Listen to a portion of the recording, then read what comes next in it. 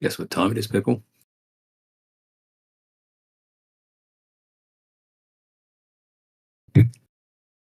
Does anyone know what time it is? 5:49 Eastern Standard. Does Geo know what time it is? But does anybody really know what time it is? I think Does Geo anybody knows really what time care it is. about Time time? to feed the dogs. I can't imagine why. See you. Totally ignorant of Chicago lyrics.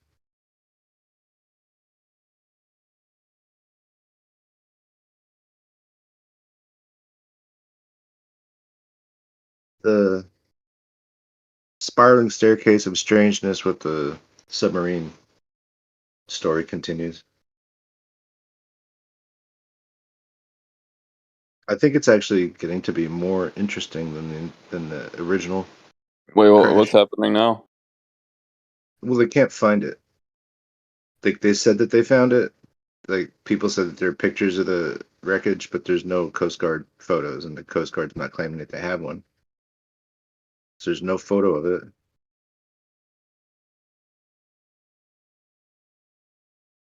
I don't know.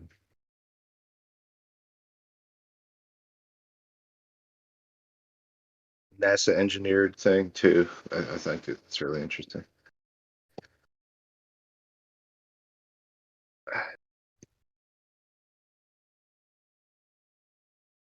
Yeah, it's really funny. Like, I think when the article first broke, and then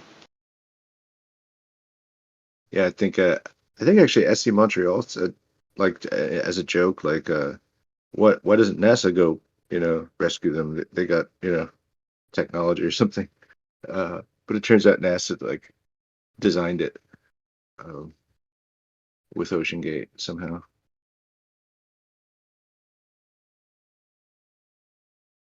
But for the reasons that it sort of exposes something about the partnership program that NASA can apply to corporate entities, I guess, for design purposes.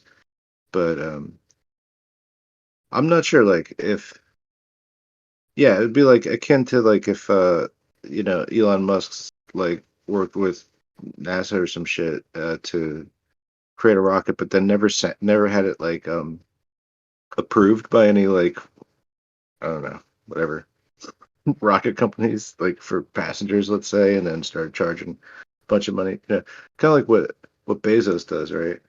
But they were charging $250,000 for a ride on a submarine death trap.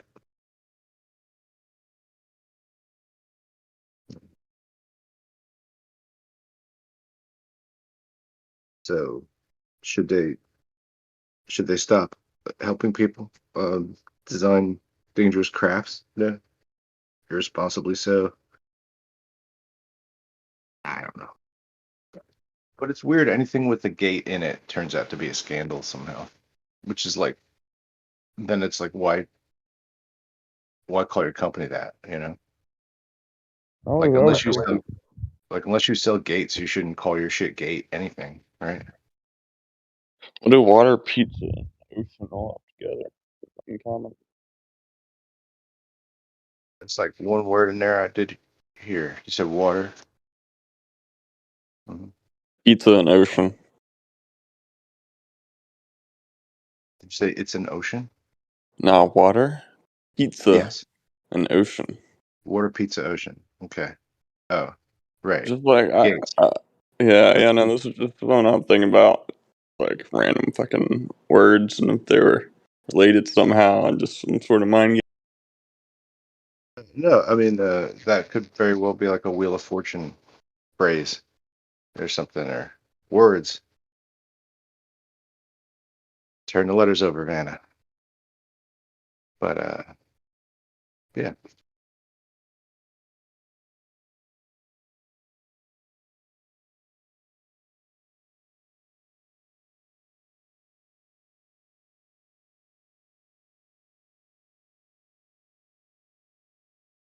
What other gates are there? Bill.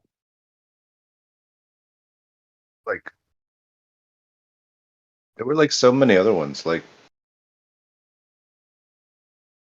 they just started calling everything gate. Like you know, like memo gate. There's probably something like that. They're just like, yeah, blah blah blah. There's like there's a problem. Call it a gate something.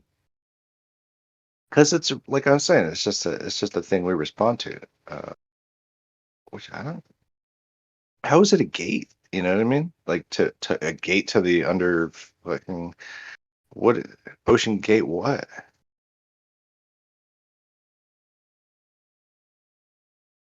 Where's there a gate anywhere in the ocean?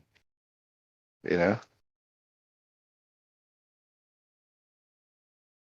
It certainly is a weird name. The ocean part's not, but yeah. Maybe they The got gate into the keeper. under ocean. Maybe that's the whole. No, there's no. No, I can't even imagine my way out of this one. It's just all. It's all very weird, man.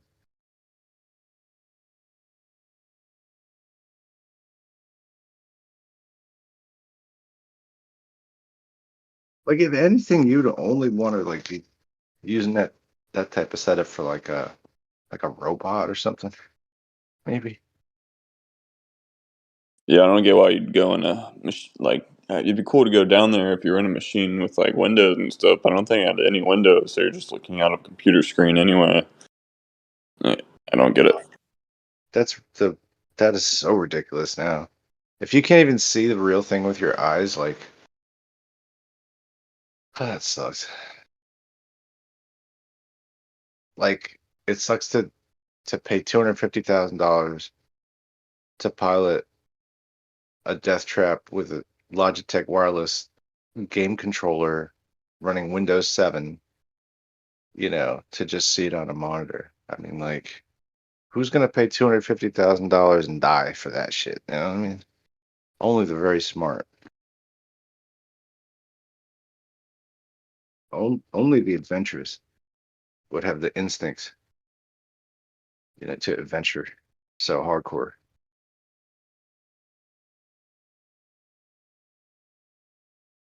The risk reward here, though, is just, or what is it, just to say that you did it? But anyway.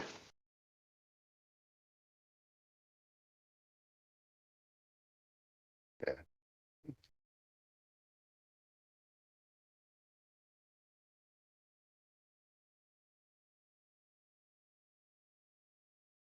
All right, but would you go in a rocket?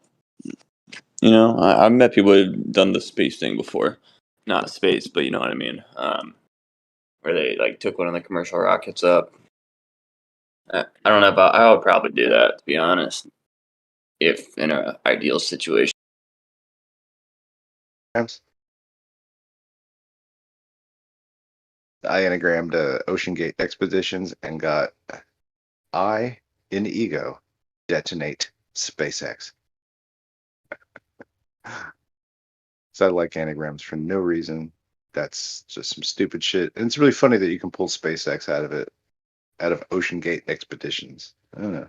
It is really funny for no reason.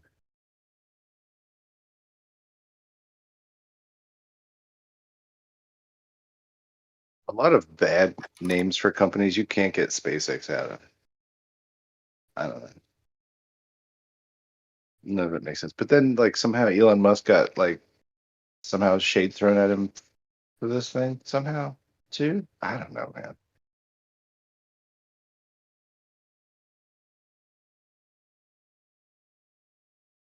Yeah, I almost feel like this is like yeah, it's like a conspiracy on a conspiracy. I think I'm talking about this for the last fucking 3 days in the morning, so I should probably just put an end to it. But yeah, it just keeps getting like stranger and stranger.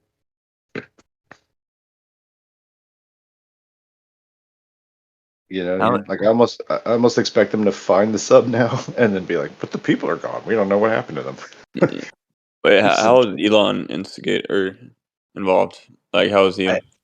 I don't know, but I just saw like, it's almost like he's trying to get a piece of the action, something, you know what I mean, just to get some traffic. I really don't know, like what the I only see the Well, he peripheral did the article I same thing saw. with the cavers that got trapped. Oh, Like he was like, "Oh, I'll go rescue them."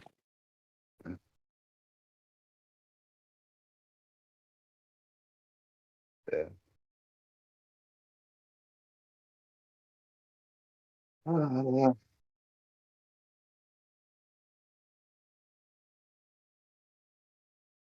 One thing I do know is it's coffee time.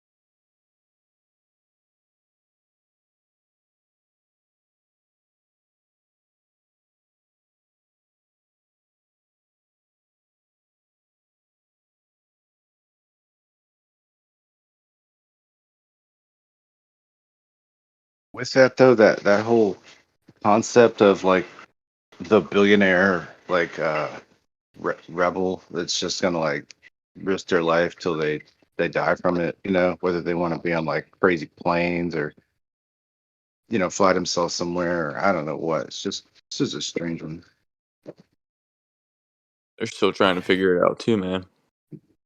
It turns out they don't want to die, dude. Turns out that there's something called a frontier. So just because you guys, No, no, no, no. There isn't. No, no. Have you ever have you ever grown up but you like grew up like me and you heard this phrase all the time, like that's as useless as rearranging the deck chairs on the Titanic. And yet it's an adventure still. It's a frontier, you think. yes, it is a frontier. Just like you guys think that like nobody knows anything about the shape or like the ice wall or what the Earth truly is. It's true that there are still mysteries, and there always will be, and there will always be people who will be on the frontiers of those mysteries. $50,000 to go on Blue Origin, or $250,000 to go on a sub to die. James Cameron went down there 28 times. I heard, maybe more than James 30 Cameron can sometimes. build his own fucking He submarine. did, he did. He did build his own submarine. James Cameron is capable of doing such a thing. James Cameron Yeah. should be working with NASA, not some dickhead trying to get people's money, right? I think there's a lot of parallels between what SpaceX has done, NASA's doing in space, and what Well, people are doing it's on the the sea I'm floor. just saying the partnership for development for the craft is is, is NASA to blame for just like letting this guy do it, even though that they know that it wasn't. I mean, shouldn't they double check to see if it would be like, what I'm saying? Like if NASA helped Elon Musk develop some fucking rocket ship and then he's like, oh yeah, this shit's fucking safe, guys. I mean, just get in it. And then they all die. You know what I mean? Like the Titanic, it's like 68 people on a fucking super rocket. And they're like, yeah, it's pretty good, man. Yeah, there's like a ping pong table in the, have you seen the coffee shop? Anyway, right? Then they all die. And then we're like, oh man, what was the problem? It's like, yeah, well, he never put it through fucking trials. He actually never had it approved or sanctioned by any of the rocket companies. And then they're like, oh man, that's a problem. Maybe NASA shouldn't be helping these people like that, right? But don't you think that that's like the natural ocean gate part of this, like the water gate of it, is that the repercussions of it would be you'd have to like start to modify like what those corporate extensions are that NASA was allowed to do when they let SpaceX and Blue Origin happen, right? Do you follow me? Do you get me, Coach Show? I do, dude. I'm listening to you. I can't respond anymore because I'm jumping in the shower. I had to come back just so I can respond to you. But I just need you to know that NASA is not letting Blue Origins and SpaceX happen. Uh, Blue Origins and SpaceX are happening in, uh, simultaneous as NASA. So I get what your point is, though. I get what your point is, though, about the safety, and all that kind of stuff. But that was what I don't know if you were here, but that's the point I made yesterday. Was like I was trying to draw parallels between like the Challenger disaster and the disaster that happened yesterday, and there actually are a lot of parallels with like the moon missions and the missions to the bottom of the ocean. Um, it's just as sort of few people who've actually done it and shit like that, and about the same time frame.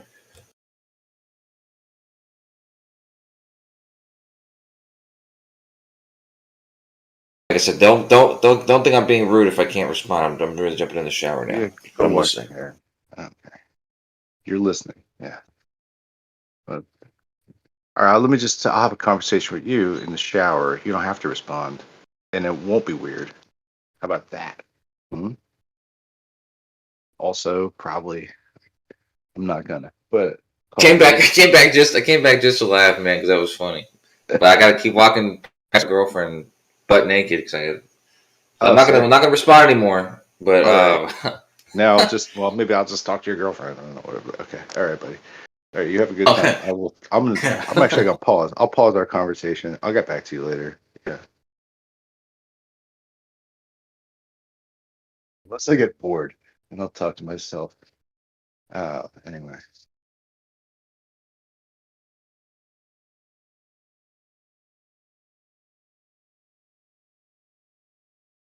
It's like the best audience ever, or the wettest, anyway.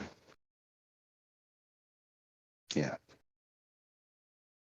How's that coffee going? Nearly, uh, nearly happening.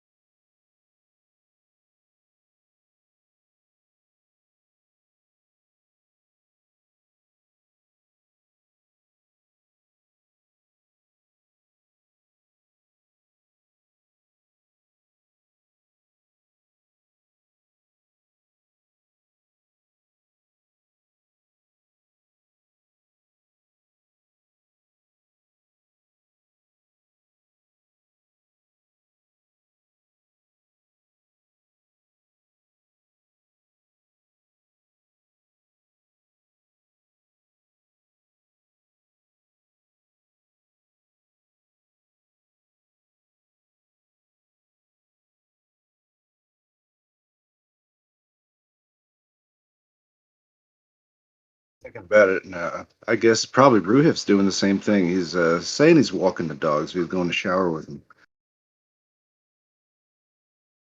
I gotta go shower with the dogs now.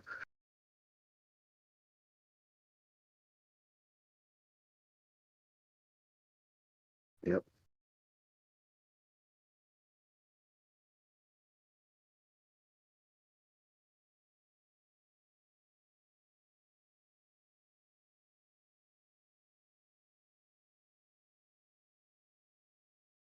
Stable diffusion 0.9 coming out, looking real good.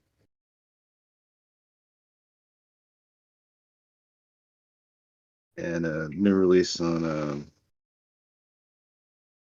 What is the other one called? It's Super AGI has got a new. I'm gonna have to start fucking installing the shit. Yes.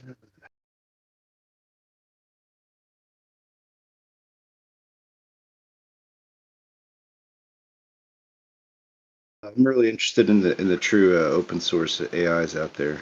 Um,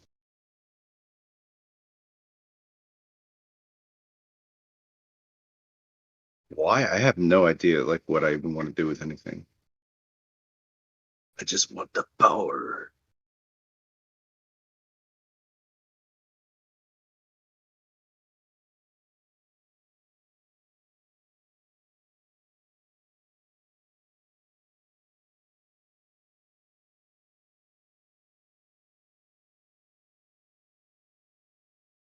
Also, Coach, being that you're listening, um, since you'd be talking about investing in stocks earlier, you're talking about investing in crypto at some point, and then you're like, I don't like crypto. I want to stay with stocks because they're real things. But you should be paying attention to stocks that are AI driven now, companies that are integrating AI, because that's the new shit. Go make that money, son.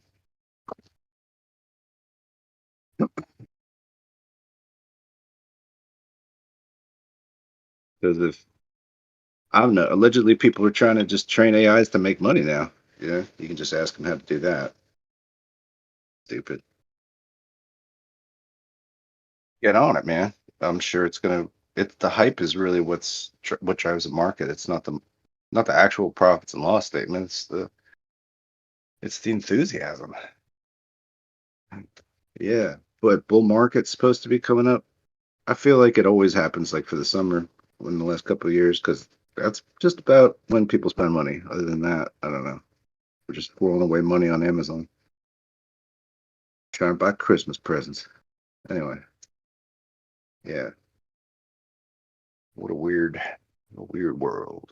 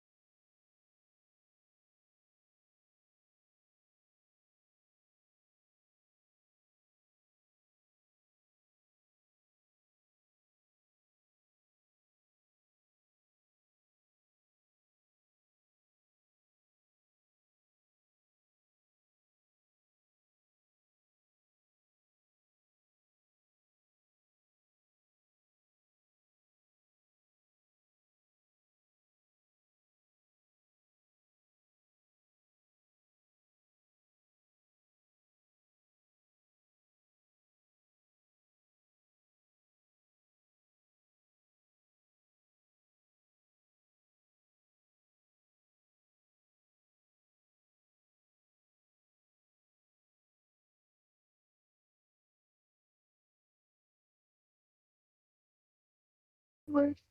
Seems like it's 111 years from 1912 to 2023. So, I guess you got to really be anticipating things to repeat in about 100 years. Yeah.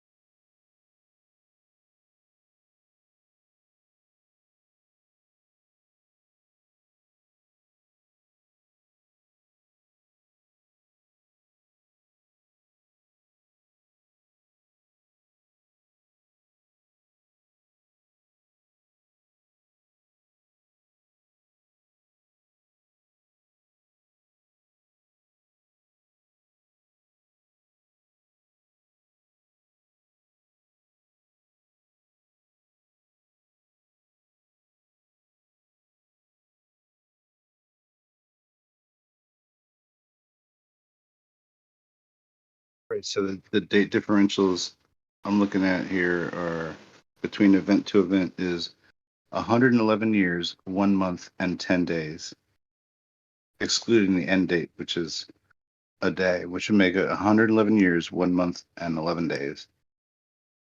Or futility. Yeah, whatever you want to say. Okay.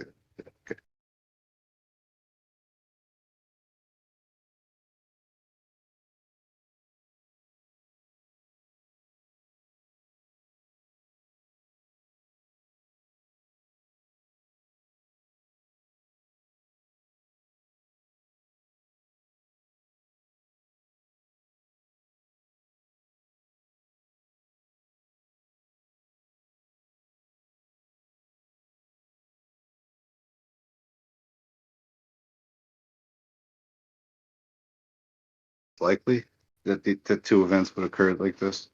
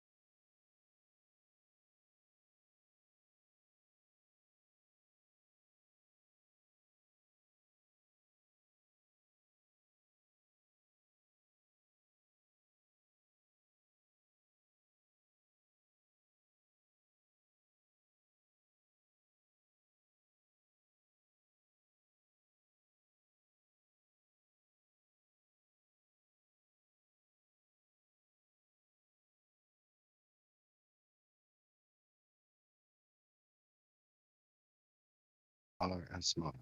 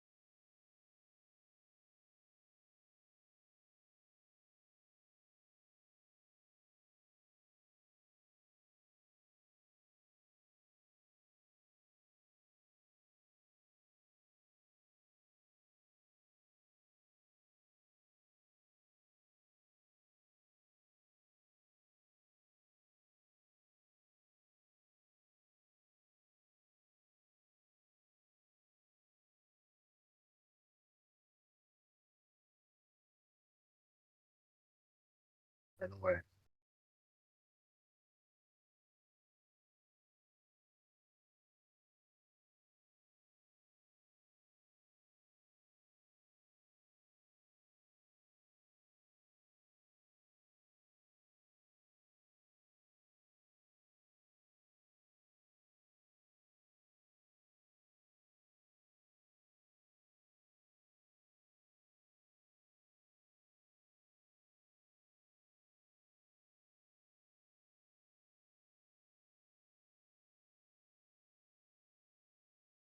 He's here. He like talking, not like other people, like being silent or taking shower.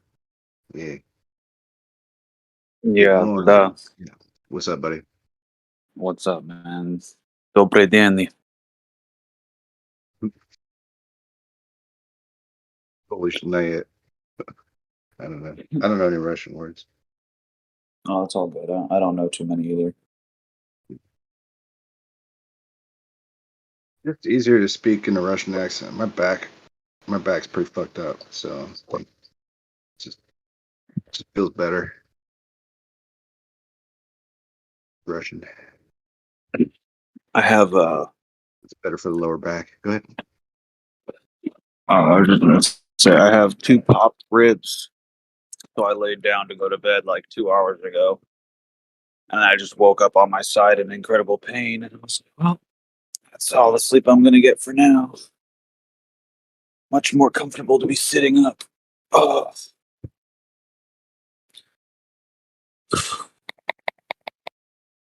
Back to I normal, literally or it's just like is that way? oh no, I popped them like almost a week ago now, and I just I don't know when the pain is gonna go away, but I'm hoping soon. I just took a big old ibuprofen, some methylene blue. I should get me better. Try that, Seth. How's that? How's it do you? I love the methylene blue. Personally, I'm gonna. I bought some from Amazon, the last batch, and I don't like it. I'm gonna get the. There's this other guy I was buying from. He runs like a small online boutique.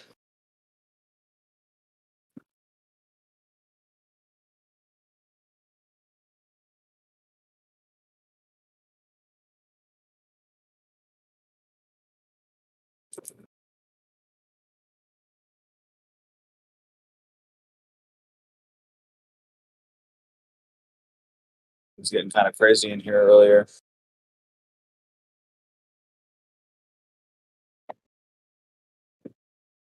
Oh, with the I don't know. I was half asleep. I literally had like one beer and then paid NASA show came in and I just had a field day. I think I was like absolutely asleep for that, probably. Oh yeah, he's fun. That dude's built different. This dude is, but Yes. he's a special guy.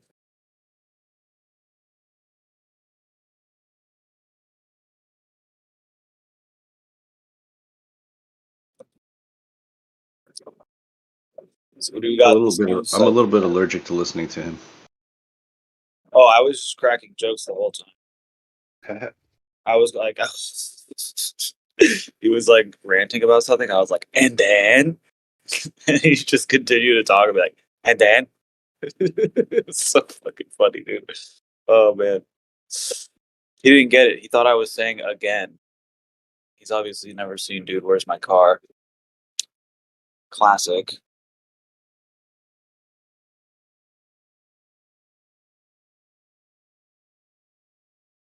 My planet. You know what I really like to do? Do you recall the meme all your base are belong to us? Yes, I do.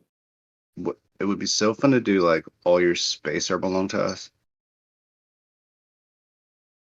Oh, dude, yeah. Like, you have some guy just like at a computer with, and like on the screen, you just see like Photoshop open with all these different like NASA images, and he's just like looking back at you, grinning. It says, "All your spaces belong to, or are belong to us." Yeah. Yeah, you could do it like I like or all your space are belong to flat is funny too. But if you did all your space are belong to us, then you could just do like all like NASA fakery with it, or just like photoshops and all that nonsense. Yeah.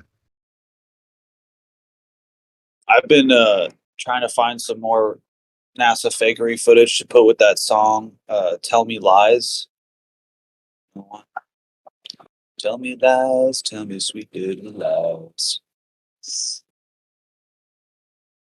There's something about getting the right music to NASA fakery videos that just makes it so funny, goofy looking. Go for that like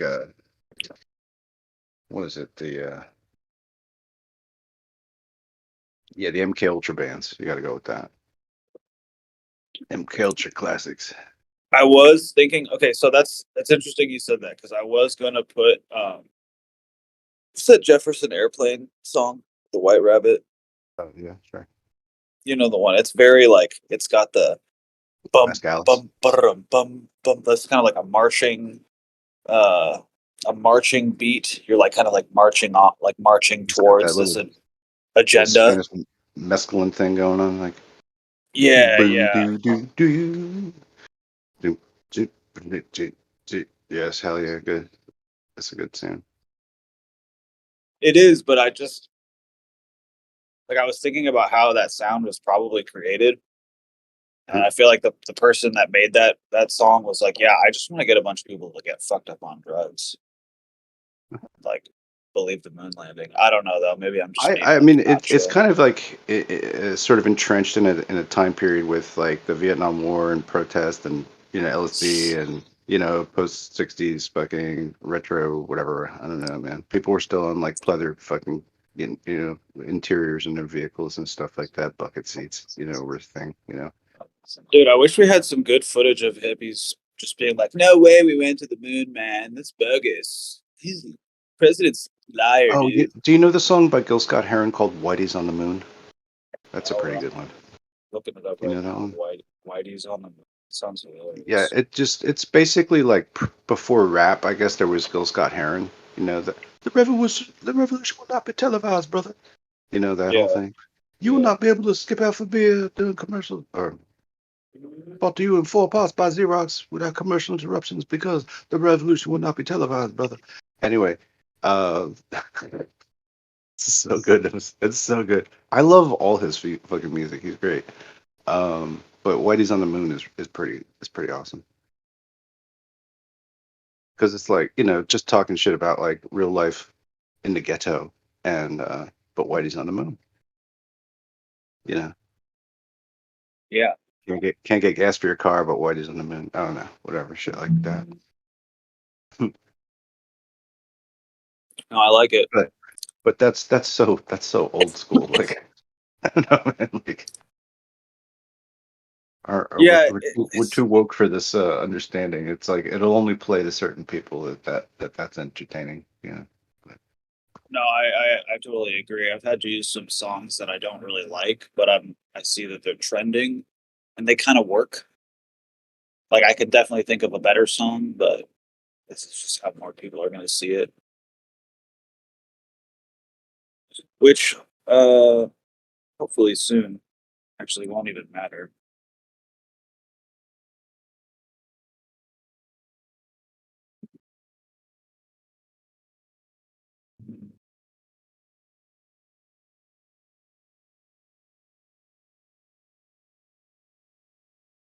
Insomnia is a bitch. It's not even insomnia. I'm just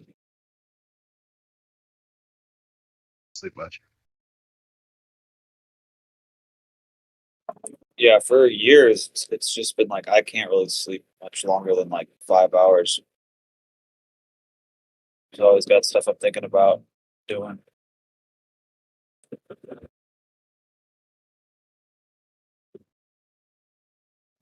Sleep very much. But then sometimes I really fucking sleep. You know, catch a really good repair cycle, I guess. I don't know what I'm doing. Yeah, the crash, the eventual 12-hour slumber. Well, I try not to stay awake for that long, at one clip because I used to think that that was like cool to do, but I think I hurt myself doing it. You know what I mean? Yeah, totally. Like if I start feeling super tired, I'll fall asleep, but only for like an hour. And then I'll get up. That's not good because then I'll be ready to roll for like another 12 after that. So I gotta like strategically allow myself to fall asleep. Like it's Saturday morning, so I'm not tripping. I got jack shit tomorrow or today, whatever.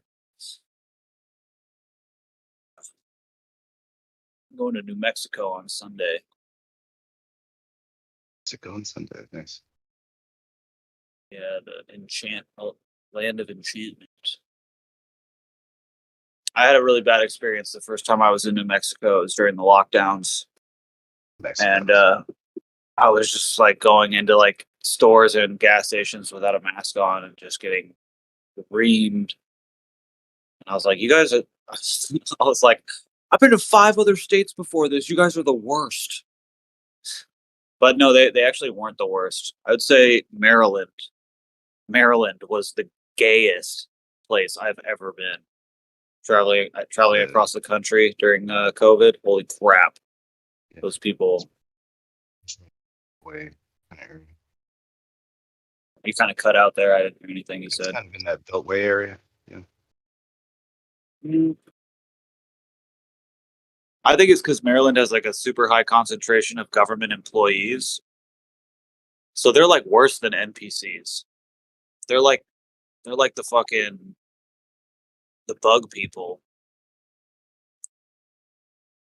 Like I was at a gas station at like 6 in the morning, and there was all these like overweight middle aged women with like government employee fucking identification hanging around their necks getting coffee, and I came in without a mask. It was like it. I might as well have had like a knife to a baby's throat. It was so insane. People were just geeking That out. without your pants on or something. I know. Yeah. Oh yeah, just full on stroking in public or something. It was bad. It was crazy. Like, hey, what? You know? Yeah, I was like, well, excuse me. The fucking the customers were tripping out, and I had already had my coffee by the time like poured my coffee by the time people were really starting to geek. And I get to the cashier, and they're like, I'm not I'm not gonna do your transaction. And I was like, okay, and I just like threw a $5 bill at him and walked away. Crazy, dude. They give you your coffee before you pay? Yeah, you can go grab a cup and fill it up and make it how you want it, and then you walk over to the cashier and pay for it. Ever done that? No, I don't know. Maybe it's different in America, but that's not. I've never walked into a coffee shop like that. No, it's a gas station. Oh, I see. Yeah. Some gas stations will. Not even a gas station. No, it was a gas station. They'd make you pay for the cup, and then they give you the cup. Yeah, I mean, this was Maryland. It was pretty. One place ever. Yeah.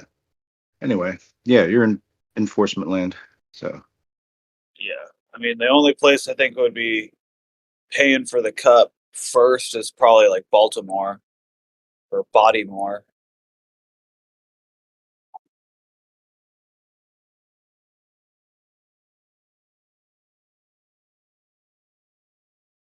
I was not at the Capitol on J6, but I was there before J6, just like coincidentally.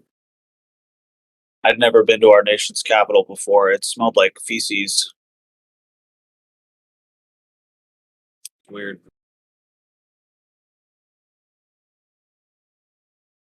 Wasn't a very friendly place either. I didn't like being I think I there. was there for Boy Scouts first. That was traumatic. Dude, I pulled off the freeway thinking like, oh yeah, I'm gonna go like look at these buildings, and it just smelled like doo doo. And I just got back on the freeway and left.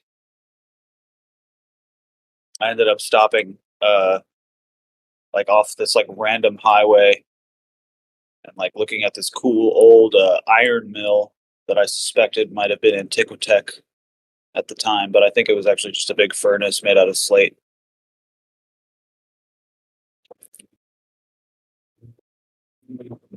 I've been noticing with I don't even know why I'm mentioning this, but just like I'm seeing like lots of different types of plants that just grow in like one orientation and then just like switch uh 90, you know. So they basically make like a plus sign, you know, and then they kind of branch out on the diagonals too.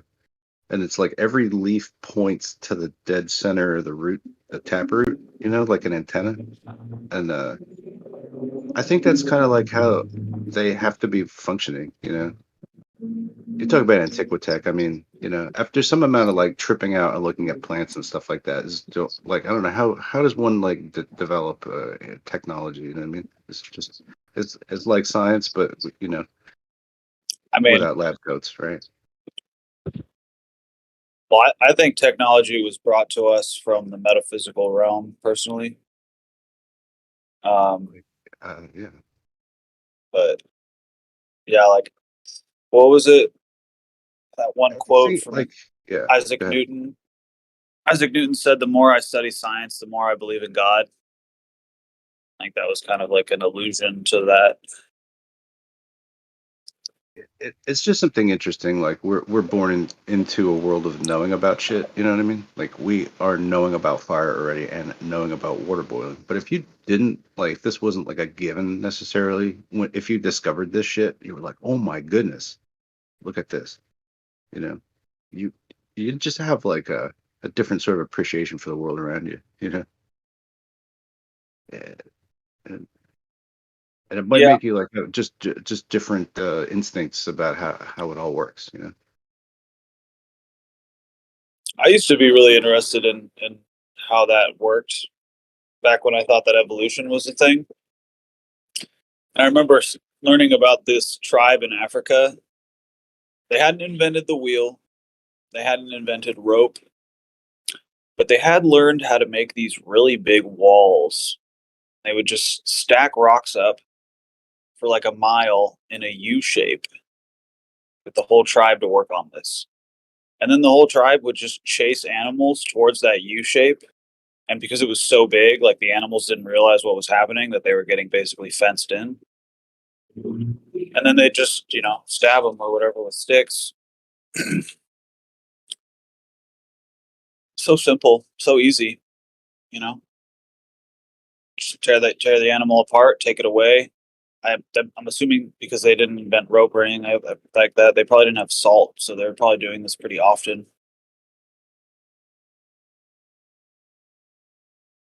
Yeah, they did this in a lot of the Polynesian uh, islands, probably, because I think they did it in Hawaii, like in the past as well, like with fish though. Um, Oh yeah, like building the little walls underwater to catch them. Yeah, that's tight. When the tide yeah, goes out, they get trapped. yeah. Yeah, that's fucking so smart.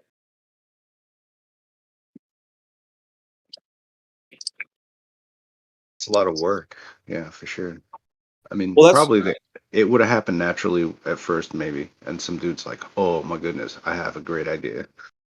You know, like well. I think all great ideas just come from struggle. Like I don't subscribe to evolution, but I do think that if you and your people have lived somewhere for like I want to say like 10 generations, that if the environment that those 10 generations like that you were exposed to, or that they were exposed to, was temperate, where like you got to stick together and not be warring with each other during the summer months, so that you can like harvest and plant and then reap, and then like you got to figure out how much food do I need to like save for winter because it's going to be fucking frozen outside. That makes you smarter, I believe. Like that pushes you to invent things. You're like, fuck being cold.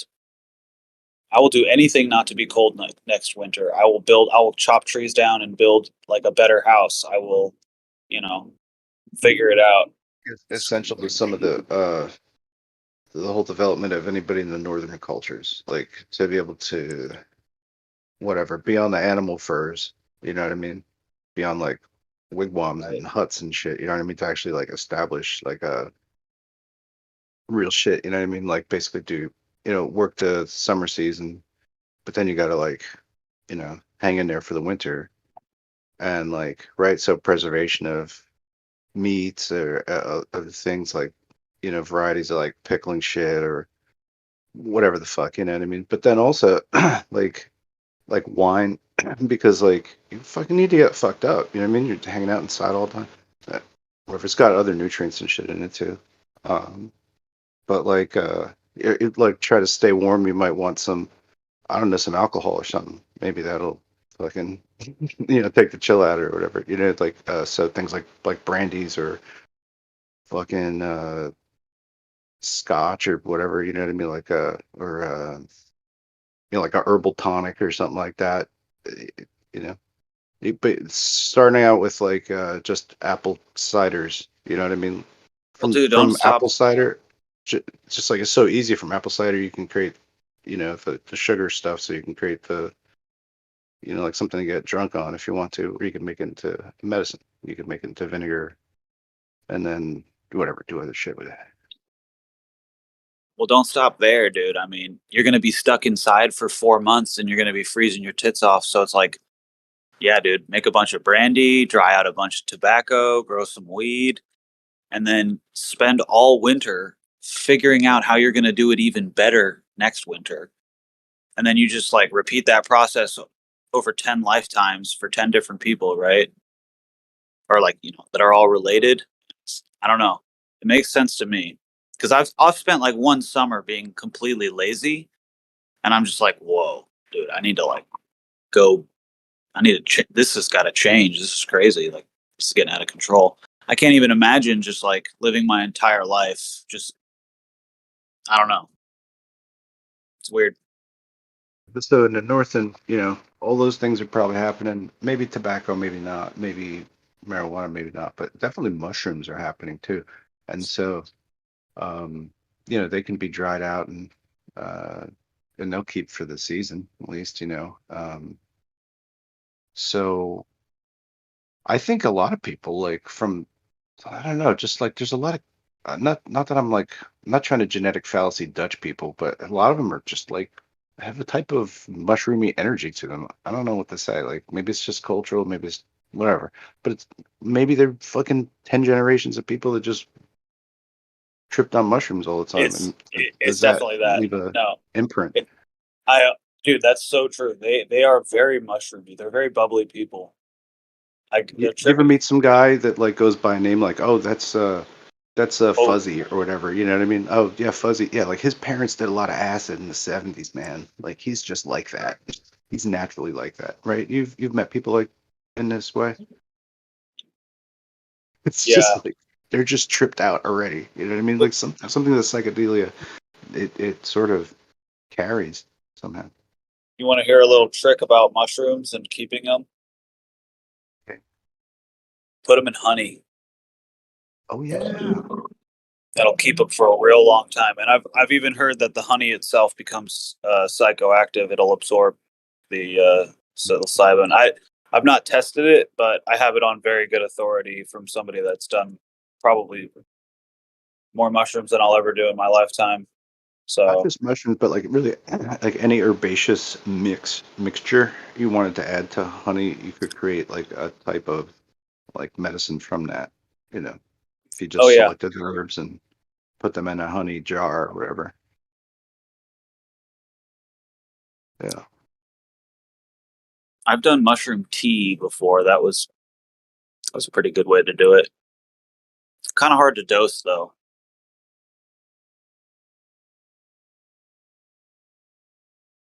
Yes. Huh. Yeah, I just Sure. I've had the like, full spectrum little cubes. I have like 30 of those. Like I really should have bought more because the company just like went out of business. I figured it was such a good product, like they have to stay in business. That's not true. Don't ever think that. It was just like some awesome batches that they must have made, and that's really cool. Like I was able to be highly functional, do everything normally and beyond. Like tap into the some other shamanistic world. You know what I mean? In some kind of surface way. You know, not to where it was like overwhelming, but just like you just have like a kind of a more natural understanding of shit. You know, like things are smoother that way. Yeah. I got some mushrooms in my freezer right now, but I'm just sitting with them. Somebody gave them to me as a gift. I haven't really been feeling like taking any trips lately, to be honest. Yeah, it's just not enough to feel like a trip exactly, but it is its own sort of trip, There- just because of the cycling. Um, There's really only two drugs that I ever think about doing, and I haven't done either of them in years. Like the first drug I ever did when I was 15 was cocaine because I didn't want to do marijuana first because that was the gateway drug. That's how you get addicted to all the drugs, right? Uh, I think about that probably like once a month at least, which is crazy because I haven't done it in almost 15 years now. And then one time I grew Hungarian bread seed flowers, and it was like a 7 month process. Like dried the pods, put them in a coffee blender or coffee grinder, ground up the pods with the seeds and the resin, and made tea out of that. And that was something else. That was man, that was so crazy. I could never do that again, honestly, like that. Or no, I could, but like I could not fuck with painkillers and stuff like that. I've never even heard of what that is before, but it's Hungarian, and I find that fascinating. Oh no, that's poppies, opium. I thought you said Hungarian. I'm sorry. No, I did. They're the specific type is they call them Hungarian bread seed flowers. They're these really beautiful purple poppies from Hungary, and yeah, I was just curious. It was COVID. I had a garden going, and I was like, "Fuck it, I'm just gonna buy some of these online and see what happens if I grow." And then I Are was they like, "I native? made it." Are they Are what? they are they native like land species there? Or Yeah, apparently. That's what okay, I read. wow, okay, cool. Because yeah, no, they're like a mountain type of poppy. They grow really high up in the mountains in Hungary, and I was living in the mountains. Dude, I didn't even think they were gonna work. I was like, "This is some bunk. Like, it's probably nothing's gonna happen." And I drank like 2 cups, and I was like, "Yep, nothing happened." And then I just like fell asleep, I guess, for like I don't know, 45 minutes or an hour, and I woke up and like the world was like sideways, and it was crazy. I had found out the next day that like I like looked up online. I was like, damn, I could have like done something dangerous. I wonder how much you're supposed to take for your first time. And it says to like take like half a pod, and I had ground up 3 pods and just like drank the entire pot.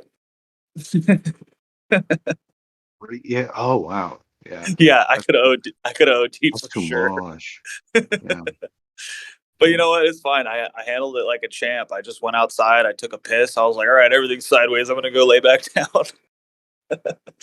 But I was like, wow, I get it. If this is what heroin is like, but I don't think it is though, because there's something in the poppy when they make like opioids, they remove this thing, this one chemical. I can't remember what it's called, but they remove it to put it in asthma medication.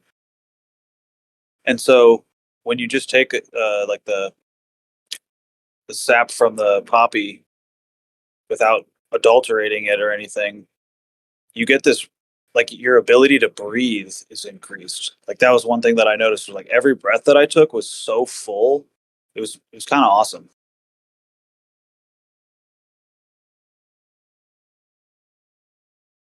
That's interesting. Well, I think a lot of different like mountain species like have uh just like the was it like maca, I think is like it's like a superfood, like goes high altitudes. I love that Um term, superfood. there's some superfoods that grow up at that altitude. So I mean, but I guess we probably classify it as that too. Although we'll classify it as a drug because whatever. Well, your ATP production increases by 100% at 2,500 feet or higher, and I think it has to Right. do with Yeah. solar radiation saturation levels. Golly, that is interesting. Yeah, being up high in the mountains is actually really good for us. I have like I'm on the East Coast right now, so it is close to sea level where I'm at, and I always find it to be kind of like the low energy. It is. But I grew up here. I I grew up grew up at sea here, level as well. and yeah, until I really like lived in like at high elevation for a little bit, yeah, like there was like a pretty interesting change, and then but coming back here, I was like, oh man, I want to be back up at high altitudes. I don't know, it's like maybe I just want air that hasn't already been breathed or something. Maybe that's how I felt. Or like you're closer to the fucking source of freshness somehow. Which I guess that's technically not true, but it feels that way. Um, High altitudes. I'm like a I'm a saxophone player, but also I smoke cigarettes and stuff like that. So I don't have like I've got great but kind of screwed up lungs, sort of. Dude, I saw this guy in China who runs marathons while he smokes cigarettes. I wouldn't worry about it. Yeah. No, I'm not. Like I work out all the time and smoke. No, I'm not really. I'd be lying if I said I'm not having problems. Like I'll hawk a loogie up every now and then, but I'll just stop smoking as much and then try to balance it out. I think 8 months with a nicotine patch. Um, took very, very low dose. Um, and that was good. And I didn't smoke at all. And, I noticed my lungs improved a lot. But, yeah, I'm down to just like 3 cigarettes a day right now. That's a good one. You got your morning cigarette. No, I basically just break the cigarette up and um, puff each individual piece in like a very small thing. So basically 2 to 3 drags. Oh, interesting. Yeah. It's 2 to 3 drags at most. We go for the fourth, you're just stupid. I just Something wrong fucking with you. love like smoking a cigarette with a super hot black cup of coffee, watching the sunrise. It's always a good day. Yeah. I'm Or black coffee and doing that right here, but not seeing the sun. Sun's at my back. Maybe that'll help it. yeah, sun's gonna rise in about an hour here. I gotta hit it with the red light, man. The red light man. is a red light unit made by a company called Red Light Man, and it's just like amazing what that shit does. Dude, I want to start sunning my balls. My friend's been Oh, man. doing it for a couple months, and he says it's like, Go off, dude. what do you think? What do you say? What do you say? I'm like, go off about it. Yeah, so go off. Yeah, yeah. No, I just like I've always been kind of skeptical of it. I was like, this is just a trick to get my balls out. Like this is. But my friend says he's been going up on his roof, sunning his balls like 5 days a week at least. Tries to hit all 7, and he just says he's been feeling like more energy, and he's been wanting to drive his car faster. He says he thinks he's had like an increase in testosterone. He's just been having these like he's like in his 30s and he's like wanting to do teenage stuff. That's what he said. And I was like, that sounds kind of Get the tight. same effect with a red light. It does the same thing. Yeah, I do like cold showers. I eat super spicy foods. I Use it like, but you can target it too. Like, you do not have to be shooting red light at your balls if you don't want to. But if you were trying to get a higher testosterone rate, I mean, I guess you can figure out what that might do. But anywhere you shoot the red light, it's like increasing local testosterone production in the cells. So it increases your Wolverine factor. nice. I wasn't really interested in the sunning of the balls thing because I didn't really feel like I had any testosterone issues. But I have been feeling kind of like this is gonna sound weird, but like, do you remember the Schumann resonance thing that was happening the other day? I don't know if you were around for that, What? but Yeah, for sure, man. I remember yeah, that. the Schumann Yeah, man. man, The vibration change. The the Schumann vibration change from what megahertz? to the east, to the west, to the north, to the down south. Well, since that day, I've been feeling super drained. Like, yeah, my ribs have been fucked up, and like that sucks. But usually, even with an injury, I've got a lot of energy, and it's it's weird. It's like I haven't been sleeping right, but I have no energy, and I also can't sleep. It's just annoying.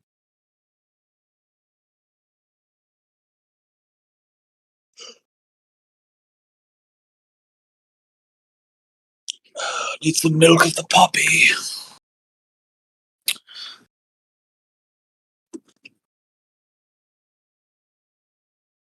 Like valerian root is pretty much what I go for if yeah,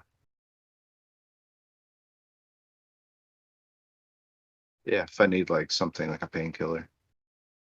So I haven't like taken Tylenol or ibuprofen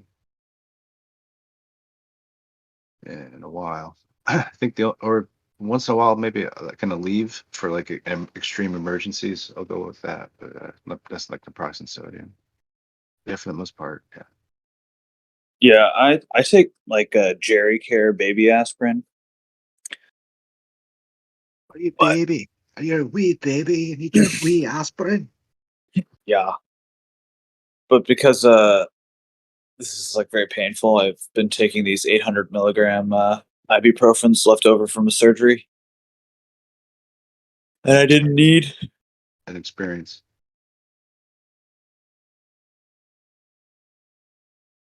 I mean, they do just enough to help me get to sleep. Usually, I forgot to take one tonight, so that's probably why I haven't been able to sleep. And I didn't. Oh, I didn't take one because I was drinking. That's why. But the drinking didn't make me go to sleep either. And but when I say drinking, I mean I had an entire beer. It's kind of a big deal. The stitches in my finger I had, and they gave me some ibuprofen 800s, and yeah, I really like that with like weed and a ton of coffee. It's a really nice mix. I try to just try to stay away from that kind of stuff anymore. I feel like it just collects it in my system and shit, you know.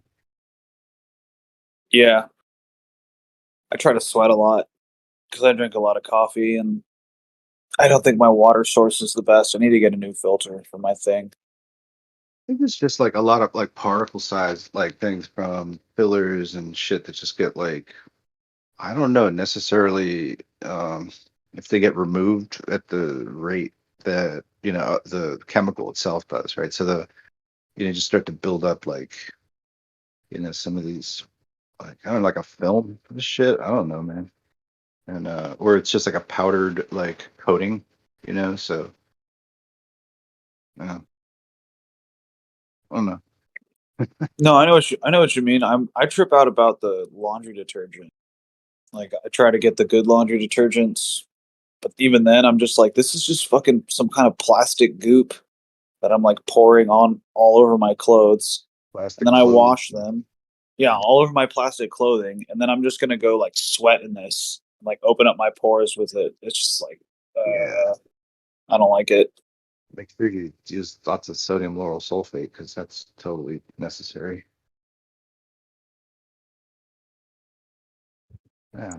Ooh. I don't Somebody know what just would sent be the me. right way to do just like steam clean everything or ultrasonic mat Um, I shit saw or what something. the Amish do. They make their own soap, and the women just literally just get a fucking washboard and wash their shit and hang it. I was like, that's tight. And their clothes are like made out of real fibers, like it's real material. I just opened up my Safari and I was reverse image searching Dr. Bob's galaxy picture that he said he took, and there was 167 matches.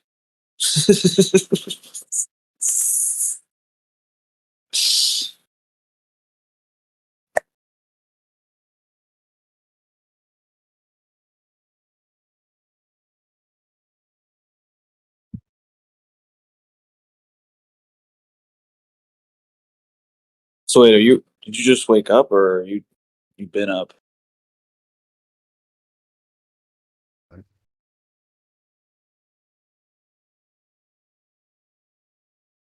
I didn't hear anything, but okay. Might be my connection. Oh, so I did the dates of like if you like April 4th or April 3rd, 1912, right? Date of a famous ship goes sinking, right? And then if you take in what James Cameron says about the loss of signal occurs at the moment that the implosion occurs. And so we don't know for 4 days because there's just a 4-day mourning period basically where they're just like, yeah, we'll look for it, but they found it, right? And then that would put it back to the 13th, Monday. And then that makes the difference in time 111 years, 1 month, and 11 days.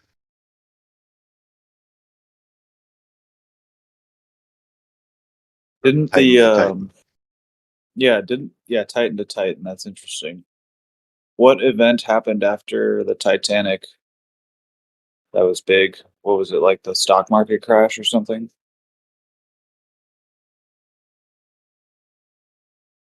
Because history doesn't repeat itself, but it rhymes. So I could see whatever massive event came after the Titanic.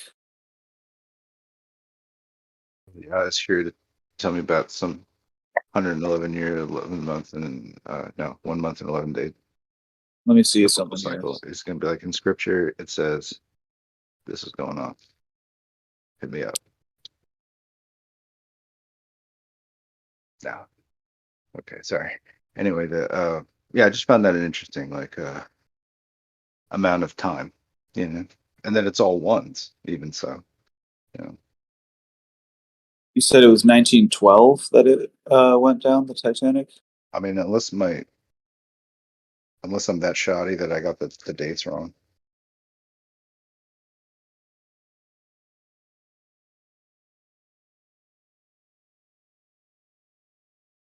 Wait, was the submarine called Titan? Yes. I And see. It was Titanium titanium end caps IC. as well. It was made of titanium Okay, April 10th, 1912. and plastic. So 1912, right? Yeah, April 4th, 1912.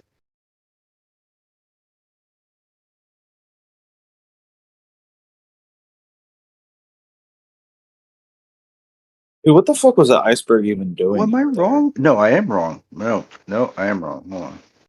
That's funny. That's funny. I think I fucked up. I am wrong. Well, first it said April 10th, and now it's saying April 14th to April 15th. So I have two The different date of the results fucking here. the recent one I have wrong. That's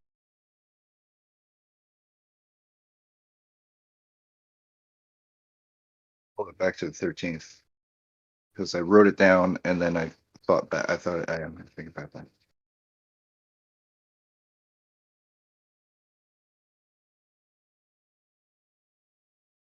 New Mexico became the 47th state in 1912. No way. I don't fucking believe that. That's ridiculous.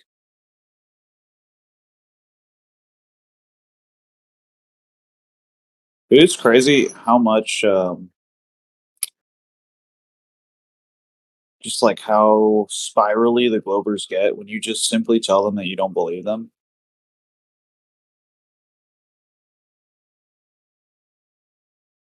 Yeah, New Mexico became a fucking state way early. Oh no, what the fuck? Admitted to the Union, 1912. That's a young state. That's crazy. State's just over 100 years old. That's funny. Took it from the Mexicans.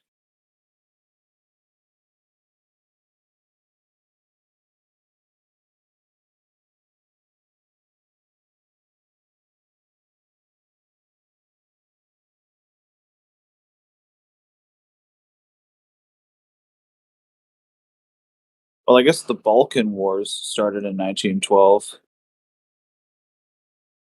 which was kind of like a prelude to World War One.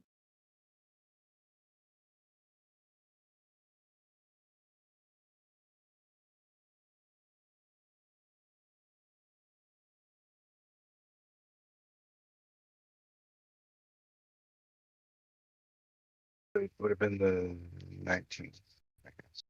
That's the right thing.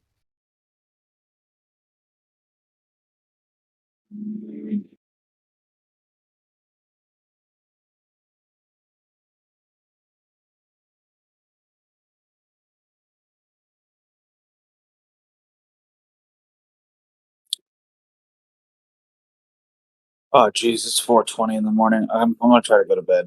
Gotta sleep. Be safe.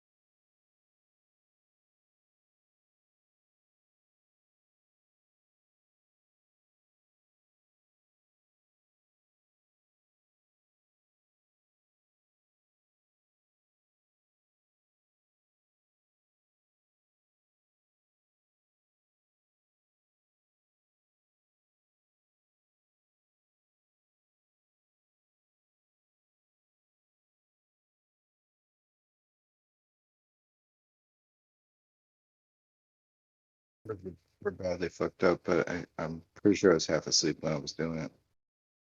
My mistake. Always good having that morning cup of coffee. But it is 111 years.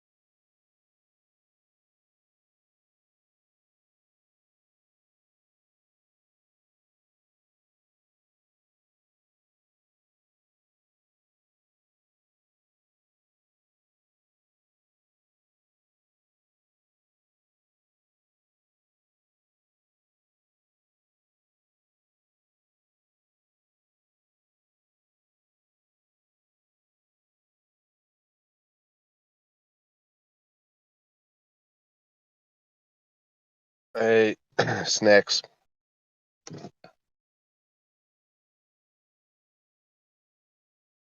I might. Have you seen that Eru's video about the wires? I just posted it in live stream text. I haven't. You know Eru, yeah, from Globebusters. Irlanducci? Yeah. Yeah. Right. Spoke to his girlfriend on the couch for a minute. Very nice lady. Oh, yeah. She's from what? Where's she from? Denmark or somewhere like that? Sweden. Somewhere north of heaven, I believe. Yeah, check out that video. It's it's just another another analysis of NASA fakery. How they can like edit live streams and how they can manipulate like and cover up the wires that they're using in their acrobatics of spinning around on the ISS.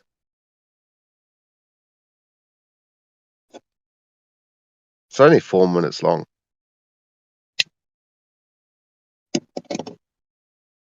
He posted it about 8 minutes ago, 8 hours ago.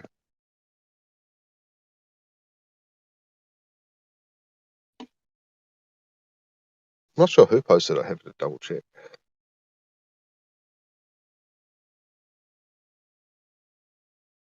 No, I don't know who that is. Kevin Samuel.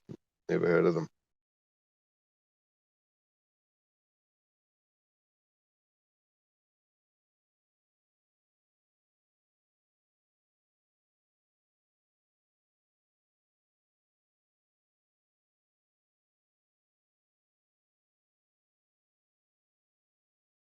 Sure, but I think this weed is making me very bad at math.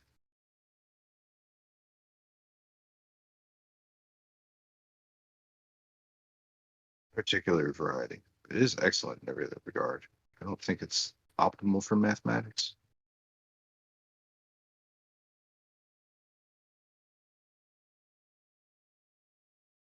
Do you need mathematics?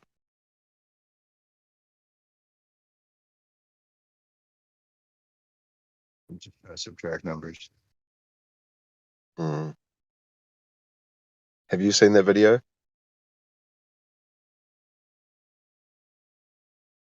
Tell me that's faking shit. The one with Eru talking about the wires and how they have, this technology to cover them up, and how like on the ISS they've got buttons like on the wall, and like if it looks like their acrobatics aren't going right and they're gonna sort of like not do their act properly, they've got buttons to press on the wall, these invisible buttons, and they can pull the wires up or down or whatever to manipulate their position so that they don't go like off track. You know what I mean? They got the technology to cover all these wires up, just like in the movies.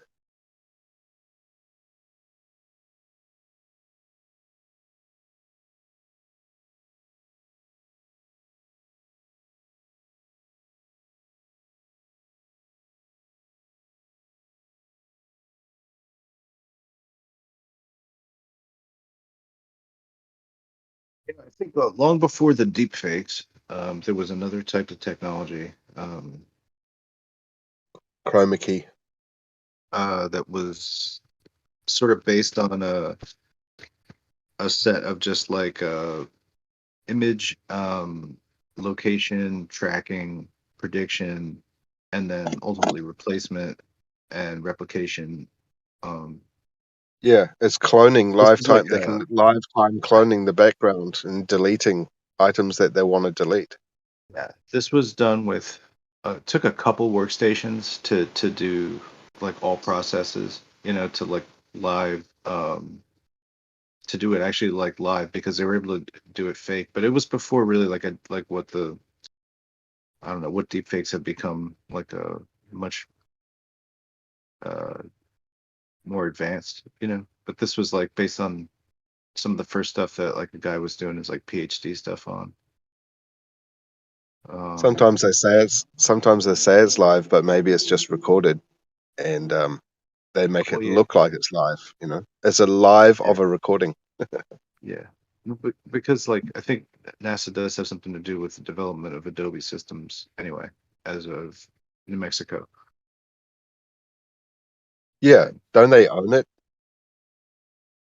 like, Oh no, they use Adobe contracts for them to.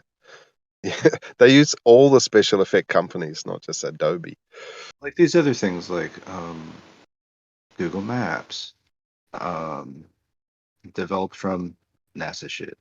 Um, ultimately refined to a sort of a different standard of application and usage or whatever. But the original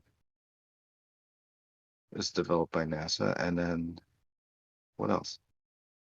Another one, really, really big one.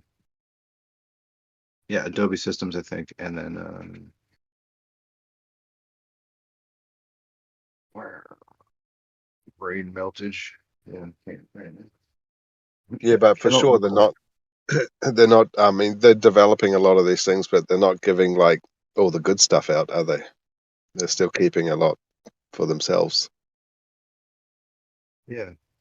Anyway, yeah. They've also done a lot with different image systems and camera systems and things like that over the years. So there's like lots of partnerships for the tech. Hmm. But yeah, I think they've been pioneering um, special effects through uh, side chain things like Adobe systems. Like with without Photoshop, like, geez, I don't know, we wouldn't It's have so Terminator clear on 2. that.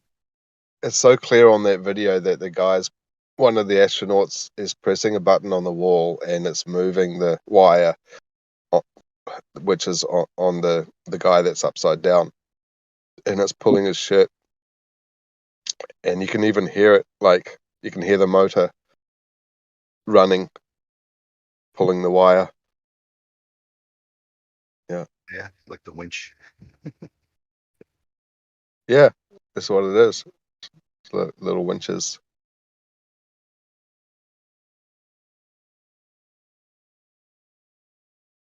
wires, and winches. That's what it's all about, man.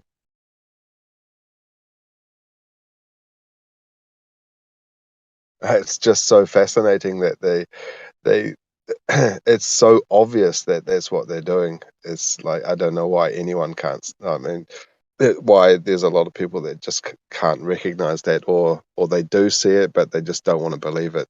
Like, no way, they can't be faking it. They're just so legit, right? It's just so laughable. I don't know. People just in their little fantasy paradigm that they're just cognitive dissonance.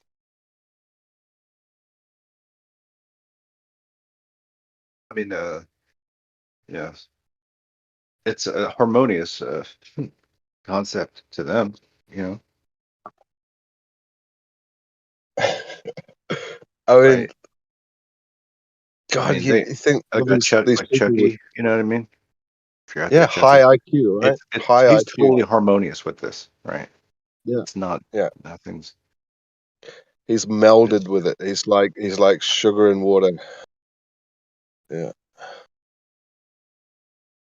like a lot of harmonies do have dissonance, though. We just kind of like cover it up with another tone, and with it, this is like sort of mask out the dissonance, and the third tone kind of pulls uh, something out in a deeper vibrational layer, and kind of like creates the illusion of a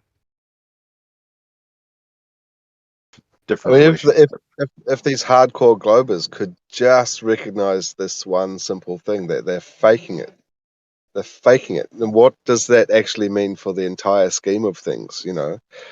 These people proclaim that they can do.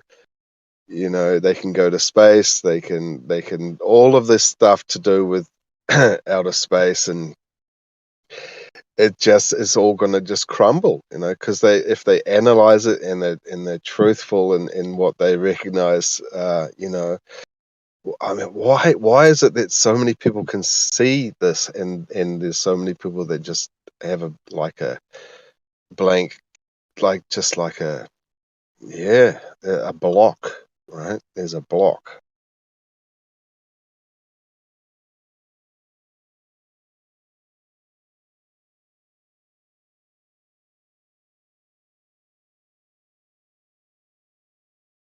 Just this one thing, if they could just recognize, yep, they're faking it. Okay, what does that actually mean? Yeah.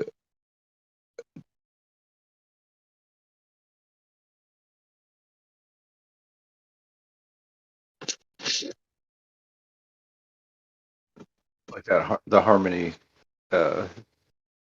conversation, man. Like the cognitive harmony, cognitive dissonance. Like, even though there's no such real term as cognitive harmony, which there really should be, right?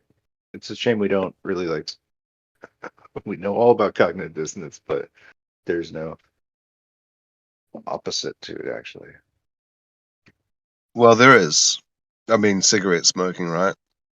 Sure. You're lying to yourself every time you have a cigarette, that it's gonna fucking fuck your body up one day in many, many ways. But at the same time, you enjoy it and you ignore that. And you totally ignore that. There's harmony, right? It's like there, it makes you feel good. It's a hit. Well, I mean, there's different types of harmonies, to be honest with you. Like, there's all different types of chord types, um, based on how we stack an octave. You know,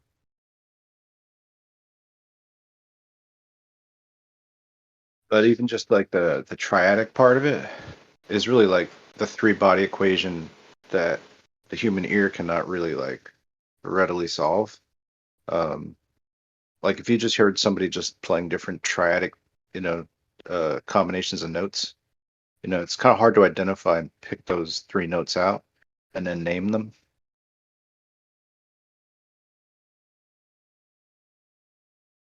Do you know what I'm saying? Do you play guitar or piano or anything? I wish I did. I don't play any instrument. I started learning the guitar. Not very Right. good at it. Well, Pretty crap. here's what I think would be really interesting. Since you like music, don't try to be a musician, right? So just dig the intervals, like what, because there's only 8 notes, per octave, like from a do re mi to do or whatever, that shit. But yeah, so if you just like look at what like a C chord is, there's a certain distribution that makes it up, like, and you can like replace those notes like at different frequencies, right? So like I could take just the three notes you could play like they're right next to each other on one hand, and you could space those out over the whole keyboard. You could invert them, you can switch You them just up, kind and of like, they're all going to sound different. yeah. If it was like if your guitar strings, you could like have it like a touch screen, and you could zoom in on it. You could enlarge it, or you could zoom out, and you're gonna get the same sound but on a different frequency. Yeah, you're gonna get the same note on a different frequency.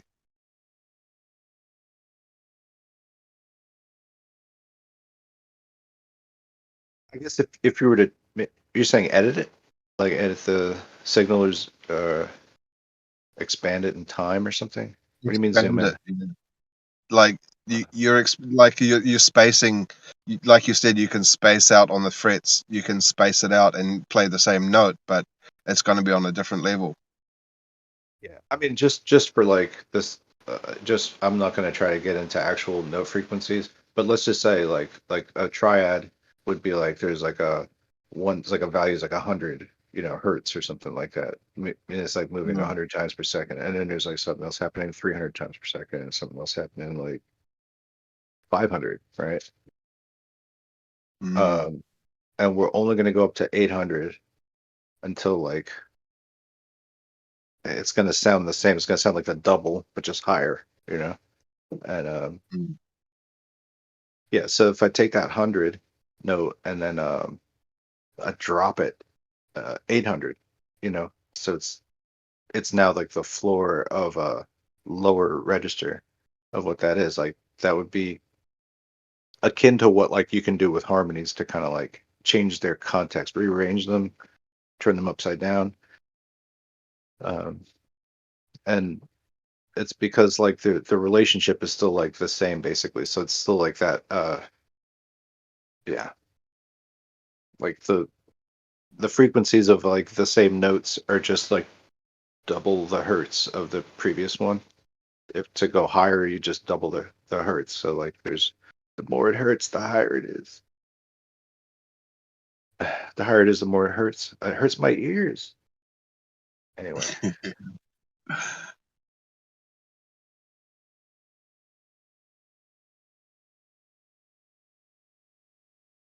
Yeah, I mean, there's a lot of people with really high IQs and wealth of knowledge and qualifications, and you just the list goes on.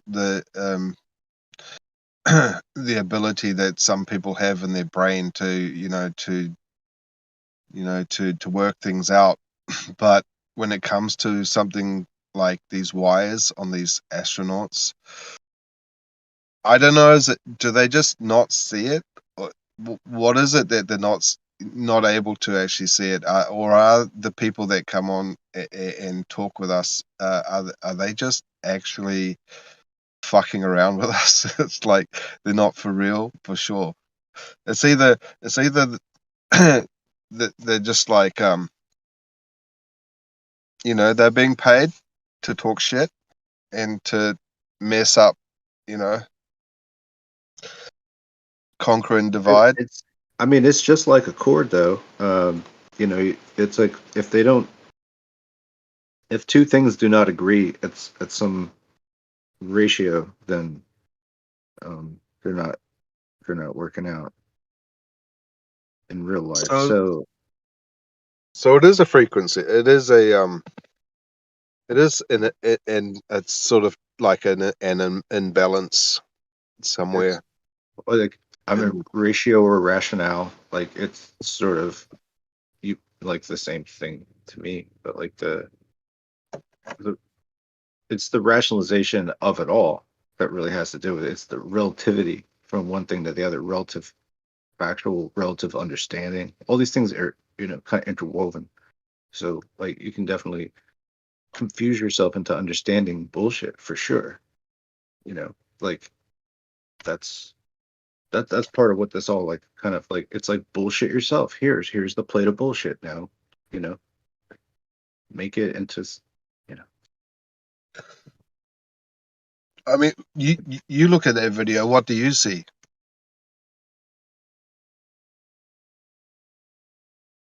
Do you see actors like in some studio with wires and like technology that is allowing them to fool us and pretend that they're in outer space with anti-gravity?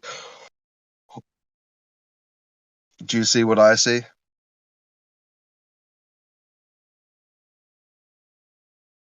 Is Eru dumb?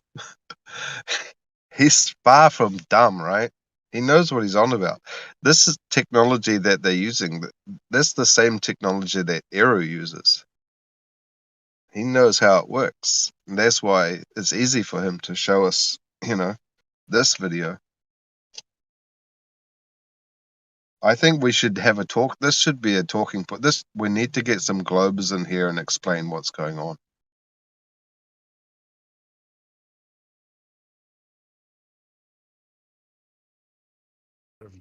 Everyone's technical understanding. Because So I, let's I don't definitely think debate about it like we know what we're talking about.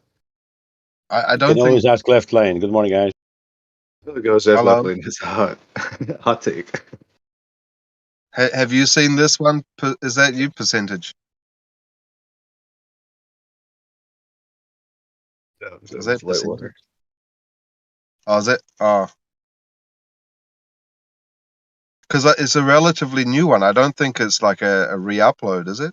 I'm looking at the description. I can't see that I've seen, and I haven't seen it before. I thought I've seen them all. This is new to me, this one.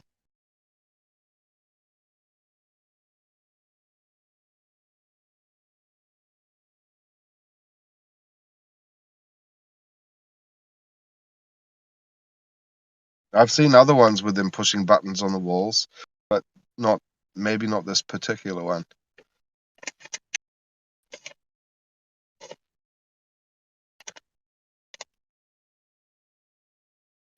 And like, isn't it on the ISS? It's supposed to be a constant temperature all the time, like an absolute, like down to the fucking fine details of being able to keep it at like an absolute like 15 degrees all the time or whatever. Why are sometimes some of them they're wearing like a long sleeve? Like it's like sometimes some of them are cold, some of them are hot. What's going on? Isn't the ISS like a constant temperature? Shouldn't they all just be wearing? You're talking about the interior, yeah? What about the exterior? George, I'm Oh sorry. fuck! Isn't it like minus 200 and something? On the Whatever shade. space. What about on the sun? Yeah, every 90 minutes. I mean, it's the supposed temperatures up there are ridiculous. You know, it would be a melting point of a tin can. You know, the International Swimming Station. It's in the NASA headquarters. You know, so underwater. Oh yeah, but they say the particles are so spread apart, even though it is 4,000 degrees. It's not going to. You're not going to feel it.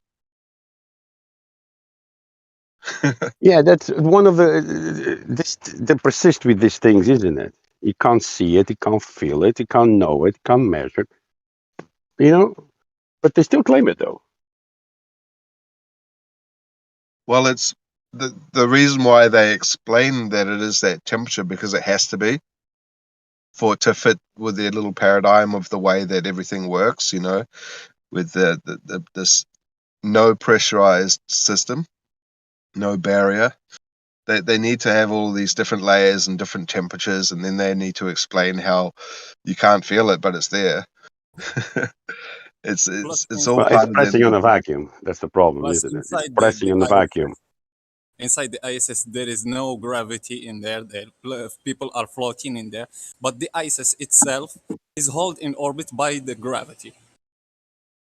No. Yeah, and According with the rhetoric, yeah, the planet itself not only is spinning on its own axis, yeah, it's going around the sun, and as doing so, the gases are the first thing that go ahead, yeah, forcing, yeah, getting pressure on the walls of the vacuum. So pressing on the vacuum, there goes the planet with the atmosphere first, and then the rest goes all following around. So uncontained gases are the first thing.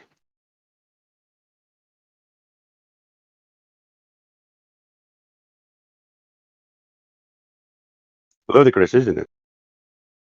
have you seen the video that I posted of Eru talking about the wires on the astronauts? It's in the live stream text. Okay, I'll have a look. Yeah, in a sec. It's a 4-minute video, and he's talking about the wires and how you can see them pulling his shirt, and then there's a button on the wall that they press, and it manipulates the wires through like little motors, little like winches. It's so obvious. It's so Once obvious. you, Yeah, obviously. I don't need to watch another video. You know, I think I've seen enough.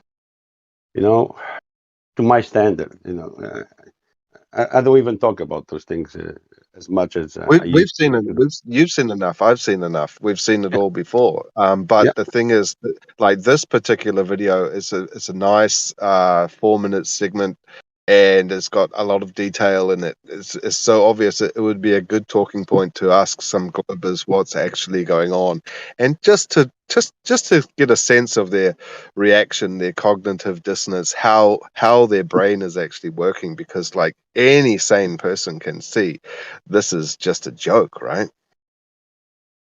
Yeah, but you're going to struggle to find a bowler. You know, that is going to come here unless it's somebody new. Okay, otherwise, you're going to find the anti-flat earther. You know, I they're going just to want contradict someone whatever to you say. explain. Yeah, but they're not going to What, what, explain the model. There is no model. You know, the model is in the mind of people. It's people reifying this model into existence. It's all reification fallacy.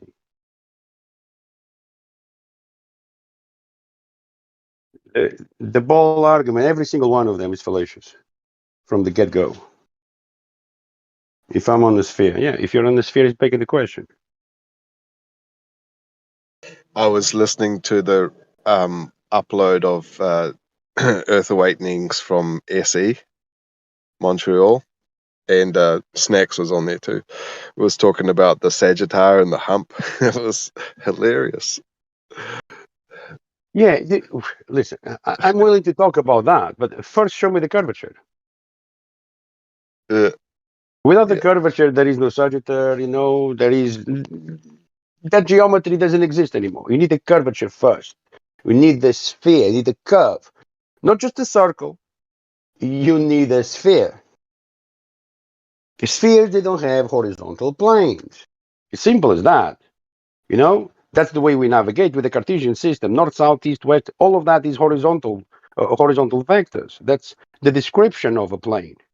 Horizontal plane? Spheres, they don't have that. It doesn't fit on the geometry of a sphere. Sphere needs to have a vertical drop in every single direction. Every single vector needs to drop. In this case, 8 inches per mile square. Give it a take.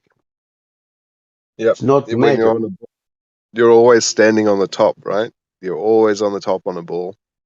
If there was this force of gravity that attracts everything to the center, yeah, but that force doesn't exist since 1915. Einstein is in my opinion, was the first one to debunk the globe model and the whole heliocentric model by asserting everyone that gravity is not a force.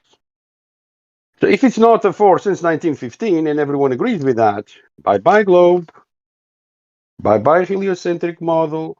You don't have this force of gravity for your nonsense, isn't it? Why is it that the moon spins around the earth? Oh, gravity. Why are we spinning around the sun? Gravity. Why is the force? But it's not a force anymore. So what are you guys talking about? There is no force to bend the oceans either. Obviously. I mean, it's been debunked 1915, man, long time ago. You don't need to do anything. You just point out to Einstein and the reasoning as to why, and that's it. Point final. No more discussion. But obviously, if you want to have, you know, a big audience and it lasts for hours, the discussion, yeah, you can dance around the subject, beg the question with them. And then you have false dichotomies on the table. You know, you're going to end up defending something that you didn't even proposed. You didn't even put it on the table. They love to do that.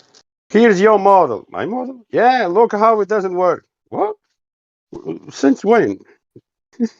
Yeah, it's like, well, you don't need to convince me because I I got it a long time ago, back in Yeah. 2015. Oh, But yeah. we need, if you just say fallacious, fallacious, fallacious, without the explanation, the newcomers, they're not going to get it. Yeah. So you have to be gentle. Yeah. Yeah, Absolutely. Absolutely. And more you because talk about it, you know, more things will reveal themselves to you. the more people that are introduced to the idea, the more you're going to get traction, right? Yep. And the traction is obvious when they start, censoring. When they start censoring it all over the internet. They cannot censor, man. They can try, but these things you cannot censor. We've reached a point.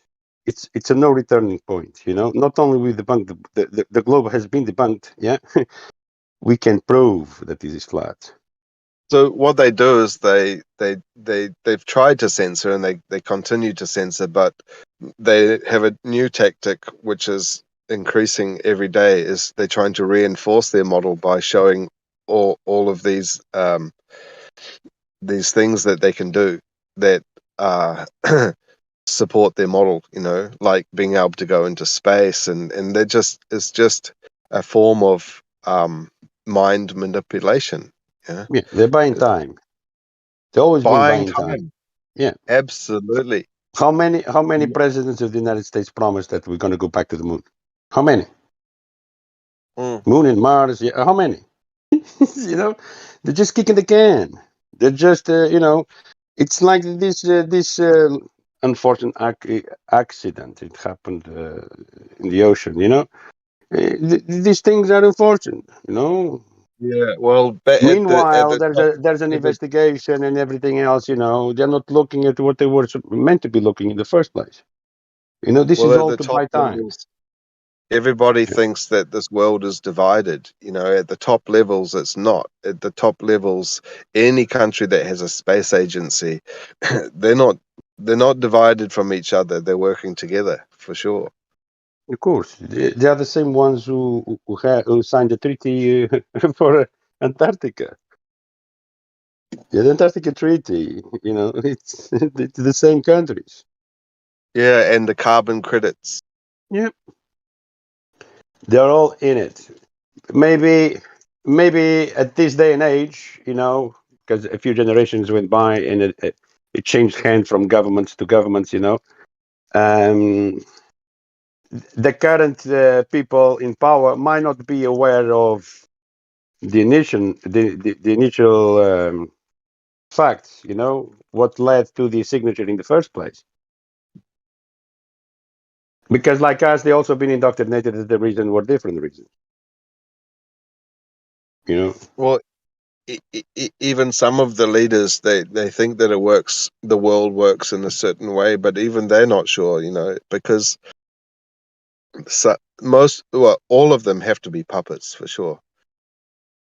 We are all being puppets. I mean, look at the image that we see from Antarctica nowadays. Anything that you see from Antarctica, you'll see military guys, fully armed, parachuting in.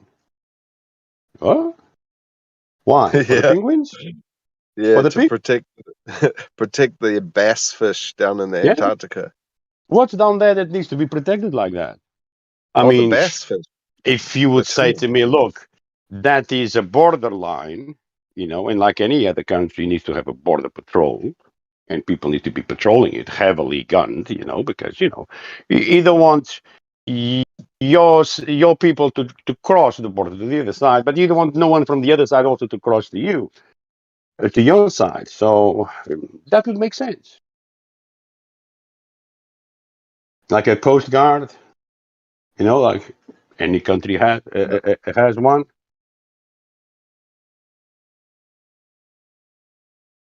Yeah, they're patrolling the perimeter so that you can't go down there and find out.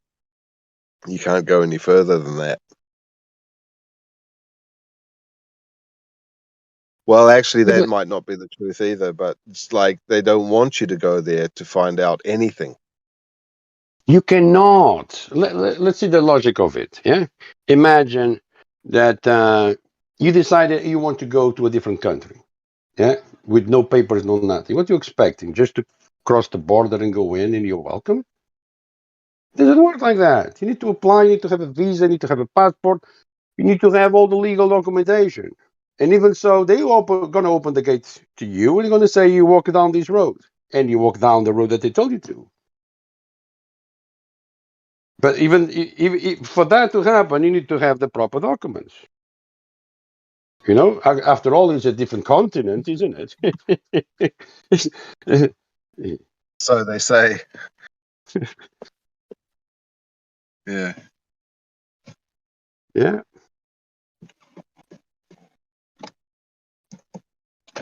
I mean, they stop you on the way to work or from work to home. On the way, you need to show your papers and everything else. Why they wouldn't do, when you go to close to a different coastline? When they stop you and say, hold on a second, where do you think you're going? License and registration, please. No, I need to go back to where where you came from. We'll tow you away if needed, but you cannot cross this line. You know, so it's ludicrous to think that you just could go just like that. But even if they would let you go, you say, okay, there's a boat coming to this shore. Let them go. What next? He wants you to reach the shore. What are you going to do next?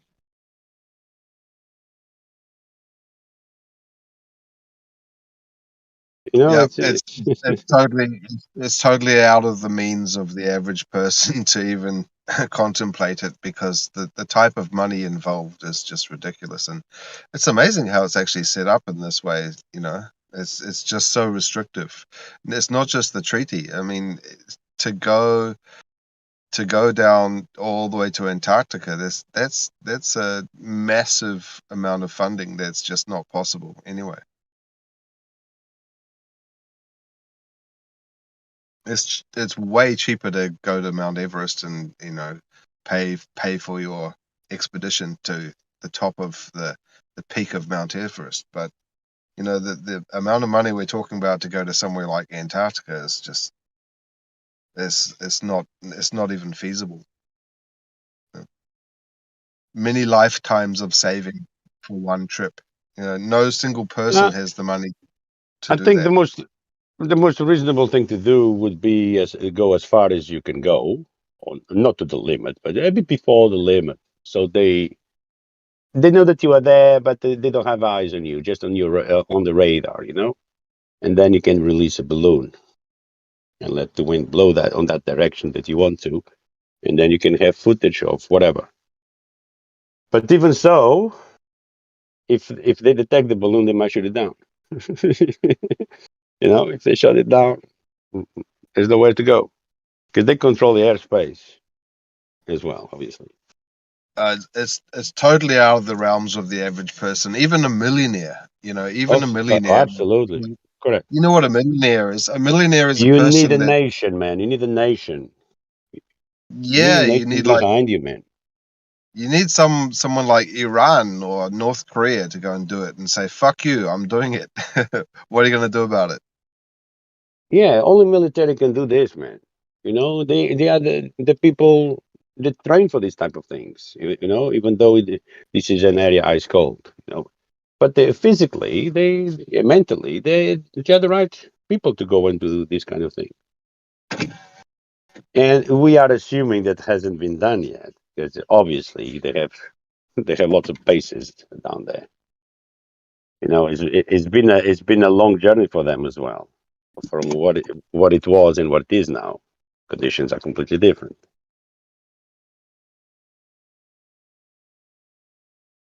They have power there. They have the reactors and so on. I mean, there's a lot of things invested there. Big researchers. All of these HARP and DARPA. All these earthquakes, all these things. Everything is originated from there. Yeah, all of the weather research is all being done down there. Yeah, the Satelloons are also released from the Antarctic. Their videos being released from Antarctic. That's why some of them they're crashing in South America and Brazil mainly, but as well. The Satelloons they crash. With the satellites attached to it, still beeping. With the lights flashing and everything. Yeah, Satelloons. So all of these things, because in that area it's far from eyesight. There's no one in those areas. That's why they're not allowed. It's like the Bermuda Triangle. And they say, "Oh, you're just a conspiracy theorist." What the fuck? Yeah. Do I not have a reason to have a theory about conspiracy? What do you think it would happen? Yeah, if you would know that the very first rocket launch with people going to the moon, yeah, it's going to be launched today at a certain time, yeah, and you go out at sea to a place to see this, out at sea, you're right in the middle of the Bermuda Triangle. Yeah, and all of a sudden you see the guy coming towards you and bloop, plops on the water. Now, now what? Now you're witnessing something that you shouldn't have. Oops, hey, massive accident. Look, everything went to the sea. Oh my goodness. And then you come to shore, you're going to reveal your findings to the world. Look, hold on a second. You guys are cheering to the screen. No, I saw it coming on the water. No, they cannot allow these things to happen. If there's someone in the perimeter, yeah, it's a big problem. Cannot allow. That's why things disappear. Too many witnesses.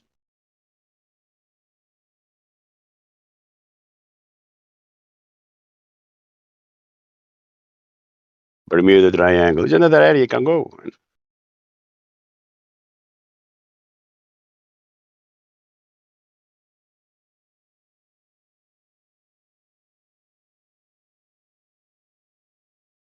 Yeah, what do they say about the Bermuda Triangle? Why it's so treacherous and dangerous and swallows, giant ships?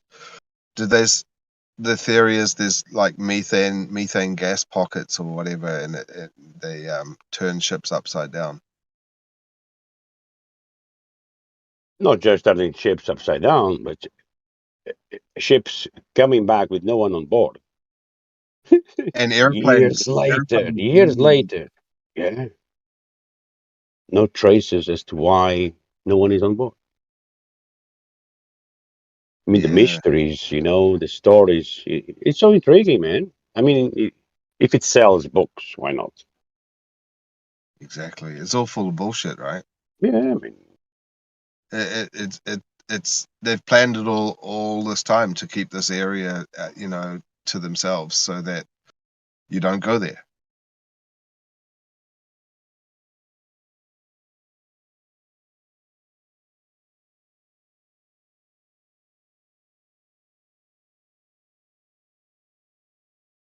Yeah. well, I just thing is, by now we all should know. All of us in this realm should know by now that we don't know the things that we don't know.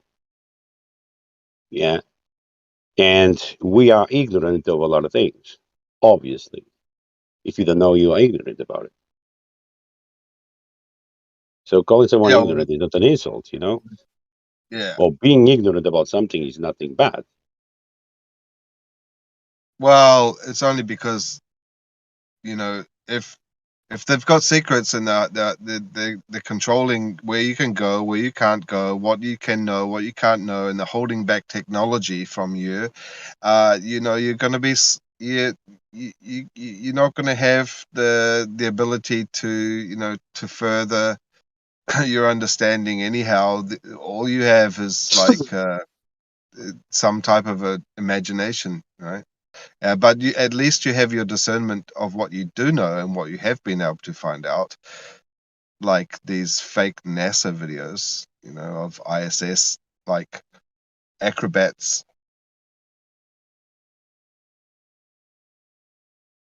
Sorry, I thought it was me. Yeah, I mean, there are things we can verify for ourselves. There are things that you need to rely on somebody else's information. You cannot verify for yourself, like going to outer space. But things like measurements, physical things, yeah, we can check. Those things we can check.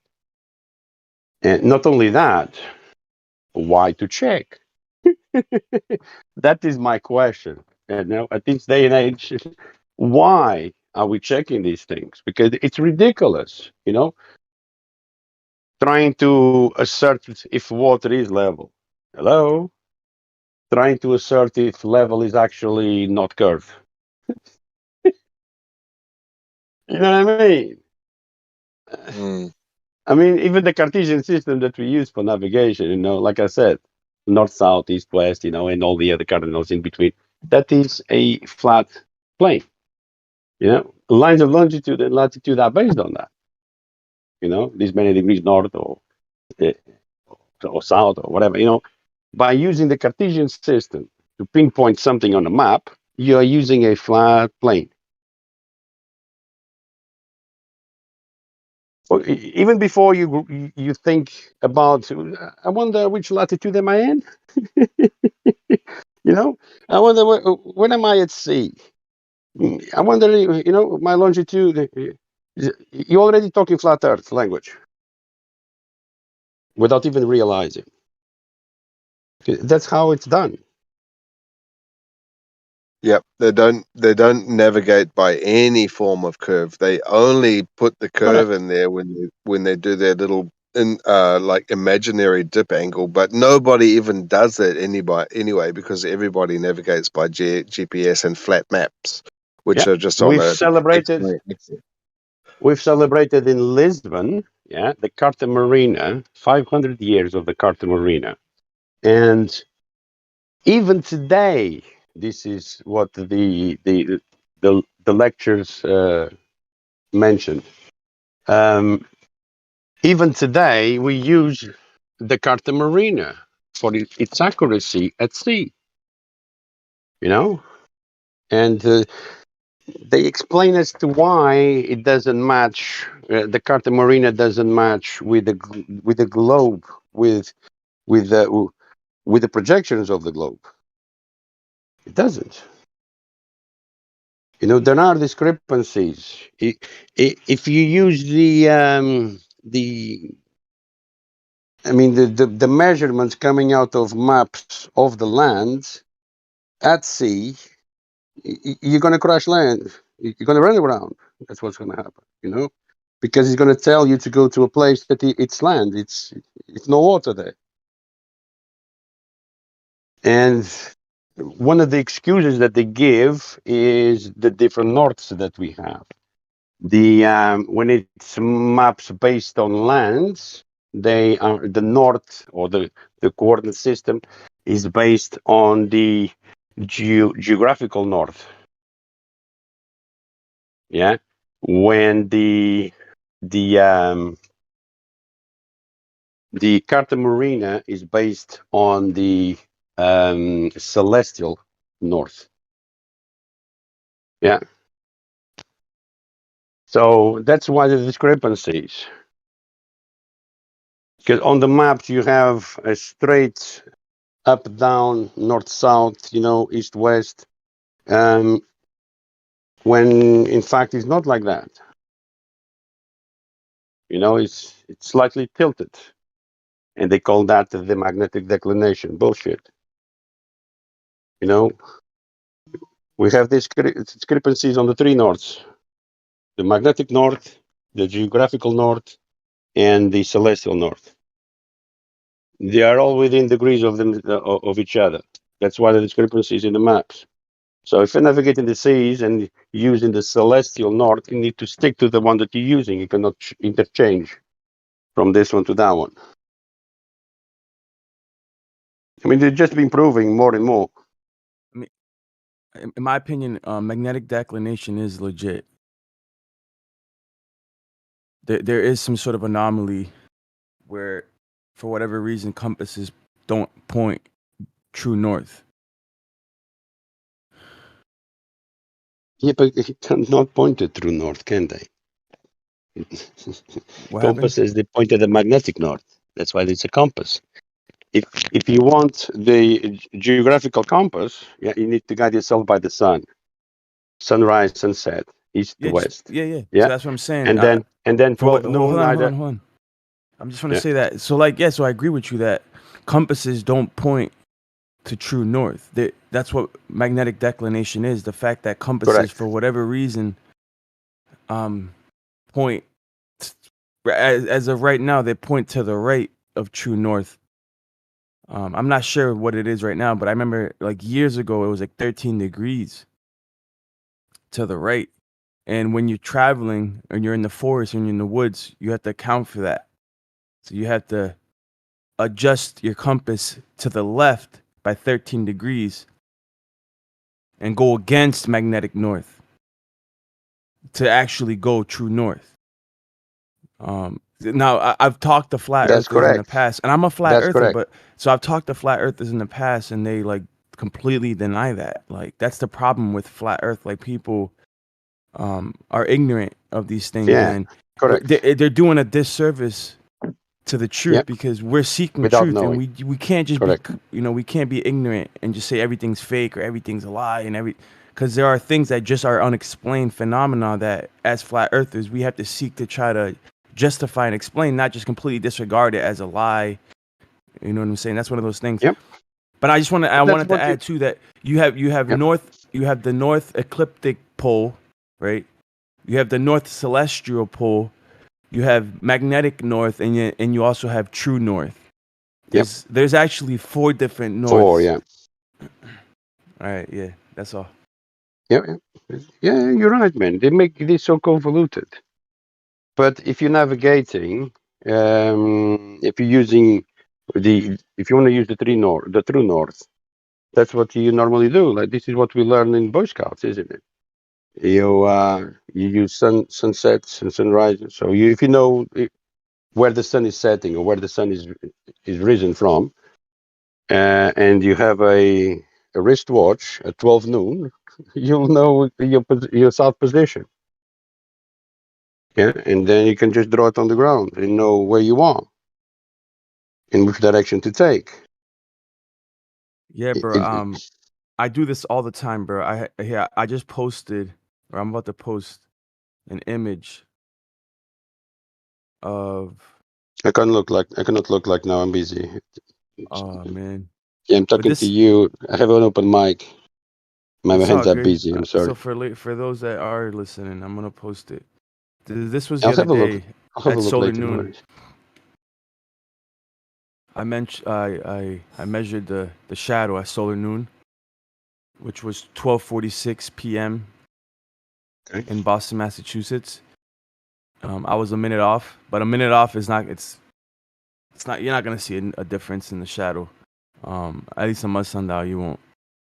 And this is how you know what true north is. And I've done this where I've used a compass at at solar noon, and I've compared it with the shadow. And the compass is off, bro. Like the magnetic north is not true north. Like that's a fact, and it's That's not correct. because It's not because the maps, the maps that we have are based off of a paradigm that's false. It's not has nothing to do with that. Like in real time, like there's just an anomaly there, bro. I can't explain it. I don't know why that is. It's not an anomaly. It's the rotation of the sun. If you're using the sun's position in the sky, even though we call it east to west, if you would mark a point in the sky, you will see that east and west position going to change throughout the year. Yeah, we still call it east and west, but it's going to rise east over this hill this time of the year. But in a different time of the year, will rise not above that hill, slightly on the side, but it's still east to west, if you know what I mean. And that's that differential that is, even though the magnet is the needle of the compass is still pointing at north, but you have a different east and west position, if you know what I mean. Does it make sense what I said? Yeah, bro. I'm in agreement. So it's the sun's position over the ground. It changes throughout the year. We know that. Sometimes it's closer to the horizon, sometimes it's further up, depending if it's summer or winter. That's why, because the needle is still pointing at the same place, but your sun is on a different position, so it's giving you a discrepancy. Yeah, the sun's movement around the earth is magnificent. It's something that I've been studying. The sun and the moon in the tropics. This is another avenue that you can take to debunk the heliocentric model, but it's very complicated. There's things that there's I a rarely lot hear of people things talk to find about. out. There's a lot of things to find out about the sun. So many things that we don't know, and how good is to be able to say that. I'm glad that I don't know this. I'm glad there are things still to be found.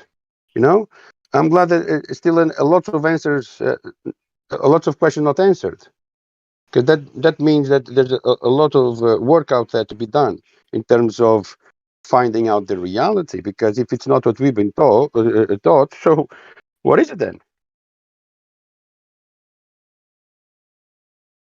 And who can repeat whatever we're going to claim?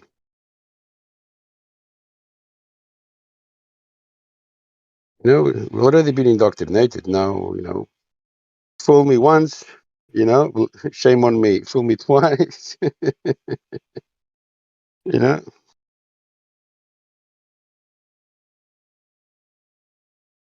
Yeah. We've been fooled.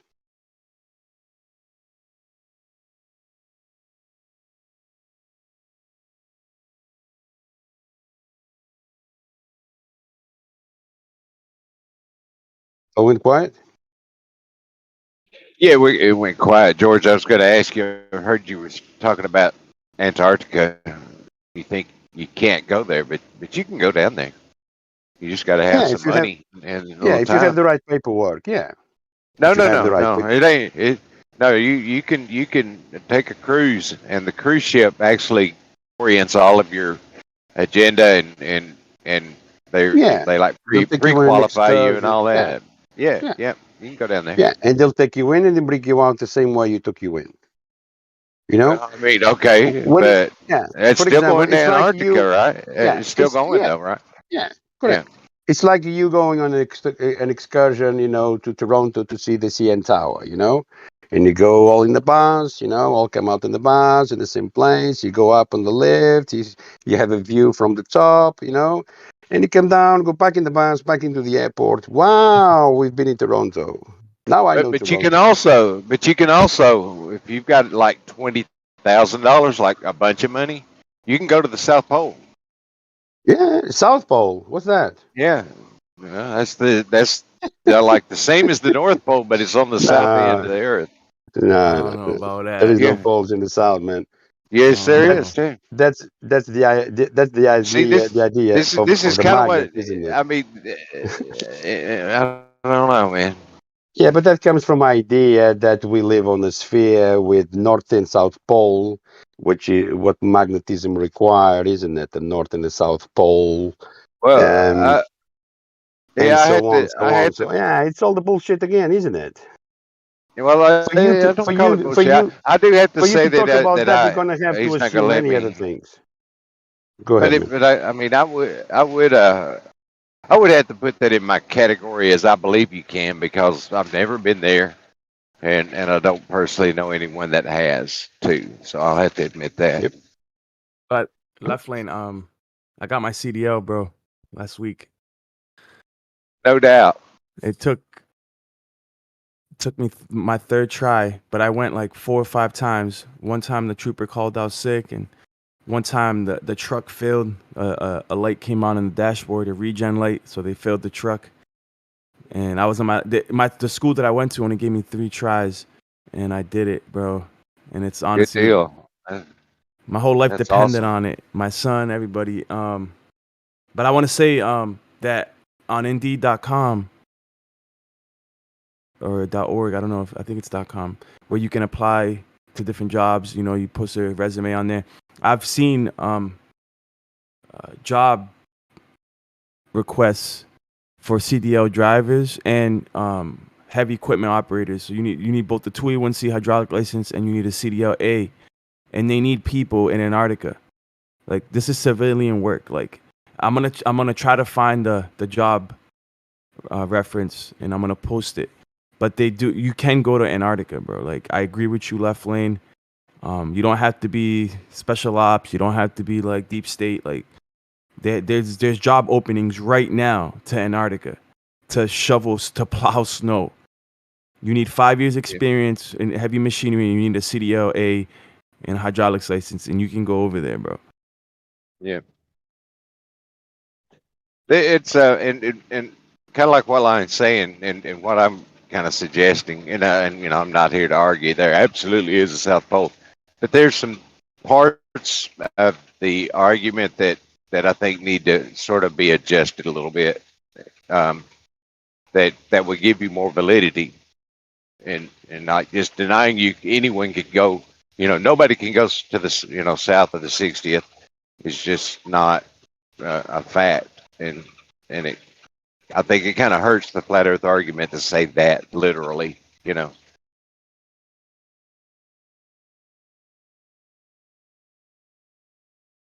Yeah, but it's your misinterpretation of what is trying to be said, or probably is not being said properly. Yeah, if you want to go out of the blue on your own, no, you cannot go. Like I said, for you to go, you need to have the right papers. Like you give an example of a cruise. Yeah, it's something that it's reported. They are aware that you are coming. How many people are coming? Yeah, yeah. They need to put the red carpet for you to come to land. Yeah. You cannot just go out of the blue and cross it in. It's clandestine. I mean, it can't happen. It wouldn't happen if you go from, I don't know, from Cuba to United States. How many times they're gonna stop you? Maybe you expecting the population of Antarctica to rescue you and say, "Oh, you're welcome. Oh, you're a refugee. Oh, well, you're welcome. Come on in."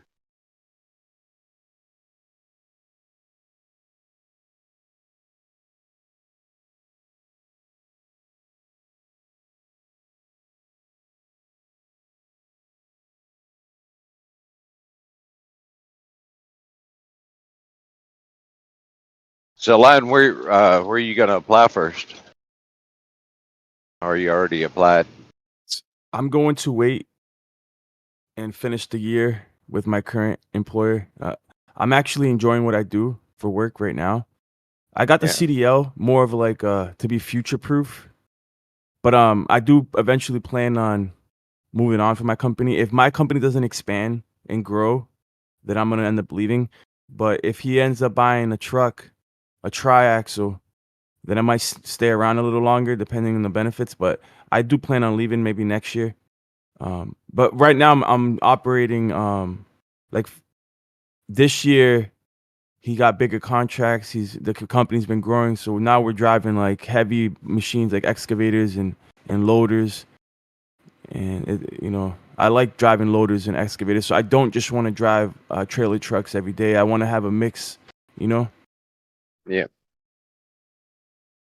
But I probably end up driving triaxles.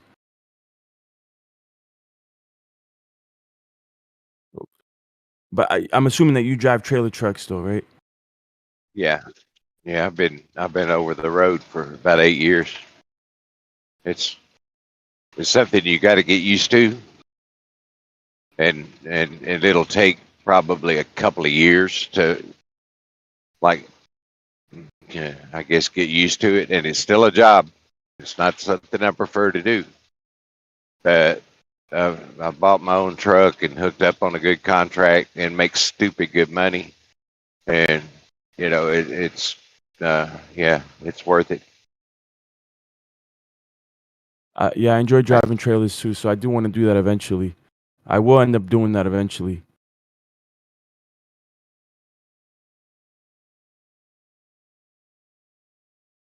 You gotta working for a company is not a good thing, but you'll have to do that for a period of time to get your experience, and you'll kind of be their slave for a little while. Yeah, I want to buy my own truck. Oh, I was gonna ask you. So, what do you recommend? How do I go about doing that? If Do I you, lease one? Do I finance one? Do I just save up the money, buy cash? yeah, dude. Well, I mean, financing's not bad as long as you're financing it like with a financial institution, but these company leases they're doing is no good. That I mean, they still, the truck still belongs to them. They could take it back at any point.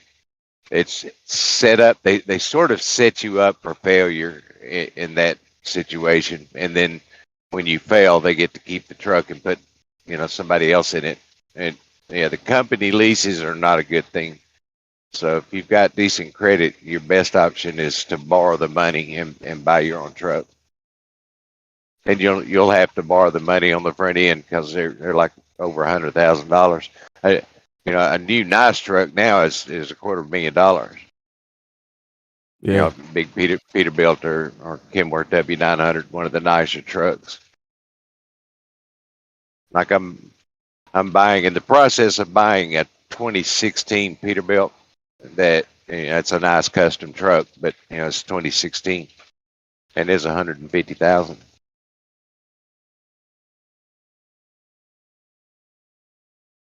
I mean, but you'll be making that much a year. Yeah, If not, yeah, yeah. yeah. You'll make 150 a year pretty easy as an independent, and you will. My my growth sounds stupid, but I mean, there's fuel maintenance, lots of money comes out of this, but my gross last year was 345. Wow. Yeah, man. I know that diesel is included in that. You got to figure it out because Yeah, it's an unrealistic number. I've heard drivers say I made $300,000. No, you didn't. You might have made 100,000 out of 300, but yeah, there's a bunch of money comes out of that gross.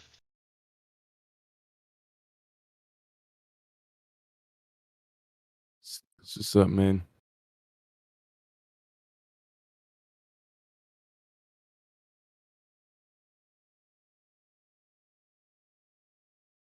Do you fear automation? Nah, not what I'm doing. I don't either, but I hear people kind of fearing that automation is going to end up taking over the trucking industry, and I just don't believe that. I don't think that electricity has come to the point where they can propel a 60, 80 ton vehicle. I just don't see that happening Nah, efficiently. not for a long distance. I run 4,000 miles a week, and I doubt if a battery operated truck could run 2,000 miles a week. I doubt it. That's what I'm saying. They still got a long way to go.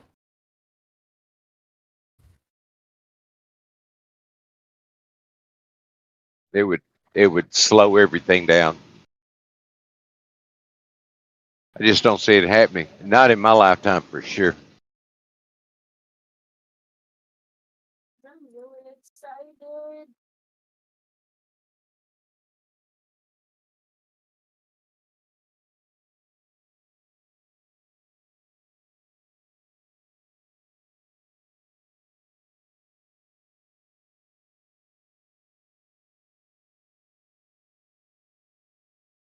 I think also everybody was gung ho about it when it first started happening. I remember 6 years ago that PepsiCo put in an order for 500 of these electric trucks, but they withdrew that. As this idea evolves and the problems arise that they're encountering as they develop the program, the infrastructure involved, the process of rotating batteries, batteries going bad, disposal, the energy requirements to charge all these vehicles, blah blah blah. Yeah, it's just kind of dwindling out to be the big thing that they thought it was going to be, and they realized that they're not going to be able to just replace fossil fuels overnight.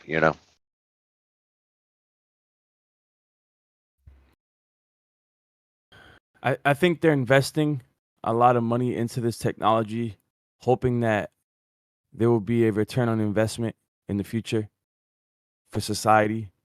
Like eventually things will progress and become more efficient, but we're not guaranteed that that's going to happen. There might be a whole new energy source that's discovered, something that we just didn't see coming. But right now, like from what I understand, I'm talking to some friends that are a little bit more educated on this topic than I am, that went to Boston University. Like, they've talked about Hubbard's peak or peak oil, abiotic oil, Like at one point, the idea that oil would run out, that the oil wells in the ground were running out, and that by this time we should have already been experiencing Hubbard's peak, or the oil production climax, where you would go over the peak, and then it would start declining. Production would start declining, and population growth would surpass the production of oil, and it would cause like this kind of like ripple that would lead to economic disasters and stuff. But that never happened. But they developed electricity, and they're trying to make gasoline engines obsolete. But from what I understand, like, you can combine solar power, you can combine wind power with turbines, you can combine hydrogen, and anything that you can think of regarding renewable energies, and all of that combined cannot replace the efficiency of oil. Yeah. It's just the energy output that you get from the input the input that you put in to extract it from the earth to the output, it's about 1 to 25. That's insane. When it comes to everything else, you're talking about 1 to 2, and in some cases it's negligible. They've done the math, and it's like 1 to 1, dude. Like, the amount of energy that you put in is almost the same as the amount of energy that you get out of it. So it's basically not even worth it. And they know Yeah. this. Like, the lithium, the amount of fossil fuels required to extract the lithium from the earth to then, give you this facade that the electric vehicle is more efficient and it's actually like saving the environment, is really, that's all it is. It's a facade, because it almost equals the amount of energy that it takes to extract it. So it's very inefficient. And until things get a lot better, Efficient is the hydrogen cell. When you turn water into H3O, yeah, it's the H3O that makes the hydrogen the most powerful one. Problem is that we've been indoctrinated to think of it as H2O. So mathematically, it's not. It doesn't pretty much compensate what you're going to take it out. But if you consider that's a H3O, now you have 3 parts to 1. You have a much stronger engine. This is what what's his name? Stanley Myers was talking about with his water-powered car. Because water to him is H3O, not H2. Yeah, I'm aware, and my friend's actually in the process of buying a device that he's gonna put it into his gasoline powered car, and it's gonna increase the efficiency, but it's still a hybrid. It requires both water and gasoline for it to run. And then the cars that only run on water, like, yeah, this stuff has been done, bro. Like, you can look this stuff up. It's possible. It's not like pseudoscience. But look at those vehicles, bro. Like, they're not really practical. They take forever to accelerate. They're slow. You can't pull anything heavy. They have no torque, dude. Like, yeah, like, you can get a car and drive it across country on water, but it's not gonna be like what you think, bro. You know what I'm saying? And it's for all society to run on water. It's not practical. That's what people don't talk about. You need a hybrid. I agree. But my point that I was trying to make is that we're still dependent on electricity, because most of our equipment works with electricity. But within the electrical department, one thing that I never understood is, why would we have, for example, in the US, 110 volts, on a domestic house, when in the UK is 220. Why? To have these discrepancies. I can answer that. I mean, with today's technology, you have things working with less voltages required. I mean, the computers, they require less and less voltage. I mean, and the things, things are engineered to break nowadays rather than last. it would take a cooperative effort. Humanity would have to come together to rebuild our infrastructure, right? Because if you look at America's infrastructure, it has a grade D. It was graded a grade D, and it's because it's outdated, bro. Like I don't think people understand how fast the industrial population happened. Like the industrial revolution, bro. Like it led to the exponential growth of population within one generation, bro. We had this explosion, bro. Look at the curve, right? And our grid in America right now, bro, is about as old as the industrial revolution. But like there are telephone poles and telephone lines that need to be replaced. There are bridges that need to be repaired. We have a horrible infrastructure, bro. And I agree we should have 220 volt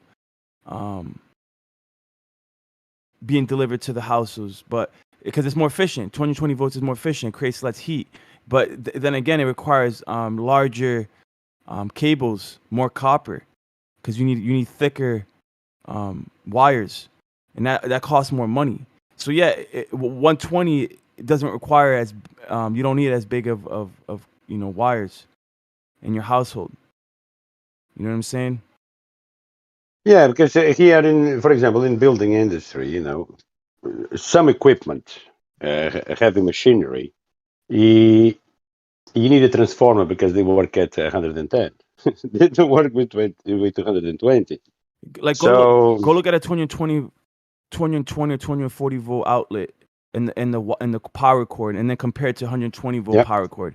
Oh yeah, You're talking about double the size, bro, and the thickness. That's absolutely. like, yeah, in one way it's more efficient because it produces less heat, but at the same time you're using more material, and it requires more mining and more effort to get it into in place. That's the problem. Yeah, but we should have abandoned that by now. That's why they didn't invest big in it, because we should have depart from AC/DC currents, long time ago. I mean, since Nikola Tesla, we've been using this same thing. I disagree. Yeah, all I right. disagree. The thing is, like, okay, so like I understand Tesla was great, and he was trying to produce free electricity, right? But the thing is, like, that's not practical, bro. Same reason why you can't have everybody running on water, because the vehicles aren't practical. They're just they're tortoises Yeah, compared I'm to talking gasoline about powered engine. the electrical system, electrical grids and stuff. We Yeah. So we like should have wireless moved on energy, from it. right, from the ether. But the thing is, like, Not from the ether. The energy all or around you, man. You are energy. but like the idea is that, like, if we already have like all this wireless electromagnetic frequencies, right? Radiation that's like from our routers, from our modems, from Yep, Bluetooth, from that's how they spy on cell you. phone towers, and then you want to add to that wireless energy, bro. You think about the logistical problems regarding, like, you would have all It's kinds of already there. interference. It's You would already have all here, kinds man. of, but no, you would have all kinds of, because you're talking about orders of magnitude stronger than the waves that are coming from your router. Man, So it's if you had already everything here. running on wireless energy, propelling society, bro, think about the amount of interference that would be going on, dude. It's And already here. You go to the I shop, you I know. say you buy a card, yeah, to power your phone. Yeah. You buy the card will have a number, you digit that number in your phone, and voila. Your phone is powered 100%. I understand, bro. It's already here, but I don't want to live in a world where I'm bombarded with radiation everywhere I go. And I on top of understand that, it. add like, Tesla's free energy, dude. You're gonna be bombarded. Your cells are gonna get fried. Yep. I agree. Yeah, it didn't work. That's that's why it didn't survive. It just didn't work.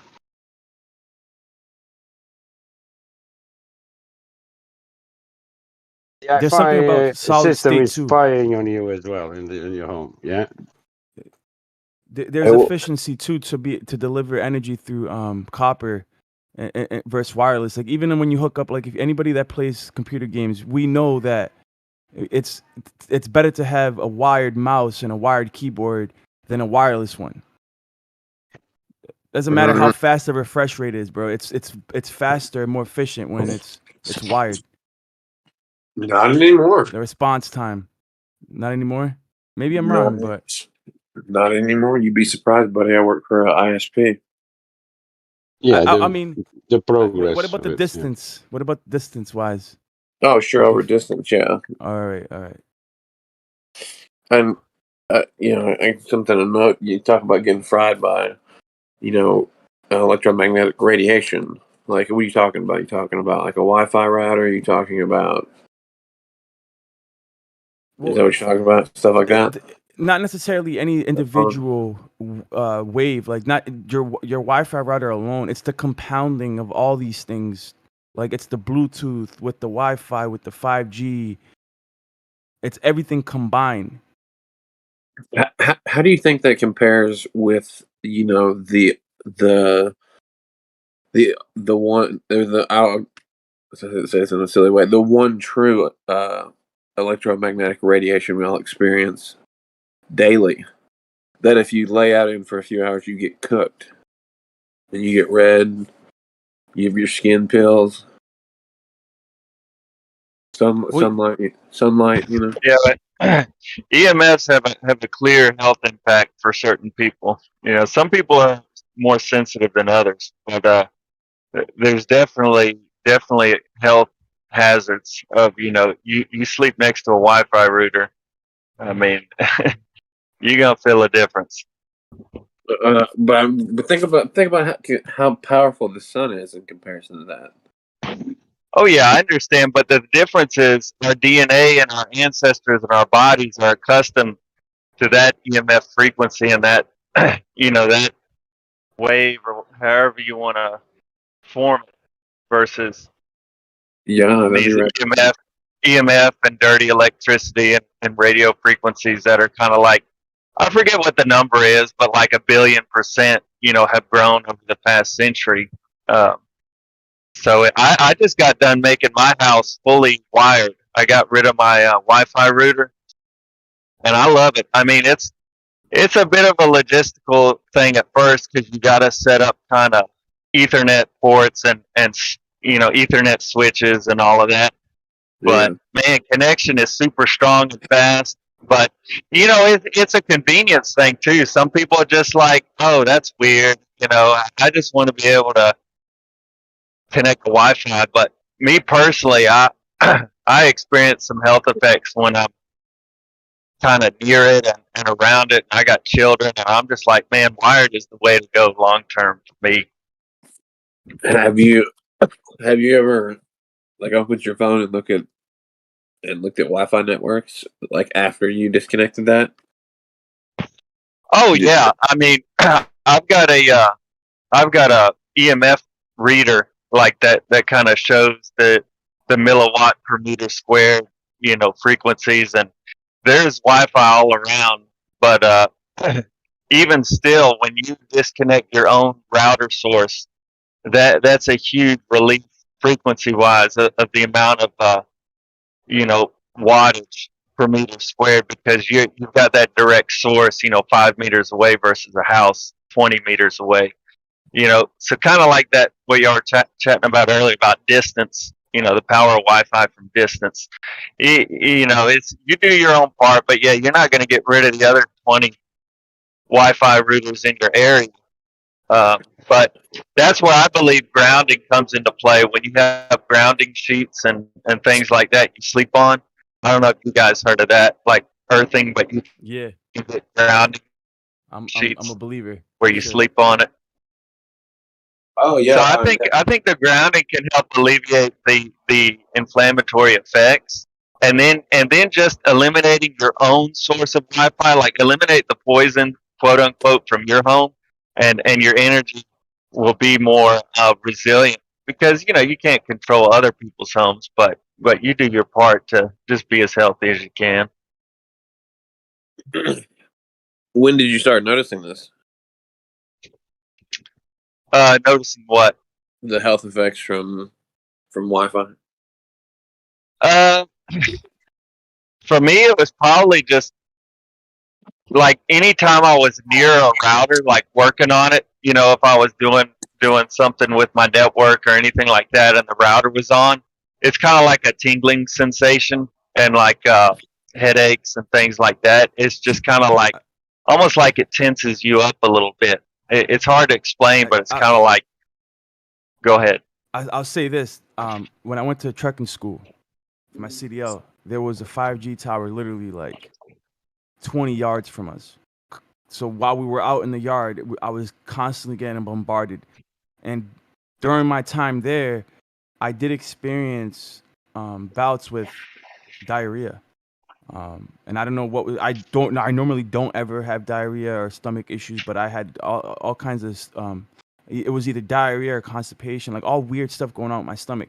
Now I didn't initially attribute it to the tower. I thought maybe there was a virus going on. You know, I'm trying to be practical. But when you really research this stuff, like there's a lot of scientific literature regarding like 5G and radiation. Oh yeah, definitely. And the human body contains trillions of microorganisms. I have here that are electromagnetic.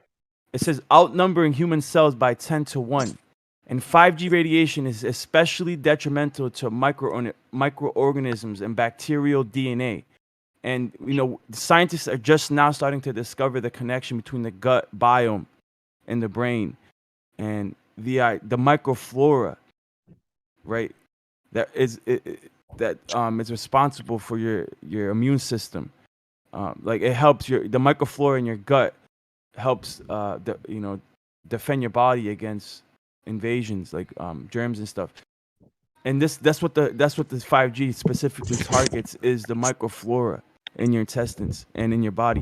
Now, some will say, well, how do we know that's actually penetrating the epidermis? Well, they've done the science, bro. There's tons of scientific literature on this topic, but it's just being disregarded for the advancement of society. Like people are just pushing it aside, like, oh, who cares? There's a group, I forget the website, but I'm like a member, and they'll send me emails and stuff. But yeah, plenty of papers that show it, and basically you can look at it like, you know, when you have a certain amount of milliwatts per meter squared, that it goes up a certain amount, that's when your body starts to feel an effect. Now, some people more or less than others, but as an example, a Wi-Fi router can emit up to 1,200 milliwatts per meter squared. You know, that's if, like, let's say my EMF reader is right next to it. Let's say I'm a meter away. You know, it starts pinging at like 100 or 200 milliwatts per meter squared. And the recommendation from these kind of EMF safety awareness scientists is basically like 0.1 milliwatts, bro. It's like when you look at the safety recommendations and the amount that your phone and all this is putting out, it's like at a factor of like 100 to 1,000 times, you know, or 100 to 500 times greater. And so I just bought a lot of land, like 5 acres, and I took my meter out to there just to see what it was pinging at there. And I purposely found a land that was as far away from any cell phone tower possible. So I looked at the National Registry towers. And anyways, I had that meter going, dude, 0.000 or 0.001. Anyways. You said the Wi-Fi puts out how much? It just depends. Your router puts out how much? It just depends, like because basically, like any router or any cell phone tower, a part of the stress is that it's shooting up and lowering down. You know, you're getting like static, like you know, the static kind of up and down, sporadic pulses of energy. But anyways, it puts out up to I've seen it up to like 1,100 milliwatts per meter squared. Okay. So 1.1 watts. Yeah, they do it kind of like in a milliwatts range, just I guess for sensitivity. Regarding the sun, the only thing that I know of that's negative from the sun is UVC. As an example, UVA and UVB are not harmful at all, and the rest of the electromagnetic frequency that we get from the sun isn't really harmful. that I know of, as far as I know, but only the UVC. Yeah, try sitting out on the beach for 8 hours. Yeah, that's what's messing you up is the UVC, bro. Yeah, actually, I don't know if it's let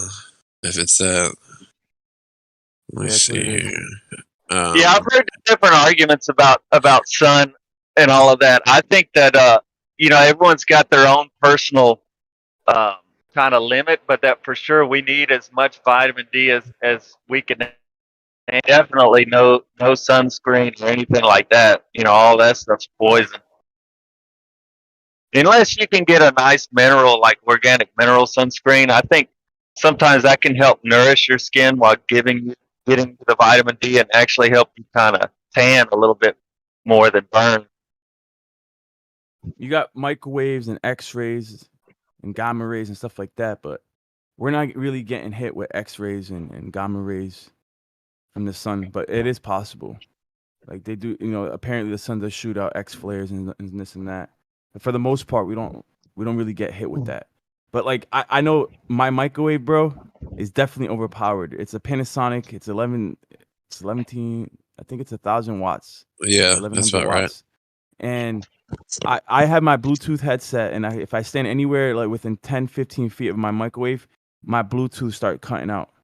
So I know it's leaking microwave radiation. Dude, what's crazy is you put that EMF reader on a microwave because you can get these trimeters that do like dirty electricity. You can measure dirty electricity from your outlets and radio frequencies and electric frequency. But yeah, microwave by far, dude, is always leaking. And people don't want to believe me until I show them the meter at their microwave. I'm like, dude, this ain't just leaking radiation. How much Some of is them the are leaks? worse though. Some of them are worse. Like mine's really bad. Like I've had other people test their microwaves. It's not as bad. Mine just happens to be a faulty one, I think, and I need to change it out. But yeah, man. Do you know how much yours leaks? Do you remember what it was when you A good measured little it? practice is put your cell phone in there and then have someone try.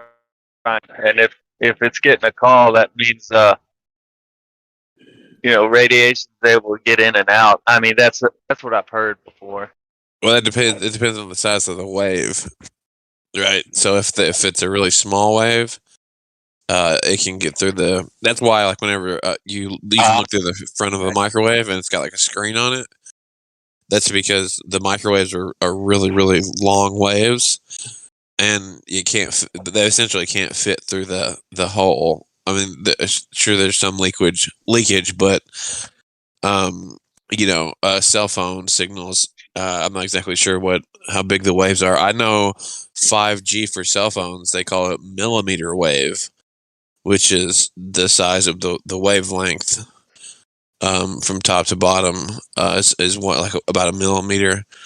I do know. I work for one of the largest ISPs in the United States, and I'll be the first one to tell you 5G is a scam. Because it literally a window pane will block 5G. Like if you look at your phone and it says 5G, I would almost always it's lying to you. And you can test it by just running a speed test, seeing if it's running at 5G speeds, and it's usually almost never is, unless if you're in like a big city and you're close to a tower and you're not inside, you're outside. Then you can get it, but you gotta have direct line of sight. You can't be behind a window pane, anything. Sucks. I don't know if you I know. almost feel like there's. Go ahead. Yeah, I think you're right. It's like because I feel like okay, there is some 5G, but at the same time, I think they're just augmenting the power of everything, like just blasting more everywhere. And like you said, it's all about the proximity. It's like if you've got a 5G tower at your mailbox, that's gonna be a lot different than someone who's got it a half mile away. And some of these proposals wanting to put it up in neighborhoods and stuff, man, that's it's just. Yeah, they literally would have to have it like at every intersection. And they're gonna. And the thing is, I upgraded my phone, right? And I had a 4G phone that I think was more reliable than my 5G phone. Like now between switching, like I see my phone switching between 4 and 5G, and it like I had to reset it all the time. I have to turn it off and turn it on because like it's not as reliable, bro. It You It probably hiccups. find sucks. do what I gotta get to It has work. a I'll see you guys later. Have a good day. later. yeah. Notice that two line. Mine'll like my connection, or if I'm browsing or something, or even on Discord, it'll hiccup, like cut out, Yeah, get Yeah. a little jinky when it's going in between. it's switching between 5G and 4G. It like hiccups. Next I hate time, that. next time that you see it switch to 5G, run a speed test and see what it says. I'd almost bet you my left titty that it's not actually on 5G. That is, Apple even admits it. 5G is supposed to have a capacity of 20 gigabits, I think. So 100 times faster than 4G. But Yeah. you never get those speeds, you're right. No, you won't even get close to it because, like I said, normally your phone is lying to you, and like I said, Apple even admits it. And anybody in the space, in the cell phone space, or in the technology community knows that it's a scam essentially. If you watch any tech YouTubers that you trust, or any source that that you trust that knows a little bit about this, they'll tell you the same thing. It's absolute dog shit. A literal glass pane will block it. I don't know if you know who Linus Tech Tips is on YouTube. Lord, he's an OG. He's been around forever. He's been around so long. He built an entire company that's got like 100 people now, where they're putting to test all these big companies, and they bought what's called just an isolation chamber, right? It isolates you from all EMF signals, and they're in the process of getting basically it produces the same. It's basically something that mimics cell phone towers, and it's not an actual cell phone tower, right? Because the cell phone companies won't let you buy that, but it uses the exact same frequencies, and they can adjust the power level and this and that, and they're fixing to start running these tests to kind of validate without a doubt for people that 5G is absolute bullshit. I said, man, I have 100 megabits per second at my house, and I bumped it up to a gig at one point. We couldn't see a difference for what You I know what the do. difference is between 5G? The biggest difference is more than like high speeds. So when you have like on the 4G network, let's say the capacity of the network is, I don't know, 10,000 megabits, and you have 10,000 devices connected. That means that will be divided by each one of these devices. So each device will on average get 1 megabit per second, right? However, on 5G, because the technology is different, let's say the capacity is 10,000 megabit, the same, and you have 10,000 devices. Every single one of these devices will get 10,000 megabits. Do you understand? That's like the difference in technology. It's the capacity more than the speed. It has 100 times higher capacity, and so they won't be able to do, like, for example, their smart cities and everything on 4G because it can't handle that many devices connected. So that's actually the biggest difference between 5G, not the actual speed. Are you sure about that? Because typically the bandwidth is based on the network itself. Like if you have a 5G tower, it's got a capacity of, let's just say, 1,000 gigabits per second, and it can handle X amount of cell phones, and it can give them that much bandwidth. The same would be true for 4G.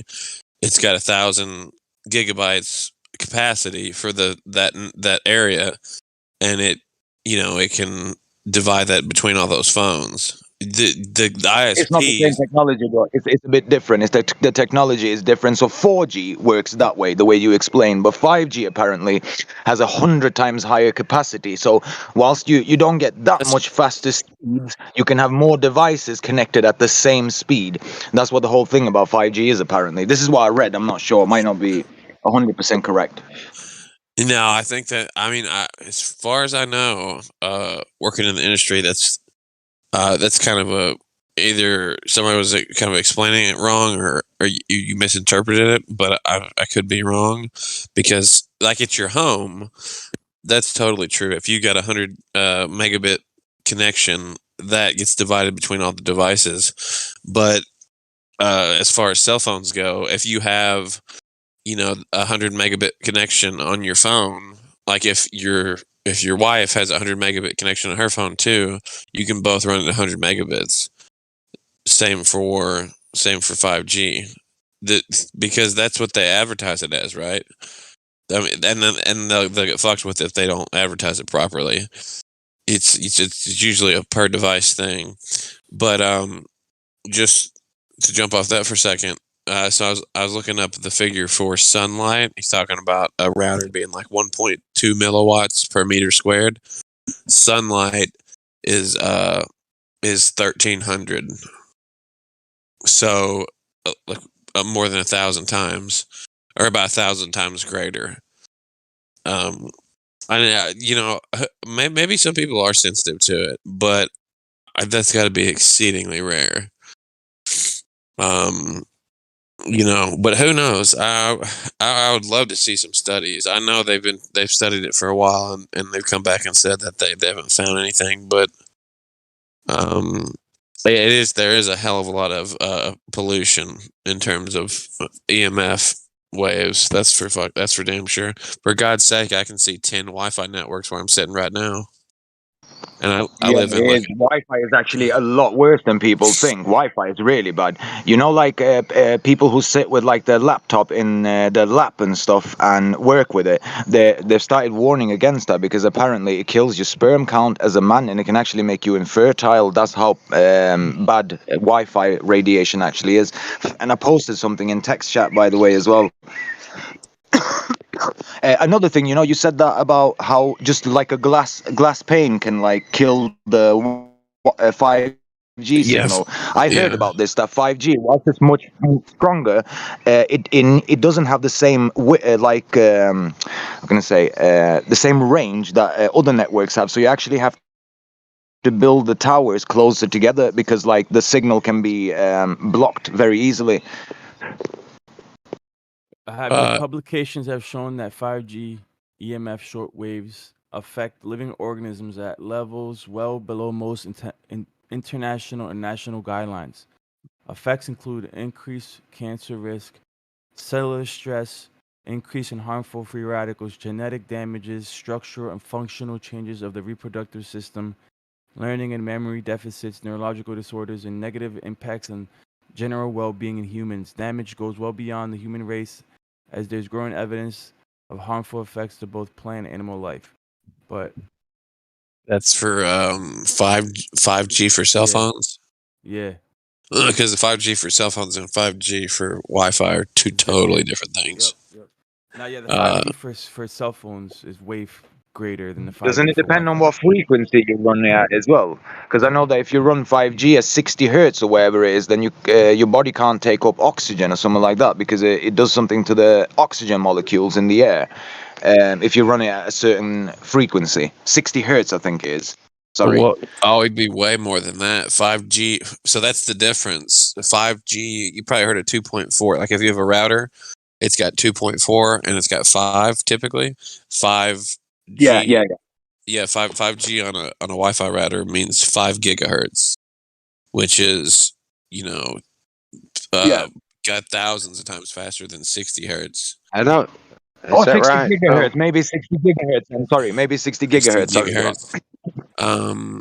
60. I'm gonna have to look this up. I'm gonna see what frequency. I don't know what 5G for phones, and they really fucking choose these stupid naming schemes. Wi-Fi. We're moving to Wi-Fi 6. That's what we use now. It's called Wi-Fi 6, and it has nothing to do with the gigahertz. It's just it's just sixth generation. People. Yeah, exactly. So I'm curious. I'm curious to see what millimeter wave runs at. Let's see here, millimeter wave. Yeah, it doesn't run at 60 gigahertz. It does not run at that. I just know that there's something to do with when you run it at 60 gigahertz, it affects the oxygen molecules in the air or something like that. But I think it's run at 24 gigahertz. Yeah, Three point I mean, five. you could be right. I'm just kind of curious. I'm looking I'm up pretty because sure it's I'm 3.5. ignorant. Millimeter wave 5G frequency. Mastered the basics of 5G. Modern 5G operates in the 3.5 gigahertz frequency band. Yeah. 3.5 gigahertz, so in between 2.4 and 5 that you get from like a home Wi-Fi router. That would be interesting. Dude, I'm gonna have to try and find some of these papers talking about some of these negative effects of 5G because I don't think that's beyond possibility. I definitely. So I have here, like the Wi-Fi router runs between 2.5 to 6 2.4. gigahertz, right? Or 2.4 to 6 gigahertz spectrum. Yeah. Well, it's And two then- separate. It's two separate. 2.4 Yeah. or 5. Yep. And then you have the 5G cell phone towers that run a high frequency spectrums between 24 to 100 gigahertz. Yeah, that's So high. your Wi-Fi router is running at 6 gigahertz on the upper end. But Yeah. the cell phone towers can run anywhere between 24 to 100. Yeah, that's what I was saying, 24. But there's something when you run it at 60, I posted a link that affects the oxygen absorption. But 24, these 5G towers, when they become operational, they're going to, like everywhere, they're going to run at 24, I think, as a standard. But then they're going to up it, they've said, like, as the demand for bandwidth increases, or some shit like that, I don't know.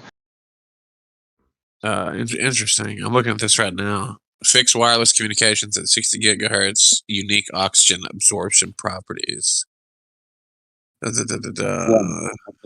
very, very interesting because what basically happens is when you run it at that frequency, the electromagnetic radiation affects the oxygen molecules, and what happens is that they start vibrating at or something like that. But like, just as an analogy, they start vibrating at a frequency that makes it the body unable to absorb the oxygen when you breathe it in. So when you breathe in oxygen that's been excited by 60 gigahertz 5G waves, you basically can only take in something like 10% of the oxygen. So it feels like you basically choke to death, kind of thing. This is that article talks about, Yeah. If you're worried about that, you probably went to the doctor. They got those little O2 sensors they put on your finger. I'm sure you're familiar with that. That checks the oxygen level in your blood. Yeah. That'd be a pretty cool thing to check. That's a good idea, actually. I've just learned, I know somebody posted in the comments, so everything is out to kill us, right? So I've just accepted it, I've just accepted it, honestly, because it's in our food. We got all kinds of pesticides and this and that. Like, it's inevitable, bro. You'll die faster stressing about it than if you just accept it and go along. But you just try to balance it out where, maybe we consume some poisons, but you can consume vitamins to kind of counteract the effect. So you have a good philosophy, bro. I agree with you. We're gonna get old quicker. What this does is makes you age quicker because it fragments the DNA. So you're gonna get white hairs quicker, and you're gonna get wrinklier quicker. Oh well, what are you gonna do? Do some hop your ass in the sauna, do some cold baths. That's one thing that's one of the few things that we kind of know, and the scientific community has kind of found out that is really, really beneficial to helping anti-aging. Oh yeah, I do sauna, bro. Yeah, I do all that. They I'm all make about anti-aging, but I can only do so much, bro. Cause like I'm getting bombarded everywhere I go. I work in the city. Like there's nothing I could do, bro. I eat McDonald's here and there. So you know what I mean. So it helps anti-aging, but does it help anti-flat earthism? I'd hope so. It helps anti-aging. Let's see here. So what this is, it seems like what this is saying about the 60 gigahertz is that essentially, like, it's getting absorbed by the frequency it's emitting this frequency, right? And when it hits oxygen molecules, they actually are able to absorb that radiation, and it fucks with the transmission. But I don't. Do what? It does that. No, it's not just that. What happens is when they excite the oxygen molecules, and you try to breathe in those oxygen molecules, because of this excited state, you can only absorb a minuscule amount of it. I don't know if the article maybe not doesn't say that, but that's what the thing is. That's what it talks about. So the electromagnetic waves, they excite the molecules, and then if you try to breathe them in, it feels like you'll basically choke to death because you don't get all the oxygen from the molecules. I've read this. Wait, I'll try to find something about this as well. Wait. Yeah, I'm still reading it. Let's see here. Short path to gigahertz. Currently, the federal commission has allocated unlicensed part. States. 60 gigahertz, man. That's a high ass frequency. Wave regions of raw bandwidth available. Wouldn't that be super short and super inefficient though? 60. It is. That's why they have to have the towers. That's why it can be blocked by literally a pane of glass. Repeaters everywhere, don't you? For that to kind of work as a network. Yeah. Yeah, everybody in the know kind of believes it's a scam. Because even 2.4 to 5 on your router, you can tell the difference between how short a 5 is. You know, if you stick yourself on the 5 and you walk a certain distance in your house, it'll cut off, whereas the 2.4 will go much further. So 60's got to be fucking terrible. Yeah, exactly. Distance-wise. Yeah. It is terrible. And I don't know why these companies are lying to you. Like, Apple literally admits that if you look at your phone and it says 5G, 99% of the time it's not on 5G. And which is amazing they're able to get away with that. I'm surprised somebody's not going to sue them. Did you guys hear about this Samsung shit? Like, you remember those the commercials where it was like Samsung Galaxy S20 and they're taking photographs of the moon and they were showing like how crisp it was? Does anybody remember those commercials? And so it superimposes what you're taking a photo of. So it'll put a fake moon in your shot view. Yeah. How weird is that, man? I know. I heard that at first and I was like, no fucking way. No fucking way they're doing that. And by God, they were. Using some kind of, AI, whatever the fuck that means these days now. But they're using some kind of AI to determine, which really wouldn't be that hard for something that processing that much. Just black background, a white sphere. If it detects those conditions. High-res stock photo placed in place of the moon you're taking a picture of. Is I posted a link for you as well about the whole being unable to breathe because of the excited oxygen. I posted a link about it. Yeah. Okay. Sorry. Go on, yeah, I thought that was crazy. I think they're gonna get their asses sued. I don't see how they're not gonna get sued, at least in the US, because they were using that as like a selling point to sell their phones. You can flex on your iPhone user buddies, right? Whip that out, because that's pretty impressive to take that crisp of a photo of the moon, and they're gonna get sued. I almost bet you anything they're gonna get sued for that shit, which is gonna be funny to watch. And they're a weird fucking company too, because they're literally like 30 or 40% of South Korea's GDP.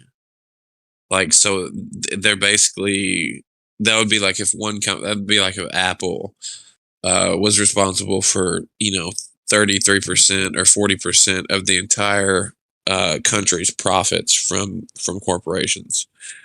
Samsung is so fucking huge in South Korea. It's absolutely insane.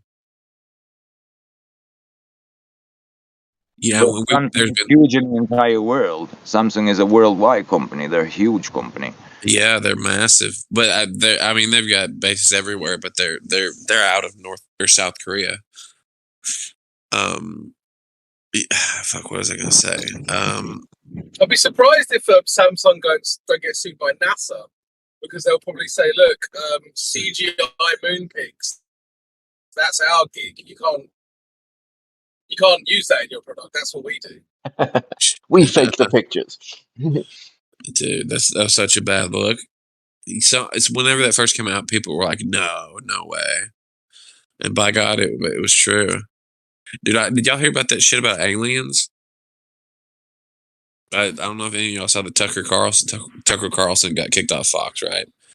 I don't know if any of y'all follow this shit, but he was like, "Huh? Why? Why?" Yeah. Well, supposedly there was just inner turmoil between him and his management, and one of the cardinal sins in Fox is believing that you're bigger than the corporation, Or right? telling So the truth. perhaps, and so he wasn't listening to his management. He thought he was bigger than the company. He thought he could do his own thing.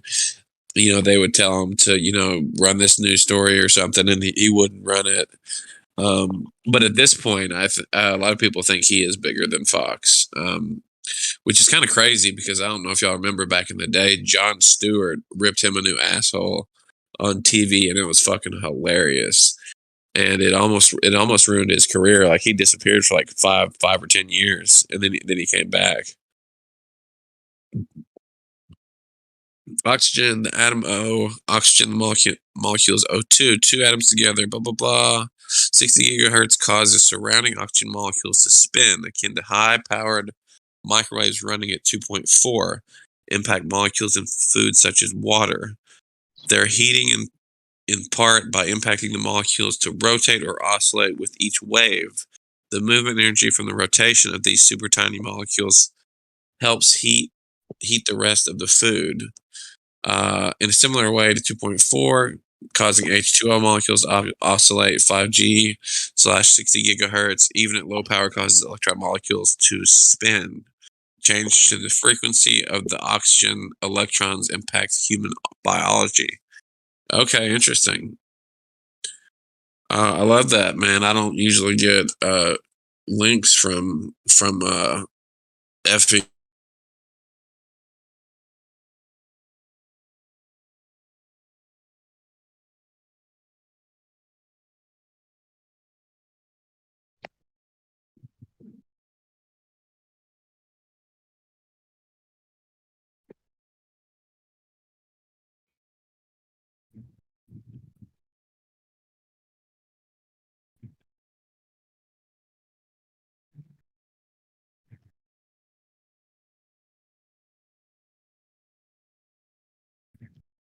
Did he cut out, or is it me? Yeah, No, the grappler's come. the 60, Yeah, the grappler's 60 got him. You'll have gigahertz to. got him. Sorry, Crypto. I was just saying, the grappler's got him. You'll have to rescue him from Israel.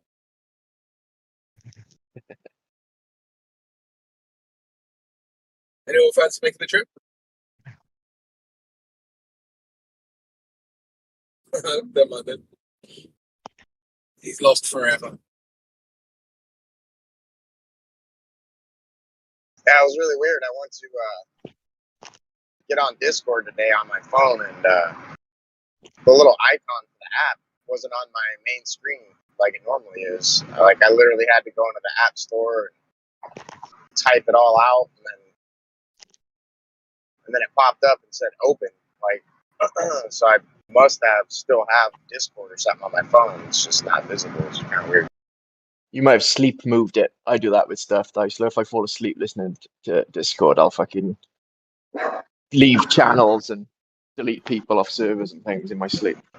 Lying on the phone. Oh boy, that's a whole new level of sleepwalking.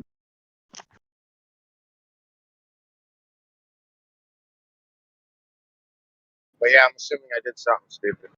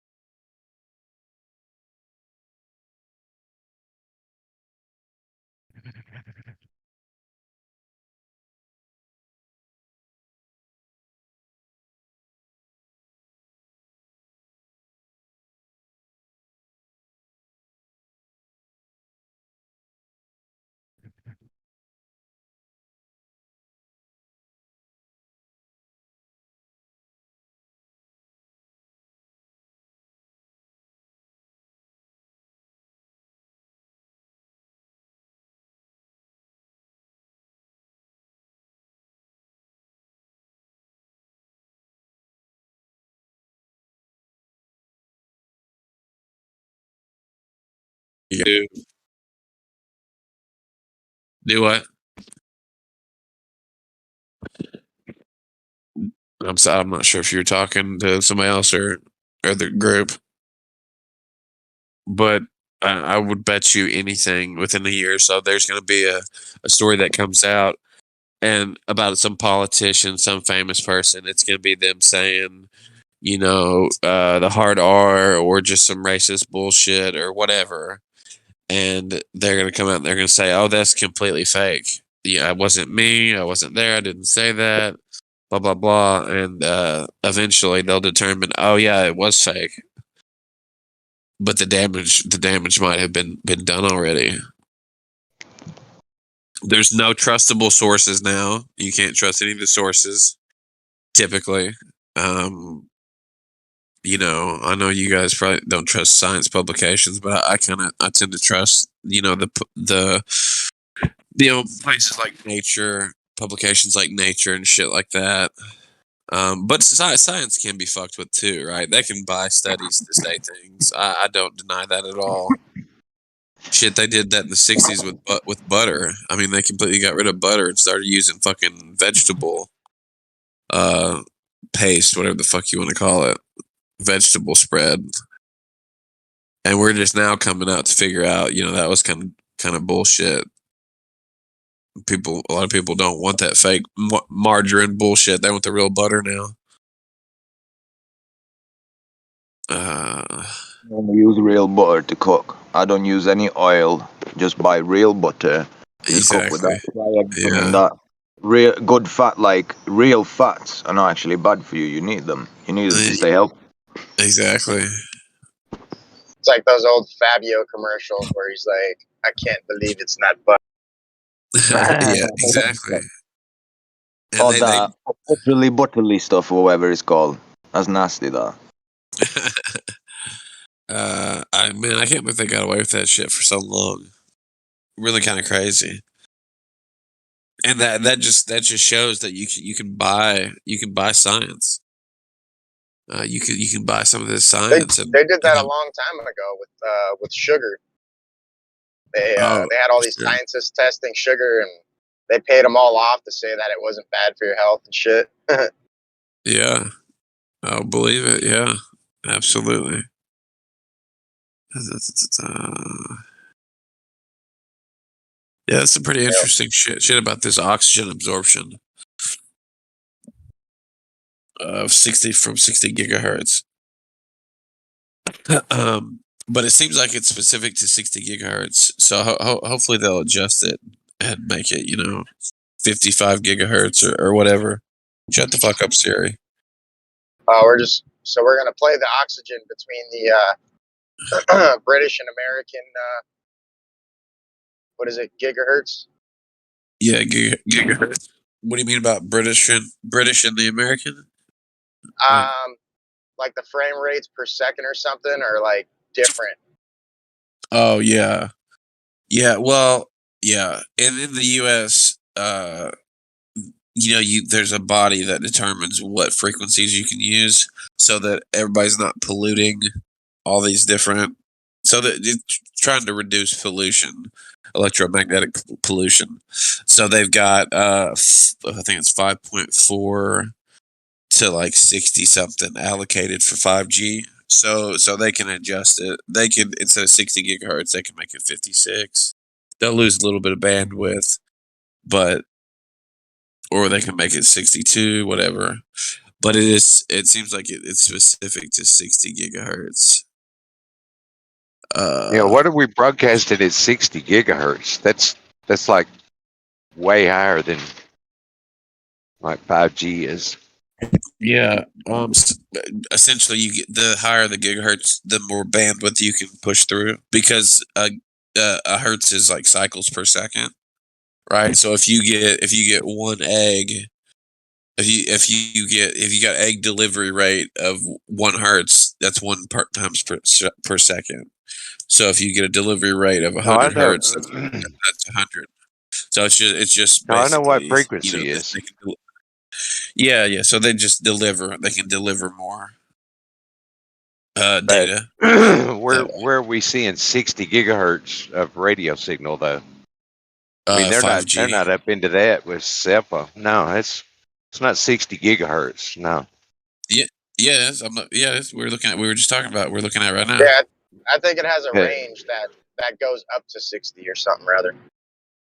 Like And to be 3.5 honest with gigahertz. I mean, you're talking about like 10 times greater than 10 times more higher frequency than what they say Yeah. that the 5G is.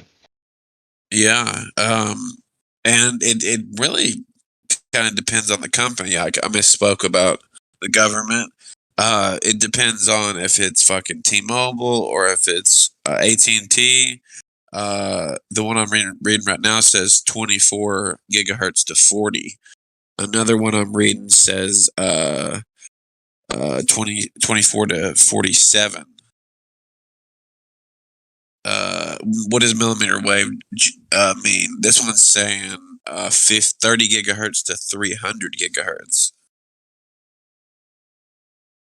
So yeah, they're really getting on up there. But the higher the 60 gigahertz is so small that like it could be blocked by a painted glass or like a piece of paper. It's absolute dog shit for cell phone usage. Oh man. Which is crazy. It's a gimmick. It's a gimmick to sell shit. Any of y'all see that the Apple headset? Apple's coming out with a augmented reality / virtual reality headset. Costs $3,500. And it gives you the people that demoed it said it was like it gives you pass through. So whenever you put it on, you can look and see, the real world, but you're looking at, well, not the real world, a version of the real world through their cameras. And the people that were using it were saying it was so good that you could look at your phone using the headset, using the cameras on the headset, and flip through your phone, type, text, read, which is absolutely insane if you've ever used pass through for these VR headsets. They're dog shit. But I don't think that's never going to be anything more than a gimmick. People say they want glasses. You're just never going to be able to compress the technology that much. Because you got to have a power source. How are you going to have a power source that small? There's no way. What do y'all think about Artemis? Anybody know what Artemis is? Going back to the moon. Going back to the moon, baby. So supposedly, NASA upgraded all their old. So they've got a whole old array of antennas that use radio waves to transmit and talk to their spacecraft out in space. That's according to them, right? Well, they've upgraded that to lasers, and so they're putting that. They've got 2 sites specifically on Earth picked out. I think one's in Hawaii, one's in another one because of cloud coverage. Because if clouds are over the area, they can't use it. Because like I said, the lower the frequency or the higher the gigahertz, the easier it is to block. So they picked 2 sites specifically on Earth with really, really great weather so that it wouldn't be blocked. And supposedly, like, we're going to have like 4K cameras. Which is going to be. It's been part of the contention that we want high def live video feeds, but they recorded some high def stuff, but that was recorded. They had to be downloaded after they got Artemis back on the ground, and then what they did have in live feed was not high definition, and that was in question. There was, but. So maybe this will be something different. Yeah, I hope so. Because whenever I was reading about it, this was probably about a year ago, the bandwidth was just ridiculous. Let's see here. Bandwidth. I forget what they called it. It's got like an acronym. This is new laser array. Let's see here. A NASA CubeSat just broke a data speed record. This is calling it T-Bird infrared. This is infrared delivery system achieved 200 gigabits per second. A 4K stream is 30 megabits per second. So I would hope that we get some just crazy crispy videos, which is it's gonna look kind of crazy. I was looking at some of the original stills from the NASA, the original moon landing, and I'll be honest with you, they do look kind of fake. It's kind of nutty. I mean, but I would kind of expect that, right? You're on a foreign planet, a foreign moon. Like it's They gonna faked the look. moon landing. I Do think what? they faked the moon landing. I think they faked the moon landing. The thing is, when people say they faked the moon landing, they never say why, because you need to have a good reason for it as well. The reason for it was because the Soviets had the first satellite in space, the first man in space, the first woman in space, the first couple in space, the first 2 probes in space. The Americans, they had, I think, for every 1 space hour that the Americans had, the Soviets had something like 20. So the reason they faked the moon landing is because, 1, they were ashamed, and they had to, because, they said we're gonna go to the moon, but then they figured out the Van Allen radiation belts, and they figured out we can't actually go to the moon with the technology we have. We can only send people to low Earth orbit at the moment. So they faked it to stress the Soviet Union out, and because they were ashamed, because they had to save face. Yeah, So they faked it Or 6 times. well, there's another alternative to that, of course, that they faked it because they know that the Earth isn't a globe, and they needed to have a plausible reason to get a globe Earth picture to then push as propaganda. It can be, but it's not. There's But evidence you're against saying it's not, but being. I don't think that your one is true, bro. So I could just say No, it can be. I know. If I But didn't mine say has that more after, evidence. Mine has more evidence. I don't think it does. They're both just propositions based on because the evidence that's presented by the mainstream is that the moon landings are real, right? So we're both saying they're fake, and we're just giving our alternative reasons as to why. But I mean, there is a shit ton of evidence, man. Especially if you go to those museums. The rockets are the size of a fucking skyscraper. I mean, they spend Yeah, so much money. Yeah, but whose money are they spending? Well, the governments, I guess, the people's really. Yeah, so it's your money. So why would they not build fuck off rockets if it's your money? Well, I think maybe because it's just so unnecessary. Like, do you have to have the museum? Yeah, to push propaganda. I mean, what percentage of Americans go to that museum? Well, the one in London, I've no idea, but there's shitloads of English people go to London. Yeah, I mean, that's such a tiny amount of people that go to that museum. Like, to spend that much money. You see, even I've been to the one in London, and I don't believe any of it. It's very well patronised.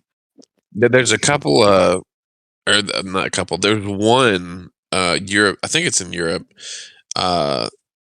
Group that's trying to launch. I don't know if they're going to the moon or what, but they're trying to launch some satellites.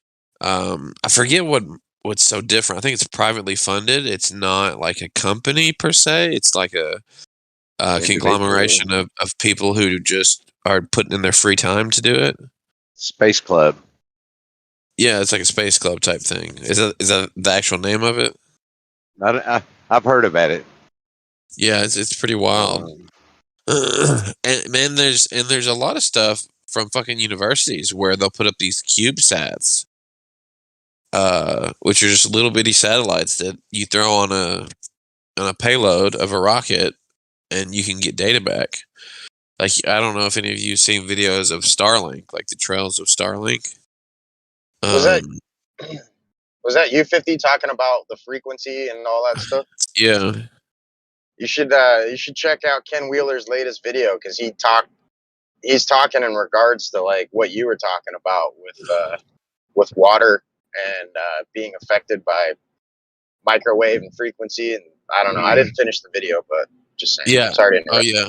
No, I can believe it. But this was also saying O2. You know, not pure oxygen. Which fuck me, I forget. I'm pretty sure we don't. Do we breathe? I feel really stupid right now. I can't remember if we breathe O2 or just Yeah. pure oxygen. I think we just breathe Yeah. oxygen. O2. Well, no, we O2. don't breathe pure oxygen. We breathe like mainly nitrogen with a small amount of oxygen. Well, I mean, the atom versus the molecule. Yeah, it's the molecule. Okay.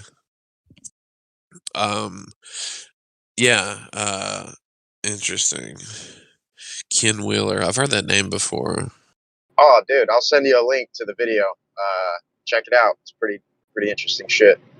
Ken Wheeler. I have my doubts that it's having. It would be heating it up. I don't know. I'd be curious to look into it because there's shit like this. Like I'm a big fan of science, but I have a gripe with modern chemistry because I think modern chemistry has a lot to do with a lot of diseases, cancers that are prevalent in society because they kind of create these chemicals or mass synthesize these chemicals that have never been mass produced in society, distribute them, and they have these unknown effects, and we find out years later. Well, it pollutes the water, and the water is like Sure. the main nexus for life to even exist. Like you can't have life without water. So you can quantitatively purify the water, but in order to qualitatively purify it requires something else. And that's what we're dealing with is water that's qualitatively impure, creating disease. But yeah, I sent you a direct link to the video. You should check it out when you get a chance. I'll check it out. Yeah, I'd love to see some like O2 monitoring. Like this guy, I don't know if he's busy in the community or what, but have him, wear like a O2 monitor and then turn on this 60 gigahertz generator and see if he can decrease his blood oxygen level. That would be something really easy to prove.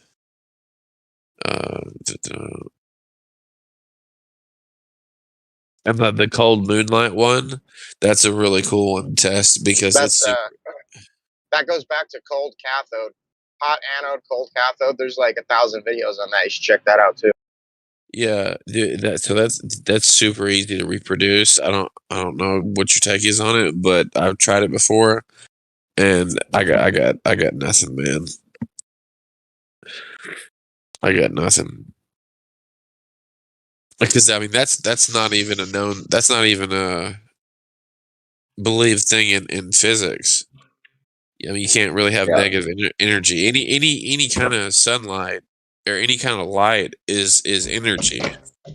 So to come in, little one. Okay. cool it down. Hold on. Beautiful. Hold on. Beautiful. That Sorry shit. about that. What is it? I don't know. What is it? Sparrow Rider. Sorry about that. There's no such thing as negative energy. There's just energy and lack of energy.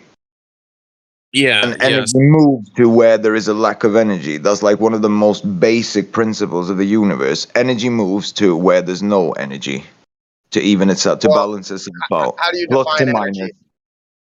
Well, energy. Before we Just go on to energy. that, Everything is made of energy. I don't know how to define it. How do you want me to define it? Well, the problem before- is oh, go ahead, Jeremy. real quick, before you go on to that, there's no such thing as negative anything. That's why mathematicians debated for decades. Exactly. You don't use negative numbers. Exactly. It's just fiction. Well, go ahead, so. Yeah, I mean, currently how we perceive energy is backwards. It's literally the loss of energy is what we call energy, but pure energy is always in an inertial state of rest. which is unquantifiable. Just wanted to throw that out there. Never heard energy referred to as in an Thank you. inertial state. Yeah, it's in a state of equilibrium or homeostasis, where it's pure potential unmanifested, and as it manifests in the physical, it's literally the loss of it. So that back to the energetic background that sustains all fields, which is ether field theory. So what makes you think that the moonlight is making an object colder? Well, I wouldn't say the moonlight's making an object colder. I think it would just be completing a circuit. Completing a circuit. Yeah, Like so if you look like a at, thermal circuit? so if you check out hot anode, just type in either in Google or YouTube, hot anode, cold cathode. It'll explain it within that.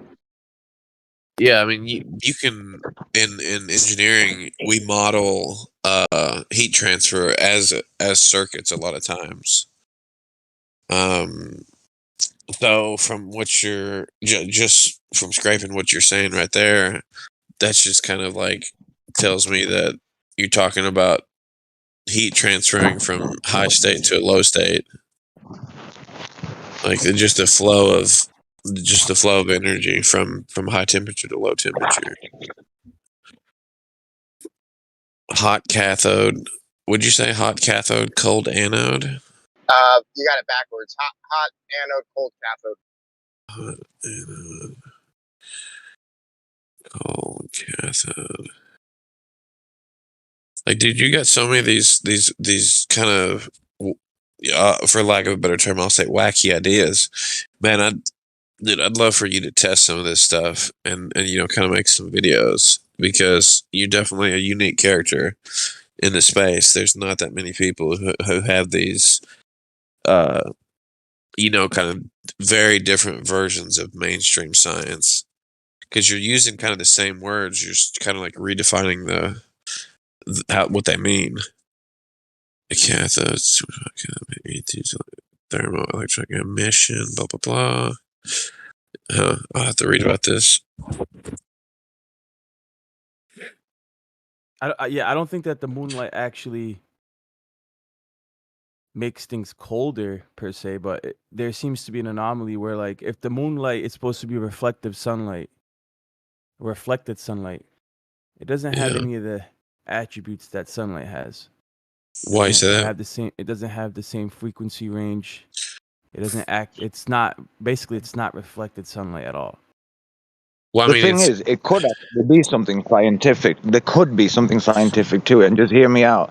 Say, the way the moon reflects the sun's light could turn the light into a spectrum that causes a certain physical effect. Does that make sense? I'm not saying it is, and I don't believe it is at all. I'm just saying there could actually be something to it, but there isn't. Yeah, I think people have tested it. It's not radiant. No, people energy. have tested this claim, and there's nothing to it. I don't know, unless you can show me something. Oh yeah, it's super easy. It's super easy to test. You could test it, with maybe $15 or $20. Exactly, that's what I'm saying. It's very easy to test, and no one has. Tested, bro. People have tested it, bro. Yeah, and done properly, it shows no net change. Yeah, you got to set it up just right, because you can kind of think of objects as thermal batteries. Yep. Right, and they're constantly discharging this extra thermal. If it's too hot, they'll discharge their thermal energy. So, just for instance, if you place one of the devices that you're testing that's supposedly cooling down by sunlight in the shade, being in the shade means that it's closer to this large thermal battery, and that battery is emitting heat that it's sucked in from the entire day. So, and then you put the other object, like let's just say in an open field, it's not near a thermal battery except the ground, which of course the other one is. It's not near this large thermal reservoir that's radiating heat. So, I mean, that right there, I mean, this is really well understood from like a physics standpoint. Like this is bread and butter thermodynamics, which has been hammered out for 200-300 years now. Like you can perfectly explain this with just modern, very basic physics concepts. What I say that, but not to the layperson. Like if you've had physics 101 and 102, a little bit of thermo, like it's just right on point. And when I heard that, I was like, oh, that's interesting. I was like, oh shit, that'd be so easy to test. I'd love to test that. And yeah, it's not working. The ones I've seen on YouTube, like they'll leave the one that's cooling, leave it by the window, so it's getting like a draft. And I don't know. I've just never seen a good one. Excuse me.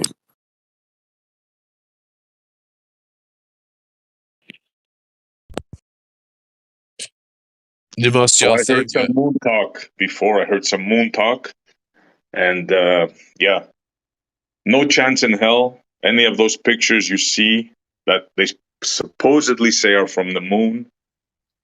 It's not possible. Why is it not possible? Why is that not possible? Yeah.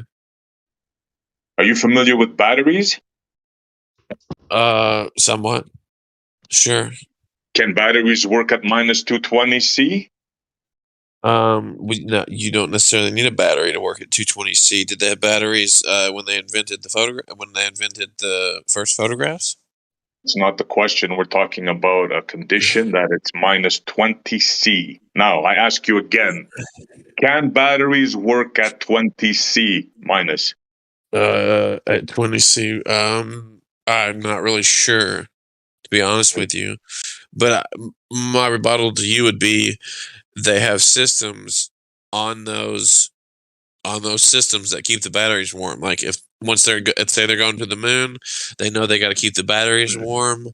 They put heaters in there and they keep them warm the whole time. That's what they do with the rovers nowadays. Cool story. You just made that up. Show me the heating system on the Hasselblad camera. That's what I dare you. What they do. Challenge you. Show me what you just said. No, I'm not saying I don't know in that specific case. I'm just saying that's what they do now. Those conditions can be mitigated easily. I don't care what could be, what they could have done, what they should have done. I'm asking you, do you know if they did that on the Hasselblad camera? I have no idea, but I'll tell you. I'll tell you. They did not. Okay. Is there a problem with just exposing the film? That's just one problem I gave you on the batteries. Why do you think it needs batteries? Obviously, you have no idea about the Hasselblad camera. It was a battery camera. So you have no idea of what you speak right now, right? You have no idea? It couldn't be modified? Hey, SC. Just tell me, do you have any idea of the Hasselblad camera they use on the board? I don't know anything so about you be talking. Thanks. Hey, SE, are you sure that the Hasselblad uses batteries? I used to have one and it didn't, but I'm not really studied up on the moon Hasselblad. It had a mechanical shutter, and it had a mechanical shutter, and some of the early Polaroids, they had a little handle you cranked the film out with. Yeah, is 50 left lane. Yeah, the crank. No, the one on the moon, left lane. They didn't have a crank on that one. Okay, not that one. That one had batteries. Is 50 a Glober? I'm a Glober. I'm a Glober. You're a Glober 50? Yeah. Oh, okay. All right. So now I see one. SE's coming at you sideways. No, I don't care who it is, Globe or Flat Earth, or I don't care. I talk to people the same way. So batteries, minus 280 C, they don't work. That's one of the things. Now 50. Maybe you should look into the film they used. Do you have any idea of the film they used? I'm looking. No, I thought it was just a standard 55 millimeter. I could be wrong, but They What's that? used Can you spell film, the not camera for me? Can you spell the camera for me? Hasselblad. Hasselblad. It's Hasselblad. HAS Hassel. I'm not really good. ELBLAT, something like that. Hasselblad. Okay, I found it. Let's see here.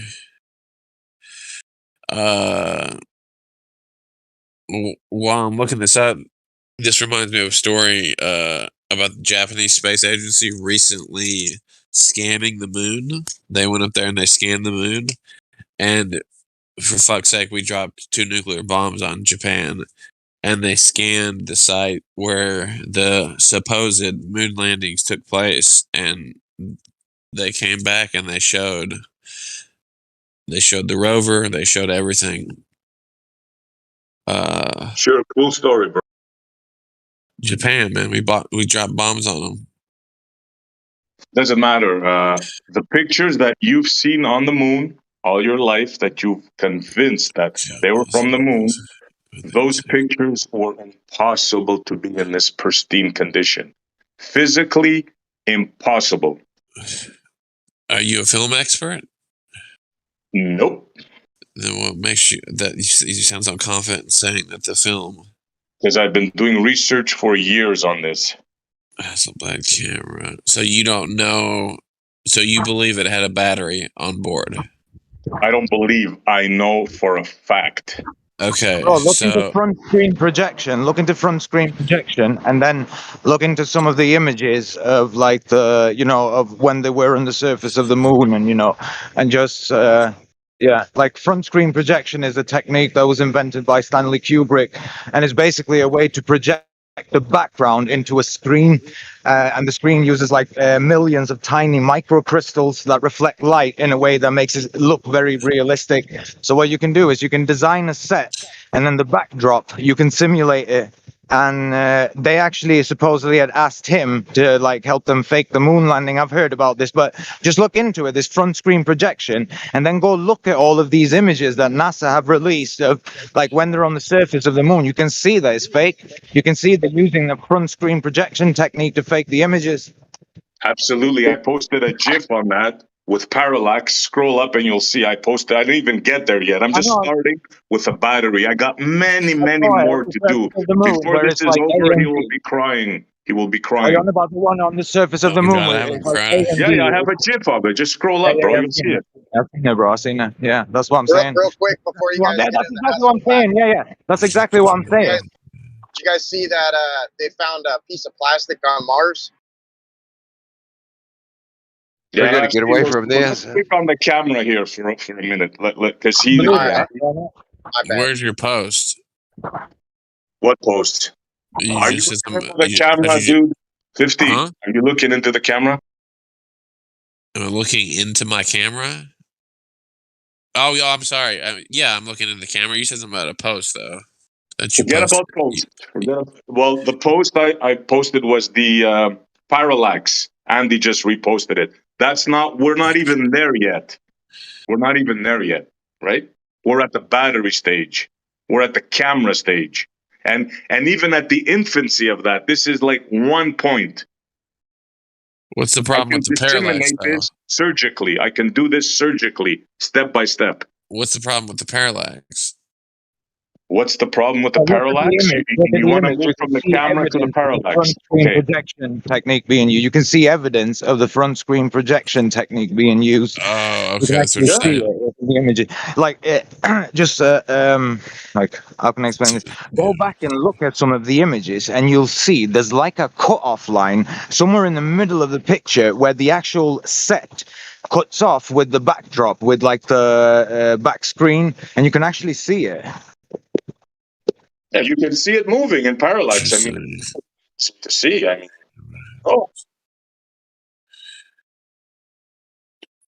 Yeah, so I'm looking at this. This is gonna take a minute, but I'll look into it. I'll probably have to get back to you. But I mean, you don't think that they could account for that, though? You don't think they could put why couldn't they account for that? That would be such excuses. Obviously, you don't know nothing about this, so like you said, go What do you mean? Go look Dude, into it, and we'll talk when you have a clue. Because right now, What are your going- specific claims, SE? Specific why are you claims? interrupting me, Left Lane? Because I wanted to know what specifically we need to address about the camera and why it can't work. Okay, you've heard me talk about this many times. One is the battery, the other one is the heat, then we have radiation, then we have pressure, vacuum. I could go on and on and on. The cold, Yeah, I know. heat, but let's do it one step at a time. Yeah, that's right. Because that's why I'm pointing out if this gentleman is not familiar, if he's not familiar with the specific claims, then I mean he's going to come back with this, and then you're going to say, but what about that? And it's just going to go back and forth all day. So No, I mean, if we could address one thing at a time. That's not how it works. He admitted he doesn't know about this. So I told him, go look into it, come back when you have knowledge so we can talk further on the subject. Is that not make sense? Yeah, but I have a mechanical engineering background. I can tell you easily that the battery, battery component, is one of the most simple engineering problems you could possibly solve. Right. Now you're assuming this. Okay, great. You're an engineer. I'm Now not assuming that. go I'm not and assuming find, that. I have a buddy, background in mechanical engineering. could care less. Take your background in mechanical engineering and go find how you think they kept those batteries warm. Okay? Don't just say stuff. They could insulate them. They Yeah, can. They can do a million things. The question is, what did they do to the Hasselblad camera? Not what they could do, what they should do. Okay. So they stripped the You can do camera that? down. They stripped it down to make it lighter weight. They changed the viewfinder so that it could be viewed like using a helmet with a helmet on. They replaced the film with a thin base emulsion film. Then they also painted it flat black to No, reduce silver. reflection. They painted it silver. I don't know. There's several things they Yeah, did I to it know, to and I'm telling modify it you. for the mission. I know, and I'm telling you. They painted it silver. Yeah, like you would think that they would have exploited the thermal radiation to maintain its temperature to be consistent for the requirements to function properly, but I don't think they did that. They didn't. I've been challenging them for years, and Left Lane knows this, and I'm surprised he's even talking about it. I'm reading here on the Hasselblad site about what they did. They were stripped down to save weight and painted a dull black to reduce reflection. Wrong. Silver. They were painted silver for the fourth time. Yeah, it is Okay. silver, Left Lane. But It you're is. wrong. I've seen Okay. I'm just reading off Hasselblad, so I don't know. Yeah, you don't know, and I'm telling you. They stripped them down, they took off the leather, and they painted them silver. Not black, silver to reflect the heat and the radiation. Left Lane.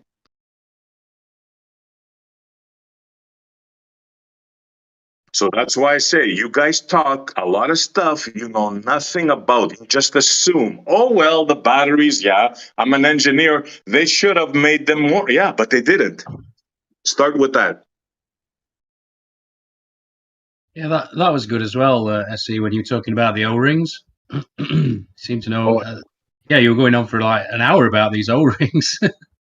Yeah, that's another killer. Yeah, the O-rings for the ISS. Except Oh, is that that it's not. It's not a killer. Well, it is. I showed you many evidence, many stuff. I showed you the guy that tested them. I showed you the guy that made the pressure chamber. I showed you the guy that talks about the O-rings. He said that you can't use rubber O-rings at 10 to the minus 6 torr. They have to be metal. I mean, come on, guys, man. Stop fighting this, bro. It's a fantasy. You believe in a fantasy. I showed you proof. It's physically impossible. Yeah, but Get what over that it. dude was calling a metal O-ring was actually a flange gasket. So I'm kind of concerned about his credentials and if he knew even what he was talking about. Oh, really? The guy that invented a superior form of solar cells. The guy that claimed to. The guy that builds vacuum chambers from scratch. You He doubt claimed his to. thing. Yeah. Yeah, I doubt him very seriously. Yeah, of Well, course you do. I gotta say, SE, you definitely bring up some very good, valid arguments that that definitely require some thorough investigation coming from the globe side. Yeah, bro, I don't make this stuff up. This is solid physics. They cannot defeat vacuums. They cannot defeat outgassing. They cannot defeat the emulsion of the film. They cannot defeat the cold, the heat, the cold welding. Like so many things I've brought up. These things, there is no answer for them. That's why years now we've been talking about this, and not one. The only thing they say is, "Oh, this guy doesn't know what he's talking about." That's all they have. Yeah. Yeah, I mean, yeah, the cold welding and all that stuff. There's nothing to that essay. I can't believe I didn't think Say of this. so. And sorry if I interrupted you. You can go ahead if you want to. No, go ahead, bro. I can't believe I didn't think of this. So how does heat get transferred? Bro, make your point, please. Make your point. I'm just curious if you know. Yeah, we all know. Make your point. Don't play games. Okay, so you got Which one convection, of the three are you saying? Which one of the three are you saying? conduction, convection, radiation. Yeah. Well, okay, make your point. So there's no atmosphere on the moon. How would the film get cold? There is that's actually not true. There is atmosphere on the moon. Our Earth's atmosphere, supposedly from NASA, they say that it extends far past the moon. So maybe it's minimal, but it is there. Oh, what, 1 molecule per cubic meter? 17 miles, I think. Let me counter that argument. You're saying it doesn't get cold on the moon? I'm saying there's no way to transfer heat. You said about cold before. You just said about cold. How does it get cold? Didn't you just say that?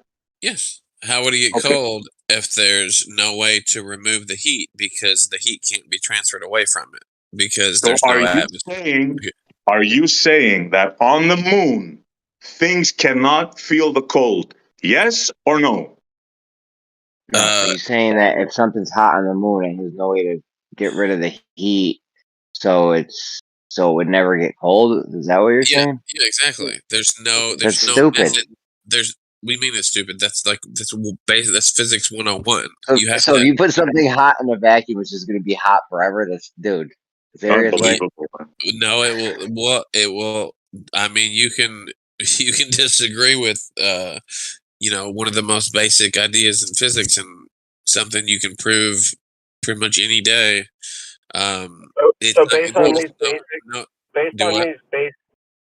these basic ideas of physics, how hot is the surface of the moon then when it gets hit by the sun rays but has no way to dissipate the heat? How hot is it now? Do you know? I think it said negative 180. Napalm, we can hear you, but you sound a little bit muffled, Napalm. It's got one way to dissipate heat: radiation.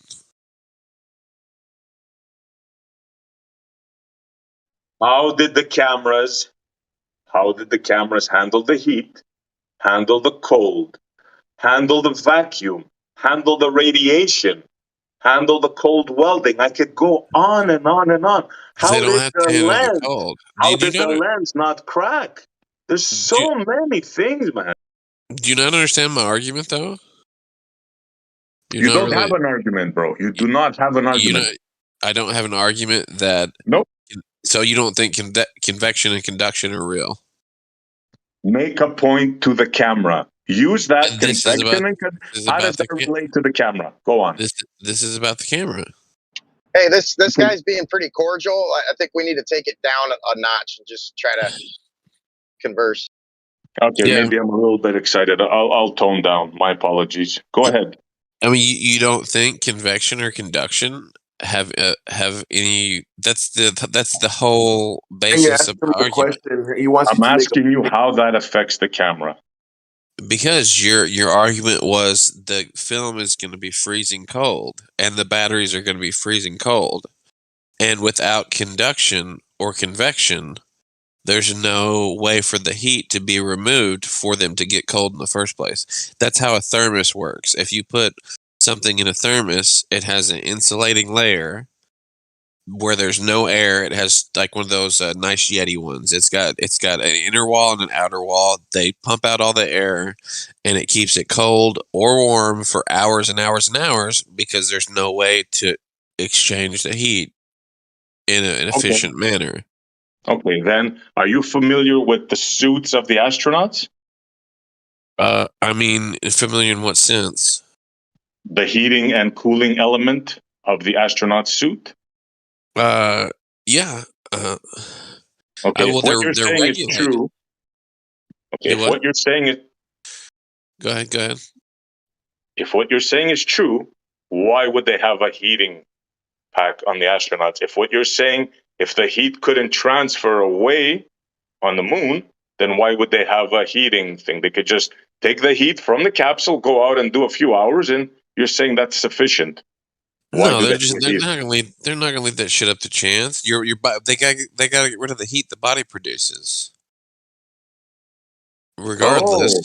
they gotta get rid of the heat the body produces. They can do that through sublimation. I don't know exactly how they worked, but there's a little bit of radiation being brought in from the sunlight. Let's see here. And the capsule is warm when they're going to the moon, so it's just to maintain it. You're going to a foreign world.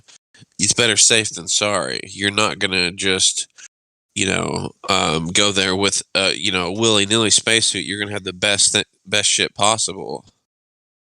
Now, what would you say if I told you that an astronaut himself claimed that when they landed on the moon, had they not had the cooling in their suits from the heat, that they would die? What would you say to that? From the heat? Yeah, they have a cooling system and a heating system. Yes. In the suit to cool and heat the astronauts. Why would they have such a thing? If there's no heat transfer, like you say, why would they have such a thing? Well, there's some transfer, but it's minimal. And one, because because the body heat, you don't want the suit to be 100 degrees. Your body temperature is 98.6. So after a while, after just maybe 15, 20 minutes, the suit's going to be 100 degrees. No, but you misunderstand. It's not the cooling due to the heat of the body and the suit. It's the cooling due to the radiant energy from the sun on the moon. That's what they say. So that would be adding energy. Will it be both? Oh, it'll be both. Okay. Yeah, it would be both. Why wouldn't it be both? What do you mean? So you just said it's designed to cool the heat from the body. Well, I would think that would be the main source of the heat. I mean, I was listing one. I wasn't. Isn't Okay, an buddy, object? you got to do some research, and you got to see there's temperature fluctuations on the moon that are 200 degrees Celsius up and down. I think you're not familiar with what you are talking about, sir. Yeah, I think Don't they say? sense. Don't they say an object in space, right, has like extreme temperature differences between the side facing the direct light versus the opposing side? Like, of course. That's why they go on rotisserie mode when they have their capsules. They say they go on rotisserie mode. Yeah, 50. You got to familiarize yourself with the subject of which you speak. Yeah, I mean they're talking about if it was sitting there for a while. No, no. I would imagine. No, they rotate the capsule in order to have confirm like even heating, like a rotisserie. They even call it rotisserie mode. Yeah. So I mean, that would be a fairly easy thing to calculate. You could calculate how much energy the sunlight's putting into the suit. That would be a really pretty simple calculation to see. It's already been done, bro. That's why they deduced that they need cooling and heating systems. Like I said, bro, it's like I'm talking to a kindergarten. You gotta familiarize yourself with this, man. That's all. Homie, I just explained to you something that I'm guessing nobody's ever brought up before. No, you have no clue what you're talking about, sir. Absolutely none. I have no clue. You want to see the thermo? You want a picture of the thermo book with the principles in it that's sitting in my I don't care office? what you say, dude. I told you. In space, they rotate the capsule I understand that. for radiant energy. Another thing you did not know about. So, like I I knew said, about you that. want to continue this, you're just going to make yourself look not good, bro. I don't know why you think I didn't know about that. What makes you did think know that? about that, because had you known about that, you would understand why the spacesuit, the energy from the sun, the radiant energy, needs a cooling system. Had you understand that, you would understand the other thing. So since you don't understand one, I'm sure you don't get the other one. That's part of it, but I'd be willing to bet that the astronauts' heat themselves would be the most major concern. But I could be mistaken about that. You're absolutely mistaken. 100% mistaken. Yep. So you believe NASA's take on this? Oh, so when back to the corner, now you're gonna say if I believe NASA's take, because No, I'm just saying you're believing NASA's Just keep take talking, here. man. Just keep talking. Hold up, let me look at something real quick. Let me research a little something. What? Because I gotta grab something to eat real quick too. But I'm gonna look at this and I'll come back. But I suggest you do some research and come back, bro. But regardless, Yeah. I'll be back. I mean, the guy's being pretty cool. I don't think we need to like rub it in his face too hard, man. No, I get it, but it's kind of frustrating when they tell you that you don't know, and point after point that he says I make him wrong, like point after point, and he has this sanctimonious thing, like but it's not. It's not transfer of about. heat. You don't know about pressure. It's not about who's right or wrong. It's about leading somebody to the truth, man. And nobody wants to be yanked by the yoke in order to drink the water. Like, you know what I'm saying? You gotta gracefully, escort him to the truth, not, kick him the whole way. Okay, point taken. Yeah, I could have been more cordial. All right, I'll accept that criticism. But doing it for so long and hearing the same excuses, I guess I get a little jaded. So my apologies if I was a bit too harsh.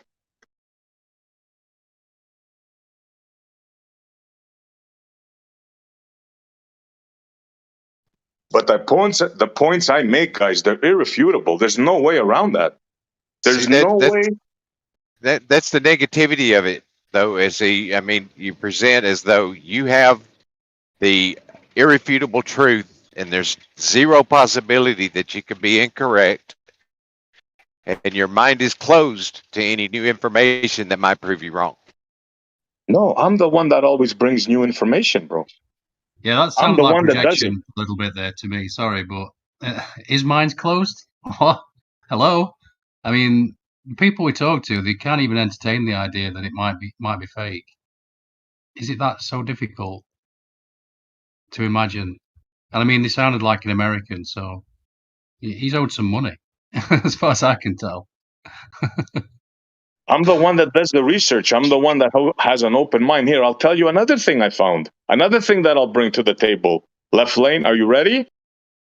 You heard it from me first. They're saying now that, get this, left lane, that the galaxy, that the universe is not expanding anymore. How'd you like that? Have you heard that? Yeah. No, I hadn't heard that. That's me bringing new info, bro. Where can I see that? Just Google it. There's like all kinds of things. Brian Cox, a whole bunch of them, they'll tell you that they're not sure. It's not expanding uniformly. They think it's going to stop expanding. Yeah. Well, I mean, it's illogical on its face, to say that space, which is not a thing, is expanding into something, which is, again, not a thing, would make space homogenized. But then it's like, so then what do you call the outer extremity that space is expanding into? Like, it's completely illogical. Yeah, that's what I always joke on 24/7. I always say the outer space of outer space. Yeah, and now what they're They saying can't is, say that. What, did they lose momentum? Well, they The needed expansion of the universe could be a mirage. Is that what you're talking about? Sorry, Left Lane. It's refraction. It's just nonsense, man. It's nonsense after nonsense, patchwork after patchwork, and you guys believe it all, man. This is partially why maybe I get a little triggered, you know? When I talk about the obvious and somebody tells me, you know how heat transfers? No, man, I never heard how heat transfers. Lay it on me. Well, my question was, I don't. You just laughed. You didn't answer. The expansion of the universe could be an illusion. Is that what you're talking about? No, maybe that's one of the articles, but they're saying that they did studies, the most recent studies, and they see, because I think of redshift, that it's no longer expanding. And I read some things that it's not expanding uniformly. I also read, here's another thing that I brought up that nobody knew about. Has anybody heard of dark flow before I mentioned it? Because you accused me of not having an open mind. Has anybody heard here dark flow before I mentioned it? I don't know, man. Nah, the only It's time I heard it was when I you said don't. We're all over the place. I don't know. Could we maybe focus on something? Yeah, you're accusing me of not having an open mind. And I'm telling you, I'm the one that brings all these freaking new discoveries out to the forefront. The baby Well, galaxy. I mean, actually, I didn't Dark mean that you're flow. totally closed-minded. I was specific in what I said, that you think that you found the irrefutable proof of some negative, and you're completely closed-minded to entertain that you could be wrong. That's what I said. Okay, I'll explain to you why I don't think I'm wrong with the Hasselblad, right? It's called physics. Okay? It's called physics, the way physical matter works in reality. In other words, the film has emulsion made from gelatin. That is a animal thing, gelatin. That's what we make jello from. Okay? The film is made from this. There's no way around that. There's only one way where gelatin behaves in a vacuum. Gelatin will break down in a vacuum. There is no way around that. You cannot say, well, maybe I'm right, maybe I'm wrong. No, this is 100% guaranteed. You put film in a vacuum, it will be destroyed. This is So why that, I'm yes, confident. I agree with that. But they one thing is that they did make a special thin based emulsion for this film, and it's also sealed within a membrane. It's not exposed to the vacuum. It's like in its own little environment in there. You're incorrect, bro. You're incorrect. No, I'm I've not. told you No, I'm not. many I could. times. Yes, you are. I'll explain No, I'm it not. again. You ready? I'll say it one more time. The film, when it rolls out, it rolls in front of this thing called a result plate. It is not sealed. The camera is not sealed. It is exposed. The film Do you is. understand that? The film, the emulsion is sealed with a thin membrane. It's sealed to the backing of the film itself. Yes, It's but like it is no, isolated. you're wrong. No. In order for that to work, the crystals on it have to let the light in. It has to be seen. So that part that rolls by the result plate, you know what the result plate is? Yeah, it's got markings on it. It helps with identifying distortions and helps in judging distances and things like that. It's got markings on it. Yeah. Exactly. So when it rolls up from there, that film is exposed to the environment, left lane. There's no way around that, bro. That's why I'm confident. Yes. So if you touch it, it will get on your finger. What do you mean if you touch it, it will get? No. If you won't get pull on the your film finger. out and you touch it, it'll actually, because it's encased beneath the film. It's got a thin film over it, isolating it from the environment. It is not what you say. The film will outgas in a vacuum. It's been done. It's been tested. Whatever you have in your mind that it's sealed, take that away. That is your own illusion. Oh, that's what I read. It's not an illusion. It's what I read about it. I did read up on the film that they used. They claim they used, and that's one of the things that they talked about. That it was a thin base emulsion, and it was sealed with a film over it. A film isolate over it. it. Yeah, that film would boil off. Outgas. There is no film made on Earth ever, will never be made, that doesn't outgas. Do you understand that? The film will outgas in a vacuum. It will not work. Tests have been done here on Earth. There is not one single picture that comes out crystal clear like they did there. That is a fact. That's why I'm sure. Well, let me ask this: if you put some of this emulsion in a Ziploc baggie, sealed off, airtight Ziploc baggie, and put it in a vacuum chamber and pulled a vacuum on the chamber, would that emulsion off gas?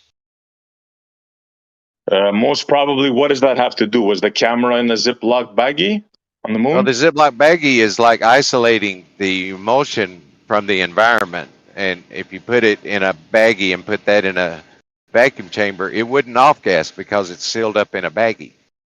And that's kind of the same. That's kind of what I'm. Well, that's kind of what I'm talking about. That the film, the emulsion is actually contained beneath a clear film. That's sealed around the edges, and that emulsion is not necessarily exposed to the vacuum. Right. You're doing that thing that it could be, it should be, this is it. I'm telling you, it's not. You're just making up a film that won't outgas. It does not exist. No, that's what they said about the film, that it's sealed within a thin film that seals that emulsion from the environment. Right. Show me that, and show me where it says that it could withstand vacuum. Go ahead. You're just making shit up. No, I'm not making it up. I promise. I'm not. I don't make stuff up like that, Odysee. I really don't. I read that. I'll have to look it up, but that's one of the things I read about the film that they took up there.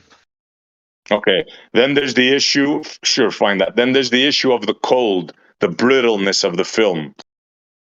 That was part of the thin base that they used to withstand the extreme temperatures. You're talking about a special plastic now that could withstand 280 degrees C. I guess. You guess, yeah. Well, ask anybody that's a photographer that has done cold weather photography here on Earth, and ask them what they have to do to keep the camera warm, the lens warm. Just ask any professional photographer and tell them, you think you can do that at 280 degrees C minus? They will burst out in laughter, bro. Burst out in laughter. Okay. But anyway, I was just explaining what I had read about that. I hear you, bro, but I'm telling you, it's physically impossible. Anybody that has used a camera knows that it will not function in 280 degrees below 0 Celsius. It will not function, period, bro. The lens would fog up, the lens would crack. There'd be so many issues. The battery, I can go on and on. X-rays, vacuum, radiant energy from space. It's a fantasy. That's why I'm so certain. There's so many things that are against it working.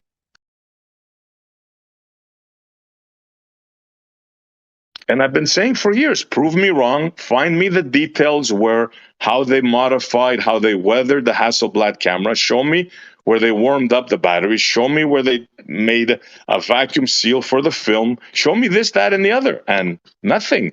Years I've been talking about this. So far, nothing. That's why I'm confident, Left Lane. Didn't we get some prints, some build prints or something for that? Was it a 500 XL or something like that was the model of the camera? Yeah, the EL, I think it is. Specs. Yeah, the electronic EL, model. maybe, yeah. Yeah, they're all so I think it has been, but it has been addressed pretty extensively, though. No, it has not. not to satisfaction. All stories. Tell me, how was it addressed? Oh, I mean, just in the conversation, and we got the prints and all that stuff, and went over them. And I remember a couple of 3 years ago, we went over all this specifically. Tell me. I don't Go remember. on. Tell the people. I don't remember the actual outcome of it. Well, we'd have to go back and dig it all back up. I mean, I don't have it on hand. That's because you have nothing left, Lane. You have nothing. Nobody has anything. I've been challenging people for years. Nobody has nothing. The only thing they have is what you read before. They took the camera, they took off the leather, they painted it silver, they put a result plate. They took the top viewer. If anybody knows the Hasselblad camera, it has a viewer on top. They took that off because obviously the astronauts couldn't look down. What else did they do? They put a result plate on. They added a wire to reduce the electrostatics because the film touches the plate. Bro, I could go on and on, bro. It's like you don't have not a leg, you don't have a toothpick to stand on, bro. This is why I get upset maybe, and I raise my voice a bit, because it's physically impossible for this to happen. Physically impossible. That's according to you, though, Ezzy. I mean, that's the thing. It's like this is your opinion of it. I mean, for you to like if I was going to take that stance and make these absolutes, I would be confident in that I had actually tested these things and checked them all out. It's kind of like the standard of evidence that you want produced for things that we claim. It's like you're not producing the same standard of evidence for this claim. It's not well. First of all, point taken. Yeah, I know you. I knew eventually you were going to go there. Well, I don't have $20,000 to buy a Hasselblad camera. Number one. Number two, I don't have the thousands of dollars, probably tens of thousands, to make a vacuum chamber 10 to the -6 minimum. But a lot of people have done it, right? There's one guy, this Chinese fellow, that is, he was one of the spokesperson for Hasselblad. I'll see if I can post this thing. He does a thorough breakdown. He's an expert in photography. And he's one of the experts that Hasselblad chose to explain it. And he'll tell you everything I said, bro. Everything. Experts. Then there's another expert, a guy that improved photoelectric cells. This guy builds them from scratch. You know what I'm talking about, and he explains it as well. This is not made up stuff. This is physics. You cannot put film in a vacuum and expect it to have pristine pictures. End of story, bro. There's nothing that you can say that could change that. Nothing. Okay.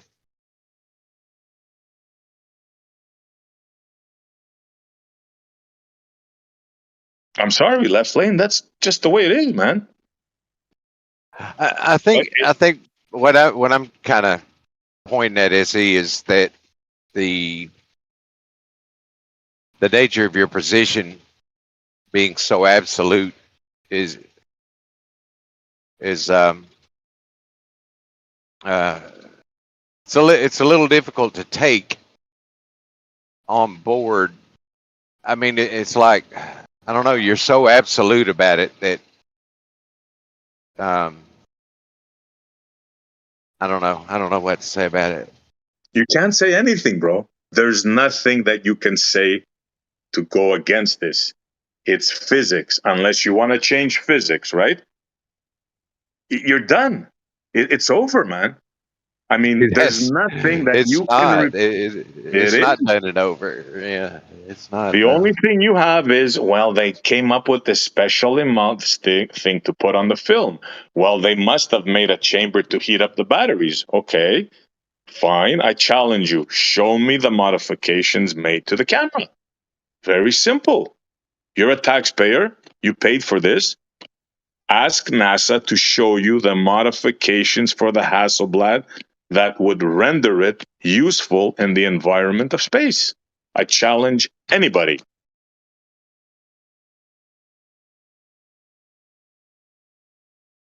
You can't just say, "Well, I took my Ford Pinto out and I broke the speed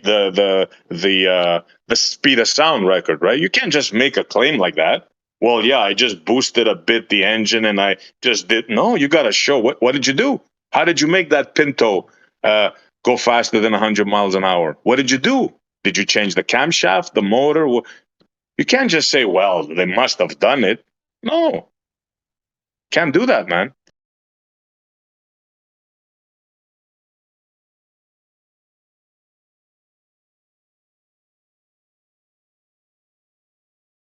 All right, let me ask a question. Are you guys good with this, or you gonna keep going? Yeah, I'm good. I'm good. Yeah, I see. I'm good, bro. I mean, yeah, let them rebut me. I challenge anybody. Go ahead, Jeremy. Left lane.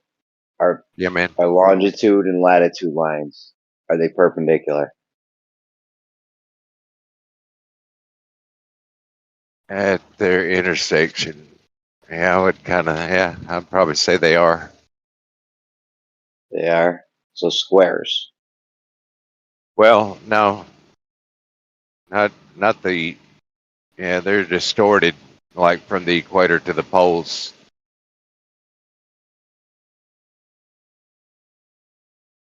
Yeah, I don't know. I'm thinking about that. I don't know that I could say that they're.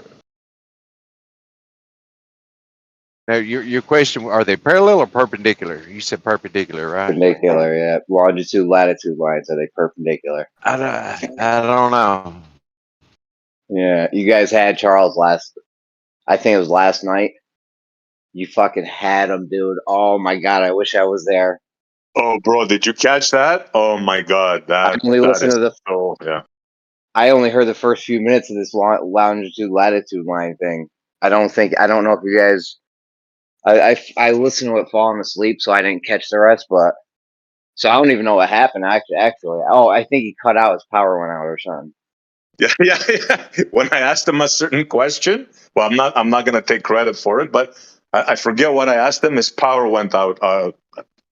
It could have happened. I mean, yeah, could have happened. Yeah, but that's tough. That's a tough one. Left lane. Are they perpendicular or what? Yeah, I've don't been know. thinking about it too on your globe. I don't know. Yeah, the They shape of can them be. kind of indicates that maybe they're not. They can be perpendicular on your globe.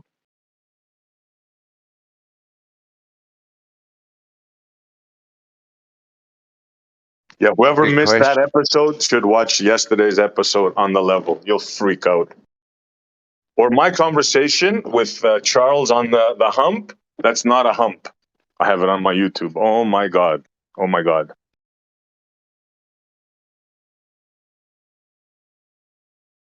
I mean, he was pretty adamant they're perpendicular, the longitude latitude line. So he may be slightly confused about perpendicularity and what that actually means. I don't know. Bro, there's no straight line for these people. Not only are they confused, they're I don't know what.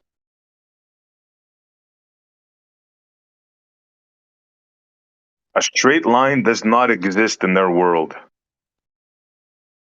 I mean, thinking about it like in sectionals, where I plot cross countries and stuff on my sectional maps in aviation. Yeah, I would say they're absolutely perpendicular because that's the way they are on the map. But you think about it from the global perspective, that maybe they're not. I don't know. So they're perpendicular on your flat map, and that's legit. Yep. It gets you around very super accurately. Yes, sir. All right. That's awesome. So you got the flat map, perpendicular longitude, latitude lines. They're super accurate. That's awesome.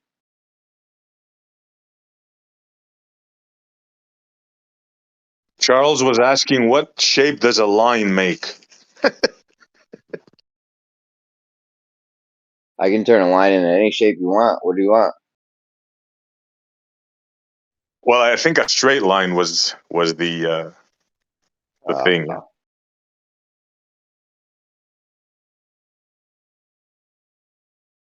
Yeah, when Head said that, I was like, yo, I can make a line into a triangle, a square, or fucking anything pretty much. Well, no, I think he said the 53rd parallel. I think he said, what is the? Yeah, I think that was it. What shape does the certain parallel make? Oh yeah, I think he came back and then went and started. That was after he came back, right? Did he come back? Nah, I'm not sure. I'm not sure if it was before or after. But Charles thinks that a hump from horizontal is not elevation change. It's another thing Charles thinks. Also, he's not comfortable with the word hump or drop because they're loaded apparently.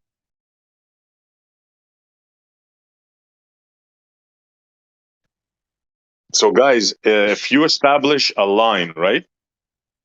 A horizontal line of reference, right? Is anything above that line or below that line, is that a change in elevation or not?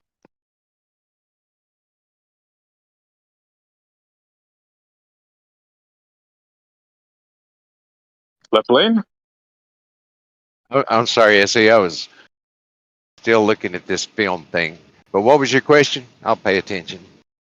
Let's say we establish a benchmark. We make a horizontal line of reference, right? Yep. Now, anything above that or under that, would that be elevation change?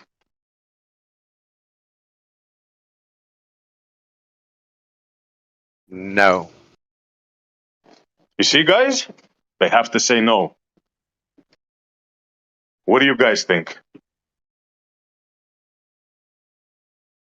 On a flat plane, it would be, but on a spherical surface, it wouldn't be. Let's say we want to build a building, right? And we establish a horizontal line of reference. And we want to make, and we'll establish that's going to be the floor of the building, right? That's going to be our starting point. That's our horizontal reference line. We're building now something.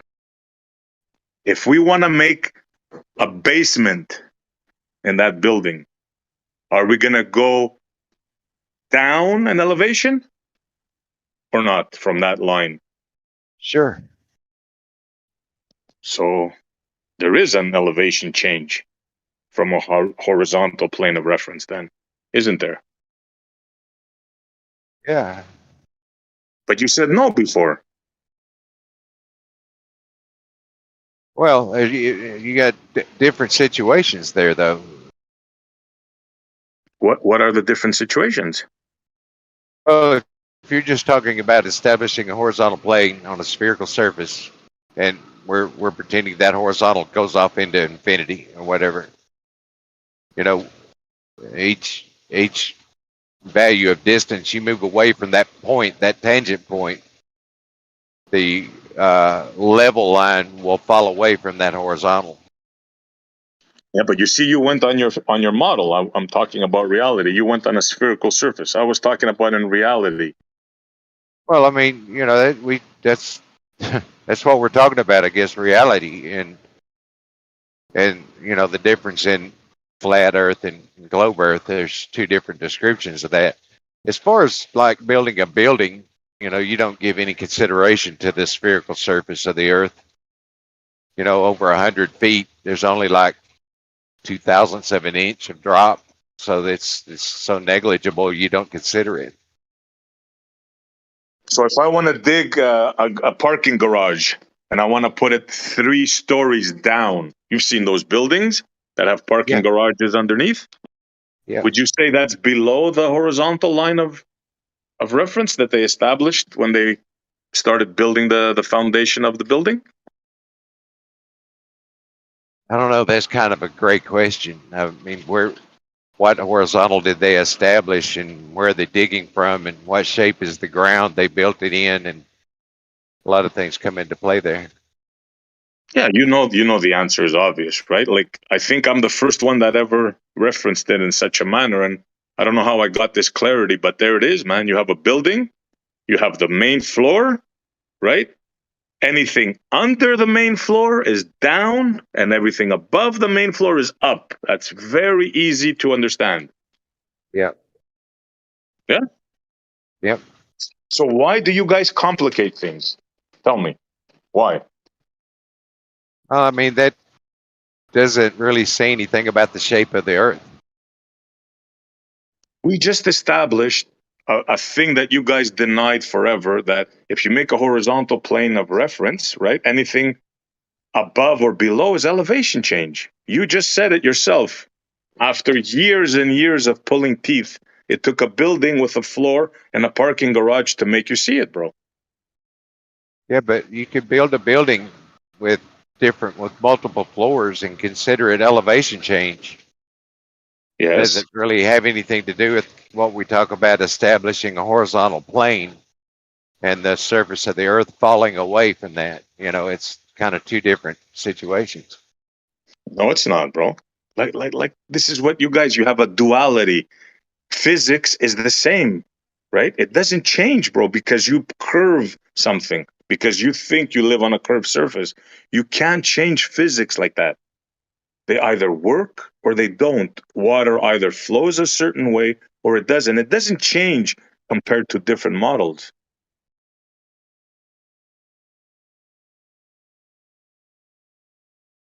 I'm Well, sorry, bro. I mean, on the small scale, like the surveying that I've done, we did part of the foundation for like the Ned Ray complex at UT Martin, and we also went out into Dr. Gresham's cattle fields, and we surveyed out terraces that would be considered level terraces across a sloped hillside, right? And we could predict the elevation change and get water to flow and all that, just from like one reference point without really considering the curvature of the Earth. But now, if I was going to build a viaduct or a water duct system, like a man-made river over an extension of 10 miles or something like that, you absolutely would have to take that into consideration to get it to flow properly and not be deeper on one end than the other, things like that. Yeah, exactly. Everybody knows that water flows from the highest point to the lowest point. Anybody that has ever dropped water on his garage or anywhere could see that in action. That's physics. You can't change that. That is correct. Left lane. Well, here's the thing. If I built a concrete pad, and you don't make concrete pads this big, it's just not practical. But if I made the concrete pad a mile square, 1 square mile, and I shot it off at one reference from the center of it, and then I poured water on that pad, the water would pool in the middle of it in our model. Yeah, that's ridiculous. Just saying that is ridiculous, but you have to say that. You have to say that a level pipe with water in it, that the pipe would flow in the middle. No, not a level pipe. A pipe on a horizontal plane. Like LIGO. LIGO is a straight pipe. It's on a horizontal plane and it's 2 miles long. If you put water in the LIGO pipe, it would pool in the center at that tangent point, or wherever the tangent is. That's where the water would flow to in the LIGO pipe. Bro, you don't know how ridiculous that statement is, bro. The straightest thing in the universe. Shout out Mr. Zanuck. The straightest thing in the universe. You're telling me that water will pool in the center? The And thing he's correct, that is aligned by like 1/10,000 of a neutron or a proton? You're going to tell me that thing, the water flows in the middle of it? He's absolutely correct, Essie. You couldn't be further not correct. They use they calculate the curvature of the Earth into when they built the Roman aqueducts. How long are those?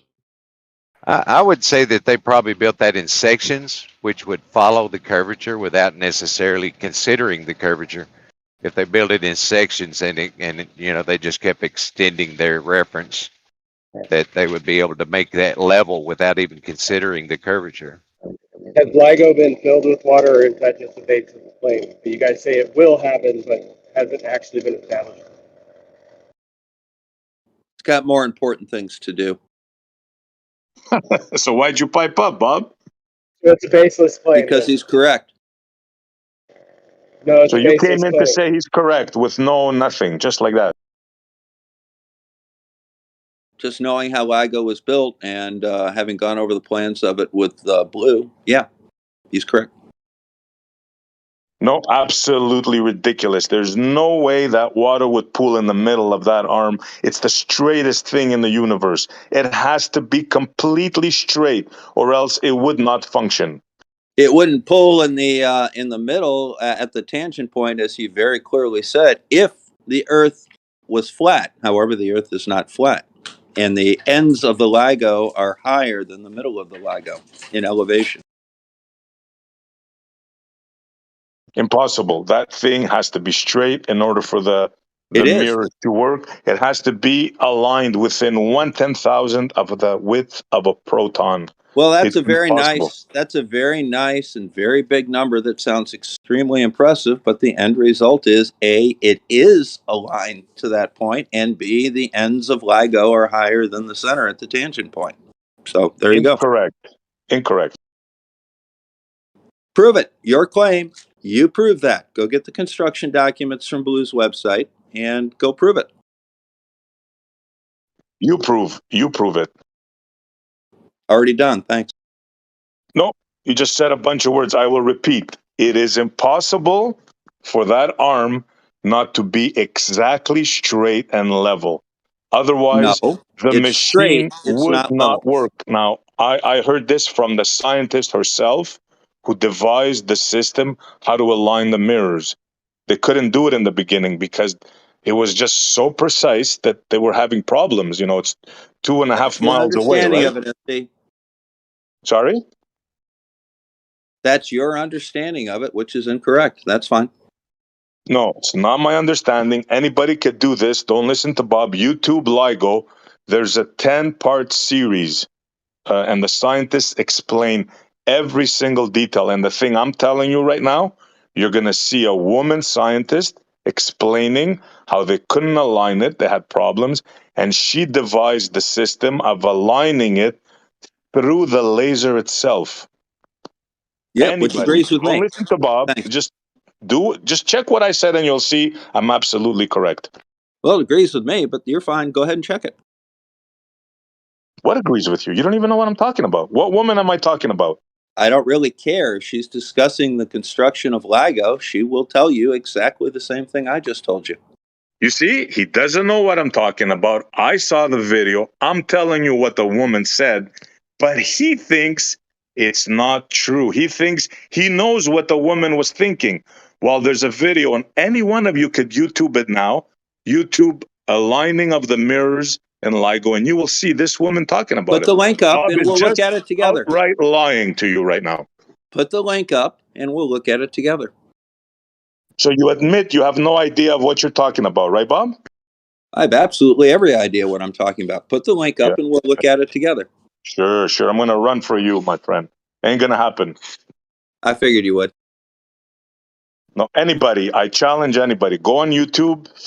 When I have time, I'll post it after. I guarantee you what I say is 100% true.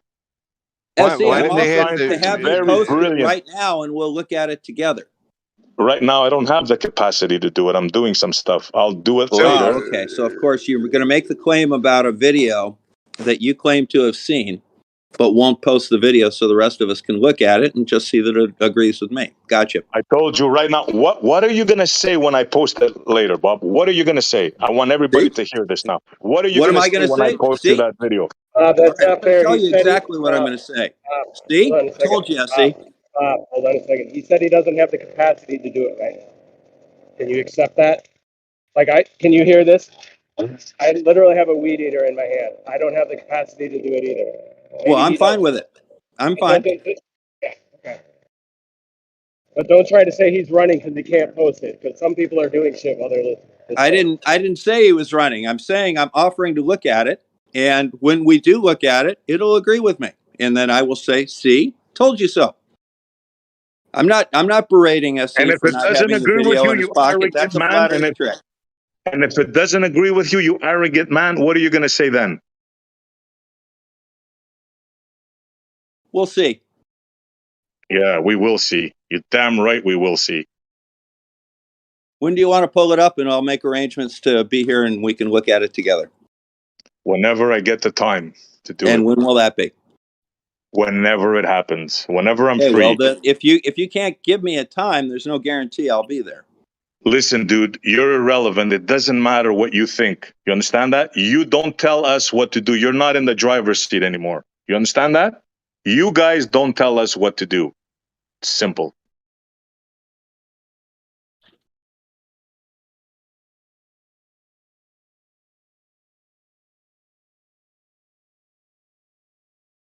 So we have people now telling us the straightest thing in the universe, if you put a ball on either side, the balls will roll to the center. If you fill it with water, the water would roll to the center.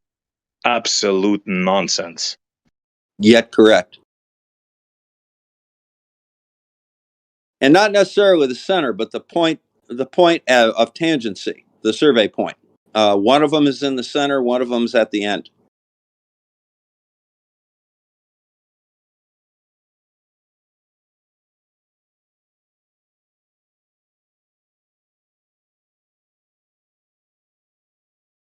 Do you have any evidence to back that claim? Meaning, do you have any specific experiment or time that this has been done?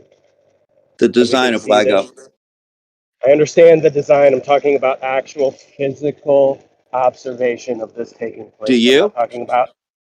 I'm asking you whether you have the ability to support your claim that that's what would happen. Yeah, Blue's got the information on his channel.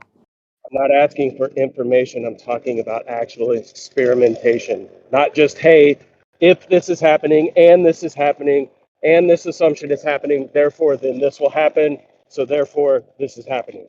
I'm not asking about that. I'm talking about experimentation. Well, you go Yes or conduct no? your own experiment. No, you I don't. just am going to rely on the construction documents of LAGO. So that's a no. You don't have any actual justification for that baseless statement. Thank you. Yes, I do. The construction documents of LAGO. That's the only justification I need.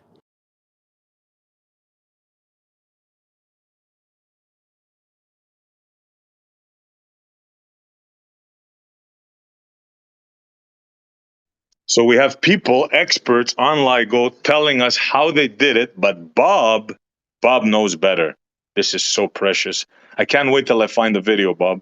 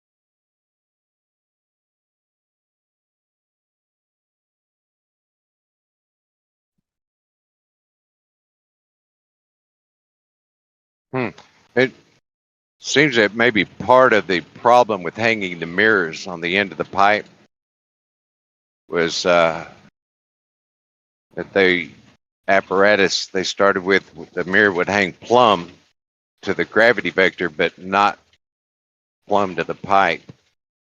So they built a quad thing. It's got 4 lines on it, and it's adjustable where they could adjust the mirrors to align the beams properly. You realize it's free hanging? Yeah, it's pendulous, but it's on four legs basically, or four lines that are adjustable, that they can adjust the mirror. Yeah, that's the fine adjustment with the laser. But do you realize that the mirrors are free hanging? Yeah, the whole mirror app, or there's a the rigid mount, and then they got four lines hanging that hold the mirror like in a Right. pendulous, so that the mirror can swing.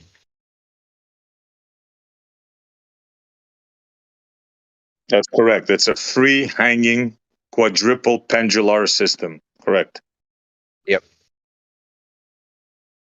And that was part of the trouble in designing that they needed to adjust the mirror up, I guess. It was kind of looking down at the tube. They needed to be able to adjust it up to look straight down the tube. This is what you're talking about. I just posted it.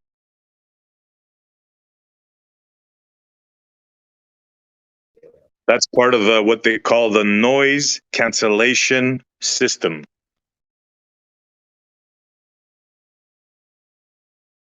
Yeah.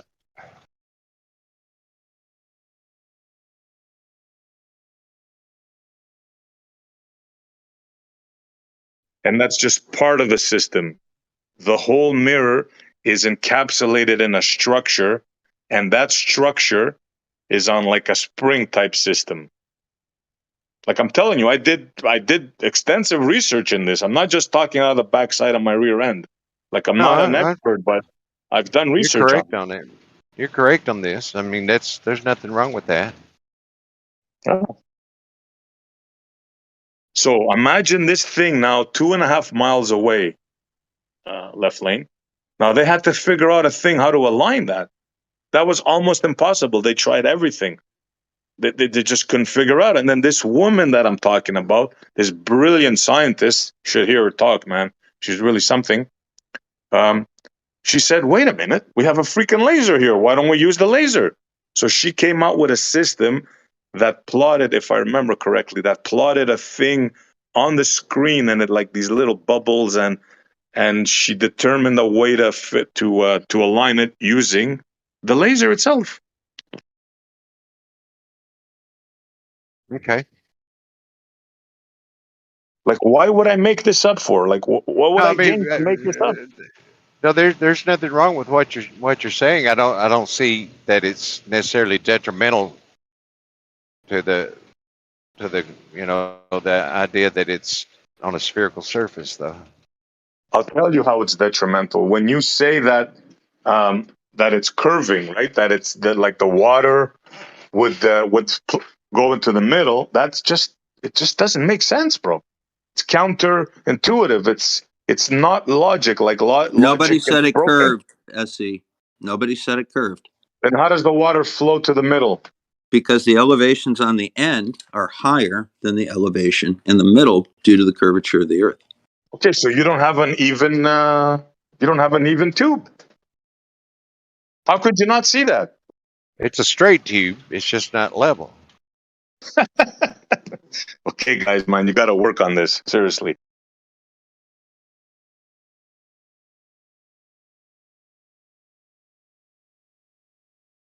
Think about it. You need 1/10,000 of a proton accuracy. And you're telling me that a ball bearing would roll to the middle, that water would roll to the middle? You're not making any sense, bro. That's not contradictory. I don't see what the difficulty in understanding that is. Obviously, you don't, bro.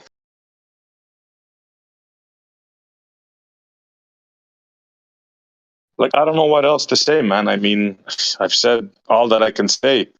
I Here, hope people SE, try listening it. Let's see understand. if maybe you can visualize it. Draw a circle and then draw a line just touching the circle at one point.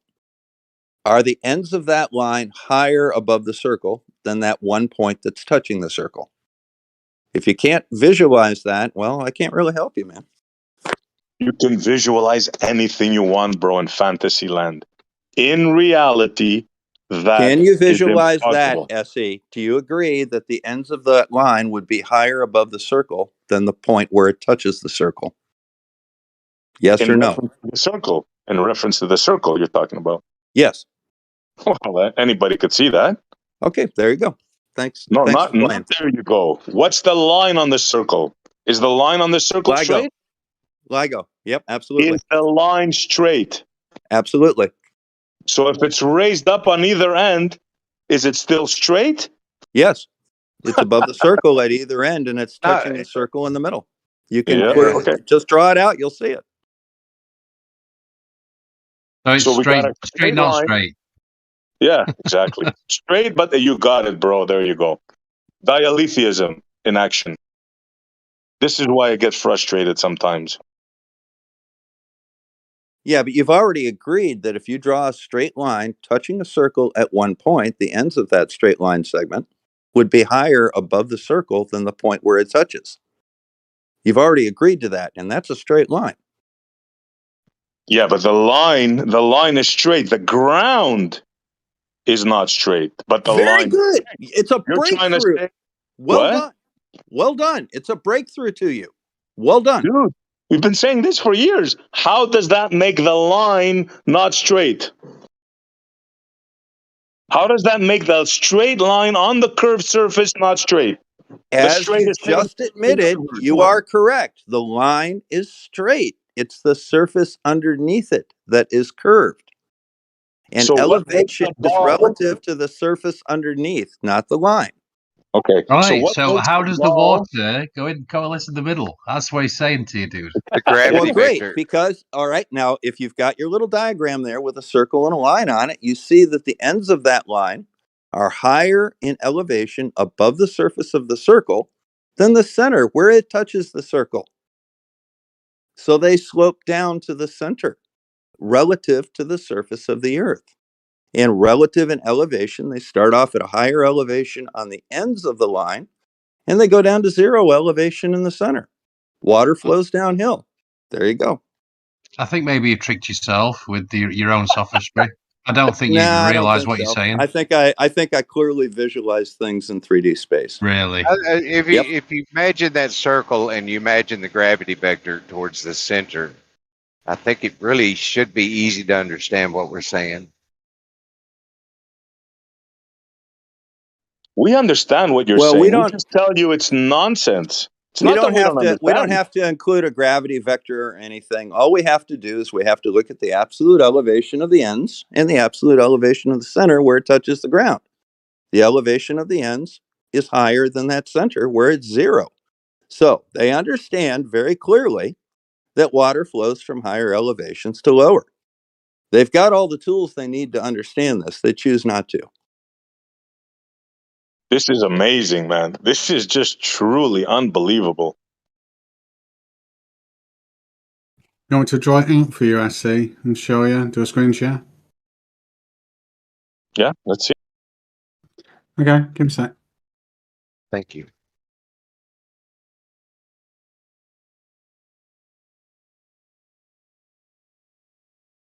What did you say you want to do? Oh, here you go.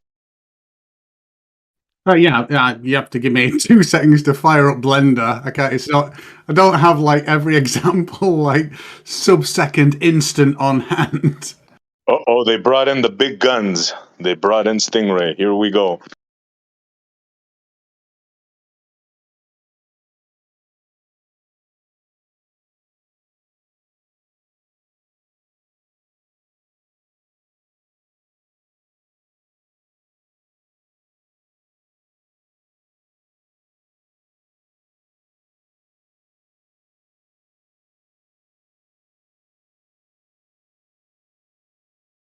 So SE, quite simply, if the gravitation is to the center of this sphere, or just like Bob said, higher elevation, water at higher elevation wants to flow to lower elevation.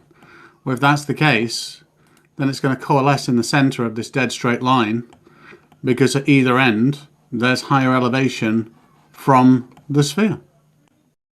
Where do you see higher elevation in that line? I see a straight line. Where do you see higher elevation? I mean, does anybody see a difference in elevation on that straight line that's on top of the sphere? Anybody? Is there a difference? No, but I mean, Does that yeah, help? remember, it's following the curve, though. Does that help? I see. We're on top No, of the sphere now. Nice try, bro. It's always on top in your model, but nice try. You know, I so commend now, you. so just really quickly, I see. So now we're on top of the sphere, and we can see at one end, the line is clearly higher elevation. And Nice if try. we walk to the center, we can see the line is 0 elevation. And if we walk to the other end, we can see that straight up, it's higher elevation. Does that not help? Can't get Surely any with clearer this than that, amateur Stingray. example, you don't think All that you're right. going to get away with it, right? Because your line is always on the top, sir. How do you think you're going to get away with this here? Because I just Aren't you walked. on top? I translated myself around the surface of the planet, and that's how I did it. I walked. That's cheating, bro, because you got to I'm put not that line walk. always on top, bro. Come on now.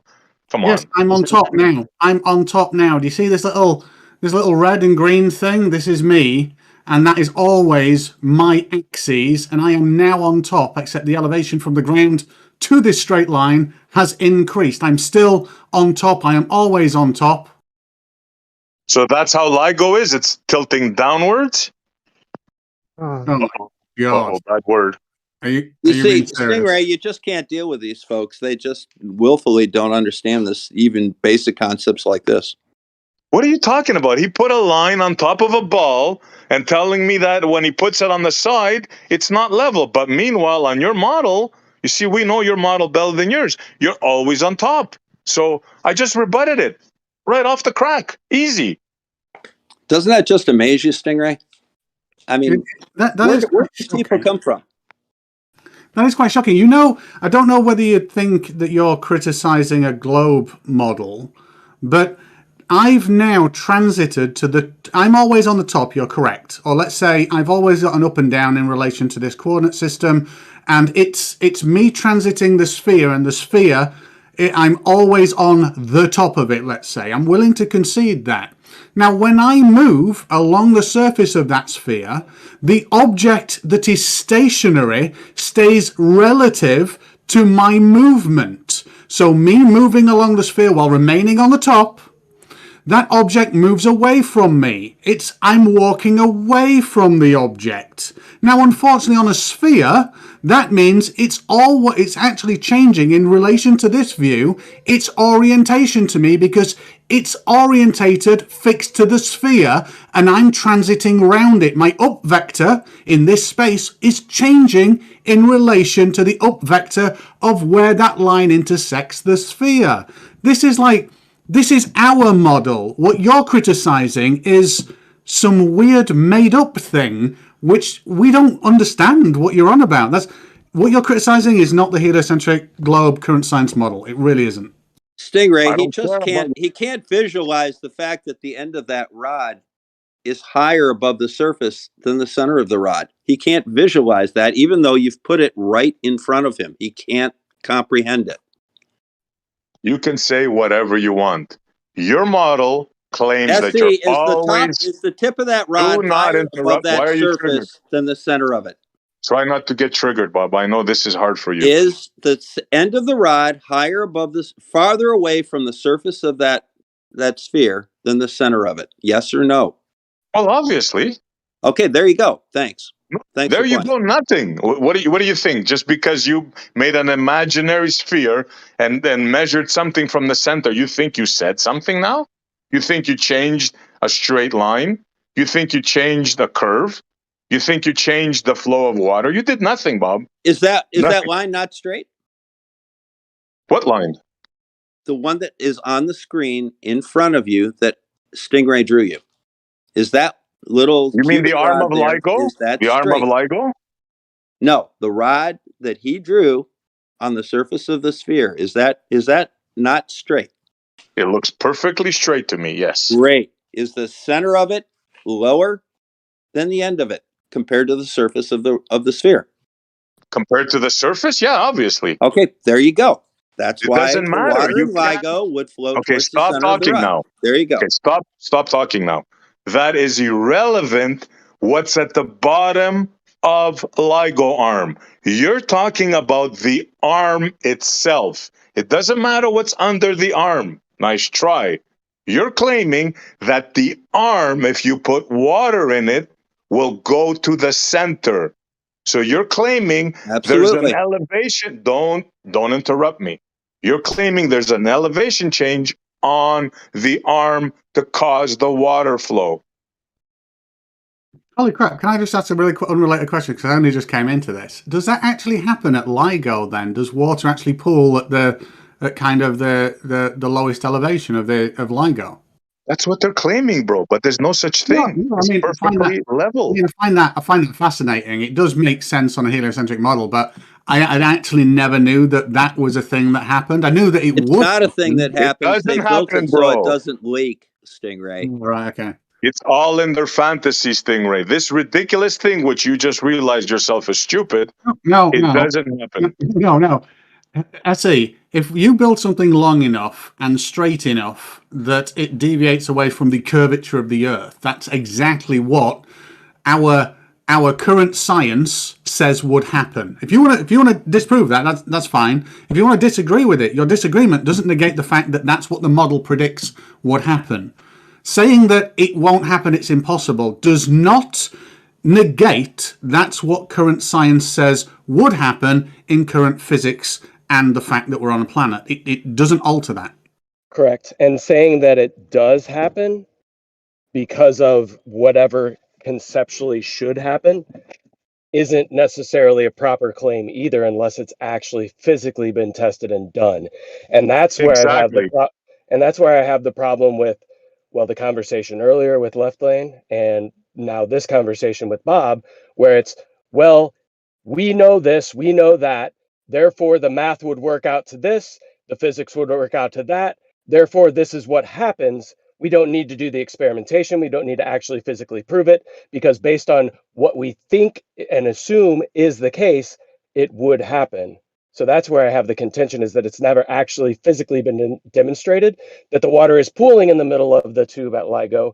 It's just said that it would if it was filled with water, therefore it does, which is where I have an issue. Exactly. Yeah, you notice every time I asked them, they had nothing. They just said, well, our model claims this. And I tell them, in reality, that doesn't happen. So nice try. So I'll give you another example of a curvature surface, which you can just go away and test. Could we all agree that a right-angle triangle calculator is a good gauge to work out a missing parameter given distance, height, and angle? So in other words, let me simplify. If I were to tell you the height of something and the distance of something, could you tell me the angle to the top using, even, you don't need to use any maths, just use an online right angle triangle calculator? Would it be fair to say that that's a very good way to gauge the angle that you'd have to look up? At small distances that a planar surveyor would use a theodolite for, at a very small distance, I would say it's probably accurate. At a distance more than, I would say, a quarter mile or even more than a half mile, I would say it's grossly inaccurate. And when you say grossly inaccurate, what would be the error margin of that?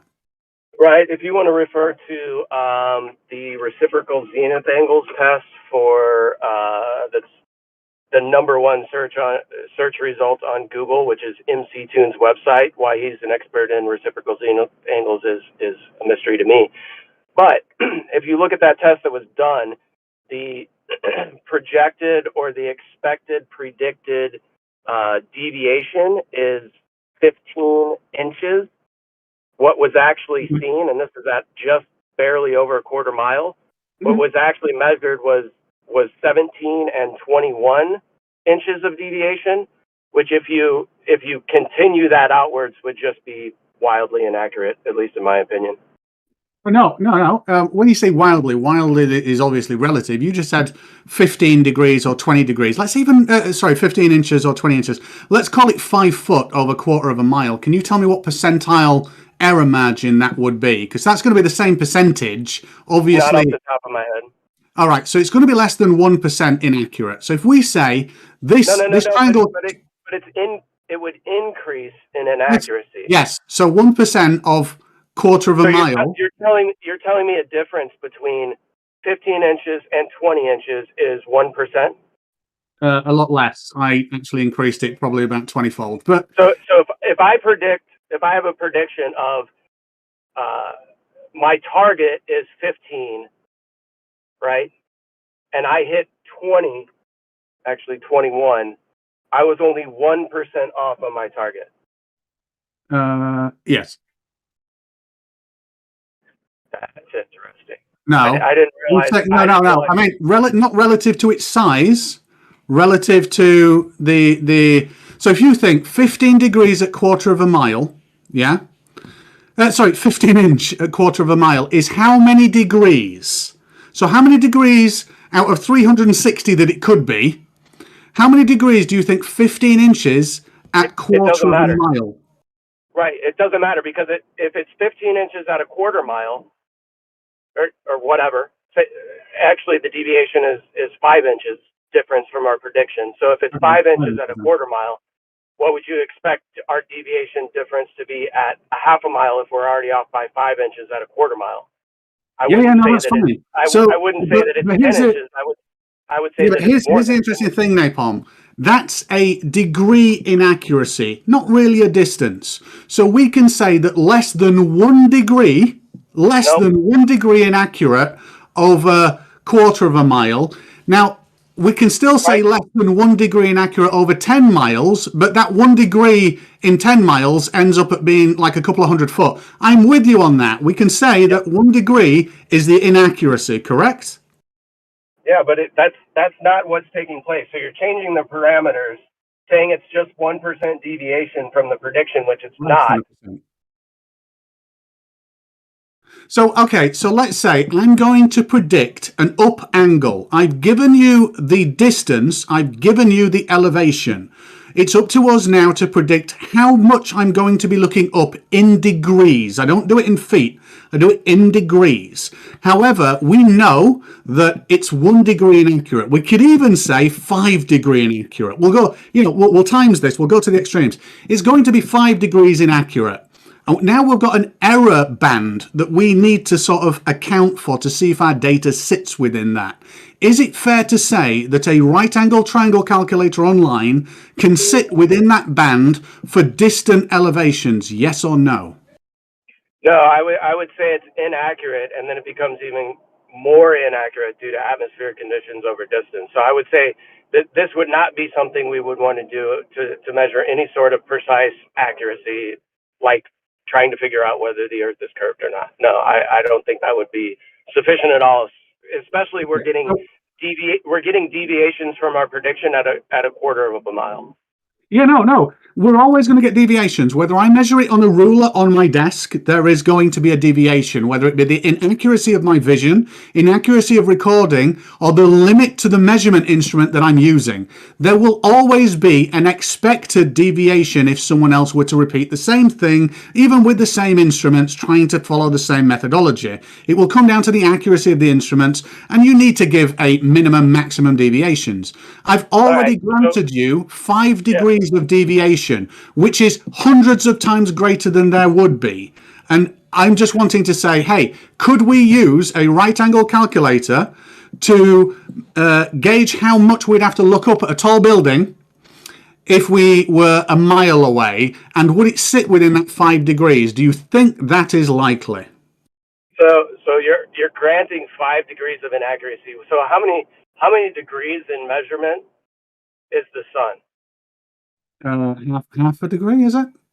Half a degree. So how wide would the sun be in miles? I'm not on about. I've never mentioned miles. I'm saying we're on about looking upwards at an angle. An angle is measured in degrees. We're going to use a right angle triangle calculator, and we're going to say I've got the distance and I've got the elevation. If you want to then say, hang about, we'll start with the up elevation angle and the size, and then we'll work out the distance. I'm fine with that as well. You can use a right angle triangle calculator for that as well. I'm just saying the error of margin I'm willing to grant is 5 degrees. Will it sit within this 5 degrees error margin? Do you think that these calculations are correct? I don't know. At this point, I can't even remember what we were specifically talking about to say whether something would or would not be correct or accurate. I'm just saying that we see deviations in what we expect, even at a quarter mile, when it comes to trying to measure these things. So I don't know why we would go any further than that and expect that we would get any type of accuracy. Because if we're just trying to say, oh, we know the known distance and we know the known height, okay, then regardless of what we see makes no difference, right? So I could say, okay, Yeah, there's a Napalm, deviation it's the methodology of that 5 degrees, there's a deviation of 10 degrees, there's a deviation of 1 degree from what we expected. None of that's actually going to give me any type of accurate prediction as to whether the Earth is curving away from us. Well, if we're going to be wildly, grossly inaccurate like that.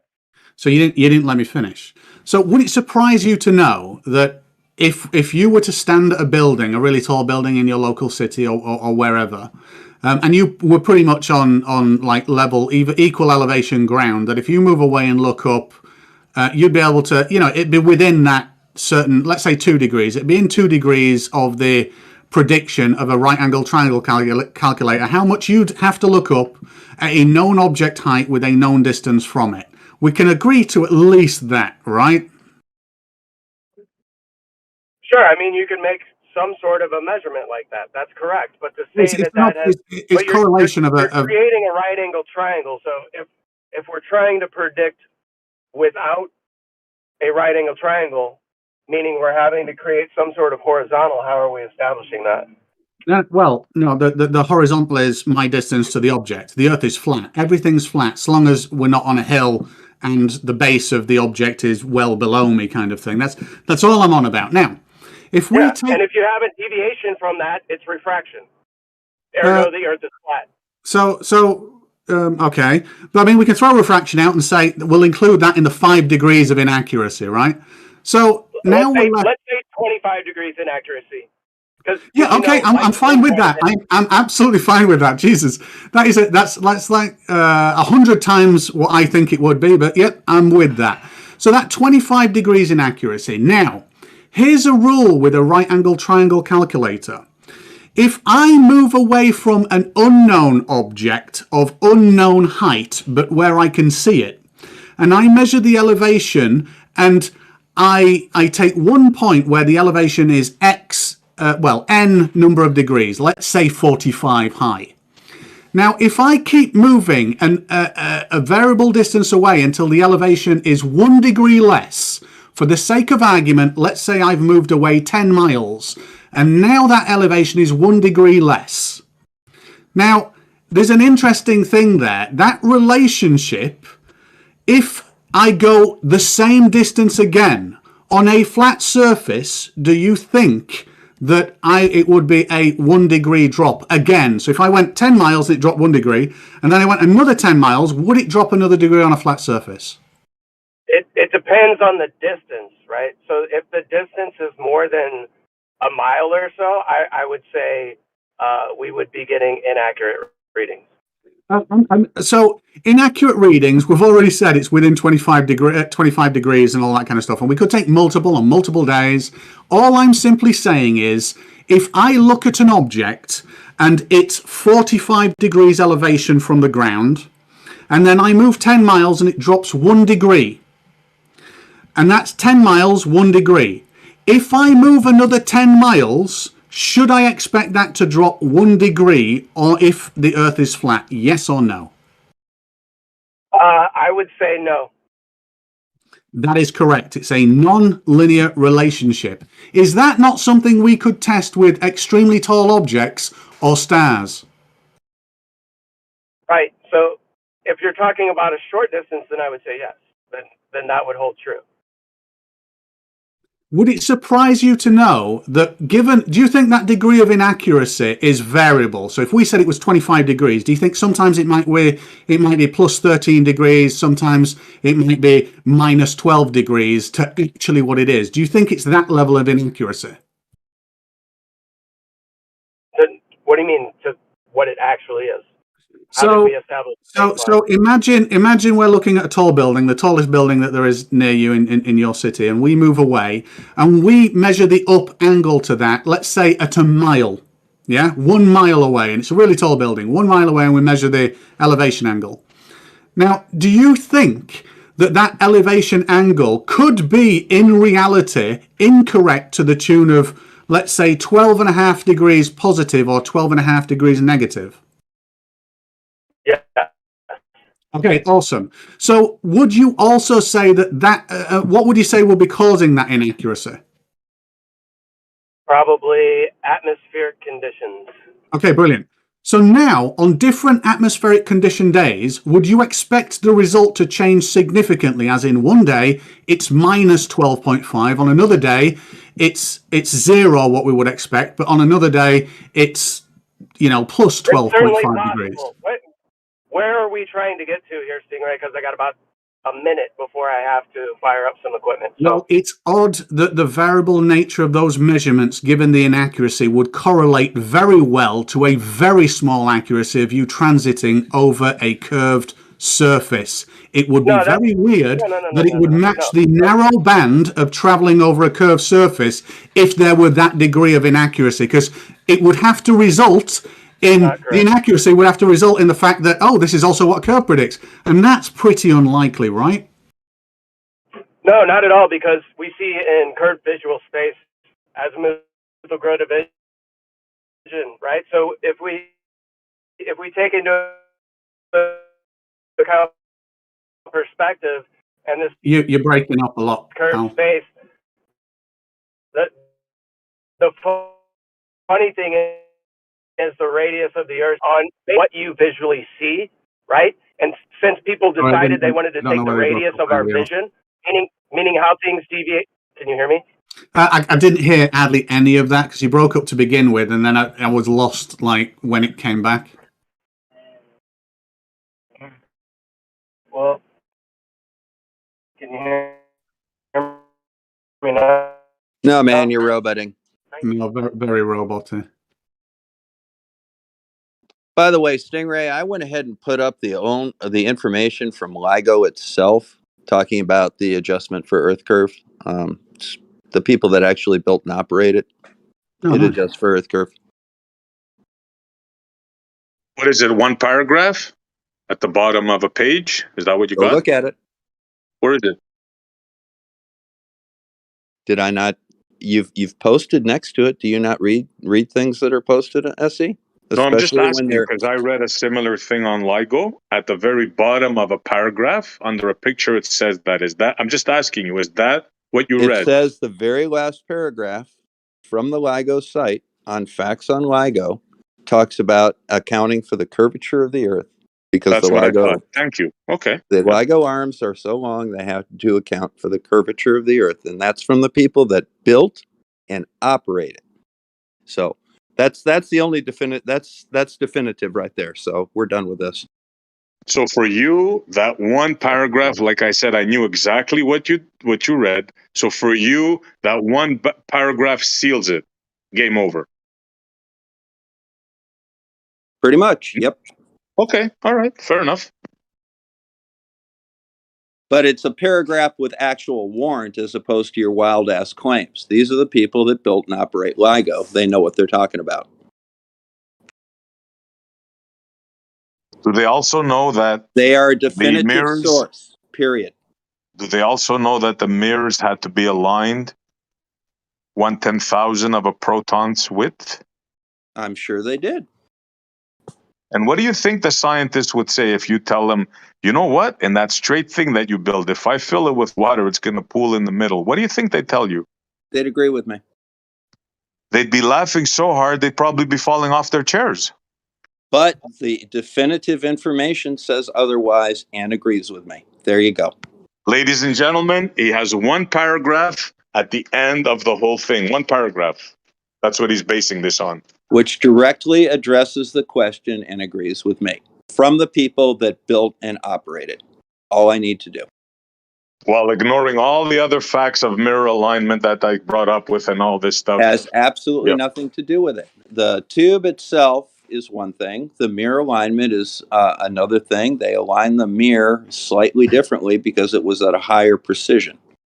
But it is aligned within the tube. Okay, so now listen to what he's saying, everybody, because these guys sound intelligent and stuff the way they talk, right? Let me tell you what he's saying. We are, he's saying, SE, we know what we're talking about. Yeah, okay. He's saying that a arm 2.5 miles long is in the center, lower, and either end is 3 foot higher. And he claims about that a meter, yeah. Sorry? About a meter, yes. Yeah, about 3 feet, right? Yep, and that's what they very clearly state. Let me finish. The Don't people that interrupt me. operate and built it. Gotcha. Yeah, right. Don't interrupt me, that's please. a given. That's a given that the ends are higher than the middle. Okay, try not. You think you can interrupt me? You think you cannot interrupt me if I say a sentence? What do you think? No. Thanks. So what he's trying to say now in plain English is this arm is two arms that are 2.5 miles apart, 2.5 miles long, are 3 feet higher from the center and either end, and he claims that they're able to align a mirror in 1/10,000th of a degree of a proton, the width of a proton. That's what he's saying. This is plain English. So you guys decide. Yep, absolutely. The arm itself is straight, and they align the laser within the arm. And due to the curvature of the Earth, the ends of that arm are approximately a meter higher than the center, where the tangent point is. And that's absolutely correct. Makes absolute sense, and that's the way it works. I'll let the audience be the judge. Now, now keep in mind that these mirrors are hanging like a pendulum. To their approval. Like a pendulum. Fact of the matter. Bro, you're a grown man. Have you not learned when to speak and when not to speak? You've been alive for a long time, so you know. You know. Well, that's the fact of the matter, and quite frankly, the facts aren't subject to your approval. No, but you have to interrupt in mid-sentence because you know you don't want me to get the message out of what you mean in plain English. That's what you're doing, Bob. Yeah, like if you're so sure that he's wrong, why don't you just let him finish and then he lets you finish? I don't need him to translate what I clearly said. But if he wishes to, go right ahead. That doesn't answer my question.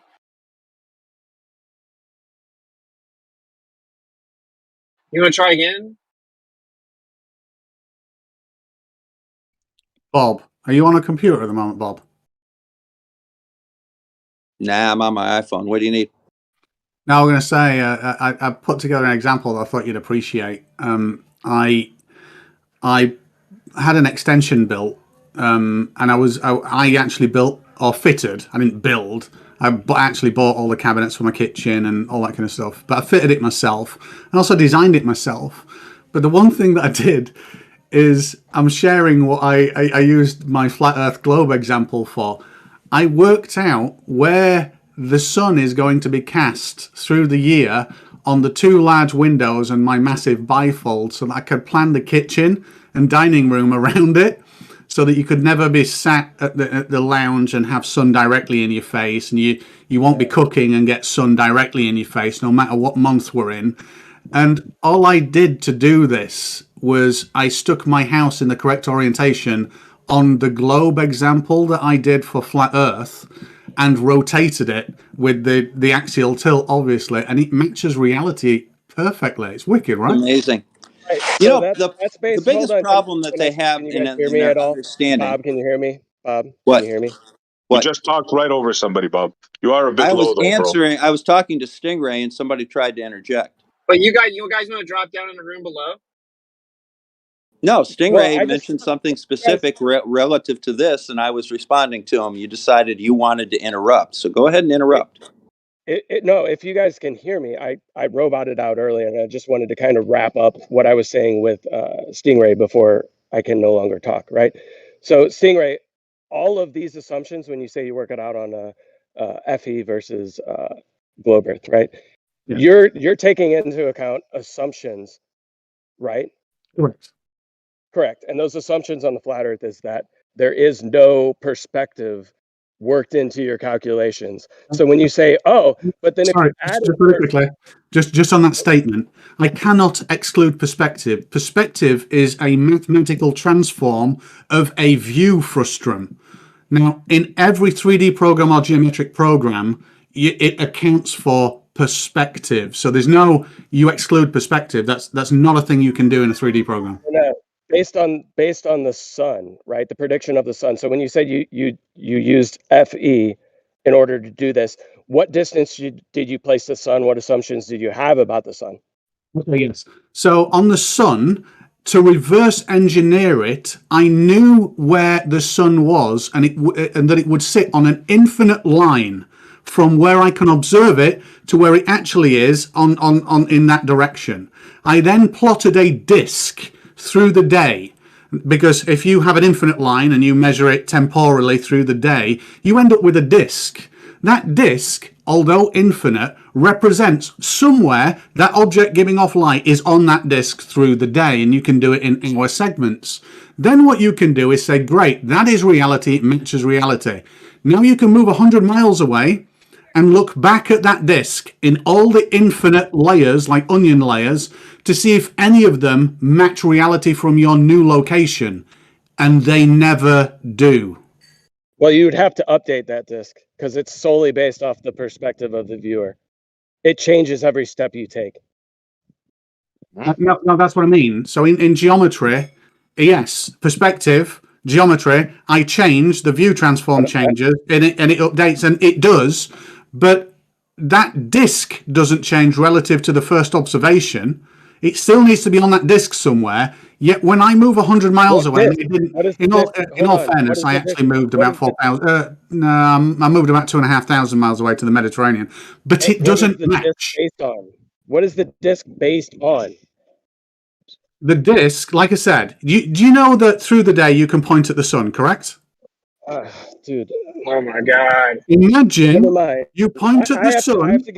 Imagine you point at the sun and you've got a line that shoots out of your finger. You keep pointing at the sun through the day. What you're doing is you're tracing a disk with your finger of infinite length away, infinite distance. That's the disk. What is wrong with you, man? Why do you just talk right through him when you know he said he only had a couple minutes? This is what it actually is. He was answering your question and you just kept talking. Buddy, when you ask people questions, let them answer like an adult. Bro. Why are you interrupting? Come on, guys. Come on. Can we just progress? Yeah, when he says, come on, guys, he means ballers, stop interrupting every single time someone speaks. No, actually, Stingray was in the middle of saying what he was saying, and he was being talked over about half the time. Okay, I'm going to start timing everyone out, left lane included, Stingray included, all of them. I already told you, I'm not doing it anymore. So what actually happened was Napalm said he had a couple minutes. Stingray talked through him and over him 3 or 4 times, and then went on and on and on and on. When he just completely disrespectful when he said he only had a couple minutes. This is what you guys actually want, right? SE was trying to make a point. Bob talked over him 5 times as soon as I came in here. Right, that's what happened. Now then, Stingray jumped in and brought up something else. I'm talking, and then you took a breath. I was just going to say, what we need to do is really try hard not to do that. Let's all try hard not to do that, and then we can continue the conversation. What they wanted to do was talk back and forth. Stop, dude. They wanted to talk back and forth, mocking flat earthers. That's all they wanted to do. They wanted to interrupt all the flat earthers and talk back and forth and like circle jerk and mock them. Okay, so that's pretty gay. If you guys feel the need to do that for whatever reason, insecurity or whatever, you can drop down to a room below. If you want to have a conversation in here, you need to try to keep it concise, specific to your point, and let the other person finish. Thank you. So if anybody's interested in what I actually did that I was trying to explain, is I've got it on screen right now using the same, using a method of, I know where the sun is, I know it's in a direction because I can see it through the day, and then I plot where that would be if it was 10 feet away. Well, actually here, if it's 100 meters away, it has to sit on this line. If it's 1,000 meters away, it has to sit on this line. If it's 1,000 miles away, so forth and so on at huge increments. That gives me a disk, which I'm currently showing right now, which means from my observation in that room, the sun through the day transits on this disk. Now what I can do is I can go away from that disk and look back at a set distance to see if that matches reality from my new location. It never does on a flat Earth. It always does on a planet. That's funny because when I map it on a flat Earth, it always matches, and I'm an actual flat earther. So I wonder who's accurately representing the flat earther, the actual flat earther who actually can map it out and it matches every time, or the anti-flat earther who has said this for 3 years straight and strawman the flat earth. I wonder which one we should take seriously. So I am willing to concede, Whitset, absolutely 100%. All you need to do is demonstrate it, not with words, not with stories, not with rhetoric. Demonstrate it, because I put it to you that creating a model that predicts where the sun's going to be with a globe, this sphere, being on the sphere with 23.5 degree axial tilt and the sphere fucking rotating is a lot harder to kind of model, and that's a lot more complex than a flat plane. So if I've done that on a sphere and it matches, it should be really easy to do on a flat plane, yet no one's ever demonstrated it. It's always stories and words. Words. Okay. Words. So I just explained, dude, that I can do it, and you can even just look at. Please tell me. See, and this is for sure where you interrupt. So you can Don't even interrupt, Walter Bislin's model shows it, right? And I get that this is like your main talking point. You love to bring up that you made cabinets or whatever, but what you don't seem to understand is that the globe model is literally crafted from the sky, predominantly the sun. That is how we made the globe model, was using Polaris, the stars, and the sun. So when you talk about how it matches the globe model, duh, that's how it was made. It literally wouldn't be a model if it didn't match, because that's how it was made. Anyway, you can, in fact, map out the position of the sun all over the earth on a flat earth. You have to account for non-Euclidean perspective to do so.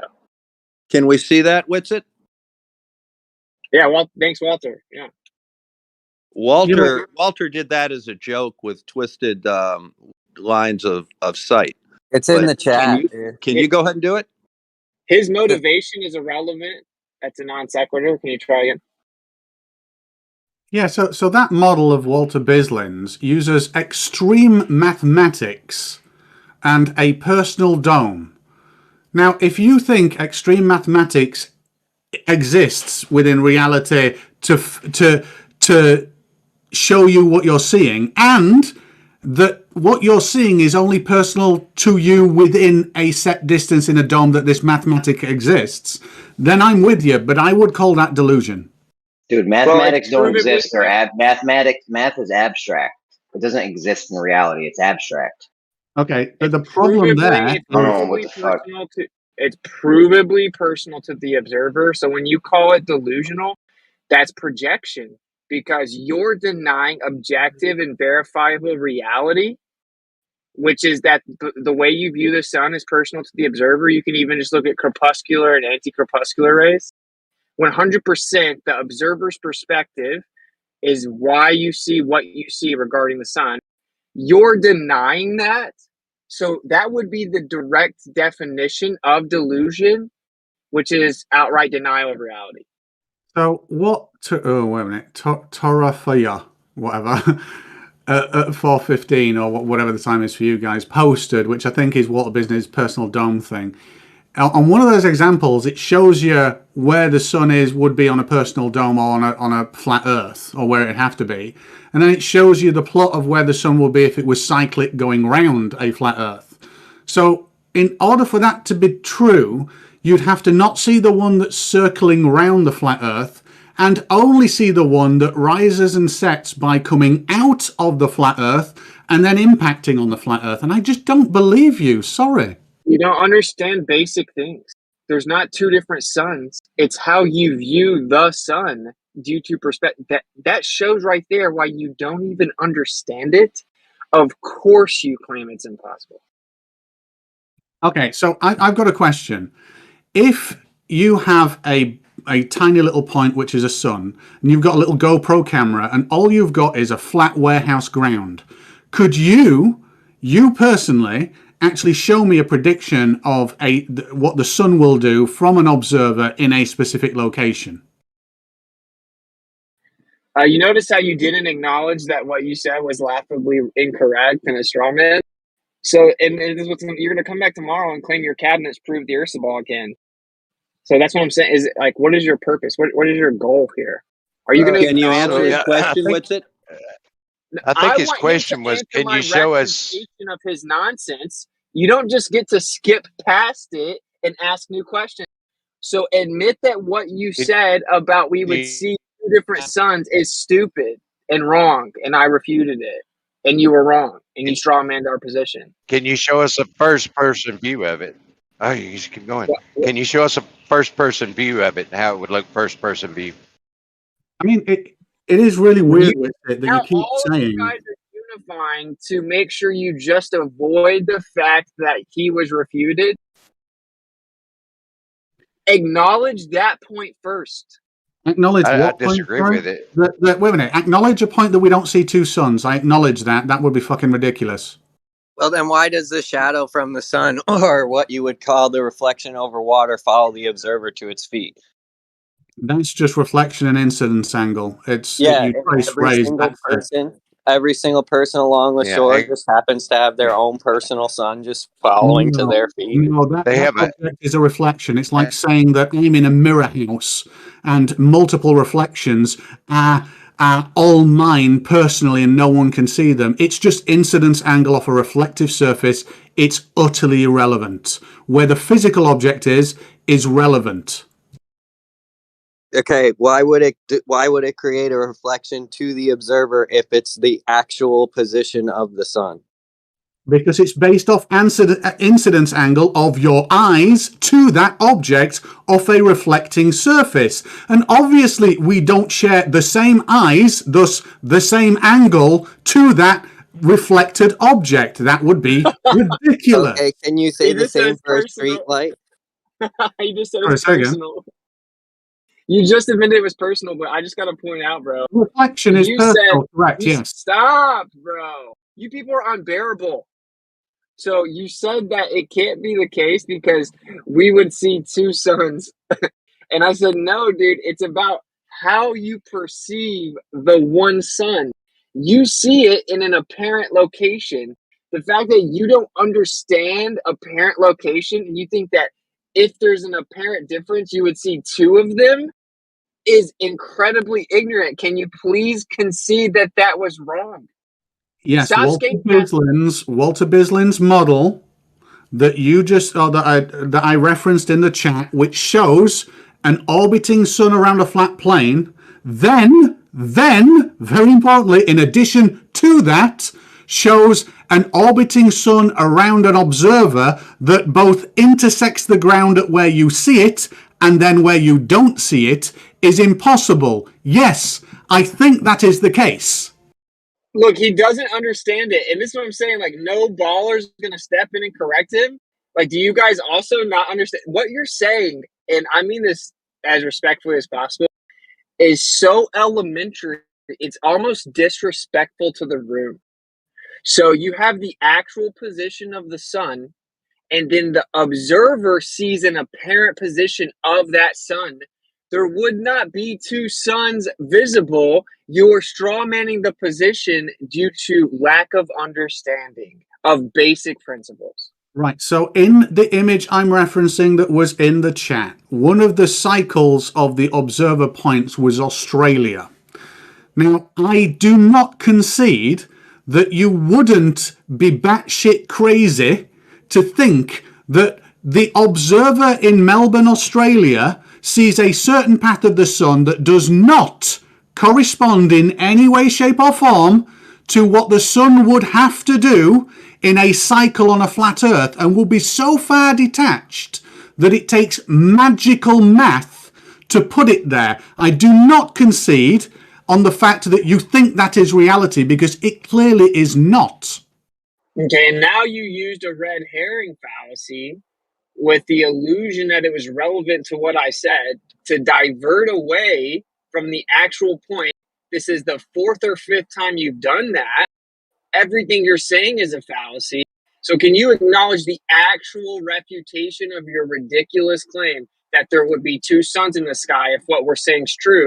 Because it only demonstrates you don't understand the basic stuff.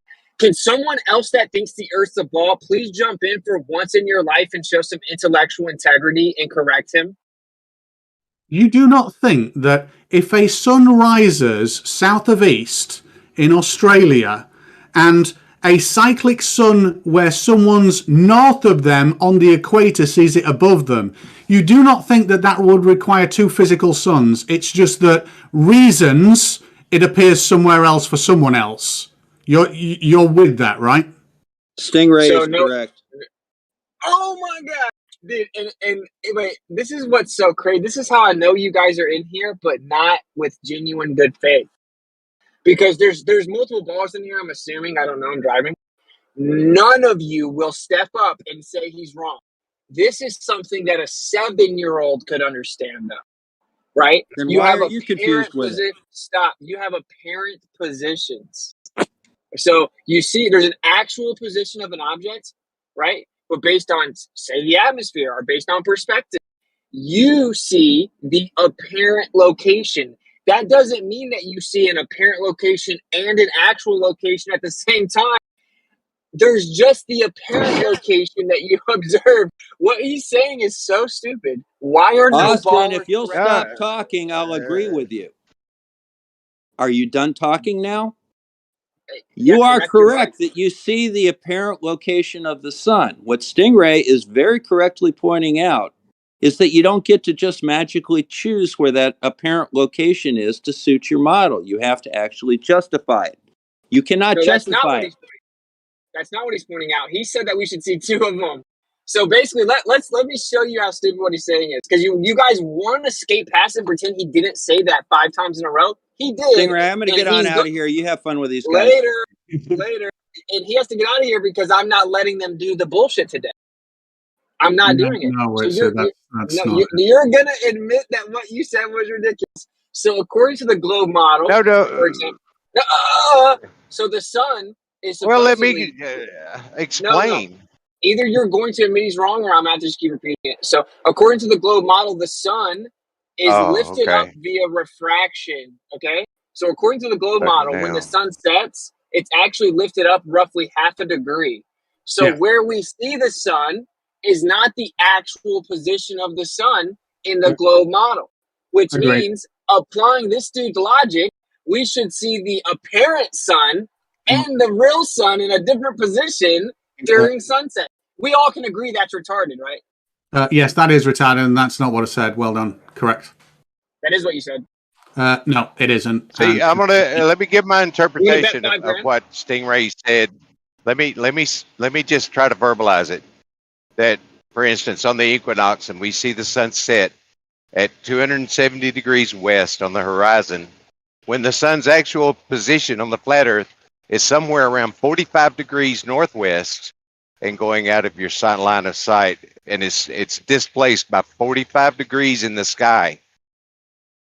That's the problem. Yes, and then what I said was that would require 2 suns, one for the observer in Melbourne that matches their relative position, and one for the guy on the equator as well, because those 2 are so far displaced they cannot exist in reality. See, there you go. He's back to doing it again. So, and you've added to it to where you're saying now there should be 2 because there's so much displaced and whatever. I don't even care. Like, you are saying there has to be 2 suns when the actual position is that it's an apparent location. So there's one actual position of the sun. There's one actual position of the sun, and then there's the apparent position relative to each observer. Period. There doesn't have to be 2 suns. It's where you observe the sun to be within your arguing with someone else. Stop arguing with someone else. That's not me. I am not saying there are 2 suns. This is unbearable. Let me get in for just a second. So, Stingray, you're saying you're admitting to the possibility of a half a degree deviation of the sun due to refraction, atmospheric refraction. Yes or no? Yes, correct. Okay, cool. So if that's the case, so if we have one observer which is seeing the sun half a degree difference, which would be what? Half a degree would be roughly how many miles based on the actual location of the sun? Half a degree is what the sun We is. use the direction in degrees again, not miles. Yeah. Well, we're going to talk about it in miles because you want to talk about a second sun being needed. So if we have a sun that is millions of miles in a different position than where it actually is, and we say that there's no refraction when it's at somebody's zenith, then you would technically need two suns for your idea and concept as well. Thank you. No, so we measure deviation in the apparent location of something in degrees, not miles. We don't say, hey, this plank bends 25 inches at the end. We'd measure it in degrees deviation. That's what we do. Now, if it's a half a degree off, at 93 million miles, that's got to be a lot of fucking miles off actual. Yes, and the miles are irrelevant. It's the degree deviation that is relevant. But if we're saying that that is off for that one single observer by that many miles, but then it's directly Oh my God, overhead it's and not it's at miles. somebody's zenith, can degrees be translated to an actual distance? No. No? They said no. So what are we measuring then? So we can never measure anything in Degrees. angles or degrees. Degrees. I do not know. I do not need to know the distance of an object to measure how many degrees it is in my view. That's it. End of. But this is what you're. Hold on for just a second, Winston, because I don't have a lot of time. I'm setting him up for.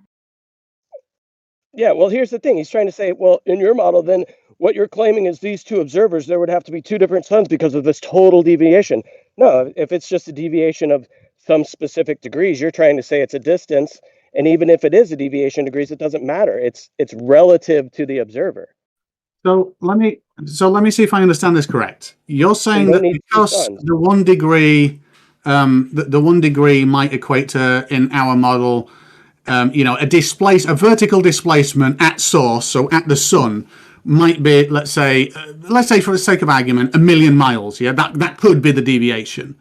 You're saying, well, because of that 1 million miles, now we can equate 1 million miles it being closer and put the sun wherever we want, so we can have 45 degrees deviation. Am I correct in that assumption? No, that's what you're doing, is you're saying since there's a deviation here, we need to place that deviation on the other observer. Therefore, there would have to be two suns. That's what you're doing. What I was saying, quite simply, is in Australia, if you look up, you can get, in midday in Melbourne, you can get an angle to the sun. And an observer on the equator will get an angle to the sun. And those don't match in Walter Bislin's model, the one that was on screen posted in the chat. Therefore, in order for that to be reality and personal to both, you would either have to have one of two things. Two suns, or the angle deviation, the light would have to bend like 45, 50 degrees. That's it. There are those two scenarios. It's called a matter. No, they literally do match though. No, I'm saying they could match if you bent the light 45 degrees. You don't have to bend the light. It's just optical displacement, not physical bending. Okay, so you'd have to displace the light 45 degrees. Okay, and that can be replicated on a small scale. That very position will be that in a dome on a flat Earth. Awesome. You just need to demonstrate that. Okay, it's already been demonstrated. So welcome to Flat Earth. So now you're going to stop saying it then? Once you see the demonstration, you're going to stop saying it? Correct. No, of course if I not. see a demonstration that I can relate to something that is real, tangible, then yes. But I wouldn't, like, if you got a Fresnel lens, which only works for a single point, and if you move left or right, screws up. It's only one convergence point. If you did that and said, hey, look at this, I'd say, well, you'd now have to demonstrate that there's a magical Fresnel lens that follows me around. And I'm not sure I agree with that. Oh my God. Yeah, so it's that we have a curved visual limit, right? So our visual space is a curved limit. And then we have the Atmos, which acts as a lens. So objectively, using a curved lens or even just a small thin glass dome replicates the effect. And conveniently, when you do that, it just so happens to match the exact position of the sun all over the earth. What a coincidence. It's probably just a coincidence, huh? Yeah, it is a coincidence that if you carried around a Fresnel lens dome on you, that it would match. I'm not quite sure that is true, to be fair. It still require some quite interesting math because of the 23.5 degree axial tilt thing. But you could still do What? it. What does this have to do with the 23? Do you not even know what? That's because of the ecliptic of the sun. What are you even talking about? So where can I look up this atmosphere lens? Because a lens would have to have a very specific geometry in order to produce a uniform effect.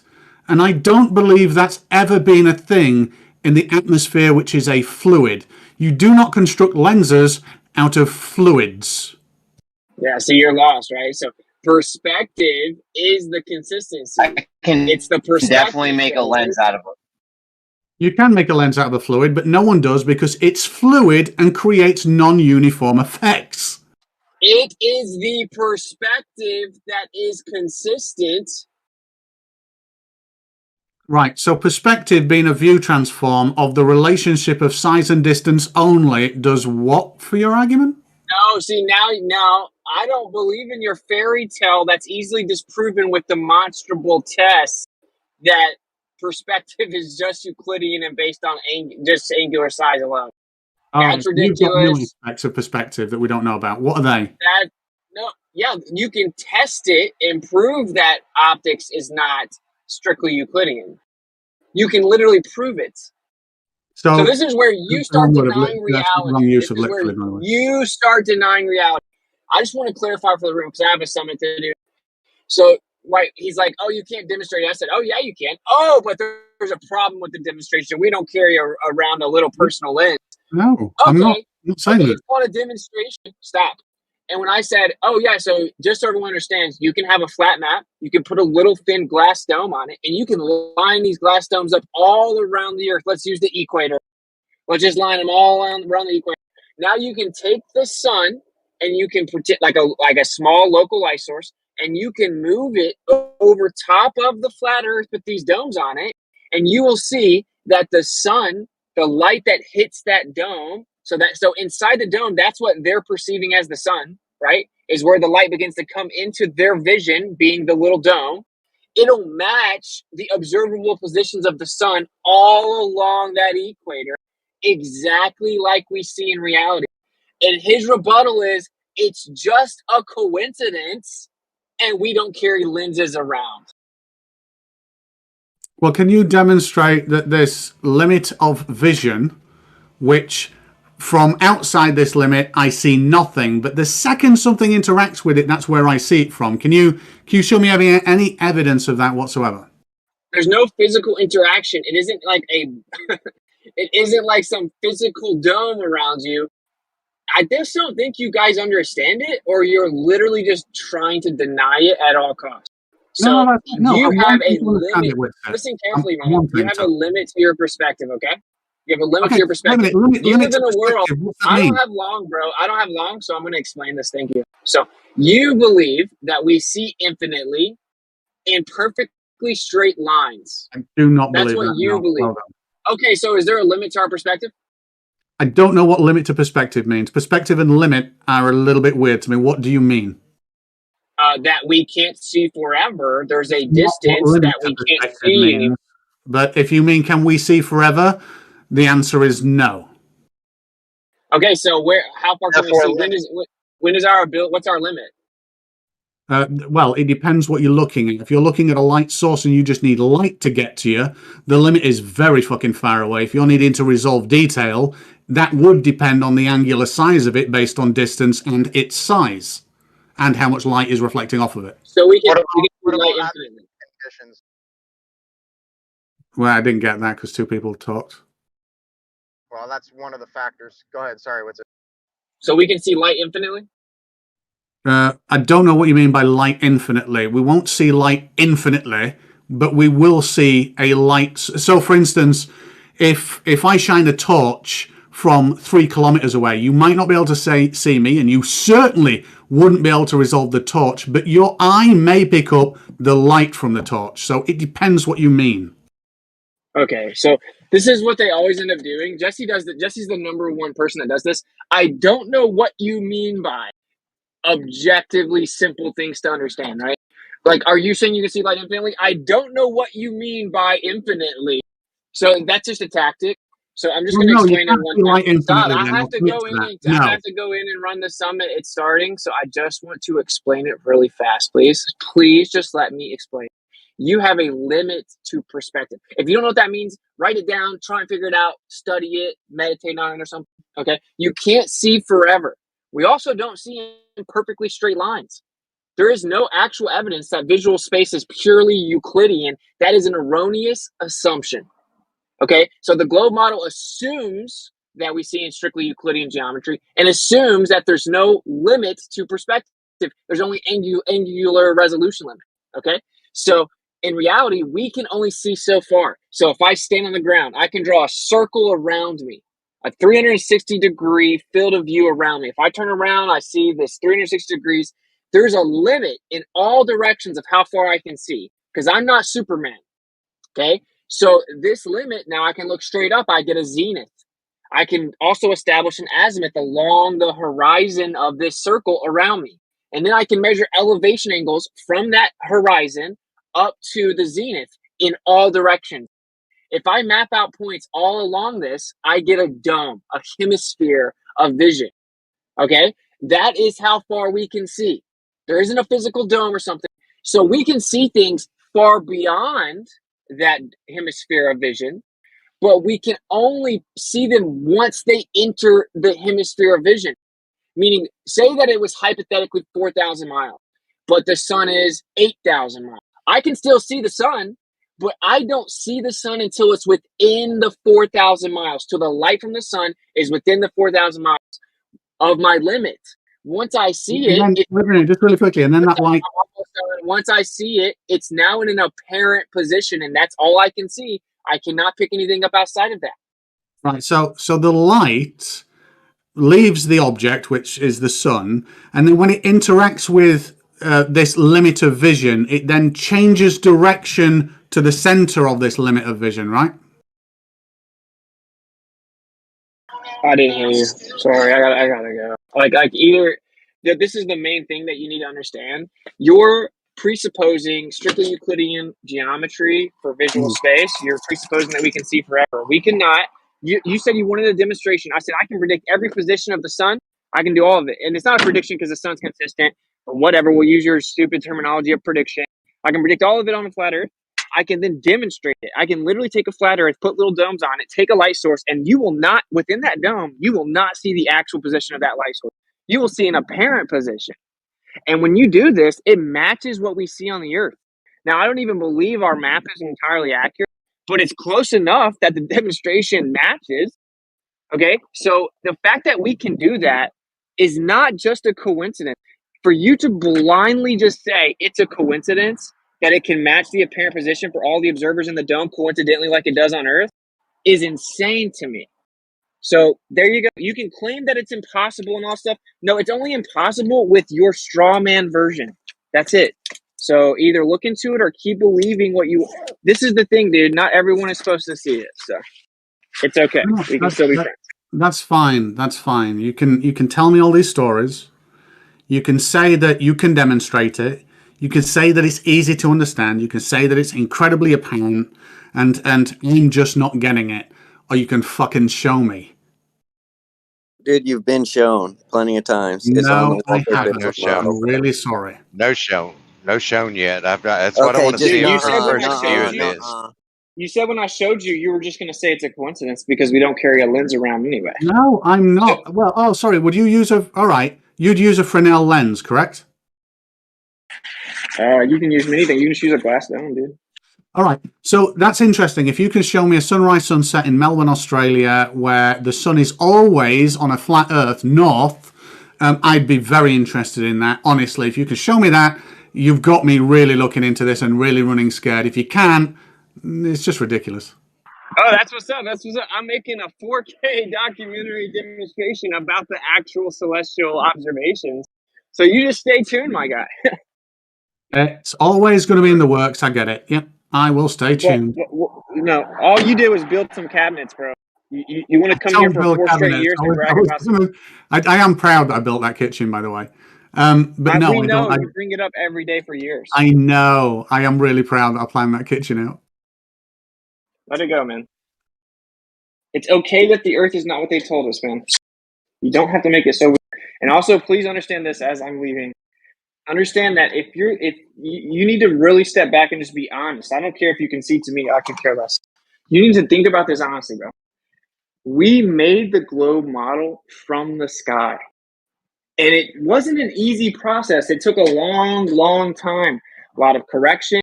Oh, now we got to tilt the Earth. Oh, now we got to say the Earth is wobbling. Oh, now it's wobbling another way at the same time. Oh, another one. It was a long process of constantly having to refine the model over and over because the sky kept debunking it. So that's how we made the globe. That's literally how we made it. So it's literally how we made it. Okay. And what happened was you made it by, I'm almost done.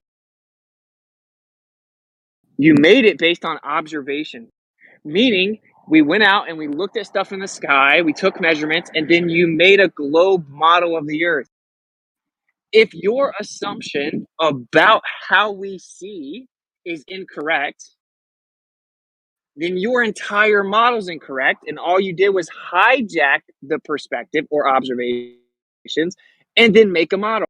To turn around and be like, hey, the observations match my model is incredibly fallacious and ignorant. Of course they do. That's how the model was made. Do you understand that concept? Yeah, but that's not how I made the model. Sorry, no. That's how the globe model was made objectively. I don't care about anybody else. That's not how I made it. But cheers. Thank you for arguing with them and not me. You didn't make anything. No, obviously I didn't. No, I'm not. I'm not just showing it on screen right now. No, didn't make anything. You didn't make a globe model. So you can't even acknowledge it. That's what I'm saying. Can you acknowledge before, dude? Can you please just acknowledge the globe model was made from observations? Can you admit that Stingray has made a model that represents what we see in reality? I'll keep asking it. Will you guys admit that the globe model was made from observations in the sky? Yes or no? I didn't make this from observations in the sky. I made this to measure against observations in the sky if we were on a sphere the size they say it is. You guys see that they won't even answer it. So, do you guys agree that the globe model was? I don't know. Do you agree that the globe model was made from observations in the sky? No, because I don't know, and I didn't make this from observations in the sky, and I'm talking about my model specifically. No, you're not. You said it matches the globe model, and you used the globe model to do it. My model okay, here. I gotta go because this guy's just allowed to interrupt and then avoid the point for like five hours. It's just a joke. You guys are all avoiding the point. Left lane jumped in to try to say, no, he's talking about his model. Then I corrected it and pointed out the question again. Then left lane stopped responding. And this guy interrupted and doesn't address the point again. And it goes on and on and on and on and on. When an honest person, if we sat down and had a beer and we're just chilling, a normal person would be like, yeah, of course, that's how we made the globe. We looked at where the sun is. We looked at where Polaris is. We looked at how things move throughout the sky. That's how we discovered the alleged 23.4 degree tilt. That's how we discovered it was supposedly wobbling. All of it was from the sky. That's how we came up with the whole model. The fact you can't just openly acknowledge that without any hesitation shows that you're not in position to have an honest conversation about this. I'm going to go now. Well, just an answer to that. I don't care what someone else did. I don't care what they're doing. I don't care that you're arguing with them and not me. I did not make the model that I'm showing right now from the sky. I made the model to test against reality, what I see in various different locations. And I made it so that I could see if the predictions of us being on a sphere, something not interchangeable with us being on a flat earth, matched reality that we can see outside. And it does without the use of any magical domes and limit to perspective, we just have to be on a sphere and it'd be rotating, and that's it. He left already. It's funny, Stingray, that Witsit sits on his own show and pretends like people won't confront him. And when he comes here and people actually confront him, he runs away. I would. Yeah, don't come that way. He clearly said he had stuff to do. He didn't run away. Obviously, he was not scared of you guys. He doesn't You need run- to be booted out. Guys, stop interrupting, Stingray. You just were interrupting Witsit nonstop. Don't start interrupting me too. What do you think this is here? That was Andy speaking, Jeremy, not Stingray. Yeah, Okay, whoever it was. you need to be please. booted. Thought it was Doesn't matter, Negator. What you said was retarded. Witsit doesn't run away all the time. Actually, when confronted, Bob the Science Guy ran away real quick today. No, he does. Yeah, and the first thing Negator said, just for the record again, he came in with a derogatory statement right off the break. Not, hey guys, what's going on? Nice day. Right away, derogatory statement. Just saying. Hey guys, what's going on? Nice day, isn't it? Yeah, I get you guys want to get me banned because I challenge you and hold your feet to the fire, and you don't like that. But You should be banned because you're a snake and you're a liar. Does anyone have a topic? Does anyone have a topic we can bring up? Let's not do this whole thing that's about to happen now. Yeah, that's a good idea. Topic. I like Stingray's topic of building models and see if they match reality. Go ahead, Yeah, Stingray. we don't give a fuck what you like, though. Does anyone else have a topic that you want to talk about? Yeah, I don't know if flat earthers want to talk about Maybe, actually doing anything that could give us an idea what reality is. That's a realism. Okay, we heard you. We heard you. Does anyone have a topic that we want to bring up, that we want to talk about? Maybe anything interesting? Yeah, I got a topic. Yeah, Stingray does. You want to hear It something? has to do with What do you got? models. What do you got, Essie? Check this So out, you're just guys. hold on a second. Hold on. You're just disrupting the conversation at this point, Negator. You need to relax, please. Maybe don't interrupt the topic at hand, which was Stingray's model, Jeremy. I'm changing the topic. I'm a live stream host. New topic. Witsit left. That we're moving on to something else. Right. What do you got, Essie? Yeah, so I just discovered this a little while ago. You know how they say the universe? They said it was a big bang, and then they said a big crunch, but then they revised it because Hubble saw it expanding and continuously expanding faster and faster. Everybody knows that, right? Well, now they're saying that the speed is not equal everywhere, and it seems that it's not expanding anymore. So that's the latest on the fantasy. Just thought I'd bring it out. Yeah, you'd think if they were making this shit up, they'd be able to just stick to one story, right? Because it's easy if you make something up just to say, hey, this is the way that it is, and it's always the way that it is. But weird that they keep changing it. Yep. So I'm curious now. The ballers now. You agree now that it's no longer expanding faster and faster, and it appears that it's expanding differently and maybe not expanding at all? What do you guys think? Never thought or measured it. Oh, actually, wait a minute. Just really quickly. I am actually starting... you'll like this, SE. I am, because I've got a really decent camera and a decent lens. I might get an EQ mount, and I might, because I did a long exposure of the Milky Way galaxy. It wasn't great, but I'm thinking of actually, I really want to get into like photographing, the lovely sort of like star and galaxies that are out there.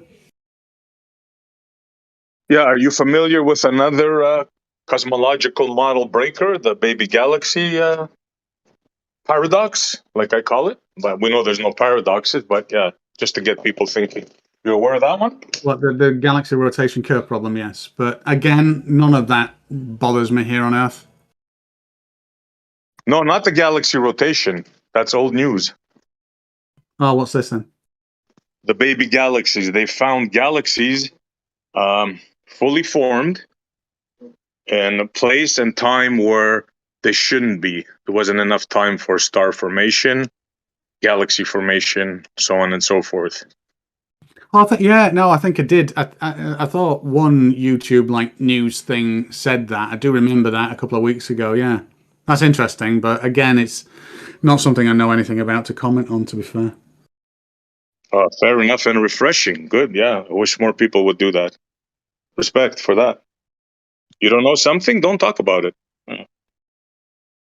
I know of it. I know nothing about it. Fair enough. Yeah, that's right. Balanced truth. He's on it. Yeah. That's one of their theories. The universe stopped expanding.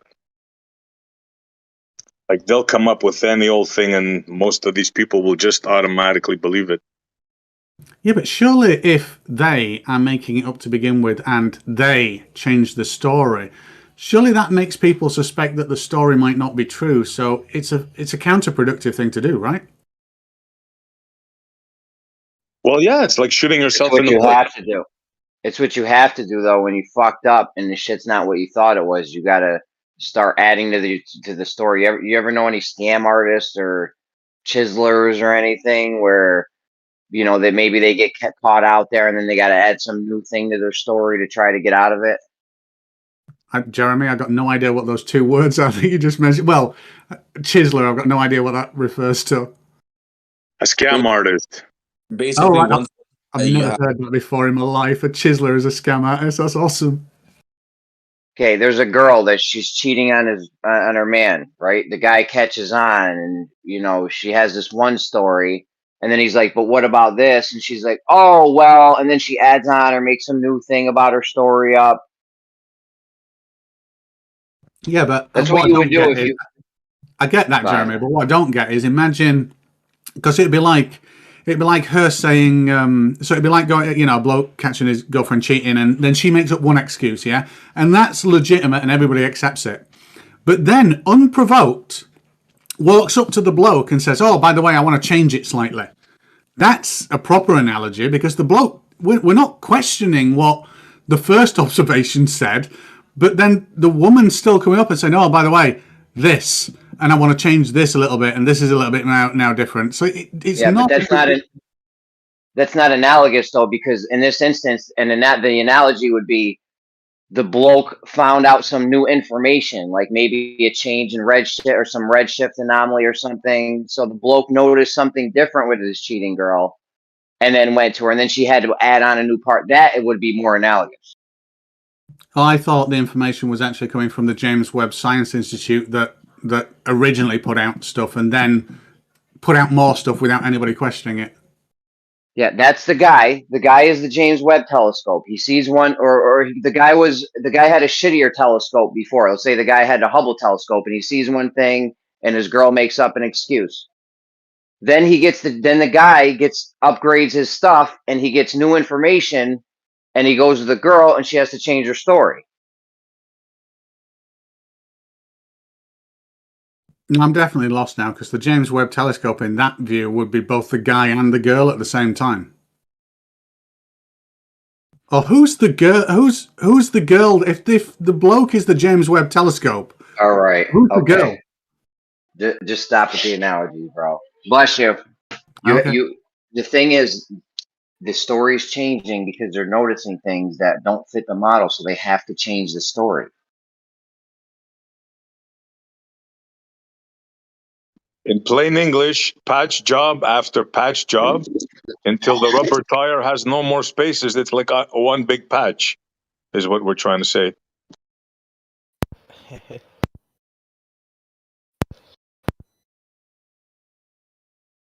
You must have patched the tires, Stingray? Yeah. You're riding on rims. You won't know this, SE, but I grew up in a garage and a body shop for the first 13 years of my life.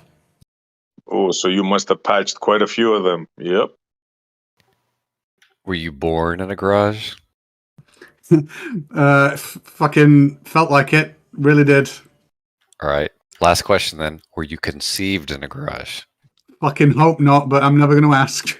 All right.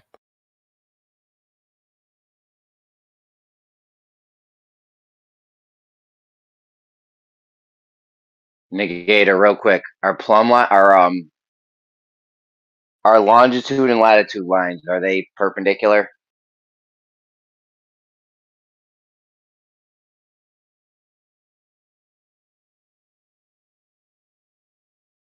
Is that like you don't understand the current model need me to help you with it, or? Yeah, I need help. I need help. Our longitude and latitude lines, are they perpendicular? Yeah. I don't know, man. Sounds like you're trying to set me up. You don't know? Do you need help? Maybe you need I help. don't know. Do they intersect? Is that what you're asking? Because they Are certainly they intersect. perpendicular? Are they perpendicular? Where they intersect, are they perpendicular? Do they intersect at 90-degree angles? Yeah. So yes, they're perpendicular. I guess if that's how you want to describe it. Normal would be Well, the how more would you general describe thing, 90 degree? How would you describe 90 degrees? To me, that means perpendicular. Does that 90 degrees mean something else to you? Jeremy, why don't you ask me a good faith question, buddy? It's a good faith question. You said if that's what I mean by perpendicular. I'm curious. That is what I mean by perpendicular. Now I'm curious as to what you would think 90 degrees would be if not perpendicular. It is a good faith question. You fucking. All right, I'm gonna back off because this is very shady tactics. So. Can I bro? answer? You're the one asking bad faith questions, Jeremy, and you know it. Can I answer instead? It's not a bad faith question. No, hold on, man. It's not a bad faith question. You're just posing it as that. I don't know why. Maybe as some tactic or something. But it was just a question, and then you answered it and acted like I didn't know what if that's what I meant by perpendicular. And then I asked, of course, that's what I mean by perpendicular. What do you think it means? What would you think 90 degrees means if not perpendicular? So if you're asking me this question, do you think they intersect at anything other than 90-degree angles? What do you think 90, if not perpendicular, what else would 90 degrees be? Bro, that is my question to you. If you don't want to answer it, that's fine. You're playing a word game with me, and I know it, and you know it, Jeremy. Don't play these immature games with me. If 90 degrees isn't perpendicular, then what would you think it would be? What else would it mean? Bro, I told you what's going on. Don't fuck with me, okay? I'm asking you a direct question. You said if that's what you mean by perpendicular. I'm just curious as to what else that could possibly mean. Because yes, that is what I mean. 90 degrees is perpendicular. I'm curious as what other meanings there would be for 90 degrees. How else would you think of it? Don't play fucking word games with me, Jeremy. All right? Don't fucking swear at me. Watch your fucking mouth. Then don't play fucking word games with me, kiddo. That's not a word game. I'm just curious as to what else you would mean by 90 degrees, if not perpendicular. Can you not answer it? If you can't answer it, it's fine. We'll move on. It's been answered, Jeremy. You're playing fucking word games with me. That's what's going on here. You're the one playing word games. You guys have this projection thing where you do something and then you project it onto me. Yeah, it's noted. Refuse to ask a direct question. Okay, no worries. No problem. I would say I've thought about it a little bit, and yeah, I was hesitant to answer because of the shape of the latitude and longitude lines and how they interact. I would say yes, they're definitely perpendicular in 90 degrees at their intersection. And I'm showing it right now on a sphere, so there you go. Yes, 90 degrees here as well.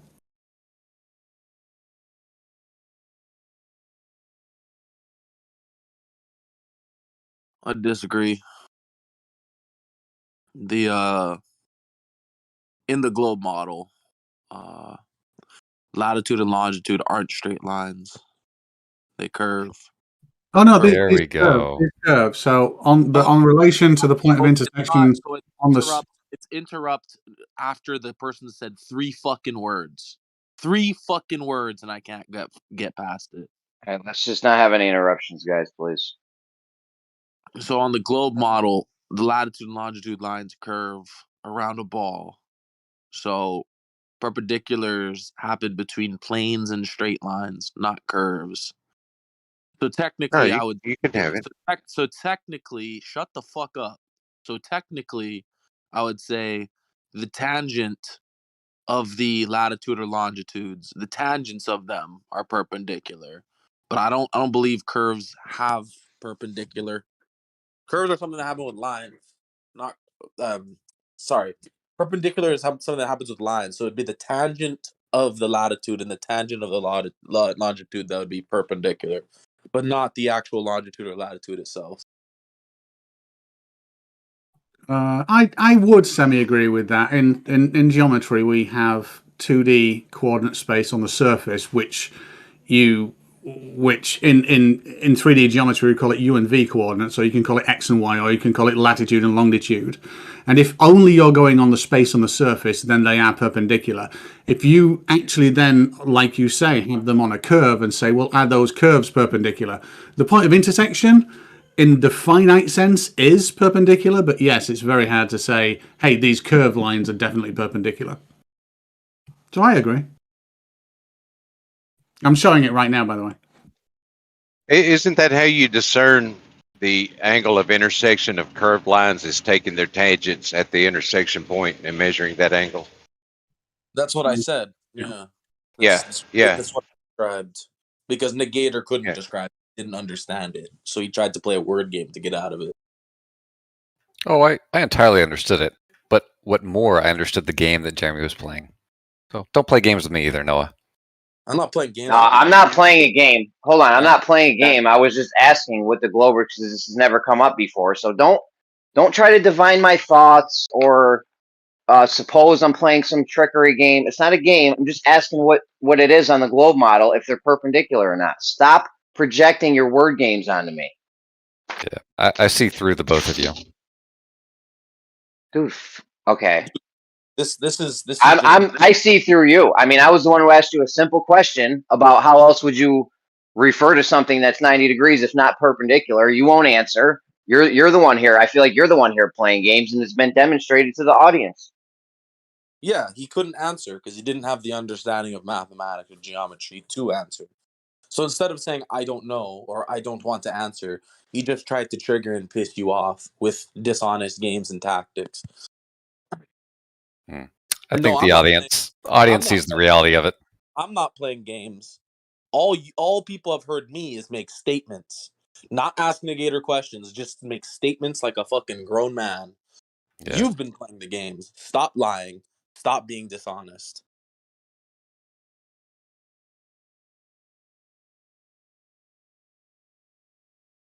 Anyways, what else we got? Yeah, SC. They had redshift anomalies. They've had to walk back some of their dark energy things.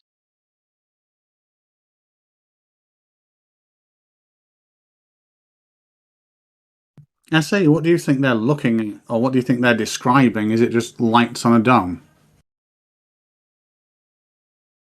For what exactly? I don't know. I don't make presuppositions on what the sky is doing or what it is. What the lights are, that's your guys' game. I don't do that. That's the globe game, where they presuppose all kinds of stuff, make all kinds of assumptions, beg the question here and there, and it's nonstop. Who It's is not my game. Who was the gentleman that agreed with me on my explanation and then described projection mathematically? I don't know. I can't tell these English people apart. It might have been Andy or Stingray. That's such a racist thing to say, or a regionalist thing to say.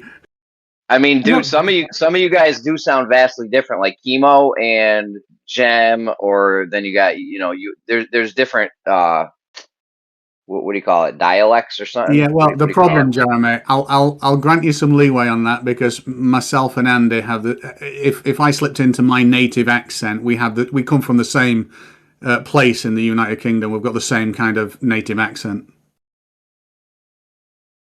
Yeah, it's in the middle, just in case anybody weren't sure. It's in the middle.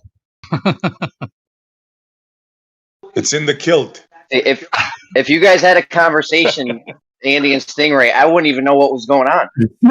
Well, I always watch this guy on Twitch. Watched him for years. His name's Smoke. Plays DayZ, and I love Smoke. He's a cool guy, and he's got the exact same accent as you, Jeremy. And I'm not gonna lie, it kind of killed it a little bit for me. So thanks for that. Do you watch Running Man, Andy? Running Man? What, Arnold Schwarzenegger?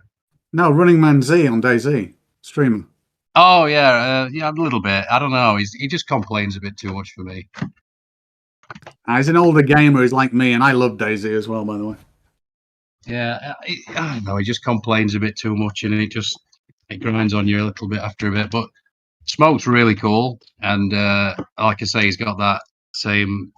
Was it Boston or is it New York? I don't know, but either way. So it always reminds me of that. And every time I listen to Jeremy now, I always think of Pete Shea, where he's like, "Goodwill Jeremy." Goodwill. How do you like them apples? Yeah, I'm me, that YouTube guy you like, and Joe Biden. We do a trifecta on this one. Can you say coffee for me? Coffee. Oh no, yeah, no, that's not New York, Boston. That's not New York, sort of like New Jersey, is it? He wants to hear. Yeah, we got a bunch of. Coffee. Yeah, that's some Long Island, Jersey kind of shit going on. Yeah, Rhode Island or something. Both treason. Coffee.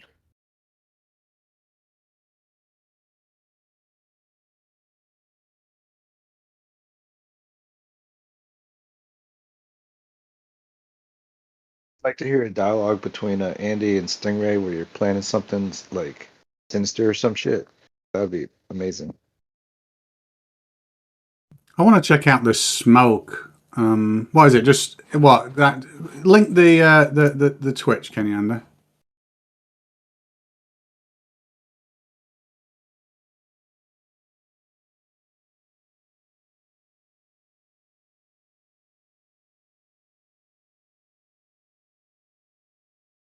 Guys, is there any kind of tangible test, measurement, whatever you want to call it, that we could do to see if water's current? Yeah, there is. You can build a geometric model and then test the predictions on it with allowable deviation for refraction, do it multiple times, and then collect the data to see whether it corresponds to a curved surface or a flat surface, or which it's closer to. It won't be exact because measurements aren't exact. All right, I'm not going to get triggered by what you said. It was very triggering. However, we're trying to get rid of this whole refraction thing. That's why we want to do something tangible, so that we're not dealing with anything to do with refraction. Yeah, I'm just saying ignore it completely. If we ignore refraction, Stingray, we went through this the other day. Don't you remember last time we had a talk and we ignored refraction completely? Your whole model's different. I disagree with that statement. It just increases the error margin, but it still fits within an envelope of variable predictions. So if you say, I'm going to throw out refraction, and then we say, great, well, the water can either be flat or it can be curved. And if an object's going away, geometry and perspective would dictate the following if it were flat or the following if it were curved. And we just ignore refraction. We see which is closer to reality. We can ignore refraction in later if you wanted, but we don't need to do that. We can just see which is closer. You absolutely need to add refraction in, because if you don't, there's many observations / measurements, some that your own people have taken, that show the horizon above horizontal. So if we're ignoring refraction, welcome to concave Earth. I don't mind concave Earth. Sounds cool. Yeah. Especially given that those observations are like, a fraction of a % of the time. Flat Earth Sure, is but organized. We got a big movement going on TikTok. What up, Eli? What's the big movement? Well, I'm getting everybody to 1,000 followers who uses TikTok, who wants 1,000 followers to go live, because apparently there are no flat earthers that go live on TikTok. Chemo's up in there first. It's nice. He'd be killing him, but I've tried to actually get on the panel he was on, and I couldn't, because I don't have 1,000 followers, but I'll fucking take a grand if you want. I can get you to 1,000 in less than a week, bro, for free. No gimmicks. Is it easy? Yep. What do I gotta do? 200. He got 180 something, and well, he got 174 in less than 3 hours. And tell Miggy I said what up, bro. Will do. Yeah, we're taking this shit to the main stage, folks. Let me drop a link to his TikTok. Hey, what's up? How's it going? Go clips on there.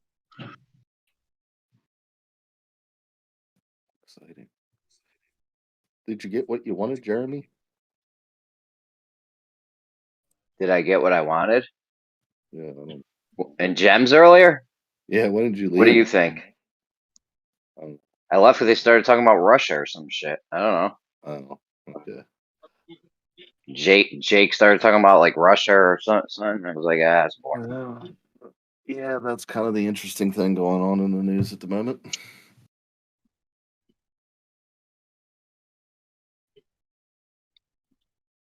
Yeah, it took me like a week to get 1,000.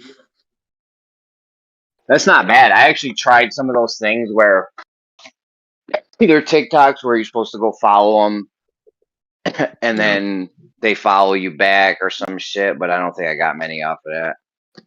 Yep. I was barely trying. Took me a week or less. I was watching that Globey Took my McGlobe face, friend dude. like I'm like 3 days.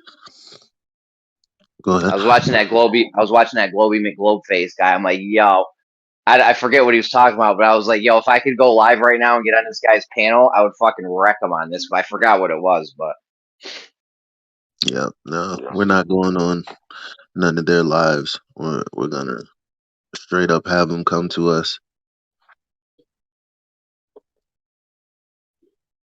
I mean, Chemo's been on there for months now, dude. Months killing him. I put a link to his It's not his channel. It's some Norwegian or Swedish blonde hair chick, maybe. I don't know what nationality she is, but it's some chick's TikTok, so I don't even know. I don't have a link or anything. Okay. Send him a DM. He'll fucking probably send it to you. He's on there all the time. No doubt, no doubt. Yeah, I guess with all of the TikTokers that are on there, it's like, yeah, they need us, bruh. They need us. Isn't Oh, TikTok definitely, dude. We gotta get. Chinese owned?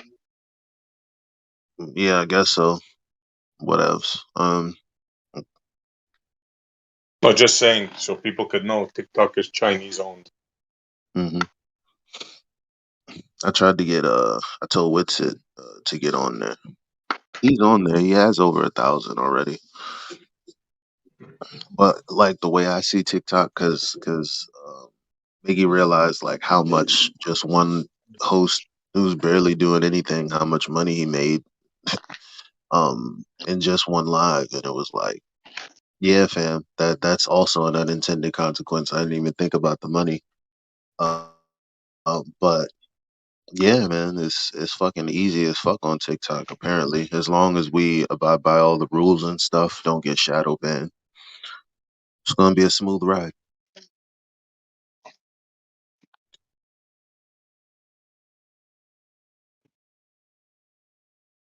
One of my videos got like 51,000 views, almost 52,000 views. I didn't put anything in the way of TikTok, in the way of Flatter, because I'm about to transition into my business on there.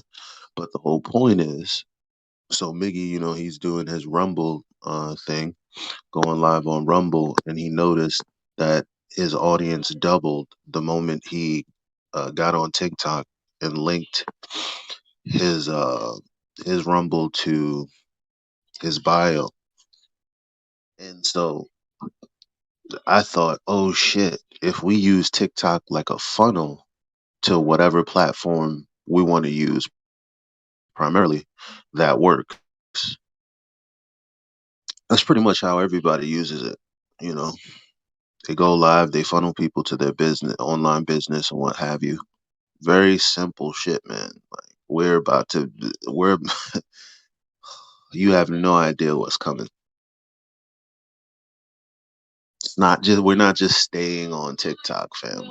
I plan on taking trips to different cities to be with some of you guys, having conversations in person, because we got to take this off of the internet to get the content that goes on the internet. You know what I'm saying?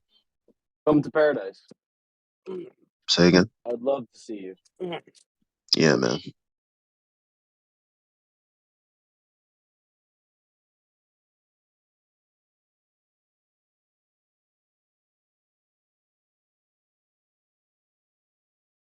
But sorry to interrupt your guys' content. Just wanted to let y'all know that we're storming TikTok.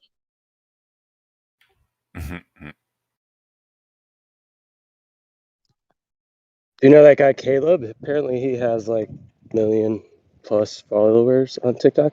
Talking about Effie all the time. What's his name? Caleb? I don't know what his TikTok is though. Oh.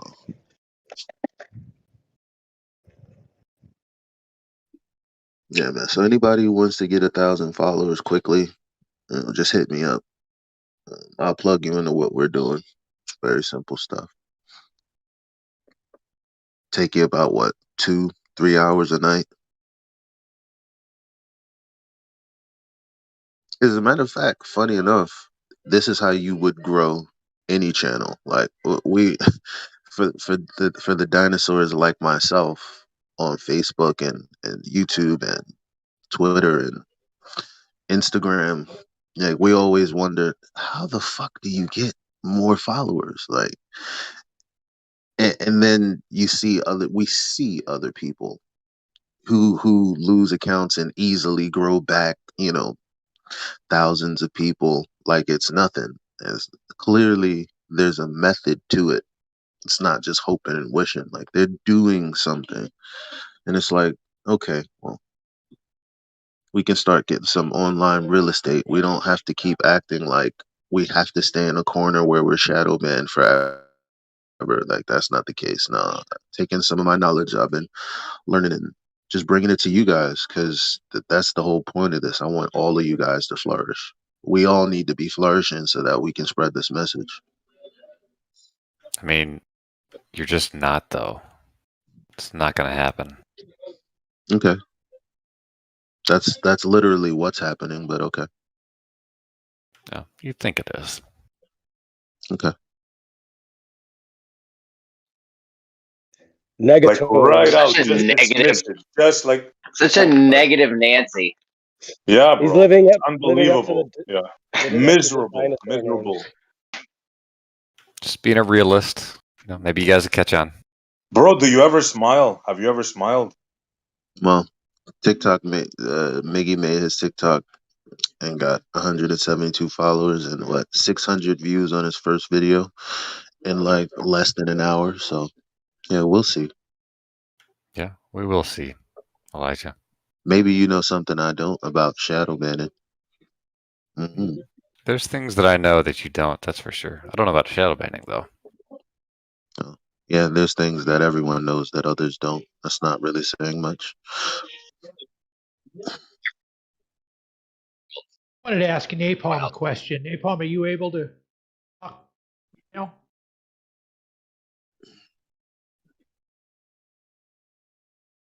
No, not really. Okay, I'll ask you later. The Glovers are already envious. I can hear it in their voice and the blood flowing in their veins. Mm-hmm. Sweet.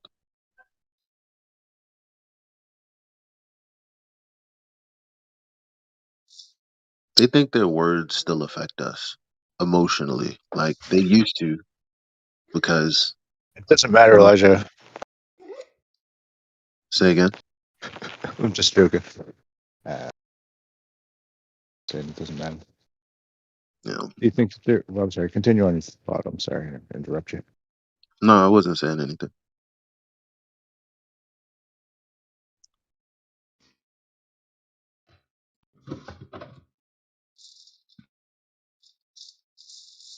All right, I'm going back across the street. See you guys later. Have a good one. No doubt later, Eli.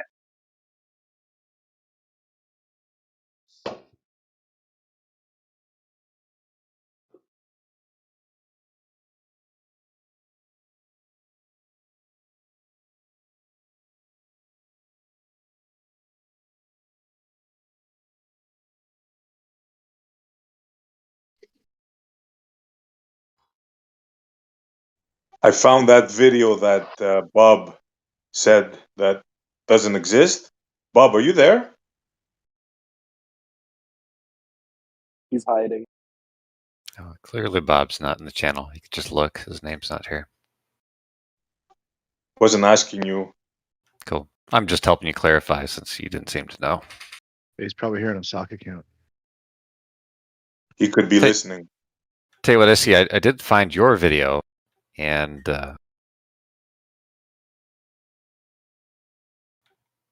found the facts involved. That buoy you claimed was 5 miles was not 5 miles. So I'm very curious why you were spreading that falsehood. That's another lie. Oh, Told you, dude, I'm not interested in talking to you. Don't talk to me. Hey, I'm man, not interested in. You are a person that just has negativity. I wish not to talk to you. Just pretend I don't exist, okay? Cool. Well, so if Yeah, anybody wants to know, it's non-consensual. I can feel the I don't know. You got this vibe or aura or something about you. Yeah, like I could care less about this dude. Like, just don't address me, man. If you're in the conversation, I'll graciously back down. You to me are irrelevant. Don't ask me questions. Don't ask me anything. Don't say hi to me. I want nothing to do with you ever. cool. All right. So I said No worries. I won't speak to SE, but I will tell the panel that SE presented a video as evidence of flight.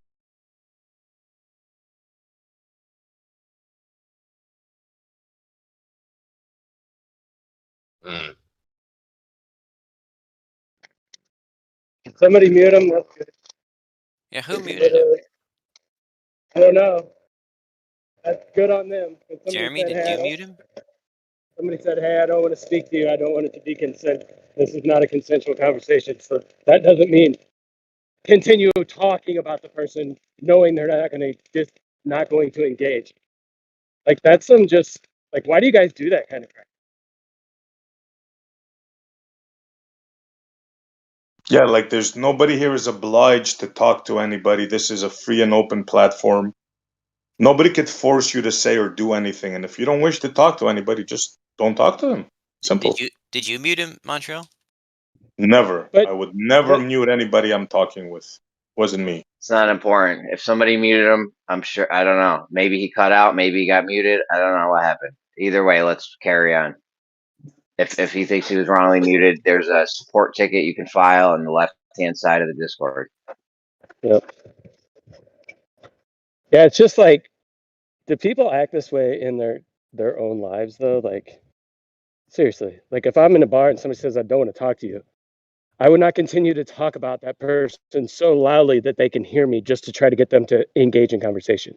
Like, bro, people are weird, man. Especially around this topic. Like, what the heck? Yeah, especially since I didn't address him. I found the video that somebody said didn't exist. I came in to ask if that person's around, and right away, like, that's what he does. So this is why I choose not to interact with him, not to get, like, I won't give him any time is precious, right? So he gets 0 of my time. It's just that simple. That's how you handle these people.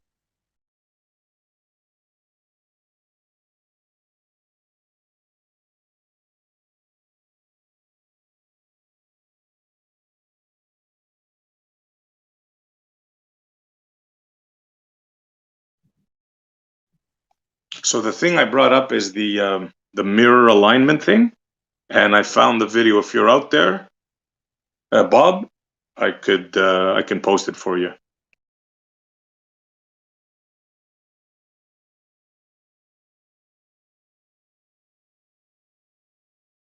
Are you talking about the LIGO mirrors, or what mirrors are you talking about? Yeah, the LIGO mirrors, because they were saying that they're 3 feet elevated on either side, and I was telling him, well, you know, they had to be so precisely aligned that they had to be within 1/10,000 of the width of a proton. And I was explaining to them that there's this woman scientist that invented a way to do it using the light itself because it was so difficult. And he was telling me, "Oh, that's not true. Where's the video?" I told him, "Look, I can't do it now, but I'll find it." And I did. So I just came in to say that, and yeah.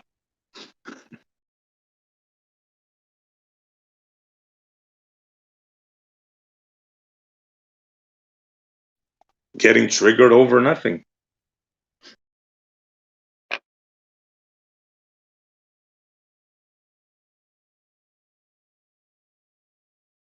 I mean, dude, if they want to use LIGO, I was talking about it earlier. If they want to use LIGO for their proof, like we need to go to the laser beam with some water levels or something and see if the fucking laser deviates. And I don't even know how we would know it's straight in the first place. I guess we could just take their word for it. I'd like to do it on our own with something that's actually tangible and not light. Because even in their model, they have light bending in a vacuum. So I'm not saying that's what's happening in LIGO. Holy shit. I'm just saying in their model, light bends in a vacuum. So we know it's possible for light to bend in a vacuum.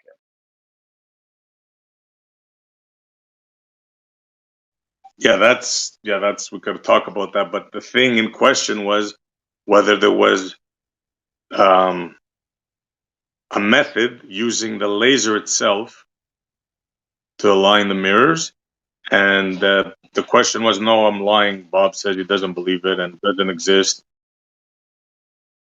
So that's all I did. I just came on to say, yep, I found the video. That's it. Their own findings, their own scientists will tell you. I mean, it's just at this point, it's just ridiculous. They're arguing against themselves, against their own scientists. Are globe earthers allowed to speak, or should we all sit in silence lest we get muted for not following the party line? And that question was not to the person that doesn't want to talk to me. It was the people that do. So.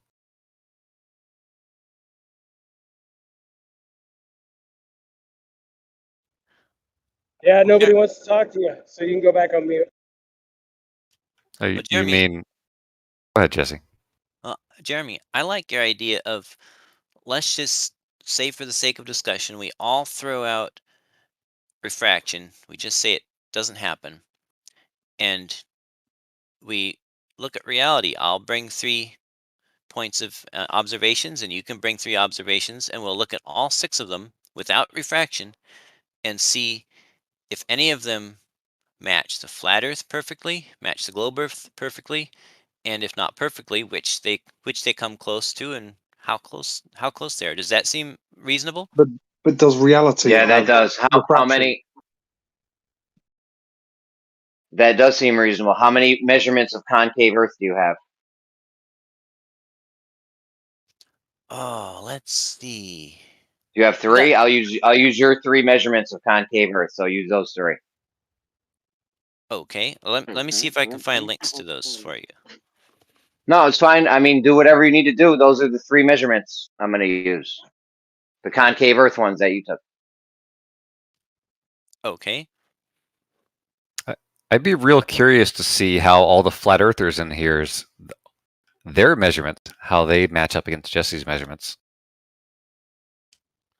So we got Jesse's measurements. Concave Earth. Those are my 3, right? You got 3 of them, Jesse? Yeah, okay. I'm just saying, no flat earthers here have any measurements. That's all. So, I got 3 measurements. I'm bringing my 3 measurements. They just happen to be Jesse's measurements. Okay, and I'm going to immediately invalidate those because I also have measurements from the same location showing concave. So everybody knows that when you have some method or technique that consistently contradicts itself wildly, that its measurements are invalid as evidence of a norm, right?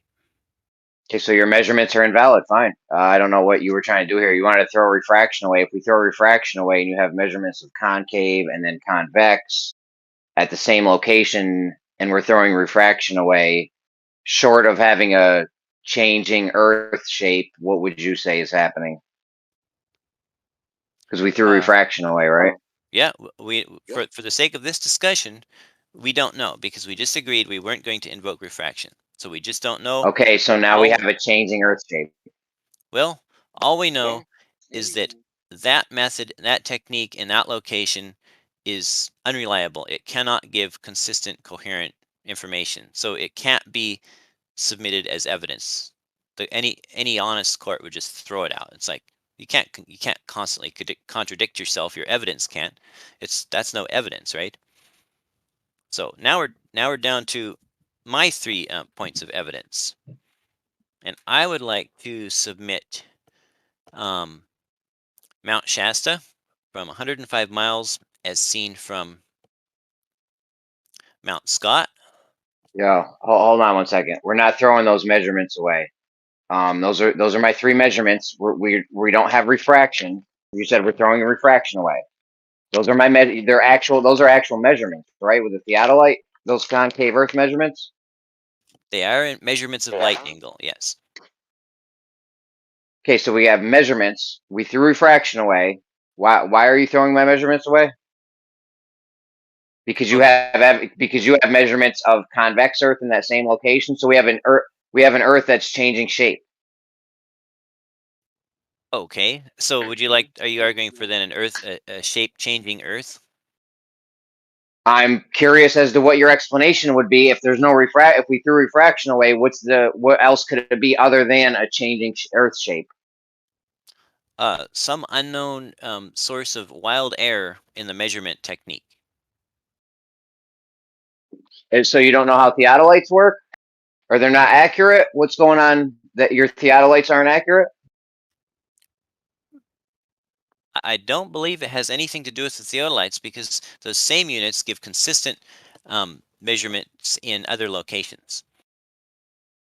Okay, well, what's the problem in this location then? Is this the location where Earth changes shape, or what's going on, or is this some magical thing where your theodolites in this location have some weird error?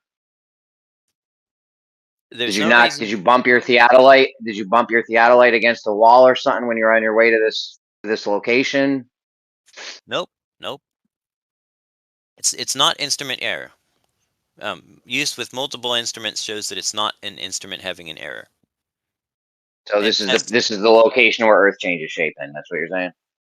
Well, we don't necessarily know if it's something outside the instrument which causes contradictory readings from day to day, right? Yeah, you know what this would be for me, Jesse? This would be good evidence that we shouldn't use long distance things because it's unreliable. Well, if we're talking about long distance shots that fit this criteria of being close to the surface of the water, then I would agree with you. Well, this measurement or this observation, it shows us that things aren't in their actual position. Now, you want to take me somewhere else and say, "Oh, this is the area where things are in their actual location." And if you want to go to mountaintops, we can go to Canigou, and your globe radius is debunked. Do you not know the Canigou math? It debunks your globe, bro. The radius is shot if you're getting rid of refraction, because that's what you wanted to do, right, Jesse? Yeah. Would you like to change your evidence to Canigou instead of my invalidated shots? Well, I've already used my evidence to show that these long distance observations are invalid, because if you're not saying it's a changing Earth shape, then I don't know what else you could possibly say is going on here if it's not refraction. So if you want to invalidate the long distance observations altogether, we can just end this here. Or if you want to debunk the globe, we can take it to Canigou with no refraction, and your radius value is shot to hell. So the invalidation of my near water shots don't invalidate my far from water shots because my far from water shots show consistency, right? Okay, so you want to go with Canigou and debunk the globe radius because we're getting rid of refraction? That's what you want to do? Would you like to use Canigou instead of my concave? Because concave isn't very close to flat Earth either. Yeah. Do you want to debunk your globe radius? We can use Canigou, sure. We're getting rid of refraction, right, Jesse? There's no refraction? Right, no refraction. Okay, so do you want to debunk the globe radius? We can go to Canigou, sure. All right. How much? Let's look at how close Canigou is to the globe model and how close it is to the flat Earth model. Jesse, we got rid of refraction. Your radius value of 3959 is going to be absolutely demolished if we do this. And your infinite radius value is also going to be demolished, is my contention, and it's going to be demolished more. Okay, well, that's fine. That's fine if you want to debunk my infinite radius value, whatever that means. However, are you fine with debunking the globe model, the mainstream globe model? You're fine with that? I'm fine with whatever the truth is. Okay, and the truth is, Jesse, from the first observations of concave Earth, is that objects aren't in their actual position, and we can't get rid of refraction. You're not out for the truth. If you were out for the truth, you would have either realized that observation would have made you realize that things aren't in their actual position, or there's an ever-changing Earth shape. Or there's something that we haven't accounted for the sake of this discussion, right? The thing you wanted to throw out, refraction. Yeah, things not being in their actual position. You're not out for the truth, Jesse. Sorry, you can have this conversation with somebody else, but I'm not interested. Hey, Jesse, tell me more about the measurements that you've taken that the flat earthers refuse to conduct. You mean like the one of the view towers? Yeah. Yeah. Any flat earthers done that or no? I don't believe any have actually measured the angles to things. Hmm. Are those angles are they difficult to get? Is it hard to do? No, you could use even just a water tube level if you can't afford a theodolite. That's wild. Has any flat earther done that? Actually, all right. Did you guys hear about my? I'm changing the topic. As a live stream host, I'm allowed to do that. So has anyone heard of my my random number generator thing I want to do? It's pretty neat. I don't know. It's where we get a whole bunch of people, right, to think about the number 1 for like a couple minutes at one point in the future, and then we see if it has an effect on the random number generators. Is that It's because pretty you neat, right? realize that, no flat earther actually takes measurements and the Globers have all the measurements and evidence, and that's why you have to change the topic? People I'm just take changing the measurements. topic to something interesting. Changing the topic to something. You want to go on with them, Napalm, over this measurement thing? Or? No, because it's hilarious that, like was brought up previously before we got onto this, that the whole entire globe model was built off of observations and taking the personal hemispheric dome in which we see our vision and place below our feet as if it is curvature, but it's just how we visually see the world and how the world is presented to us based on perspective. So when you're taking these angular measurements, what is the perspective that you're taking into account, Jesse? Oh, what's that? Someone say something to me? No, never mind. It's all good. Go ahead, Jeremy. He seems to think that perspective somehow makes Earth visually a globe. Well, I'm all ears if someone can illustrate how. Like not just like with a bunch of hand waving and a bunch of theoretical stuff that can't be tested. I mean, like in the real world. No, I think it's What much do you mean better. things that can't be done in the real world? Well, I mean, you can go on about curved, hyperbolic, whatever squiggly visual space all you want, but that doesn't really prove or anything unless you can like demonstrate the claims. None of these optical measurements prove shit, dude. They vary all the time. And when certain ones come into what you say perfectly matches the model, then there we go. Earth globe. What about the measurements that are concave? What about the ones that are convex? What about the ones that show it appearing to be flat? Based on your idea or conception we solely see in Euclidean geometry, which has never been established. People, experts in the field, keep going back and forth about how we visually see space. But Jesse knows. Jesse's figured it out. It's just straight Euclidean. Nobody has any contention with that. No, if you just use straight Euclidean, don't take into account any other aspects, then you say that somehow the Earth presents itself as a globe. Well, the fact is that the water is often a drastically different temperature than the air. And I didn't say anything about water, did I, at all, whatsoever? So the water. well, you mentioned my concave evidence, right? Did you? Do I remember correctly? I didn't say your concave. I said that the measurements, when people take angular measurements, they can appear convex, concave. I said both. Okay, And flat. And those concave ones are the ones that are taken near the surface of water where the line of sight is going through the air that's close to the water, which quite likely would be going through strong refraction gradients, right? So present to me the baseline. You're not going to do it. I ask for it all the time. It's the same conversation. Wash, rinse, repeat. Jesse comes in here, tries to bring up the same BS, and has no actual baseline for any of his I tried to. argumentation. Well, to I be know. I fair, tried to move us on, but to be fair, Globe Earthers and Jesse only are the ones that bring in measurements. Napalm, your side doesn't do any measuring at all. So I'm not talking to Negator because that's patently false. And I don't give a shit if you want to try to engage with me. I'm not going to engage with you because you say blatant lies like you just fucking said. Okay, Well show done, us the brother. That's measurement how you you took. handle people like Show that. us Well the done. measurement you took, Napalm. Show us. Do it.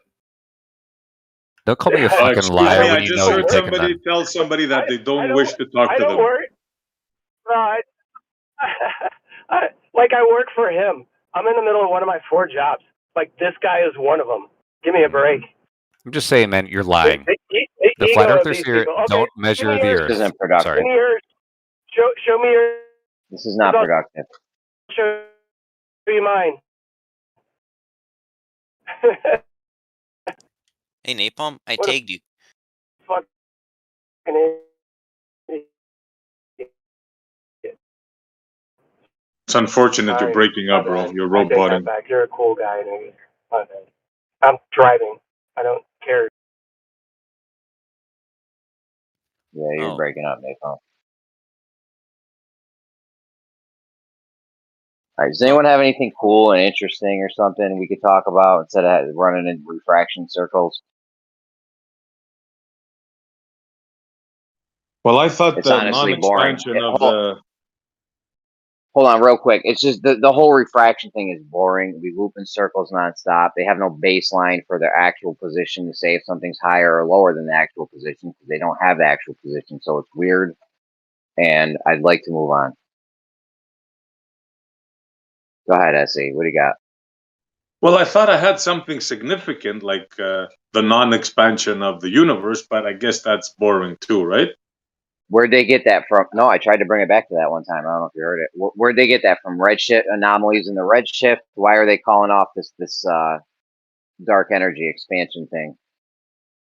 Yeah, they did some measurements, and now they're saying that hold on, it's not. It appears due to redshift that it appears that they're not like expanding uniformly, like the same speed in all directions, right? That's one thing. And then they're saying, it's possible now that maybe the universe isn't expanding at all. So now, like, they're rethinking things. This is new stuff. It just came out. Well, I found it recently. So that's like quite amazing, right? First, they said the Big Bang and the Big Crunch.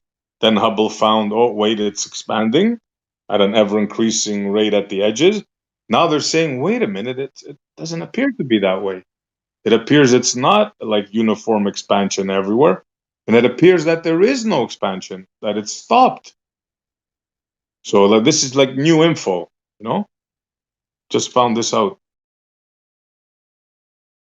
I mean, yeah, that's pretty big if they're saying the universe is not expanding. I don't know. I'd have to look into it. They just came out with this? Is this from Yeah, I the just James read up Webb on it or? today. Yeah, just YouTube it. You'll see there's a whole bunch of info on it. Yeah, it's interesting. Maybe they say we're going into the big crunch now, and it's about to reverse. Well, there's all kinds of different theories. Penrose, we even have a saying, "Don't Penrose yourself." He just came up recently with a new theory. His theory is stuff keeps going and expanding and going until eventually it rebangs somehow. That's the new theory by this character. Like these guys just come up with anything, and just because they're famous, this is a theory now. Check it out, Penrose. Just Google Penrose new theory.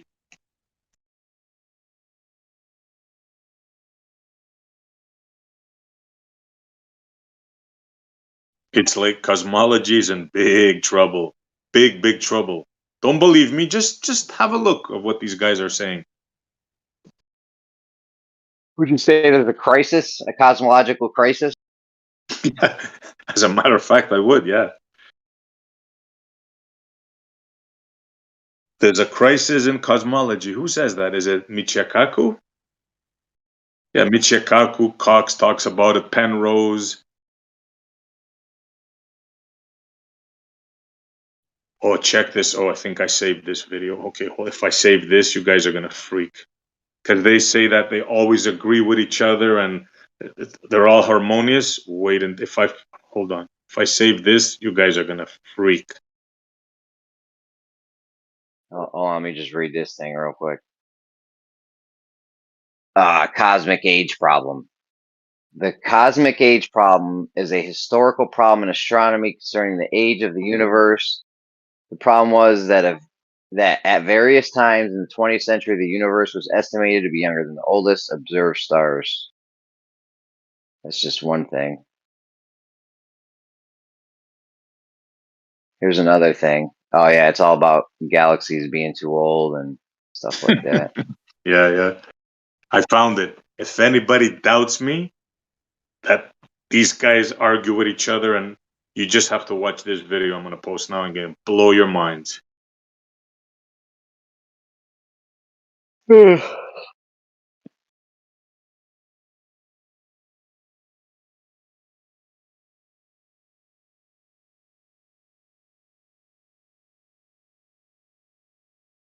Just watch this video. It's like people's careers have been ruined. If they didn't follow the string theory paradigm for like 10, 20, 30 years, they knew it was wrong, right? There was other theories. Now these guys are so full of themselves. Anyways, don't let me tell you. Just listen to this. It's like 10, 15 minutes, I think, something like that. It'll blow your mind. This guy calls them out.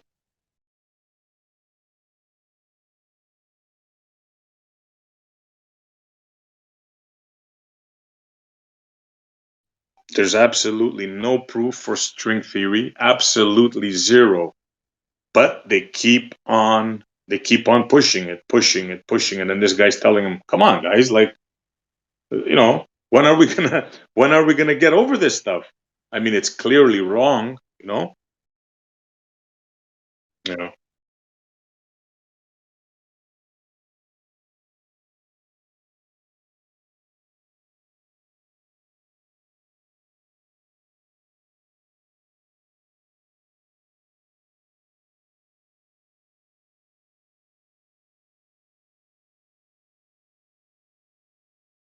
And then we have armchair Discord scientists coming in and saying, oh, no, this is all true. Meanwhile, their own scientists are telling them, look, there's problem here.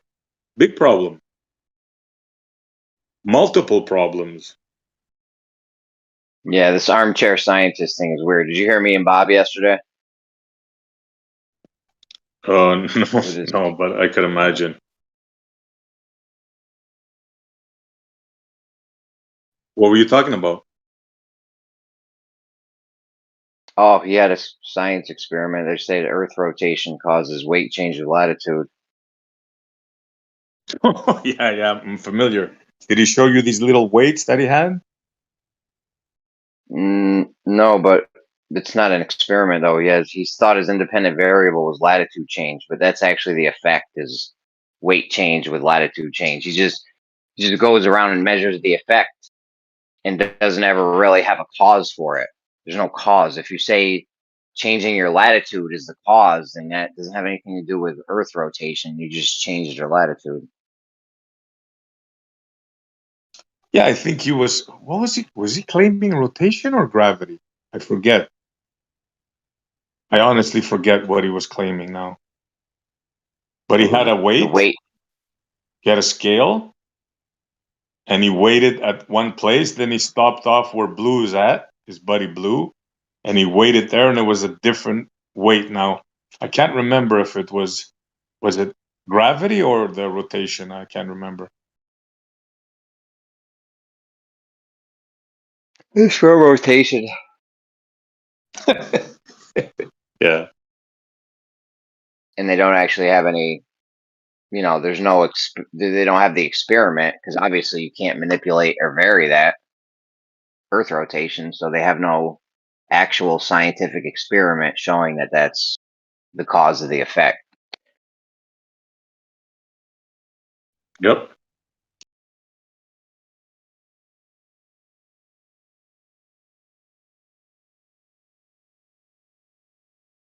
So he claimed it was rotation and not gravity.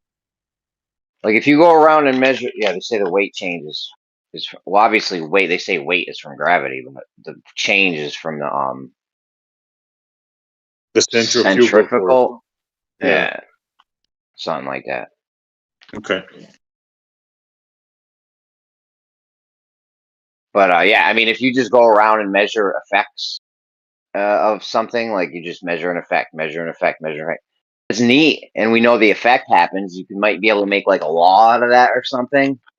But as far as coming up with a theory and any kind of actual scientific experiment or something, then I mean it's not doable with the Earth rotation. You can't manipulate and vary it. Exactly. Yep. Or quote unquote gravity.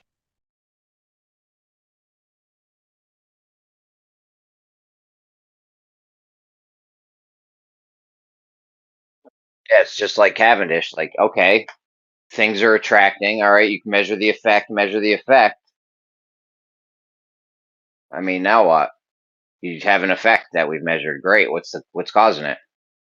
That's where the buck stops. Yep. It's the same thing for the pendulum and the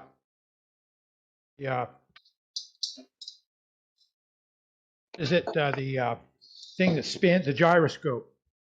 Yeah, Looking what at you're an looking effect. for is what you're looking for, Barrel. It's called an affirming the consequent. All their shit is affirming the consequent. Exactly. It's a fallacy. Yeah. Pseudoscience. Check out live chat, Jeremy, and everybody. That's what I'm talking about. I don't make stuff up.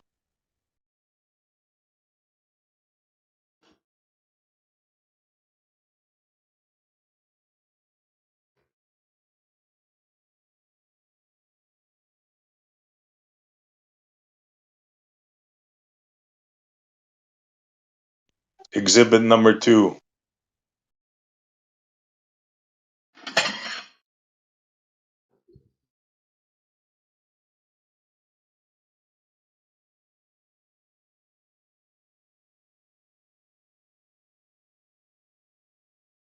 So also testing for rotation.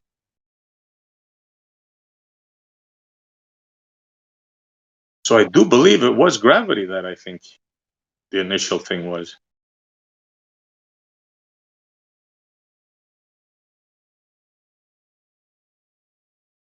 Latitude? No, it's the rotation.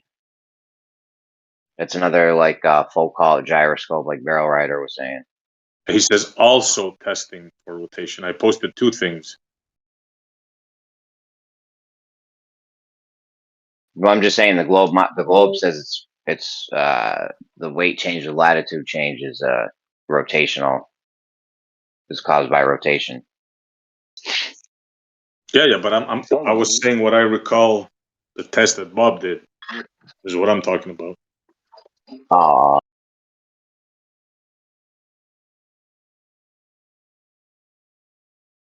Because you hear them say both. You hear them say they weigh gold. Gold weighs different in different locations because there's different mass, therefore changing gravity. You've heard that one, right? Sure, you heard that one. They say a kilo of I mean, apparently weight changes with latitude. So if you have a kilo of gold somewhere or whatever weight you want to use, pounds, kilos, whatever, you change your latitude. You now have more or less weight of gold. Yeah, he gained 0.81 grams from Panama City Beach to south of Louisville, Kentucky, where Blue's at, I believe. Well, he said that. I'm not exposing anybody or whatever. This is what it's taped and everything. So don't take this the wrong way. I'd even cancel that statement. I don't care. From one location to the other.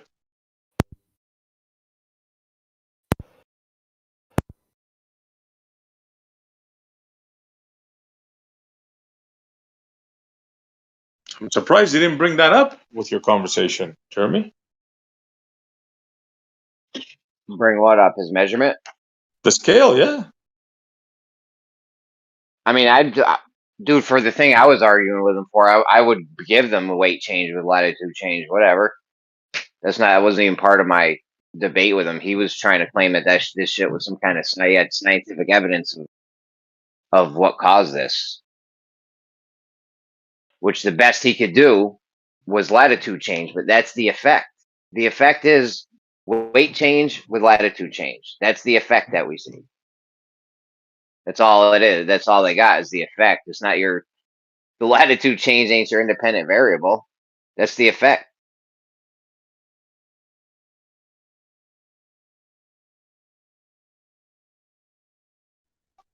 Yeah, what I'm trying to say, Jeremy, is, and Bob will correct me if I'm wrong, the test that he did was for both gravity and centrifugal force. Was he doing Cavendish? Because I don't know of any other gravity. Well, the weight, the change of weight, right? Due to different masses of the Earth. Like I said, I don't want to. We'll wait for Bob for that one. Because why would he say also the rotation? Right? Unless it was something else I don't remember correctly. So I don't want to put words in his mouth. We'll wait for Bob. I mean, like I said, weight. They say weight is caused from gravity. So I mean, that's maybe why he threw that in there. But I mean, the main thing is rotation. How about the gold? When they say they calibrate the scales, is that because of rotation?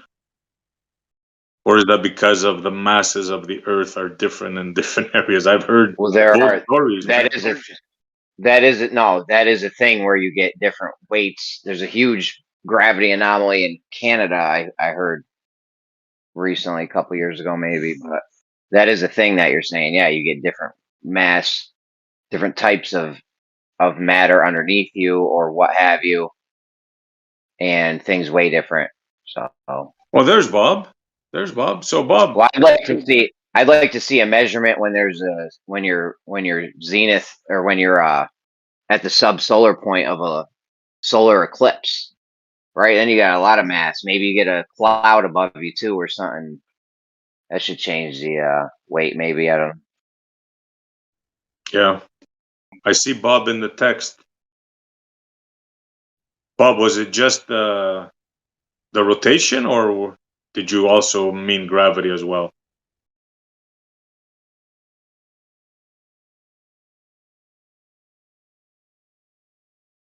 It's a hodgepodge of pseudoscience, probably. No, I don't wanna, misquote him or anything. I wanna.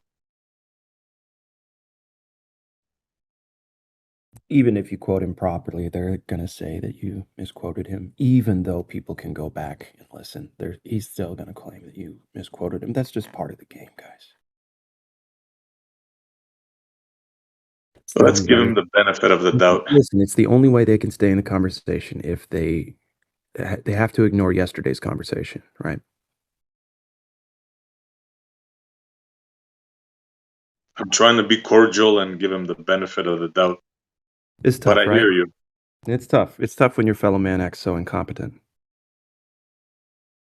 On purpose, even. It's not just that, it's like when you're incompetent, you can learn from it if you're an honest person. But if not, then you just continue to purposefully be incompetent. What is the incompetence you're talking about here specifically?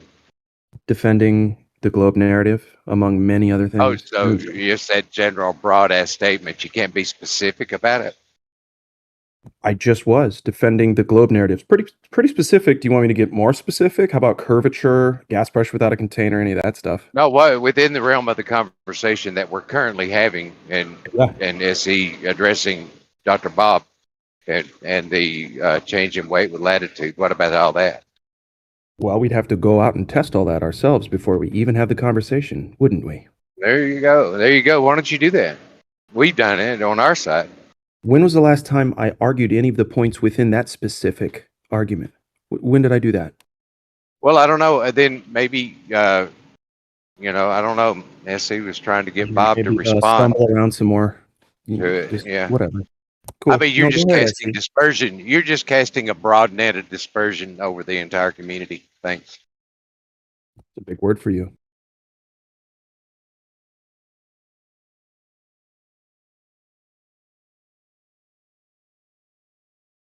Was I not fair, Left Lane, in asking Bob to clarify? Yes, you are. Very fair. Okay. Thank you. Yeah, because I don't know how this weight change with latitude thing would be a test for gravity or whatever. So, I mean, I don't know. I think What's up, it's more Sensei? of a effective rotation. It's probably more. Left lane, your robot. Okay. Try again, Left Lane. Western Texas. Go ahead, try it again. What were you saying?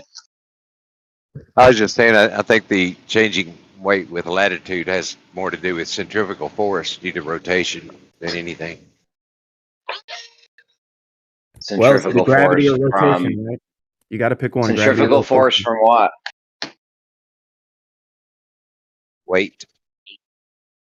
Centrifugal weight causes centrifugal force. No, so there's centrifugal force due to the rotation, which would change the weight of the object. Yeah, you said it. Oh, I thought you said it was due to centrifugal force instead and not rotation or something. Maybe I heard you wrong.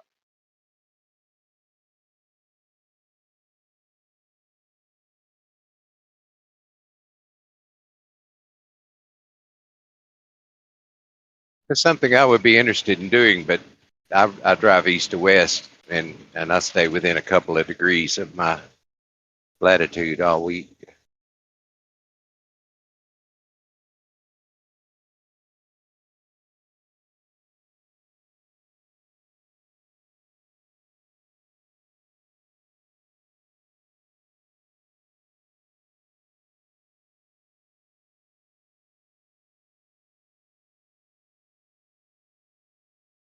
I know Silent Zero has tried a couple of times to do this, but you need to get a large enough weight that you can measure the difference, like 500 or 1,000 grams, and then you need to get a scale that will accommodate that capacity and measure resolution down to thousandths of a gram. That's the tricky part, yes, is getting a scale that can measure. Because normally, if you have a scale that can measure down to the thousandths of a gram or whatever, then usually you can't put very much weight on it, right? That's right. That's correct. And the ones that do measure that much weight and have that much resolution are quite expensive. I'm just curious, would air pressure, say you went to somewhere that had a different air pressure, would that change the weight on the scale? I don't think Yes. I mean, it would have an effect to the buoyant factor, but I don't know that it would be enough that you would measure in the thousandths of a gram, That's order of magnitude. I'm sorry. That's order of magnitude smaller than what we are expecting to measure with difference in latitude. Yeah. Yeah. So if you have 14.7 pounds per square inch pressing down on your scale, right? And then you go to somewhere where there's, I don't know, 14.9 pounds per square inch now pressing down on the scale. You're saying that wouldn't be significant? No, it's the way pressure's omnidirectional. It's pressing on all surfaces of the scale, up and down and side and everything. Yeah. So if there was more, so if there was more, so if there was more of the top of the scale exposed to the air than the bottom of the scale, let's say. But they're both the same then pressure. What? They both have pretty much the same pressure. Like if you increase the pressure, you're not increasing just the pressure on top of it. You're also increasing the pressure in the bottom of it. And now I know, and that's why I asked. That's why I asked. Do you think that there's more? That there's the same amount of plate exposed on the top and the bottom. Well, it doesn't matter the amount that is exposed because pressure is proportional to area. So if you have more area, you also have more force per area. Yeah. So if we had more pressure anyway. Exactly. So if we have more area on the top of the scale than on the bottom of the scale, then what? You don't think that would have an effect on the scale, on the weight? No, I don't think so. Like try Even to do though that. Even though it's uneven, even though it's now an uneven amount. I don't think you can get something like that because otherwise you could make objects float by shaping them in such a way that they have a big area below than you have area above. You can't do that, can you? Like you can't make an object that have a bigger surface below than it has above, so it floats. So the air pushes it upwards. We may be misconstrued about air pressure. You may be misconstrued about air pressure. What does 14.7 psi mean to you exactly? Pretty much what same thing as it means to you. It's that amount of force per area. Yeah, it's the weight of the air that's above you. And that column of 1 inch, that 1 inch column, all the air going all the way up weighs 14.7 pounds in that inch. Oh, so it doesn't mean the same for us then. No, it's how much force you get per unit area. Yeah, so you don't think it's the weight of the air? It's what causes it, but that's not what it is. The pressure is amount of force per unit area. Like if you have it's on the amount of Is weight. that force?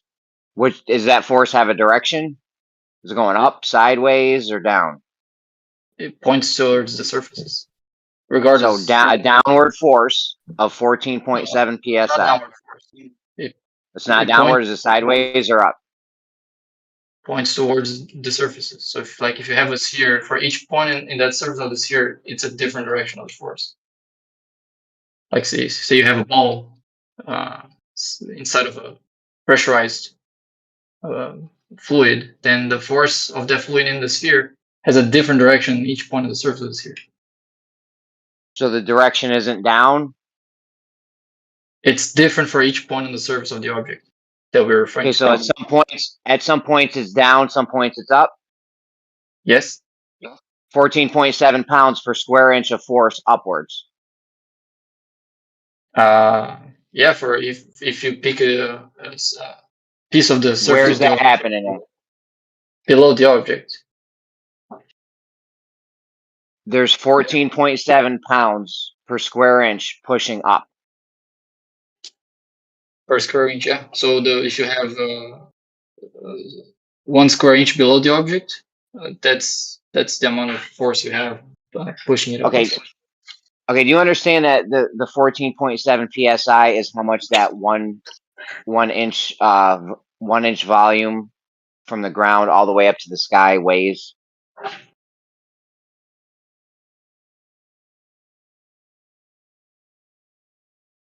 I don't know what that column of air would actually weigh if you packaged it up and put it on a scale, but pressure and weight are different. It's not the same thing. I've had that exact argument with Globers, and they told me for years, because I used to tell them you can't measure gas pressure. I'm sorry, I used to tell them that gas has no weight outside of a container, and they would always say, "Oh, you can use a barometer or whatever, and there's 14.7 pounds of that 1 inch column above the thing, and that's the weight of it." So I would agree with you, Left Lane. However, there's a lot of Globers out there that may not. Well, if you isolate a column that has the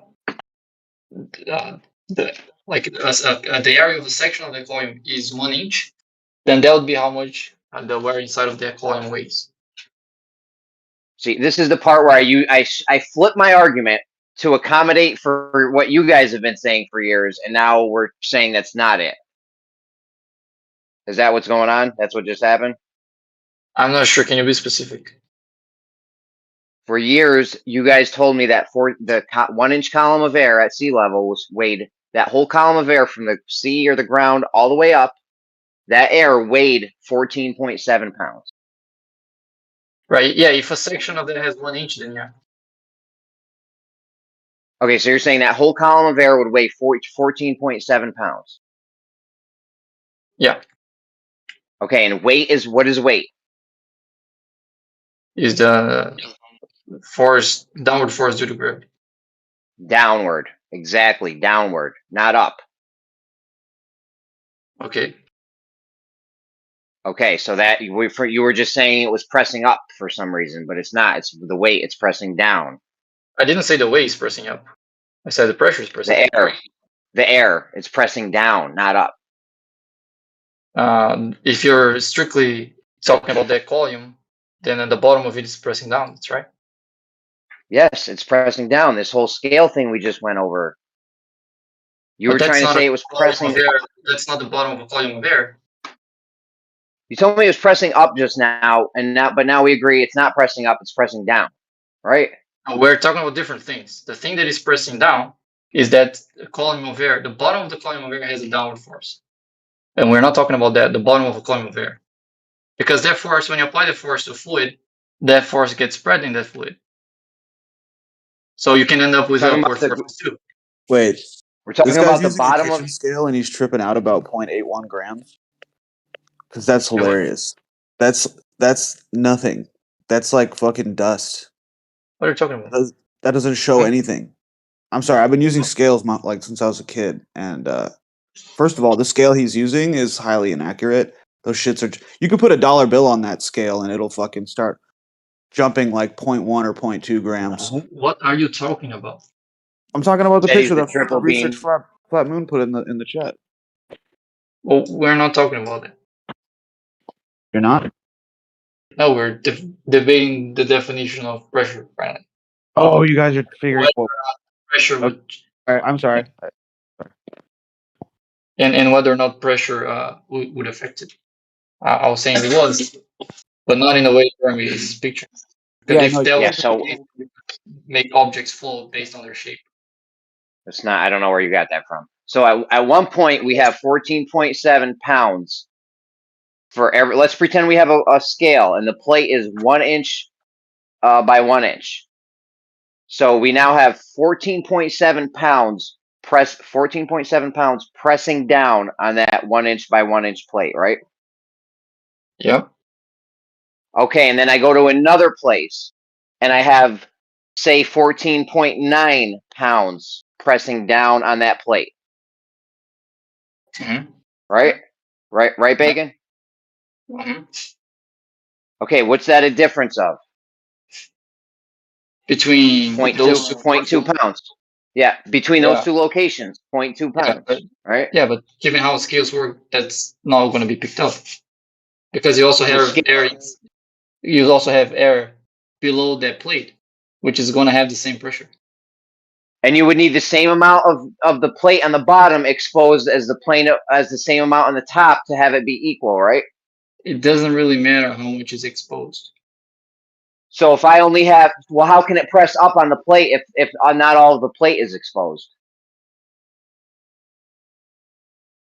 Sorry, say that again? How can it press down? How can it press up on the plate if not all of the plate is exposed? It has less area to press up with, so it wouldn't be 14.7 like the top. It would be something else because part of it is being obstructed. Yeah, but that part that is like that part that is not exposed. Unless it's on a vacuum, then you still have the pressure there. Like you can't remove the pressure being applied to an object without putting it on a vacuum. And if you do that, then yes, that would happen. The scale would pick up all that force, and you would. That's pretty much the impression we have of vacuum, that it pulls things because we have all that force now doing something because we don't have all that pressure to counter it. But we don't have Okay, a let's say vacuum inside of the scale to have an imbalance in pressure above it and below it. okay, let's say I have this. Let's say I just have a 1 square inch of paper sitting on, and it's touching the ground.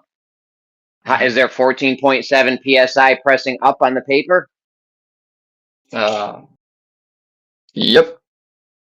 Unless you can, Yeah, even though there's no air in even though there's no air in between it, and it's right on the There's ground. always air in between. If you It's manage on the ground. to, It's touching the ground, Bacon. It's flat on the ground. Yeah, I understand, but like the paper isn't like perfectly flat, and the ground also perfectly flat. If that was the case, when the paper touched the ground, you wouldn't be able to pick it up because it would be stuck with that amount of force. But that's not the case. You always have air within them. It's just very like you have the texture of the paper, you have the texture of the ground, and there's a lot of air that can fit inside of that. All those. But there's also a lot of points. There's also a lot of points where the paper is touching the ground, so it wouldn't be exposed to the same amount of upward force since we're going by how many inches it has to press on the object, right? Yeah, that's true. There's some that, like if you try to pull the paper too quickly from the ground, you might how do you call it? Okay, so the forces are different because it doesn't have the same area on the ground that it does on the top. There's be more pressing down on the top because it has more of an area to press down on than there would be on the bottom because it's touching the ground. Mm-hmm. Okay.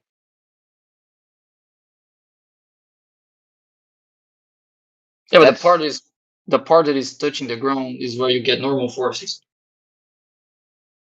I'm not interested in that. I'm interested in how much effect the air pressure is going to have, and if it's going to have any effect at all, because that it can't press as much up as it can press down. Well, it will. The normal forces will add to the lacking of that difference is what you're going to get from normal forces. Otherwise, the paper would accelerate downwards, and then, of course, it doesn't. It's not moving at all, which means the net force is zero. Which means the force that you accelerate down. It Yeah, can't accelerate exactly. down. It's That's already my touching the ground. What are you talking about? That's my point. It's not accelerating downwards, which means the net acceleration is zero, which means the net force is zero, which means the force that you don't have from in the air pressure getting from the normal forces from the ground, from the floor. Okay, what's the force pushing up from the ground? You have the air pressure and you have the normal forces of the ground where the paper is touching. Okay, how much is the normal force? Is the normal force equal to the 14.7 psi? Per area, it would be. So, what is the force? The number for it? It depends on the area you're talking about. The force is. Or are you just making shit up, dude? I'm gonna have to back out of this. Yeah, I'm gonna have to back out of this because the normal force does not equal force. Go ahead, you could take this over, man. I don't know why I even run in circles with these guys.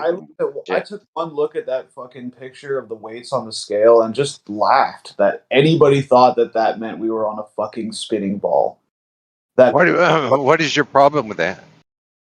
Oh, because those scales are touchy as hell, dude. There could be a number of reasons why that was happening. I have nothing Can I address that? Thing to do. Yes, please. To do. When I did that experiment, before I traveled 20 degrees of latitude, I tested my reference mass every single day for a week. I always got the same measurement. And then when I moved 20 degrees of latitude, I got a different weight. And then when I got back, I got the original weight. So that doesn't make any sense to be a fluctuation of the scale, because otherwise I would have picked up when I was measuring every single day. Dude, yeah, that doesn't mean you're on a ball. I'm sorry to break it to you, but that means... I didn't say that, did I? Yeah, no, I know. I just wanted you to know that it means that you're not on a ball. I'm addressing your argument. That's all. Oh, yeah. What kind of scale you got there? A pocket scale. Just your little average pocket scale. Okay. And how many decimal points does that get to when you're weighing it out in grams? 0.1 gram. 0.1 gram. Oh, Oh, so you could tell your variance just by the 0.1. Wow, that's yeah. Because I see the way that I would check these scales. Especially the cheap ones. I used to sell drugs, and so this is how I know. This is a matter of money for me, not clout on the internet. If I'm weighing stuff out and that's constantly weighing 0.1 of a gram over or under, well, I'm either shorting my customers or I'm fucking losing money. And so the way I would do this was I would just weigh out dollar bills. Every single dollar bill is always going to weigh 1 gram. And I would get dollar bills that weigh 1.2 grams or 0.8 grams or 0.9 grams. And I was like, damn, this is really weird because I'm not going anywhere. And I just talked to some people about it. It's just the scale, dude. You got a shitty scale. You guys aren't doing Yeah, you had a shitty scale. It's a very easy way Left to lane, do we this. just went over this. Hold on, left lane, we just went over. Hold on, left lane, we just went over this where Silent Zero needed to have this huge mass and go to the thousandth of a gram, but now Bacon did it and he can only go to the 10th of a Oh, Mike gram. let me answer that. Mike can pick a bigger weight. Mine could measure up to half a kilogram, so I don't need that much precision after the decimal. But with Silent Zero, I don't think it's a good response to say that it wasn't precise enough, because I did the math for the coordinates that he went from to the coordinates where he got to, and his scale should be precise enough to pick it up. So I don't think that's a valid answer. Okay. All right. Oh, I just think you Well, I should don't know. get. That's what they were arguing yesterday. So Platypus, the triple beam dream. Yeah, dude, that's what I'm talking about. Set yourselves a triple beam and start doing that stuff. Get all these kitchen scales, these little dime bag scales out of here. Get them out of the chat because it looks funny. It looks like you just put your crack rocks away and now you got your salt and pepper shakers or whatever those little weights are, and you're trying to say that the Earth is a. And it's like, Pepper dude, shakers. Those are actually precise mass weights. They're Dude, actually I don't care what you scientifically accurate. I don't care what you pour salt and pepper out of, dude. It's fine. Yeah, just call it salt and pepper and hand wave it like it doesn't Salt mean and anything, pepper. and that makes you sleep I mean, better. I would say that this isn't proof. I don't know. This is proof that you have weight change with latitude at the best. Anything past that, you're just making shit up pretty much. They're not even using scales that can accurately enough say how much weight is being done, because this is a one-off thing where they drove somewhere and they're off by 0.8 of a gram. I'm sorry, how much do those salt and pepper shakers weigh? How much what?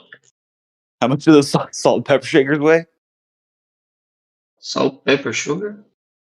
I'm sorry, the salt pepper shakers. This Did you see the scale? test weight. The weights, the test weights. Yeah, Oh, you know. Yeah, you usually have a variety of them. They're usually like 500 grams, 200 grams, 100 grams, 50 Okay. grams. All right. So you got a 0.8 variance on a 0.8 of a gram variance on a 500 gram object. Do you realize how 1,000 grams. likelihood that that's not the scale is so small, dude. Dude, can you see there's two on there? They're 1,000 grams. Bacon said he did a half a kilo, so that's 500, right, Bacon? Or So if it's 2 I did that's 0.4 of a gram per object. You got. I was getting a variance without going anywhere, just from the scale being crappy. Yeah, I wasn't. One variance on a 1 grammed object with those same scales. I got a scale right here. I'll pull it out. Dude, yeah. My scale's probably. Here's the thing. I already addressed my salt and it. pepper shakers are probably nicer than yours too. I already addressed. I have the scale right here. I can pick a random set of objects, weigh them, turn off the scale, turn it on, weigh a different object, and then weigh the original set of objects, and I get the same thing. If your scale doesn't give you consistent measurements, that's your scale. I tested mine to exhaustion just to be sure it gives me consistent readings to the same object. How many scales have you owned in your lifetime? I'm just curious. One, and that's the one I tested. I've owned I wasn't done answering your question. One, and that's the one that I tested to know it's not fluctuating within measurements. In here. Look, I'm just coming in here as a scale expert, as an expert of weighing things, and it's a matter of money for me that these scales. Don't interrupt me, please. It is a matter of money that these scales are accurate, which is why I dump them the second they stop being accurate. I'm telling you right now that what you guys are taking pictures of and you're thinking is some super secret Earth thing that you're trying to prove, it's not it. You guys just bought bad kitchen scales and your salt and pepper shakers need to be hand weigh. figured out. Have you guys ever seen the guy on TikTok where all he does is weigh stuff? It's pretty neat. He'll like weigh a soda and then open the soda and then weigh it again, or he'll light a can. Like he does all kinds of weird stuff when he weighs shit. It's pretty neat. I would like to see one of these scales that can go down to the thousandth of a gram or something, where you did some kind of controlled thing where you had a 14.7 psi, and then you change the air pressure in the room or something to make it different, and see if you could catch some kind of difference on the scale. That would be neat. Yeah, I Jeremy, think that's quite easy to about do. this, Like though. if you They had if you 500 had, you had 500 gram objects, and your variance of weight is 0.8 of a gram. I had a 1 gram object, and my variance of weight was 0.1 grams, just because of the scale was glitching out. So that just gives you. I've seen the dollar bill. I've seen the dollar bill be off too. We almost had a drug war happen because of that once. But anyways, exactly. So yeah. So them. What were you gonna say though, Bacon? Go ahead. Yep. I don't remember, but that's.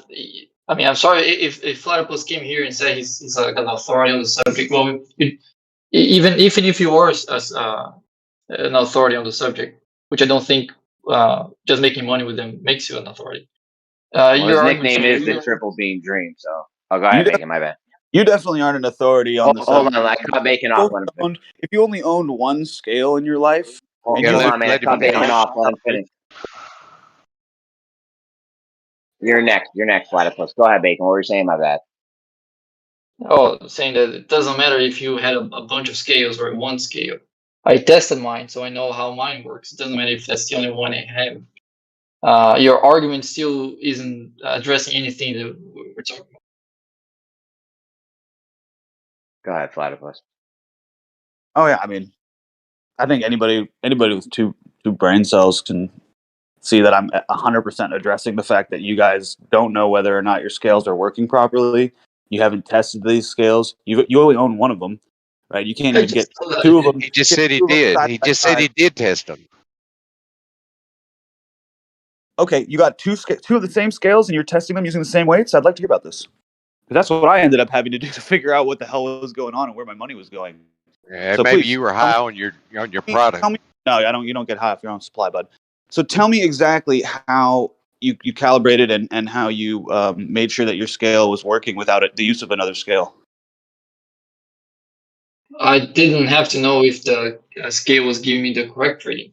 I just have to know if it's giving me a consistent reading, because what I'm trying to measure is the proportional difference in weight from one location to the other. So it doesn't matter if that weight is accurate or not. It just matters if it's precise. Did you so I tested locations? I tested for the precision, not for the accuracy, which is what matters for this test. Did you test for the precision in both locations? Nope.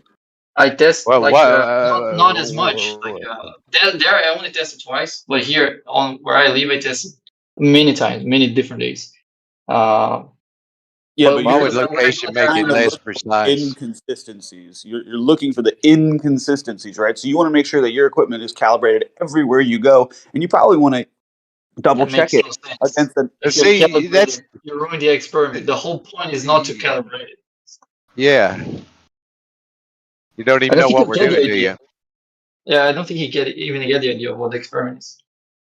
Well, you guys know how you guys got your chat right now because I'm showing that you didn't do your test right, and you're just trying to. Yeah, you don't even know what the test is. Oh, I don't even know what the test. I do know what the test is. I read it in the chat. That's why I fucking opened my mouth. That's why I opened my mic this morning, because I was like, oh, this is ridiculously easy. I'm going to explain it to them. If you know what the test is, why are you suggesting that we should calibrate more than one time when doing this test? I use the word calibrate, and what I meant to say was, did you check to make sure that your equipment is consistent with what it was reading in the other location, right? Obviously, I don't want you to completely recalibrate your scale. I want you to just make sure that the scale is still reading that a 1 gram object is a 1 gram object. Well, can you tell me why you wouldn't? Yeah, can you tell me why you wouldn't calibrate it at the two locations?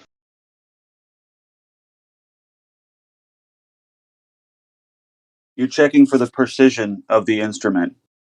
No.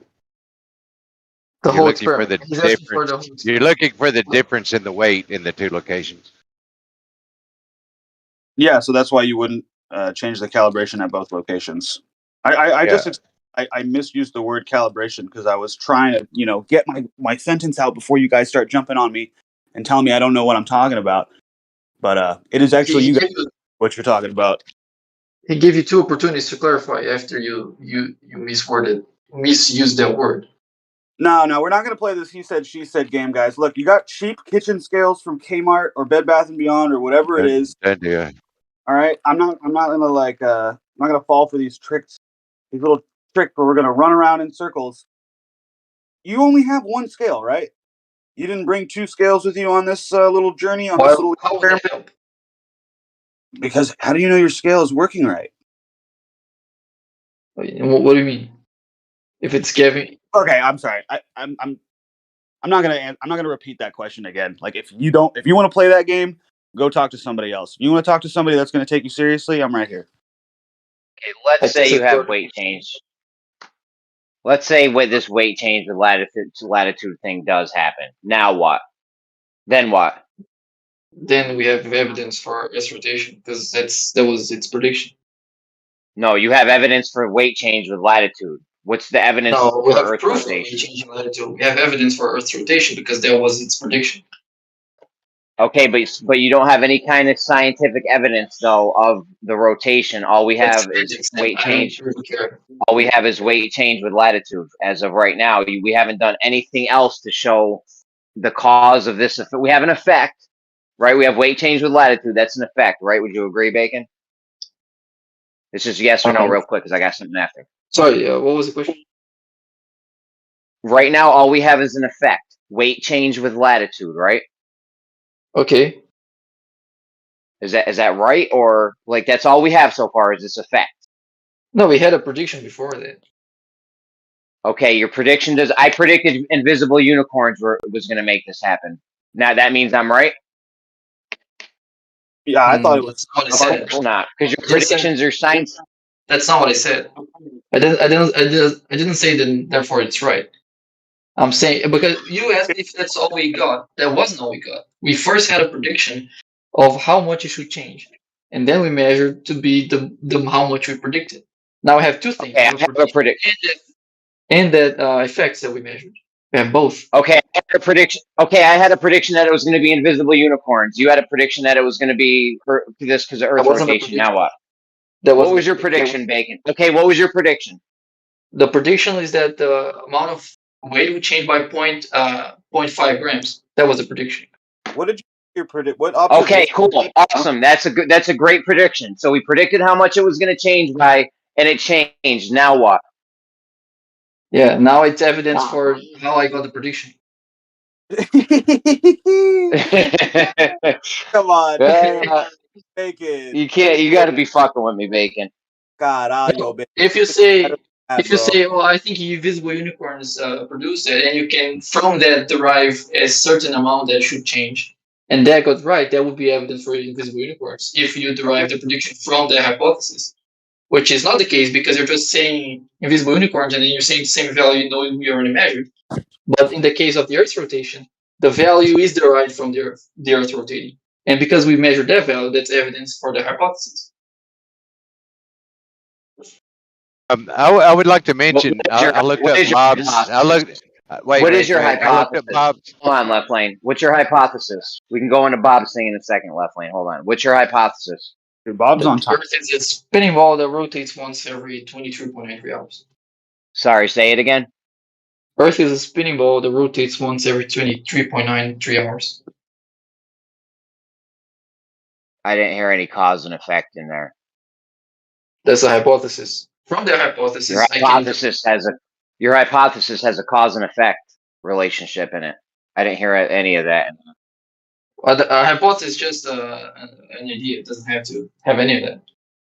It does. It actually does. I'm gonna go get a citation right now. Hold on a second. I'm gonna get a citation isn't it right crazy? now. We constantly have to remind these Lobos like what a freaking science experiment is. It's nuts, you guys. Well, if you want to do science, do science. Yeah, I that's just wanted semantics. to mention that I looked up Bob's scales, and I did find them on a scientific site. These are lab analytically balanced high precision scale, is what that's called that Bob used. Yeah, if you want to say, well, that's not scientific because science requires this and that, and then I don't care. I'm saying whether or not it's evidence. If you don't, want We just don't know how a hypothesis works. I mean, if you don't care about that, then fine. That's the meaning of hypothesis. You might find one definition that has a different concept of hypothesis, but the one I just used is the main one. It's the one people use the most. A hypothesis is simply an idea of what, like just a possibility that someone's picture. So a hypothesis Okay, is. well, I'll play ball. State your hypothesis again, and we'll go to the experiment part of it. Left lane, can you link that scale No, real quick? he's saying a colloquial hypothesis, not anything that has to do with science. That's what he's just said. Oh, whatever. I don't give. All right. I'm saying, I don't think that's anti-scientific, but I don't really care to debate the semantics of whether or not you can label it science, because whether or not you label it science, I still think that's evidence for the hypothesis. Whether or not you want to call it hypothesis or not, it doesn't really matter. Your non-scientific hypothesis. That doesn't really matter. I couldn't care less if you want to label what I'm describing to be scientific. It's still evidence because that's the prediction of the idea, if you don't want to use the word hypothesis, that the Earth is rotating. Prediction of a story? Yeah, makes sense. Yeah, a prediction of a story that you couldn't have without that story. No evidence then, right? It's just a story being told, which you believe, and then that's it. Though a story can make you a prediction that you wouldn't be able to make without the story, and it turns out the prediction is fulfilled with experiments, and then you want to say that I have no evidence. That makes no sense. But I can make a hypothesis how if next movie that comes out, Superman's gonna die, doesn't make the Superman real, does it? Of course not. How are you? Okay, so what you're saying right now? That you have a story and you're making a hypothesis on that story, therefore, they're the same thing. They're the same thing, but doesn't make it real, does it? I didn't say making a hypothesis make it real. Yeah, that wasn't the point. Right, but in a science, if we go to science, it's a difference, isn't there? Yeah, that's why I said that's not what I'm saying. That just because I have a hypothesis make it real, that was never the point. The point is that story tells me what should happen next, and I had no clue in predicting that without the story. And it turns out it only says what's going to happen, but that actually happened the way the story would predict. And I wouldn't have a way to predict that without that story, at least anyone provided one so far. And but we wouldn't have to, though, because you're living on a fantasy story, and we don't have to show contradictionality for something you're not actually proving. All you're doing is you're not proving anything. You're not showing evidence of nothing. You just have evidence of a story which fits in your. Okay, so the story is not in reality, though. It's not in reality, though. That's just that's the storyline. Yeah, you can say it's not reality. What I'm saying is I have evidence for it. It might still not be reality. What's the difference? We don't live in storyland. We live in reality, and we're trying to come up with evidence for reality, not your storyline, dude. Evidence for reality. Can we go to the story? Can we go get out of storyland, get out of imagination land, and come to story and actually come to the science and to reality? Real quick, this is from home.csulb.edu. A hypothesis states a presumed relationship between two variables in a way that can be tested with empirical data. I already considered that you could find definition that supports how you want to use the word, but I said that the way I was using the word is also among its definitions, and it's how people mainly use it. Okay, as long as we're clear, I don't want the audience to be fooled into thinking that you have some scientific hypothesis here when it's real. Okay, I know you never said it. I don't want the audience to be fooled or being misled into thinking that you have some kind of science thing here because you're saying the word hypothesis. That's Yeah, that was completely lost of time because I already clarified that myself. I'm not even claiming. I said that before in this conversation, like at least twice, that I'm not claiming to have scientific evidence because I don't want to spend time debating whether or not an evidence is scientific with you guys. Okay, I just want to make sure the audience knows it's not science. I just want to make sure. That's just weird, though, man. We're trying to prove reality, and you're coming with this story of some idea. No, I'm coming up with here. This idea makes this prediction, and this prediction turns out to be right. At least when I So measure does it. unicorn. Now you can do it yourself. You So can do does it yourself. unicorns. The So right. Superman. Well, every time Superman flies around, when you weigh different.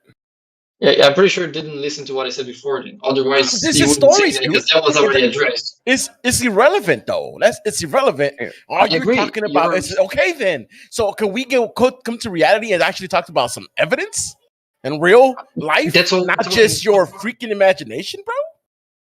We're not just talking about my freaking imagination. The difference in half a gram. Well, the difference measured in half a gram wasn't in my imagination. It was in real life. Yeah, but the storyline behind it is. The only I know the evidence you have is that weight changes with latitude. Okay, great. The story and the prediction and the story and the science fiction prediction behind it is kind of irrelevant because we're looking for a cause to this effect, right, Bacon? Would that be the next step? This was a test of a prediction. That wasn't a discovery of an effect, and now we're trying to figure out what causes it. We already had an idea that we were trying to test, which is the Earth's rotation. It's rotating, and we want to test that idea because that idea has implications. So I tried to measure one of those implications, and it turned out the measurement fit that idea. When you say test, okay, just to be clear, this is not a scientific test or an experiment. This is some willy-nilly test that I don't know. I don't know. What is it? It's a test. If it's correct to label it scientific, I don't really care because I'm testing that idea anyway. If I didn't measure any difference in weight, that would be against the idea. So that would falsify the idea, which means that I'm testing whether or not this idea is viable. It doesn't matter if you want to label it scientific or not, because if I got a different result, that would have implications on that idea, regardless on whether or not you're labeling it science. That's why I don't want to waste right now talking about science. Okay, so as of right now, we have an effect that we have no testable evidence for the cause for this. We just have words in the story somebody made up in a science fiction prediction. Well, you were calling it science fiction prediction. It's just a prediction of an idea I had before I had the measurement. Sure, we have a whole bunch of words, and then we have an effect, and we have no cause for it because we have no way to test if that actually is the cause. Only if you're ignoring that the value that I measured was beforehand predicted by an idea that I was testing. How do we test the cause for this effect, Bacon? We don't, but we have evidence for it. Okay, an untestable. Exactly, we have an effect with an untestable cause. Thank you. No, we could do other experiments too. Bacon just told us we can't test for this. Oh, I said it didn't. I tested Earth's rotation. Hold on. Whether or not it is a viable. Said we can have other experiments. Sorry to cut you off, man. Leftlin just said we have other experiments. He's not doing science, Leftlin. Why are you talking about experiments? Well, I mean, that's the thing. If he could call it science if he wants to, you don't have to agree with him, and that's not really important unless you want to understand what's going on around you. Well, I mean, see, that's what I was talking about earlier. Hold on, real quick. That's what I was talking about earlier. I don't want the audience to be misled into thinking that this is some kind of science or experiment or something, because Left Lane just said other experiments as if this was an experiment and he had other ones. But we know this isn't a science experiment. I would call it an experimental observation. Yeah, it's definitely observation. Well, here's the thing. There's the idea that the Earth is a spinning ball, and we wanted to see what did Leftlin said. You call that experiment an observation? Yep. I said, well, if you don't want to observation, experiment. What? It's an observation. An observation, not an experiment. Experimental observation. What the fuck is that even? What's it? It means it's repeatable. You can do it. I can do it. We can concur. We can all come up with our results and compare notes. And I bet you we'll all come up with the same conclusion. So, in other words, you could watch porn and call that an experimental observation? So you're bringing in Superman and fucking porn. That's not even relevant. It is relevant because you're saying that observing something is an experimental. So porn is experimental. Yeah, understanding the reality of our natural world through observation and experiment. Yeah. Dude, sometimes when you guys are when you talk explaining about the experiments, hold on. When you talk about experiments, actually something scientific, which is about cause and effect. Now, observing something is not cause or effect. You just watching. Yeah, cause and effect is not exclusive in the science. Yeah, that's a misnomer. In natural sciences, it is. That whole sentence didn't even mean anything, Left Lane. Yeah, Dad, you can understand. You can gain knowledge.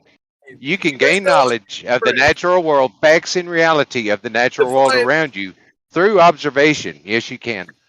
Yeah, you meant misunderstanding, not misnomer, first of all. Second of all, the term that you used, misunderstanding, was incorrect because he's just trying to tell you that you can't have an observational experiment and then 30 seconds later say you can observe and experiment things. You're now talking about three different... I did. No, that isn't what I said at all. That's not what I said at all. Didn't finish. Yeah, he is actually, but I didn't finish. So what we're talking about here is the concept, the one concept, observational experiment, or sorry, experimental observation. What is that? Yeah, repeated observation of things going on around you and drawing conclusions or gaining knowledge through that observation. No, that's just an observation. What's an experimental observation? That repeated observation of a phenomena that's going on around you and drawing conclusion, gaining knowledge based on that observation. That's an observation. What's an experimental observation? Yeah, I did like twice in a row, and you're fucking not even acting like I didn't say anything. You're just throwing in the word experimental for propaganda. Nope. Got you.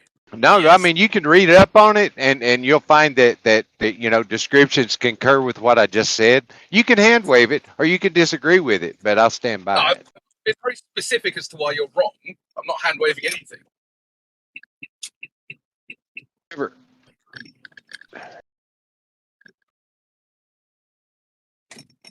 Sorry, somebody cut out crypto. No one cut out. I think Left Lane just realized he got wrecked. No, I didn't get wrecked. I still stand right solid where I was, and I'm not wrecked. I'm still driving straight down the road, and I'm firm in my position. And if you read up on it, you will find that I'm correct. I'm sure you're sitting right there in your nut chair, very comfortably. You're the one going, nah. You're denying what I'm saying to be fact. I asked you to differentiate between an observation and experimental observation, and I already did. You use twice in a row. You use the definition for one as the other one, which is a common tactic you guys have. Yeah, that's not good. I would get an F in English class if I did that. Yeah, well, I'm not really worried about your critique.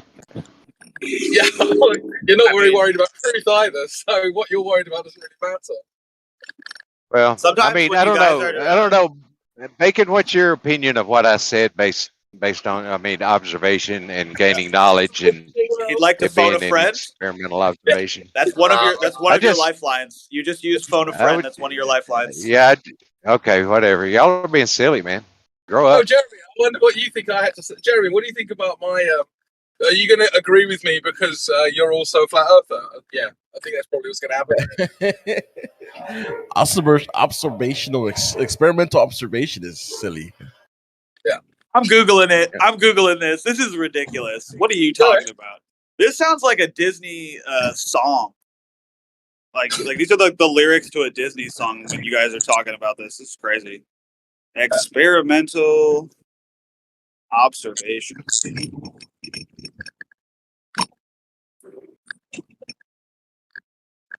Oh, Bacon didn't even rush into wine him. That's interesting. I'm just not interested on discussion of semantics. What? So the meaning of word doesn't matter to you? Did I say that? That's literally what semantics means. Did I say it doesn't matter to me? Apparently not, because you don't want to discuss it. No, I'm asking if I say that. You know what's funny? I can't.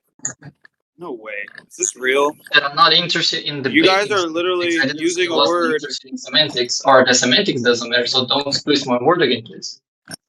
The semantics is the meaning of words. Like if you don't agree on the meaning of the word, right? This is what happens at the start of a debate, right? You agree terms, correct? So Wait, may I read? No. Hold on. Left lane. Tell us what you're without reading off of Google, because I'm pretty sure you just Googled it and you just found out that what you said is not what Google says. So No. Just let me read. Just let me read. How about that? Because I said what I said right off the top of my head. Now I want to here's hear what you said off the top of your head. Say it again. Just say it again, though. Fuck you, man. Would you shut the fuck up a minute? God damn. All right, I said what I said off the top of my head. This is reading from my first hit on Google. Experimental observations and measurements are generally accepted to constitute the backbone of physical science and engineering because of the physical insight they offer to scientists in formulating theories. So that's an observation. I don't know what the difference between an observation and an experimental observation. That was what I was trying to get you to tell me, because you were just defining observation. Yeah, every definition that I'm finding of experimental observation uses the word observation to define it. Yeah. Why wouldn't it? Why would you use the word to define the word you're trying to define? Yeah, that's my question. I got one from Cotton's Dictionary. What is experimental observation? The observation of a variable factor under controlled conditions to determine if this changes as a result of the manipulated of another variable. Yeah, that's just an observation. That would fit. That would fit as well. That would be under different circumstances. That would work too. But you're just observing what you manipulated. It's just an observation, bro. Like when they throw in the word experimental, they're desperately trying to get you to accept that it's scientific. But like I can watch the Real Madrid Barcelona game that I'm observing that for 90 minutes. That's not an experiment. I can call it an experimental observation if I want, but it's not. So weighing a mass at different latitudes is not manipulating. You're changing latitudes. Okay, that's a nice straw man, but we were talking about your observation. You were trying to conflate every observation as being experimental. That is in no way a straw man. So you weigh the mass. Yeah, it was a straw man. Sorry, I was gonna go on to the next part. No, we were actually talking about the experiment. Yeah, so you weigh a mass latitudes. in different It's directly relevant to what we're talking about. It was in no way a straw man. You just straw man me. If we're talking about the correlation equals causation argument, Yeah, I'm done. I ain't not. Y'all are disingenuous as hell. Yeah, Man. go ahead, man. Yeah, please rage quit. It'll save me a lot of time. That'd be good. Everybody hears it too. This argument is literally a correlation equals causation argument. They deny it, of course, but that is what this is. Yeah, I mean, you just look up what they're saying, and it's like, oh, look, nonsense. Okay.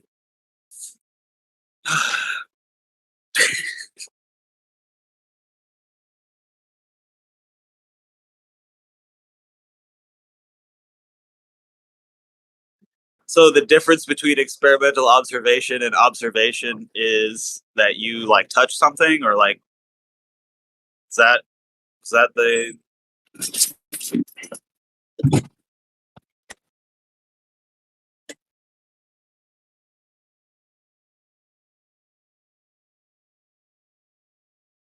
So I would say based off of what was read, it's just an observation within an experiment. But an experimental observation cannot be an experiment in and of itself. Yeah, but of course they're using the term experimental observation to imply that other things that aren't within an experiment are sciencey. Yeah. Right. Like that's the game here. Yeah, it's like they're making an observation, trying to claim that it's an experiment. It's not an experiment.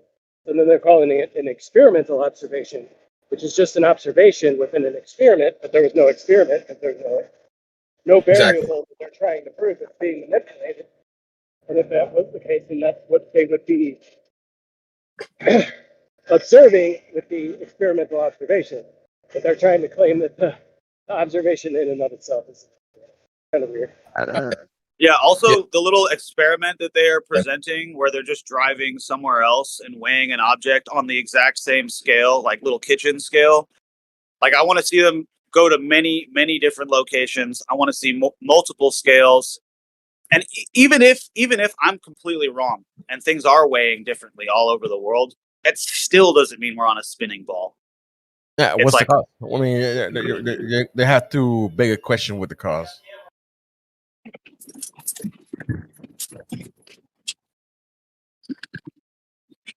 You went somewhere, you weigh something, therefore we're spinning.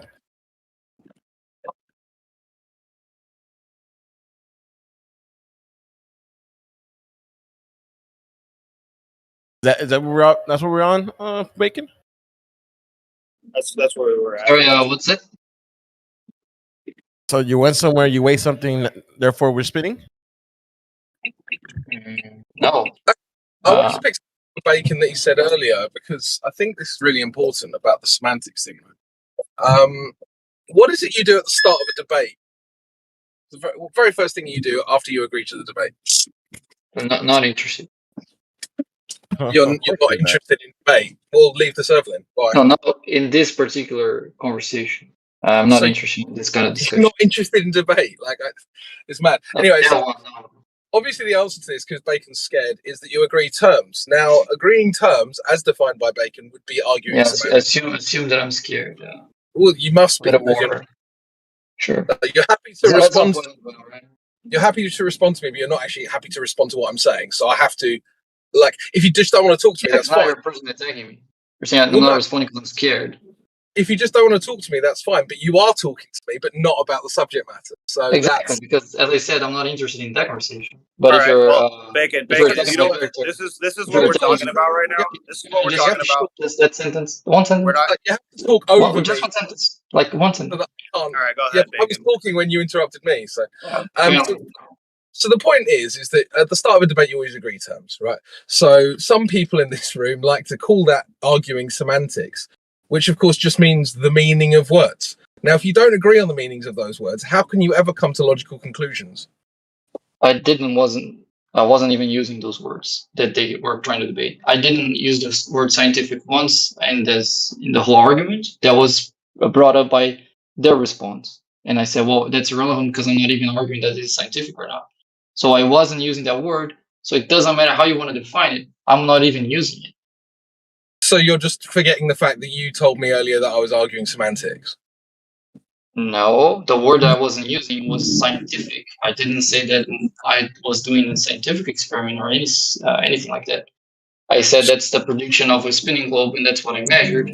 Those were the words I used. I don't think anyone had any problem understanding any of those. And then they started to debate whether or not they would be labeled scientific. Because I didn't use the word scientific. I said I don't care about the discussion. I didn't even use the word. Why would I have to define a word that I'm not even using? So your response to what I said is to not address anything that I said and just talk about something else. I'm not sure how you can see that as not addressing what you just said. Well, all right. I already said I'm not interested in this discussion of semantics. Well, yeah, that's why you're not addressing what I think, because you're not interested. That's fine, but I don't know why you're addressing it then. Or pretend to address it. You could just not talk. If you don't want to address it, just don't talk. If you do want to address it, please address actually. I already addressed it. Now, the first thing that you do in a debate is you agree terms, correct? Not necessarily. No, every debate has to start like that. A lot of words we already have common understanding of what they mean. So then you've already agreed on those terms. We don't know every single word that we're going to use during the debate before the debate. You know what? Don't worry, Bacon. You win. Well done. Thank you. I can feel it. I don't know if anybody else can feel it, but I think the shift is just like in full swing right now. Globos are always a good argument. Globos are on their final warning. They're on strike 3 right now. The globe itself, no pulse, dead in the water.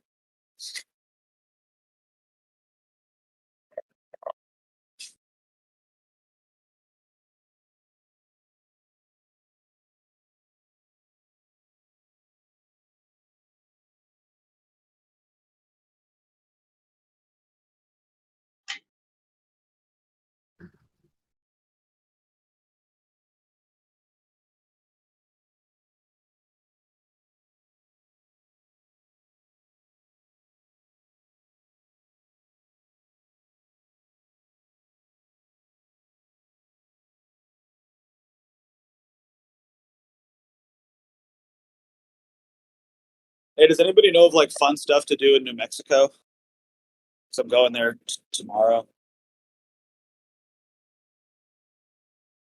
Got some time to kill.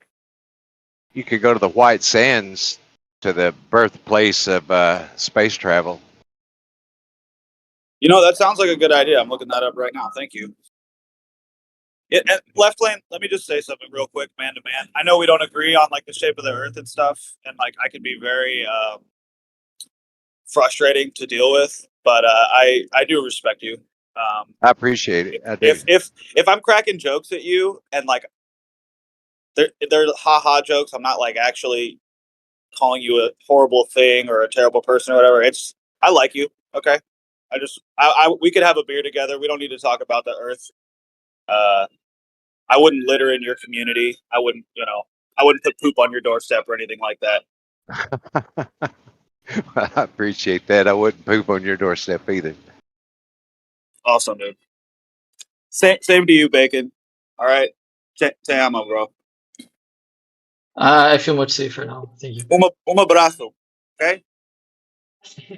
All right. Um abraço grande. Abraço grande. Thank you. Abração. Tem abração. Somewhat natural.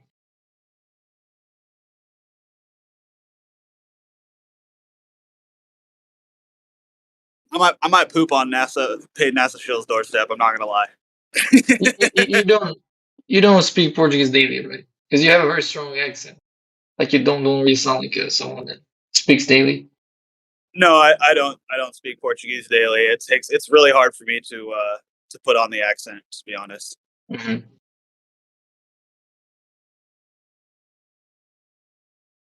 You know, I sing in Portuguese a lot, but that's different than speaking because it's like you're just repeating the same thing over and over to a tune.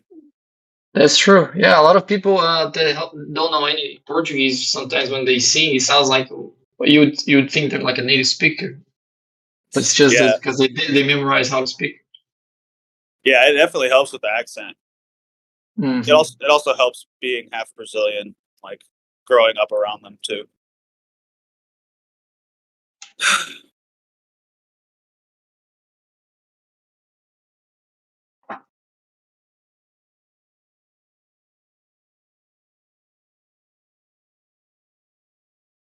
You know, one thing in Portuguese. E quiero uma cerveja, por favor.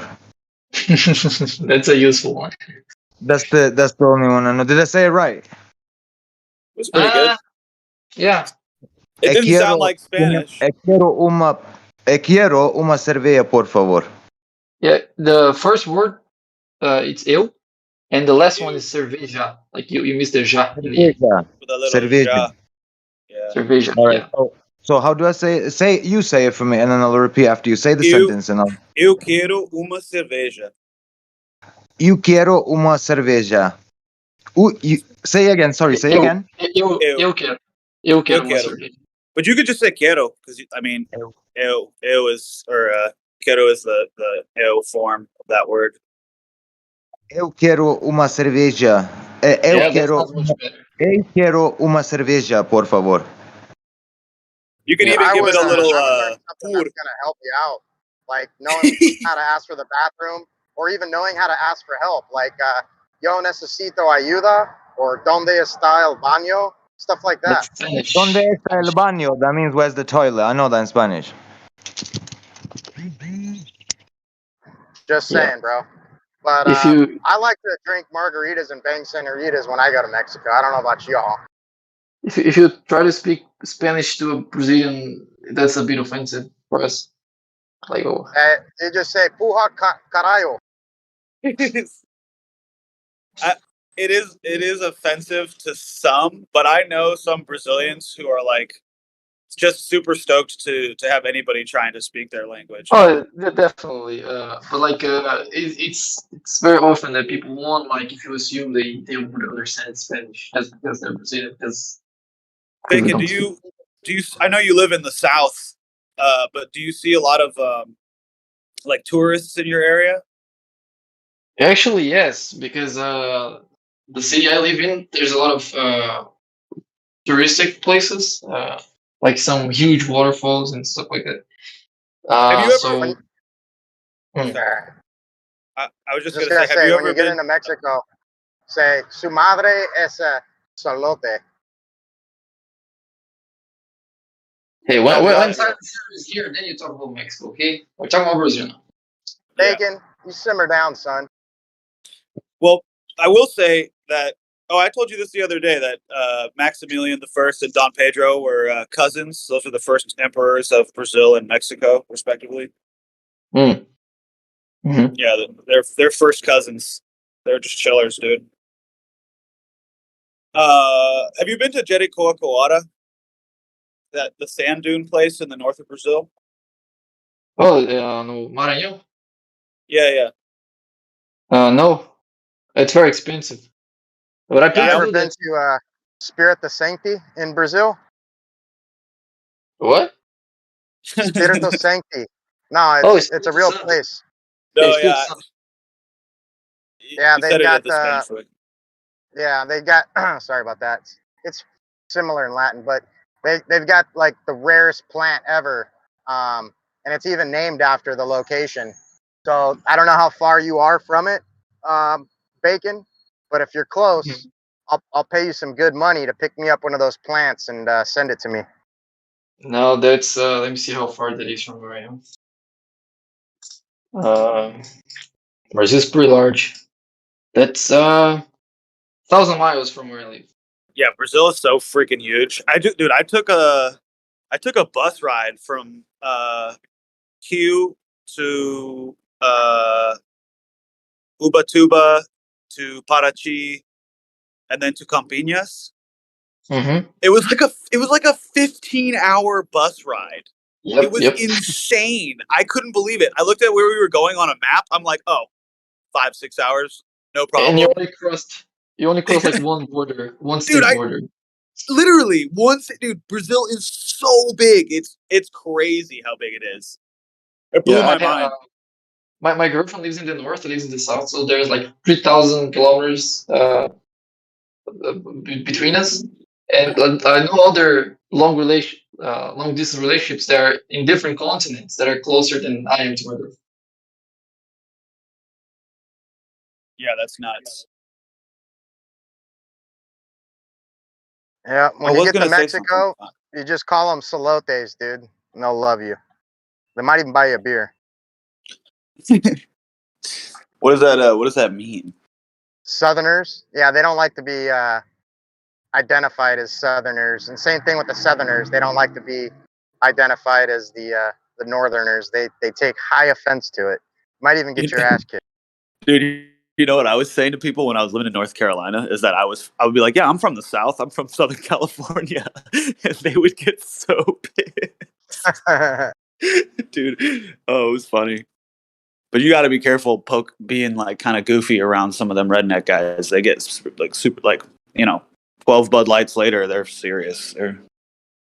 Oh yeah, New York City, get a rope.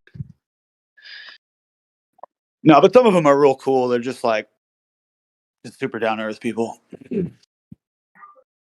There's good people everywhere you go. Except China. No, I'm just kidding.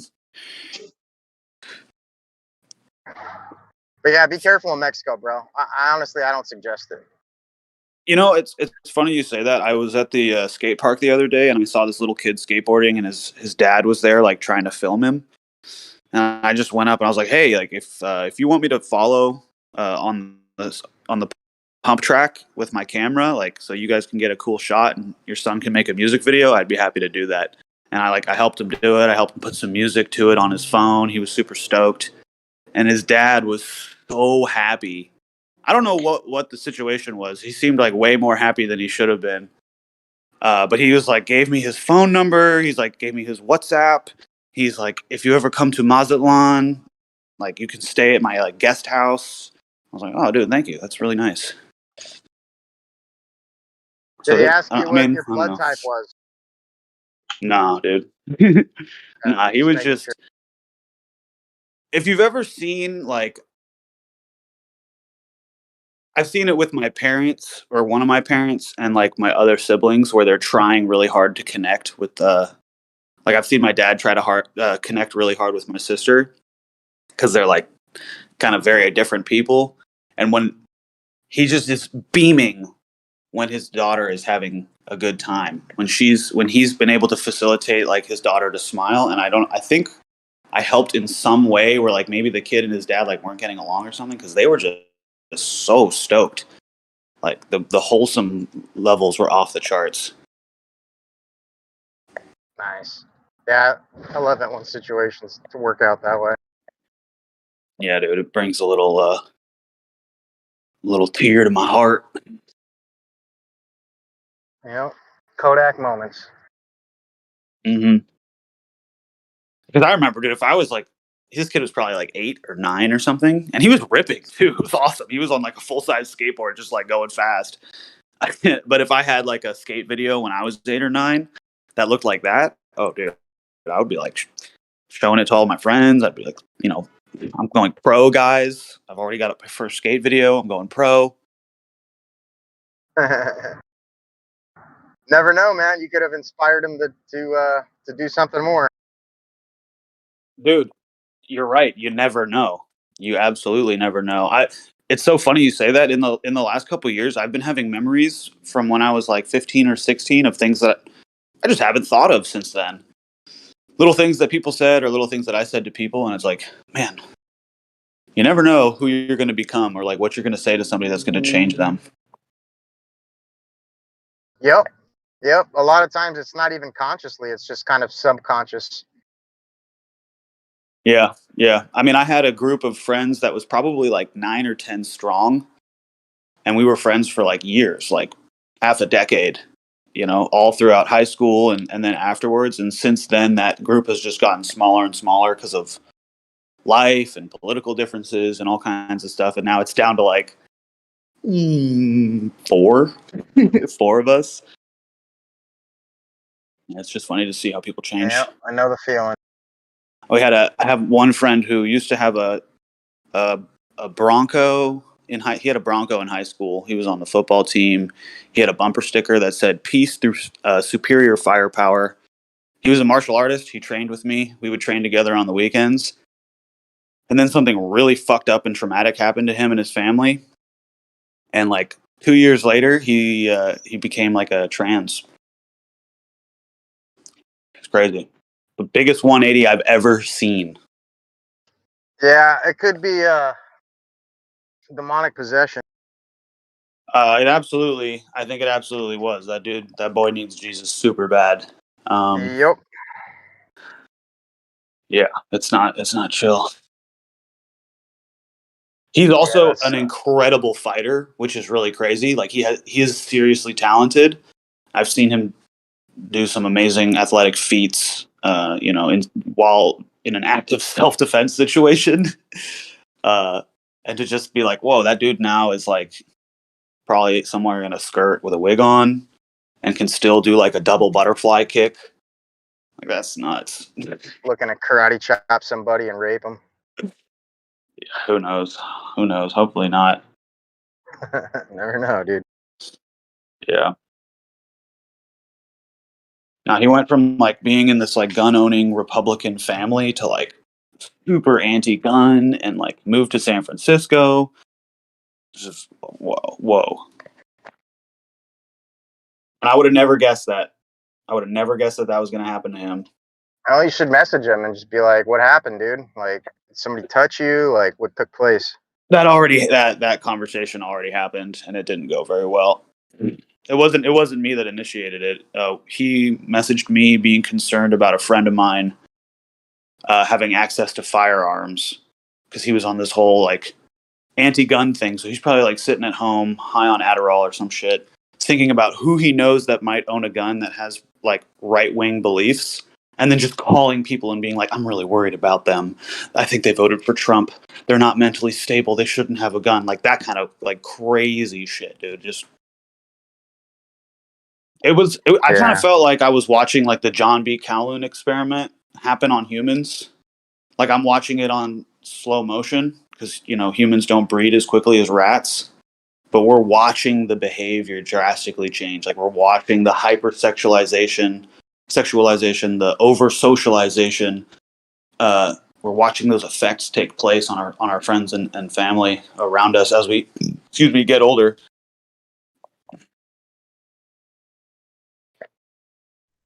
Did I hear you say you're heading to New Mexico?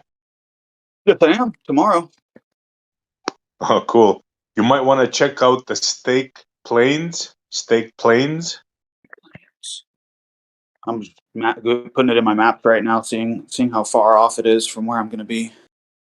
Type in Llano Estacado. Llano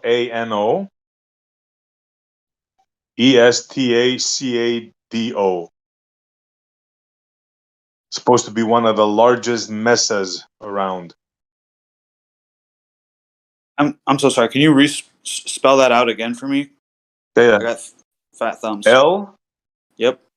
L. I believe that's an I, or it's weird the way they have it. Llano.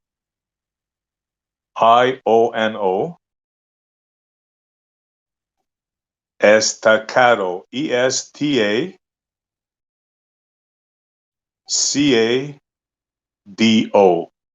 Okay. So Ioni Estacado. Yep. All right. I got let's see. It says that there's 0 search results in my maps, but I'm going to search it on Google. Oh, Llano Estacado, two words. I got you. That would be an I, right? But why would they have it as a weird way they spell it? What's really weird is it's not even Oh, dude, that's in Texas. That's crazy. Part it's like of it right on is the it? border. Yeah, it's like right on the. That's cool. Oh wow, you can see it. It's huge. I'm looking at it from space, from the satellites. See how flat it looks? Yeah. For a lack of a better term.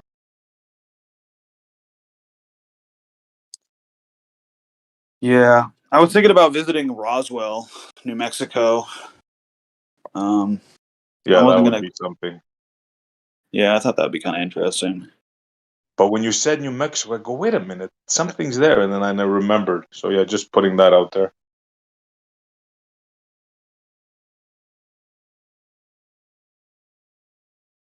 Man, driving through Arizona is gonna be lame.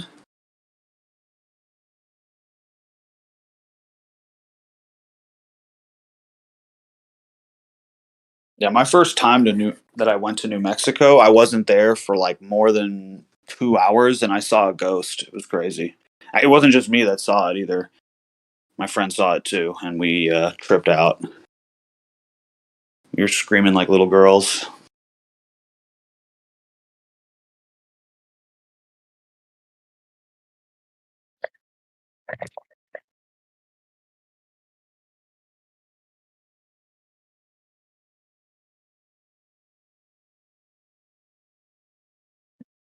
I mean, screaming is not the appropriate word. We were exclaiming, "What the fuck was that?"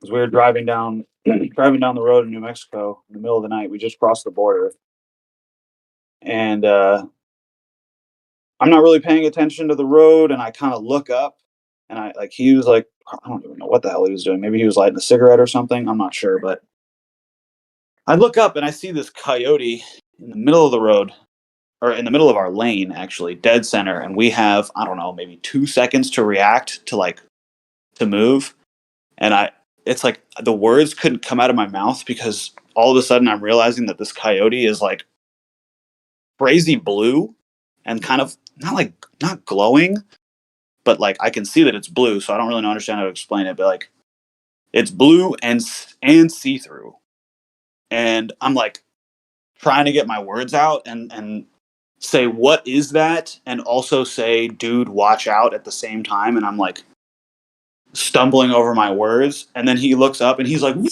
the hell? And he turns the wheel at the last second, but we go right through it, and there is no impact. he like slams on the brakes. We both jump out of the car and like, cause we 100% went right through it. And in my head, I thought we hit it. Like, it didn't even occur to me that there was no impact. It just, I was like, no, we went right over it. Like, what the fuck? So we come out with our cell phone lights, flashlights, and we're like looking at the front of his car, and there's nothing there. Not a dent, no hair, no nothing. And we turn around and look down the road, and there's nothing there either. It was super bizarre. We had like just passed underneath the, like when we came into the state too, like we had just passed the sign that says Land of Enchantment. Very weird.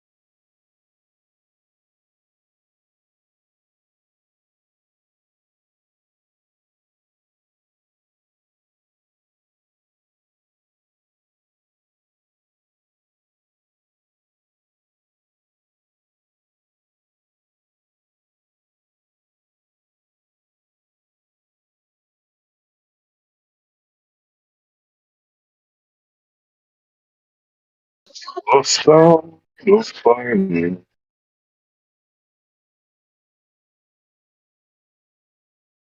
You cut out. I couldn't hear unless you were just hot micing. No, I was singing The Sound of Silence. How's it going? Oh, very good. How are you today? Grand, like the biscuits. So, did you get close to publishing that thing? Because I'd like to see it when you're done publishing it. It's not gonna get published. I mean, I don't even know what that means, to be honest with you. Like, I'm just gonna send it out when I do. I was supposed to talk with him last night at. Sorry.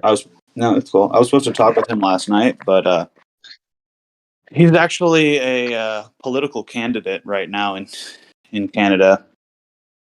He's running for office or an office, and so he asked me if we could talk later, which is fine. I mean, honestly, like, I get why he doesn't want to get on the phone and like start having the conversation that I'm trying to have with him about this story, because it's probably really fucking dramatic, dude. You know, he's talking about his sacred sites being destroyed, his old growth forest of his people, his family, his people being systematically really messed up. And this is a really politically charged issue in Canada. I didn't realize this. This is like the equivalent of like the organization that he runs is very left leaning. Like, I'm speaking with, first of all, this person doesn't understand who he's speaking to. That I am, from his point of view, I would be very right leaning. But I think because we're from different countries, and like I have a little bit of indigenous in me, it shows. He's got some indigenous in him, it shows.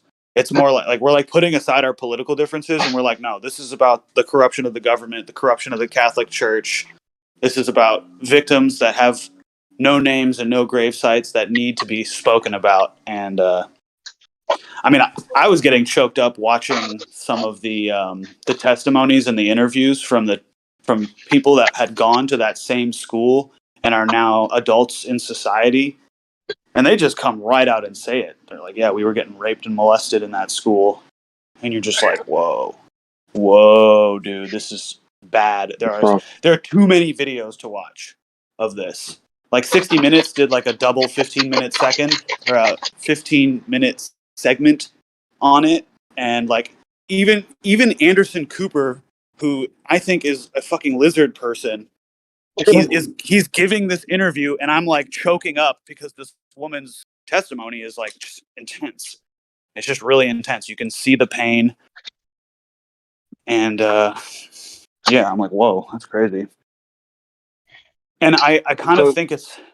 Sorry, I just want to add one more thing. Like, one person might be thinking to themselves, well, Platypus, you're looking at fucking 60 Minutes with Anderson Cooper. Why do you believe that any of that is real? Why do you believe this woman is real?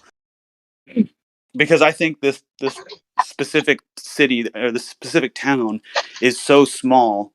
These people are so removed from the larger picture. They just see that as an opportunity to get their story out. And it's a story that's been actively suppressed by their government.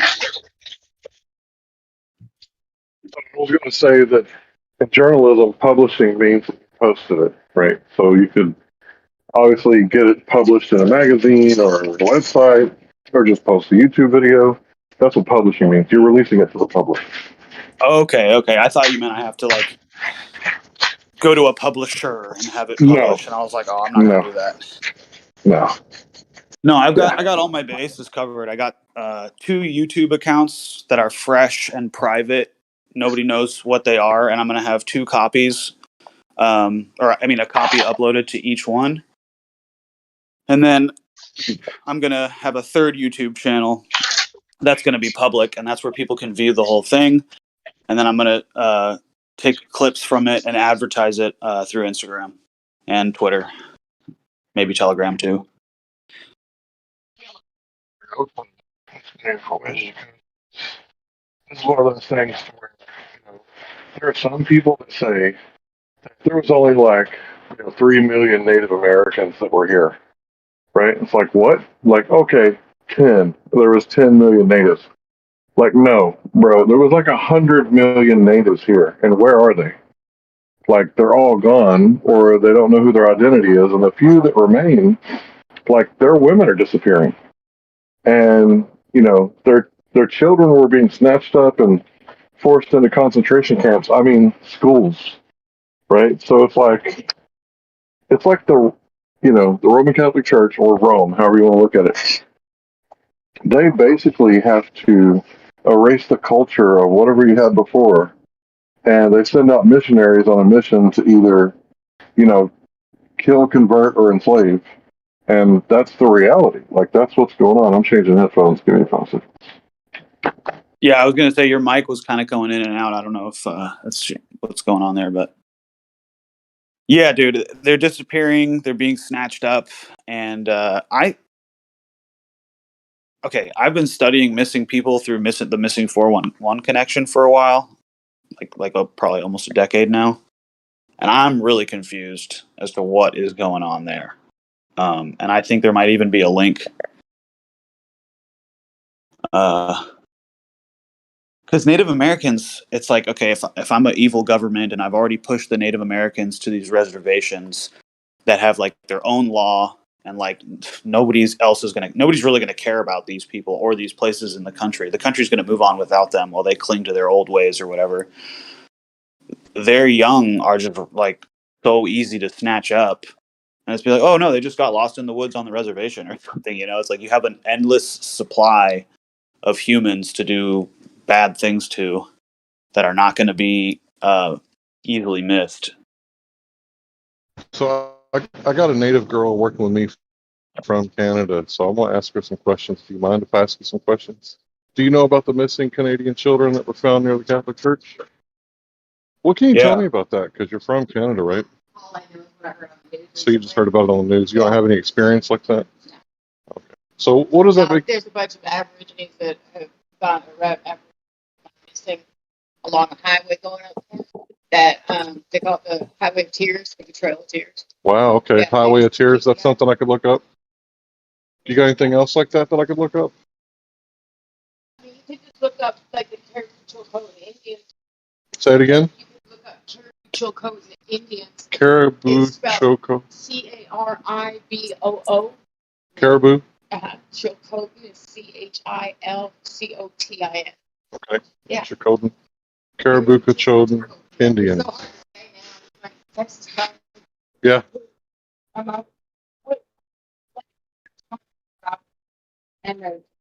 Williams Lake, British Columbia. Okay. Okay, well, I'm talking to a guy who's doing an investigation on that story, so I thought maybe you're from that area. Maybe you could give me some information. All right, thank you. Appreciate it. Thank you so much. If you come up with anything else, let me know. Did you get that? Did you write it down? It was really hard to hear her. Only your mic Highway of was. Tears. There's a Highway of Tears up north, she said. So like Oh they have the yeah. Trail of Tears. So they have the Highway of Tears up there. Yeah.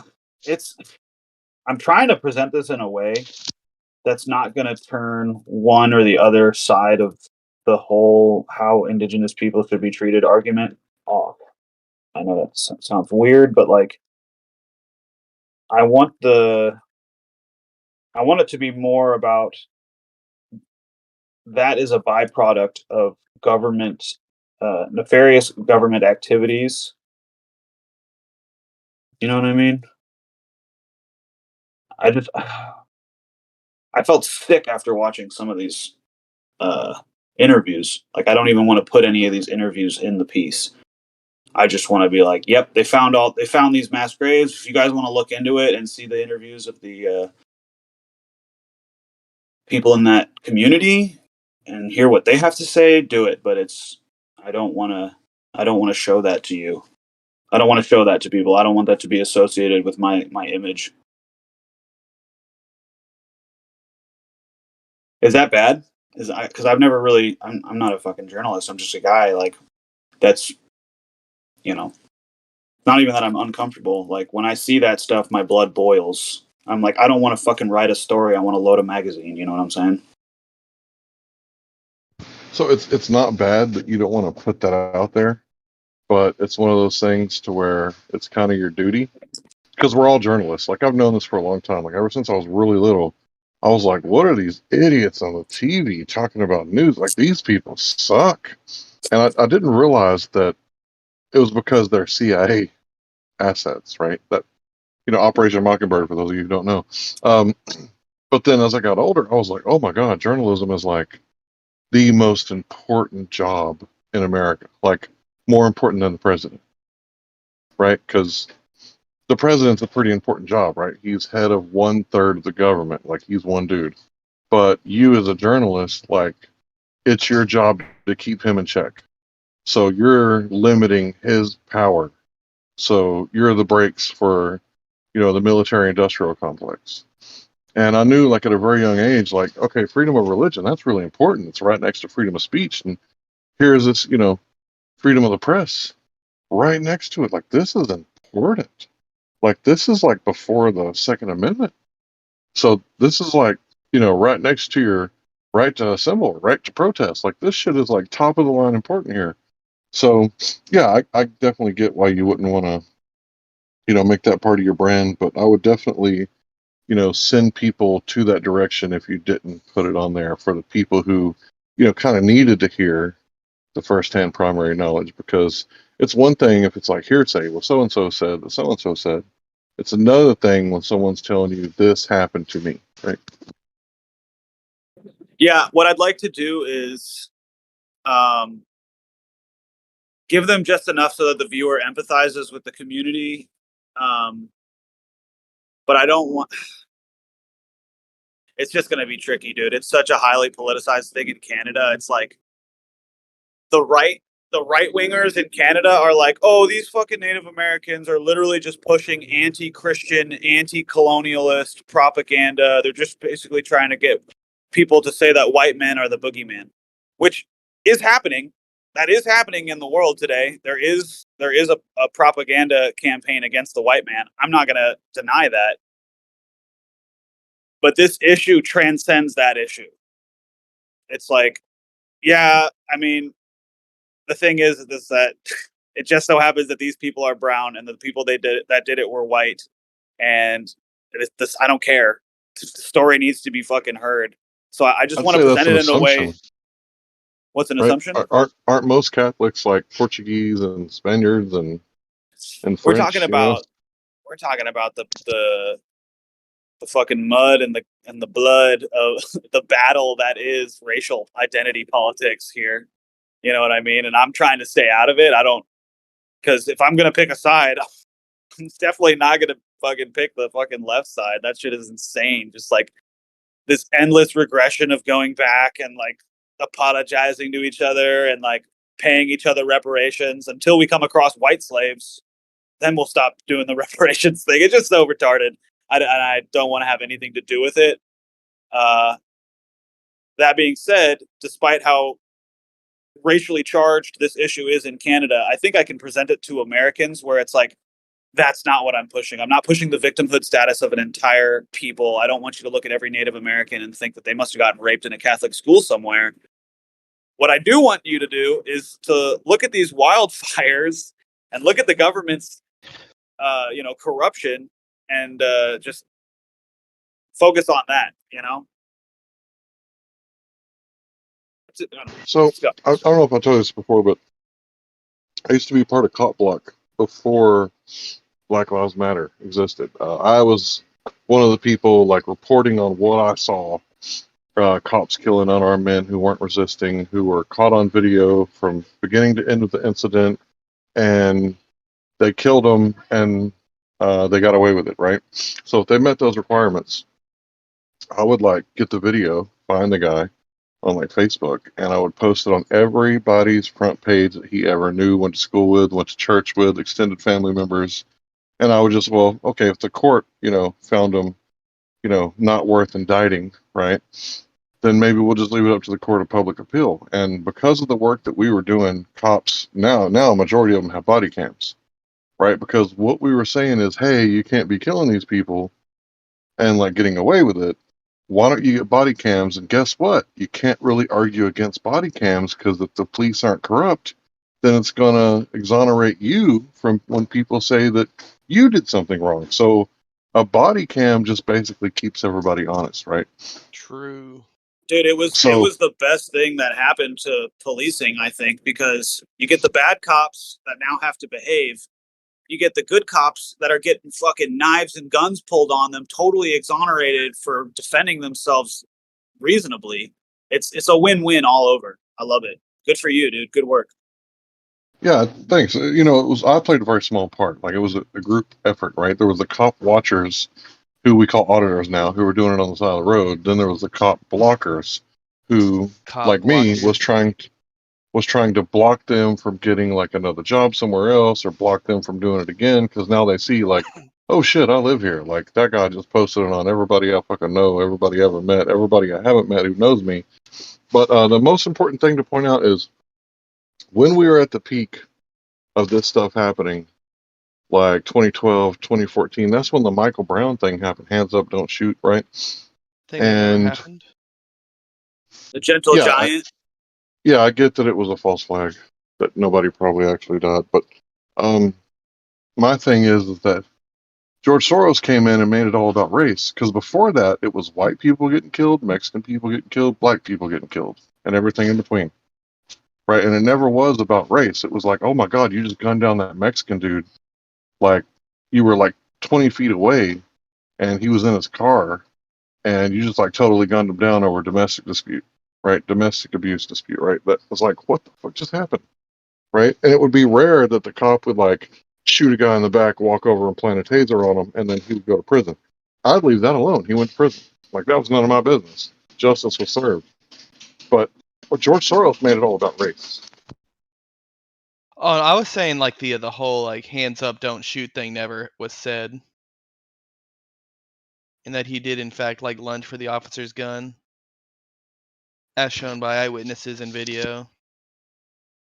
How do you lunge for an officer's gun when he's in the car, You and reach the into the gun's car in and try and between? grab it. Okay. Yeah. And then Mike Brown's a big dude like me, right? And he hit that little German-looking white cop in the face, but he had a little bit of rosacea. I'm sorry. If I punch you in the face from a standing position and you're sitting, you're going to have a whopper on your face. You're going to probably have a broken jaw. I'm sorry. Just that, none of that made sense to me. If I'm punching down at you using gravity or whatever you want to call it, I'm just going back to arguments for 20 minutes. If I punch down with gravity and you're in a sitting position, you're going night-night, son. I don't believe that shit. Unless it grazed him. You just could have a thick skull. I don't know. Yeah. I tend to think that I've done the deep dive on like the mass shooting fakeries, like the live streamed ones, like the one in New Zealand and the one in Oh, what let's was it, hear like that one. New York. Those were so fake, dude. It's not How even so? funny. Oh, jeez. Okay, the one where he live streams and he starts in the parking lot and goes into the grocery store and goes on a killing spree. Yeah. I've seen the unedited version and Think it looks fake? 100%, dude. 100%. What makes you think it looks fake? When he shoots a so-called person in the head in the grocery store, that's like the victim is laying on the ground and he shoots him in the head. His head does something that doesn't make sense Like what? at all for ballistics. There's like this massive like air blast that comes from like below the head, and it kind of upsets some boxes on the shelves. And like I've shot things at point blank range with high caliber guns plenty of times. And Wasn't the high caliber gun? Although I've shot all High kinds velocity of gun. Yeah. Well, I mean, some people think it's real. Some people think it's fake. I'm in the other camp. That's fine. You can differ from opinions. It's all good. Remember the Las Vegas shooting? Like that one. Oh yeah. Well, that was. I go ahead. Somebody was shooting. Somebody was. Somebody was shooting. I don't think it was just one person, and it definitely That's what I was wasn't gonna say. from some bump stock. Because I was dating somebody at the time whose cousin was there, and she didn't get shot, but she did get injured climbing a fence trying to escape. And she said that the gunshots were like. I mean, we've heard the video. We've seen the video with the audio where the rate per fire is way higher than a bump stock, and that story just doesn't make sense. You've got people running through the crowd, fucking saying that it's going to happen right before it happens. You've got the guy's brother who's like super confused on the news, and then they just like happen to find like child porn on the guy's computer, and it's like a fucking Windows 96. It's just there was a lot of inconsistencies and weird things with that as well, and that was the largest mass shooting in America's history. A lot of people forget about it. So with that one, I was going to say I've been shooting guns since I was 5 years old, literally. Right. I'm learning to wipe my butt and shoot a gun at the same time. Right. So, I used to have a Mac 90, and with a Mac 90, you can get pretty good bump fire out of it just by grabbing your belt loop and, pop, pop, pop, pop, pop, pop. It's a little bit faster than that, but like I know what bump firing an AK sounds like, right? I've done it before. I got a real good sound, and what I heard in that video, and I didn't record it and put it in forensics computer, just going by my, primary firsthand knowledge experience throughout my life. Like that was two people shooting two guns, or you could say that it was one person shooting two guns, but if that's the case, that's not how a bump stock works. With a bump stock, you got to have that back pressure with your left hand, pushing it back against your shoulder, and with your right hand, you're pulling the trigger. You can't bump stock with one hand. So none of that made sense to me. And the fact that the leader of the NRA was like bragging about we got bump stocks banned, and Trump was doing it. Like, I think that's a war crime. Like when you punish a whole village in Vietnam because a sniper kept shooting your dudes. Like you kill everybody, that's a war crime. You can't punish everybody for what one guy did. And I feel like that's what they do every single time they get a chance. They being the hierarchy enslaving you. Thanks.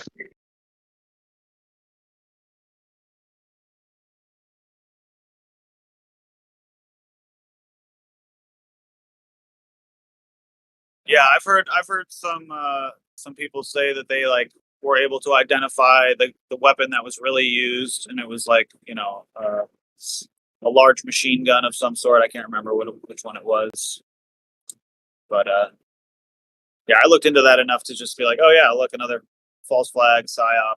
Okay, move on next. So just to be clear, we're not saying nobody died. We're just saying that the official story given to us by CIA media, Operation Mockingbird, like it wasn't what actually happened. And Yeah, anybody who has any experience with firearms know that there was more than one rifle going at the same time. Yeah, I've shot bump stock and hellfire triggers, belt loop, and yeah, it sounded like a bump stock to me. And as far as people dying, you can look up Sonny Melton, was a friend of mine. He got killed while laying on top of his wife to protect her. No, yeah, we're not sorry saying. to hear that, brother. Yeah, that's horrible. Yeah, Look, it some was. of these shootings, people really die, but the story that they give us is not the story that actually Some of happened. these shootings? Oh yeah, some of these shootings. Some of these shootings, nobody dies. Like and that's which where it gets one? really. Well, I mean, I think you know the famous one. No, I don't. Oh yeah, well, I don't. There's some big ones. You can look them up if you're We're talking really about the interested. Sandy Hook one? He's baiting you, dude. You hear this guy? He's like casting a net, bro. I know, dude. He's like fishing. You hear this guy? The fish must not be biting at the pond. I don't know. Like, you can't go arrest some real criminals? Hey, Aren't there like who is some this guy? murderers out there that you could Hey, go find?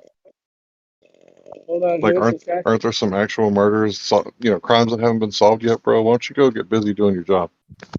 What's I'm this not a guy's police name? officer, dude. I'm just an accountant.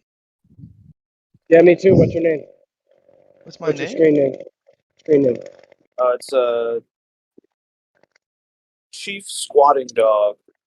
Chief Squatting Dog. Just an FYI, we're streaming on YouTube, so there's certain things you can't say. What you're trying, these roads you're trying to go down, try to bait people into, unacceptable on the server. It's going to be your first warning. I'm not even baiting him. He literally verbatim said some of these shootings didn't really happen. Do you want to You- do you want to argue with me, or do you want to follow the rules?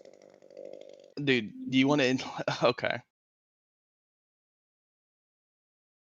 Anyways, yeah, I was trying to like give you like a gentle nudge to the fact that I don't want to say it on the live stream, and that you can go ahead and look it up if you want. But yeah, it's not a big deal. We could talk about something else.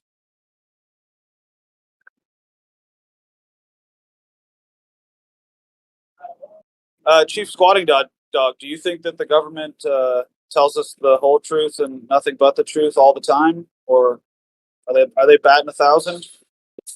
I don't know, dude. They could be lying about something, and I have no way of knowing if they're lying or not. You'd have no way of knowing? Yeah, I'd have no way of knowing. Interesting. Well, there's some ways. I don't know Like if you're what? aware. Well, like for instance, the Gulf of Tonkin incident is a known false flag now. We know that the government lied and did a false flag operation to get us into war, and that's open to public knowledge.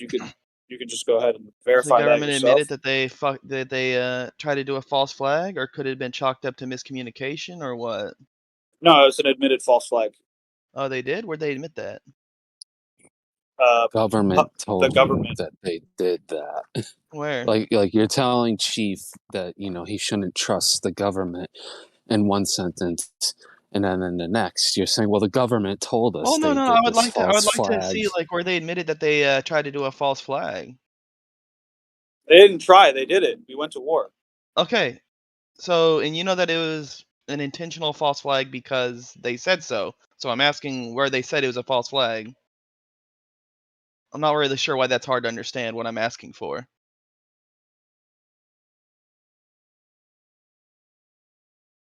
So this is Wikipedia. I don't know if is that cool. The United States government falsely claimed that a second incident occurred So on August falsely 4th, claimed? 1960. Yeah, they lied. Falsely doesn't claimed. mean That's another way to lying. say. Okay, I'm done. I did this last night where somebody was trying to like tell me that lying isn't lying, and I don't do that. That is the So- gayest thing I've ever. Dude, that's Okay. gay and fake. So lying, yeah, dude. In a legal term, requires Dude. intention to mislead.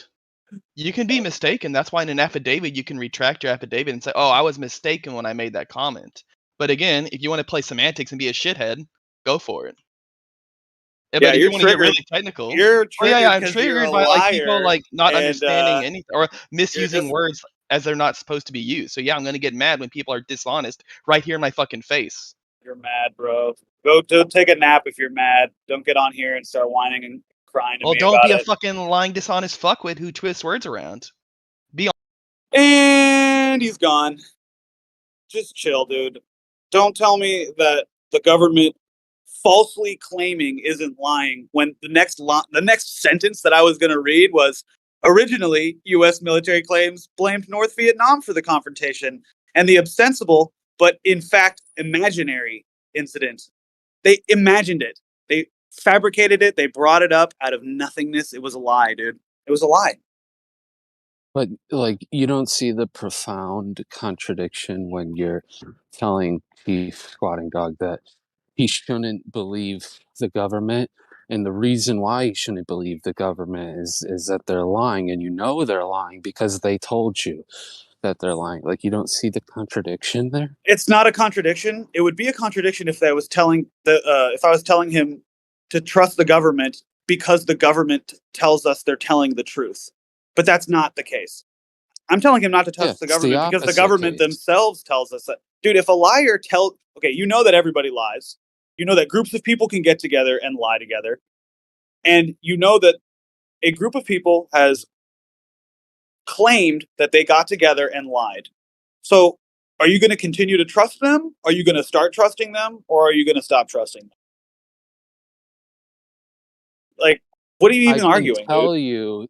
I can tell you that I'm pointing out the contradiction. Like, you gave the opposite case of what you were doing. It's just the same thing, but just the opposite case where they're lying, but you know they're lying because they're telling you they're lying. But that means you have to believe what they're saying, which contradicts the first claim you were making. No, it doesn't, dude. This isn't a black and white issue. Believe it.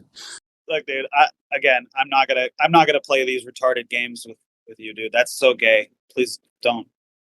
Just stop. It's not a game. It's just pointing out the I logical disagree flaw. with you. I think you're wrong, and that's where it ends. I don't want to talk about it anymore with you because fine. you don't understand what lying is. You don't understand obviously how liars act, or you claim to not understand. But that just leads me to believe that you're a liar, and so it makes me not want to talk to you. That's fine.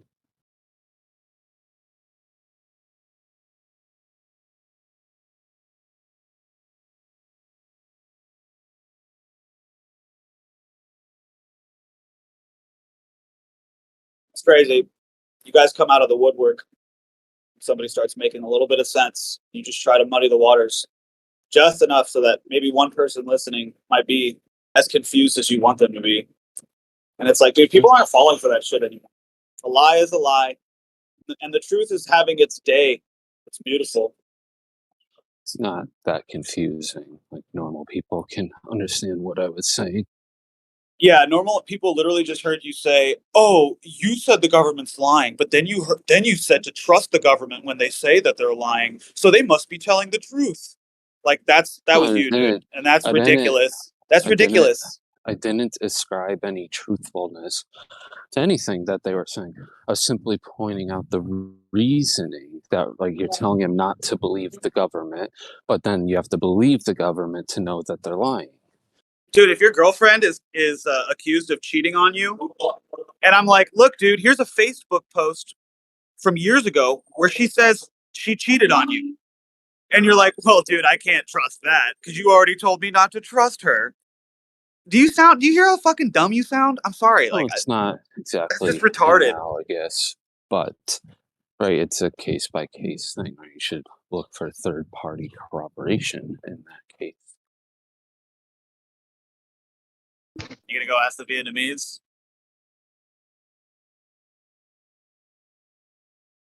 No, I'm just not going to look to the people I'm saying that are lying. I'm not going to look to them for the confirmation that they're lying. That doesn't make sense.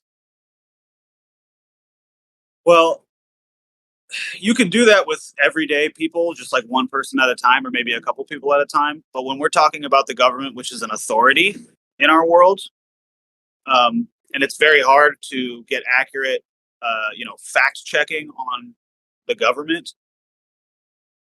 Sometimes the government gets out ahead of a story, right? They're like, wow, people are talking online about how we faked this incident, how we fabricated, we lied so that we could go to war in Vietnam. Let's get out ahead of it and let's just admit that it happened. I don't think people are going to care that much. And that's exactly what they did. So you trying to twist it into something is that I don't have good judgment because I'm telling you not to trust the government and I'm pointing out that they are known liars.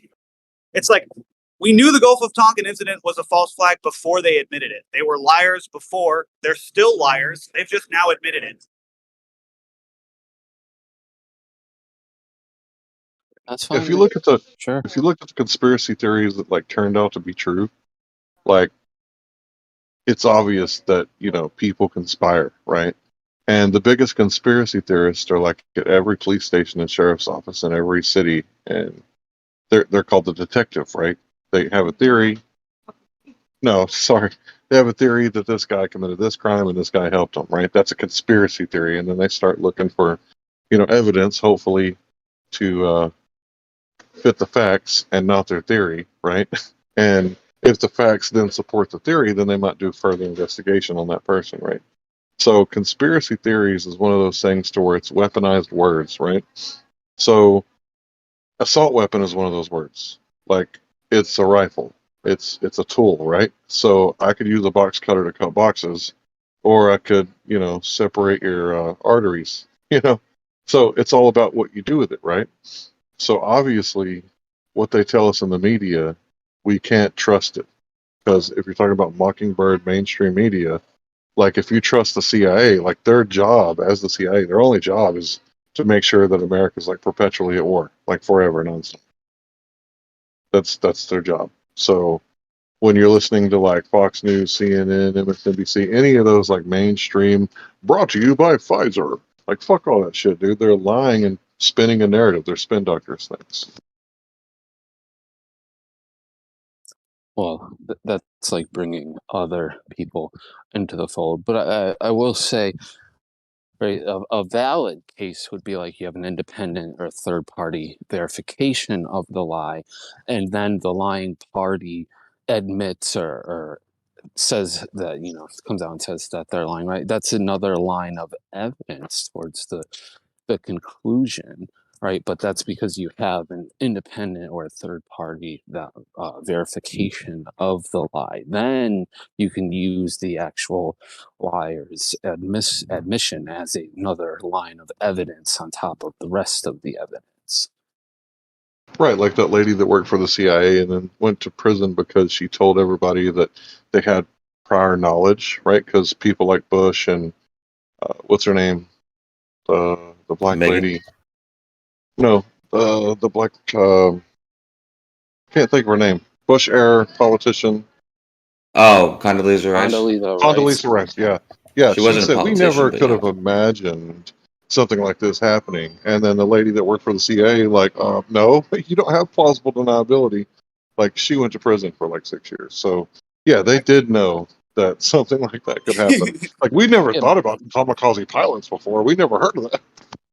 But I think, and there's maybe, I don't know if a misconception is the right word for it, but there's a belief in the flat earthers' minds, at least some of them, that like Globers just like blindly trust the government and authorities, and at least for me, it's like the opposite, right? Like there's so many instances of government lies being exposed. They stick their hand into things that shouldn't, where it doesn't belong, right? Like I don't trust anything really that the government says, but that doesn't have, right, like the globe and things like the V word and what else, evolution. None of that is tied to the government. How so?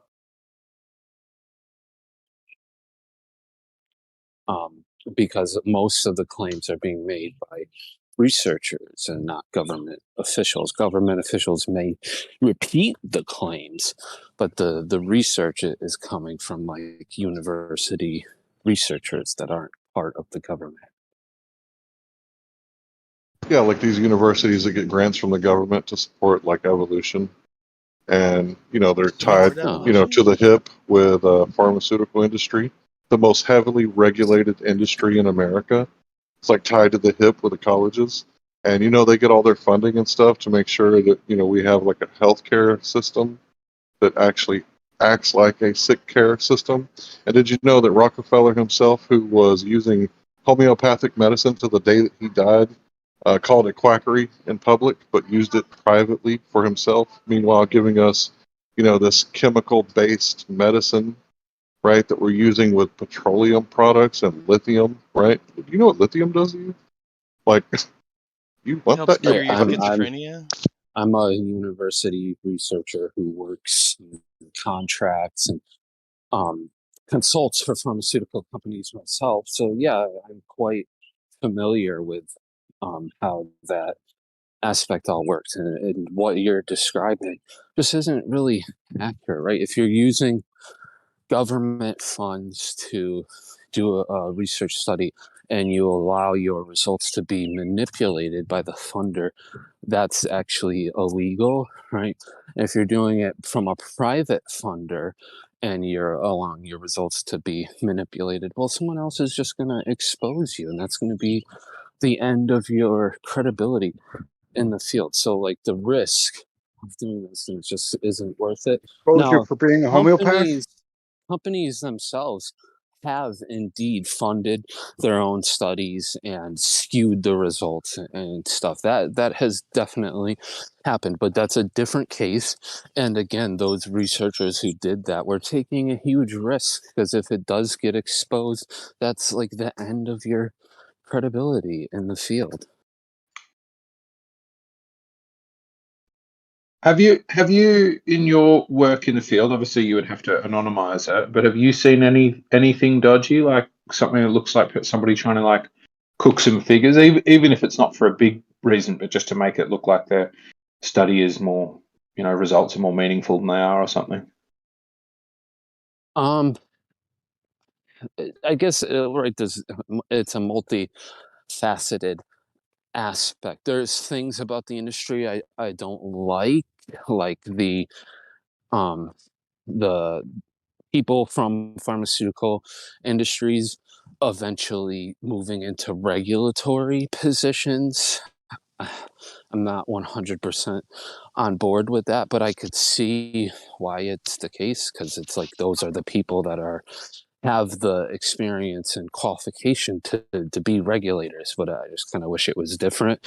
But the primary thing that I see is people not, if the results are negative, right, or not, desirable for the product that they're making or whatever, right, they're not as exacerbated about that fact as they are when the results are in a more positive light, right? Like, I think even if your results are negative, you need to make it clear, and it should be taken with the same amount of credence as positive results are. Right, that's what do they call it? Like the file drawer effect of, if you don't get anything meaningful, you chuck it away, rather than going, we should print this to show this person who said this does work. I've got this same thing doing the same way it says it doesn't.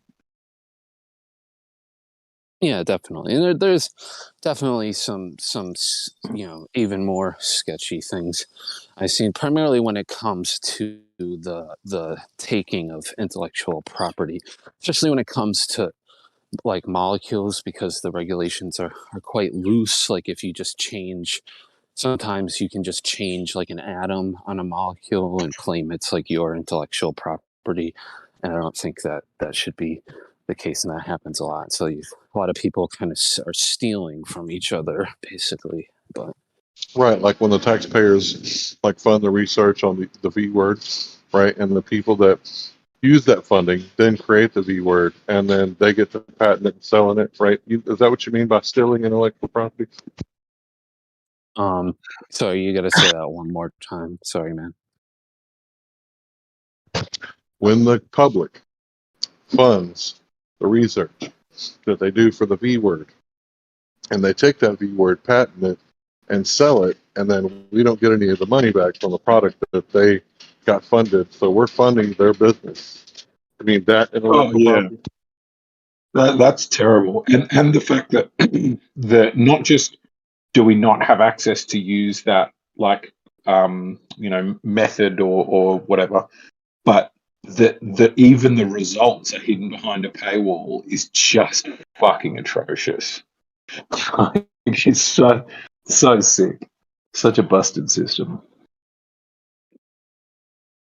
Yeah, I hear you. I mean, the for the current thing or the thing that just happened, at least in the United States, the regulators or whatever made all the research publicly available, at least for a period of time.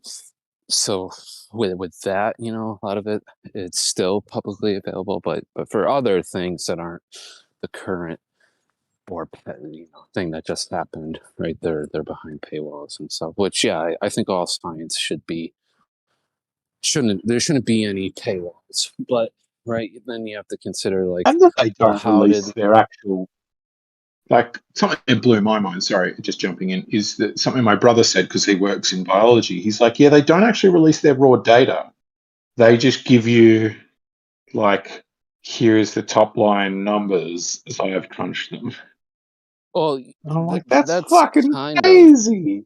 Sound They like get Jeremy. that in an it's old. kind of hang on, because that's only partially true, right? So when I go and do a synchrotron run, just one synchrotron run, and if I'm going to publish a paper, usually they're going to contain, conclusions that are coming from months and months of running samples on the synchrotron. But just one is like maybe 50 to 100 pages of data.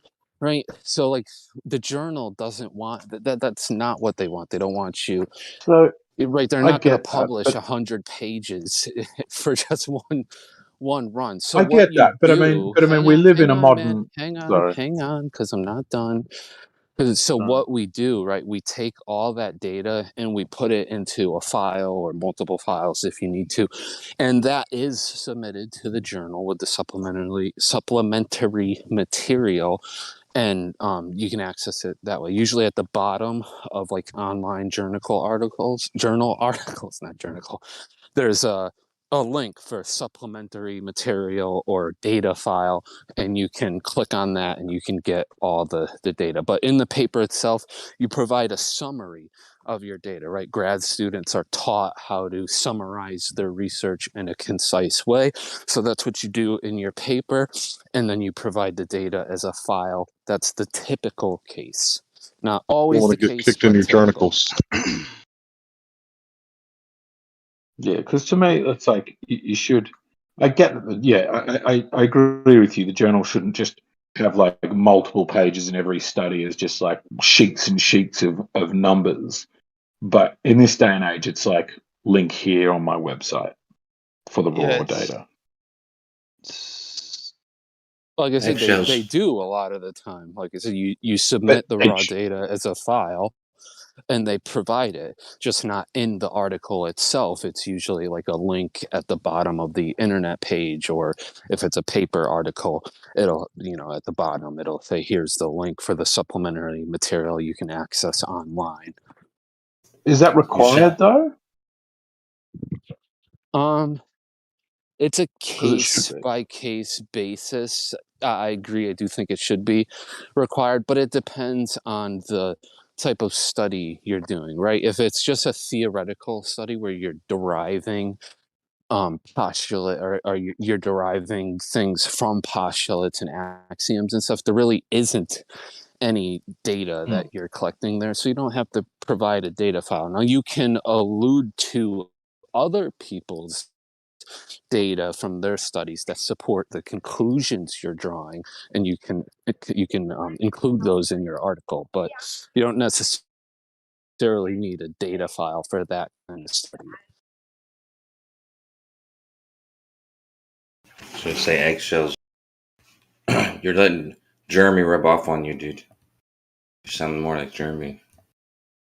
Why is that? What, I'm not sticking to my side?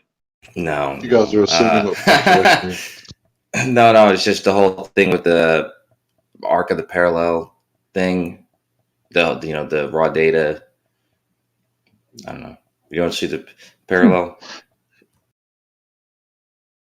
I get it though.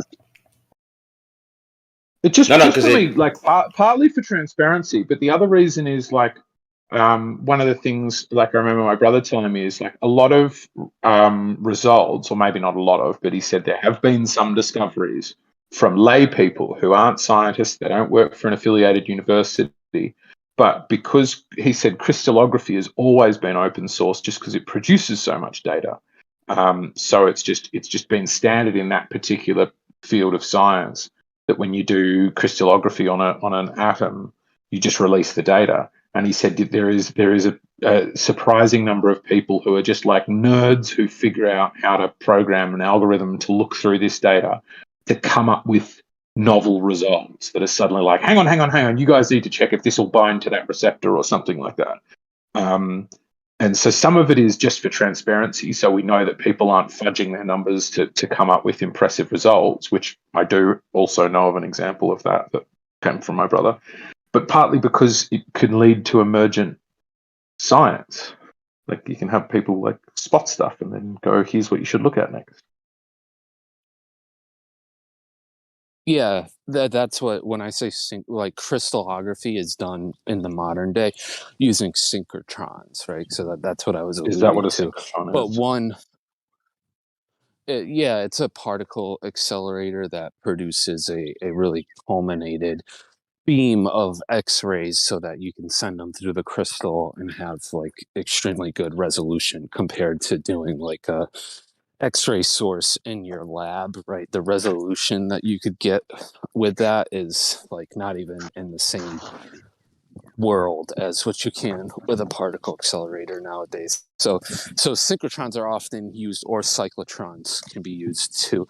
But nonetheless, right, the data that you get back from that, because what you're doing in a crystallograph is you have a device that's rotating the crystal and it's taking basically images like every like millisecond, if not even quicker, as the crystal rotates.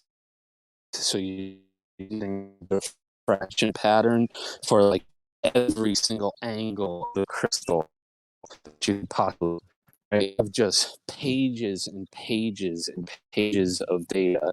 So when you have that, you have to put it into a program, a modeling program. Like if you go to the PDB, the protein data bank, or the nucleic acid data bank, that are made from those programs based off of the data that's collected from like synchrotrons. I thought you said the colleges taught you how to like make everything concise. I'm just kidding, bro. It's complex stuff you're talking about. I'm just joking. That the model is the concise thing.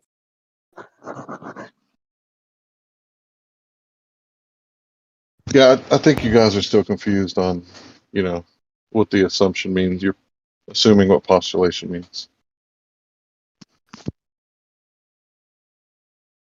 But nonetheless, eggshells from those programs, right? People can write programs that can kind of read into the data that's published and like find novel results. But if you're not formally trained on doing that, right, you really have to be careful in what your conclusions or what your findings really mean, and make sure you're not falling into pitfalls that are already known about with these programs and stuff.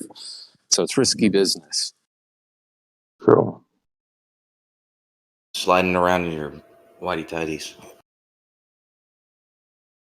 What were you saying, Larry? Is Larry and Hank the same person? It is the same person, and I honestly am suspicious that he's probably trying to trigger me. I was like, they've got the same voice, the same like old timey, like sound like a pastor at giving me a sermon. Sermon, funny. I've done a few sermons in my day, in my youth. So what were you saying? We're misunderstanding the postulates or something? No, it was a dig at what's his name from last night, because he said postulation, right? And I said, you're assuming what postulation means, because you guys always say that we don't understand words. Like that's like your go-to argument. You don't understand these words, these well-established words that you've been using for like 30, 40 years. You guys don't understand the words. Yeah, but that happened just last night with Yeah, the no, word it's funny that assumption. right. You're assuming that I don't know what assume means, No, which is a weird assumption to make. I'm not assuming anything. Yeah, I don't. We don't have to rehash it. Oh, so But you know what I know somehow, like telepathically, and you know that I'm assuming that the definition of assume is different than what you know that it actually is, right? let's just clear it up for the room, okay?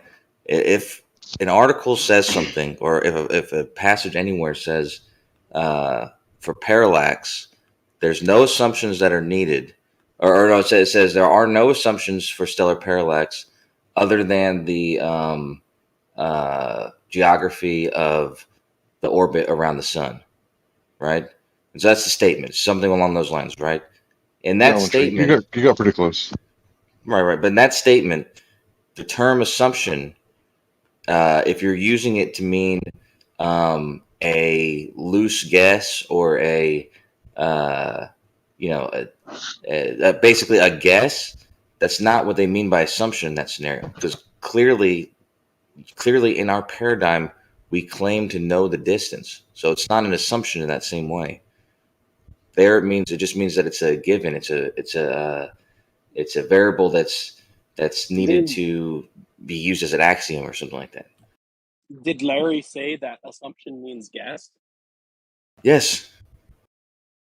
Oh, Larry, did you say that? You said assumption means guess, Mr. Larry? Is that what you said? Yeah, I did. I did last night because they said, "What do you think assumption means?" And I said, "Assumption's like a guess." And then I looked up the definition for assumption, and it had the word "guess" in the definition. That's right. But that's what I'm saying. Context means more than the definition. Often I hear things being called assumptions, like say I'm talking about topic A and it involves concept C that was studied in a different study than the one that I'm talking about or referring to. So concept C is not an assumption in that case. It's something that was determined prior to the study or to the topic, the A study or A topic that I'm talking about. But I often hear those kinds of things called an assumption here, but they're not really assumptions. You're not doing science in a vacuum, right? There's things that have been studied prior to what you're doing, and you're allowed to use those in your work. All right, so I'm going to look up stellar parallax and see if we can find. That's exactly what they're doing in ISS. Go ahead.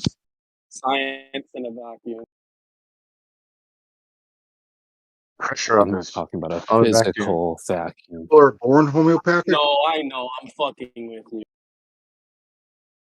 I know. In a vacuum. Vacuum. Science in a vacuum. Like Moonraker. So you pretty much agree that it's settled science that the Earth is going around the sun. Yeah. Cool. I settled as much as right, settled science is like a married bachelor. About as settled science as one gets. So in your mind, if somebody tomorrow said, should we devote more money into investigating whether this happens, I would go, no, that's a waste of money. Spend it on something else. So in your mind, science can be settled, and at the same time, all motion is relative. Both of those things hold true in your brain. Sure. I would have stayed away from the settled science term, but I know what you mean when you say that, and that's the whole point. Is that it's even though assumption has a definition, you have to make clear on what's of what's being expressed. They're obviously like just like you asked people in this room, and they said yes, it's settled science, meaning you can use that as a basically as an axiom for the stellar parallax, basically. Like they're using that as a given. Yeah, to me, it's not just using it as a given. It's just like Sure, everything could be unknowns. It could be based on unknown unknowns. We might have to rewrite everything, but short of rewriting everything, these things are so stable that it's not, like the laws of physics or something like that. Like any number of things where you're just like, there's just no point investigating this anymore. It's easier using that as a block rather than continually trying to pull that block apart. What? You need to build upwards, basically.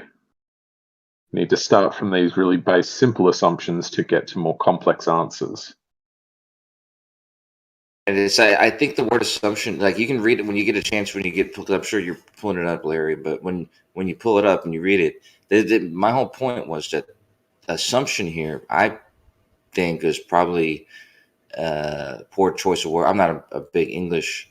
I'm not the best with my words, but I would imagine that assumption is not a very accurate term to use there. But also, I know sometimes assumption to be used when to mean something different than what your intuition tells you it means.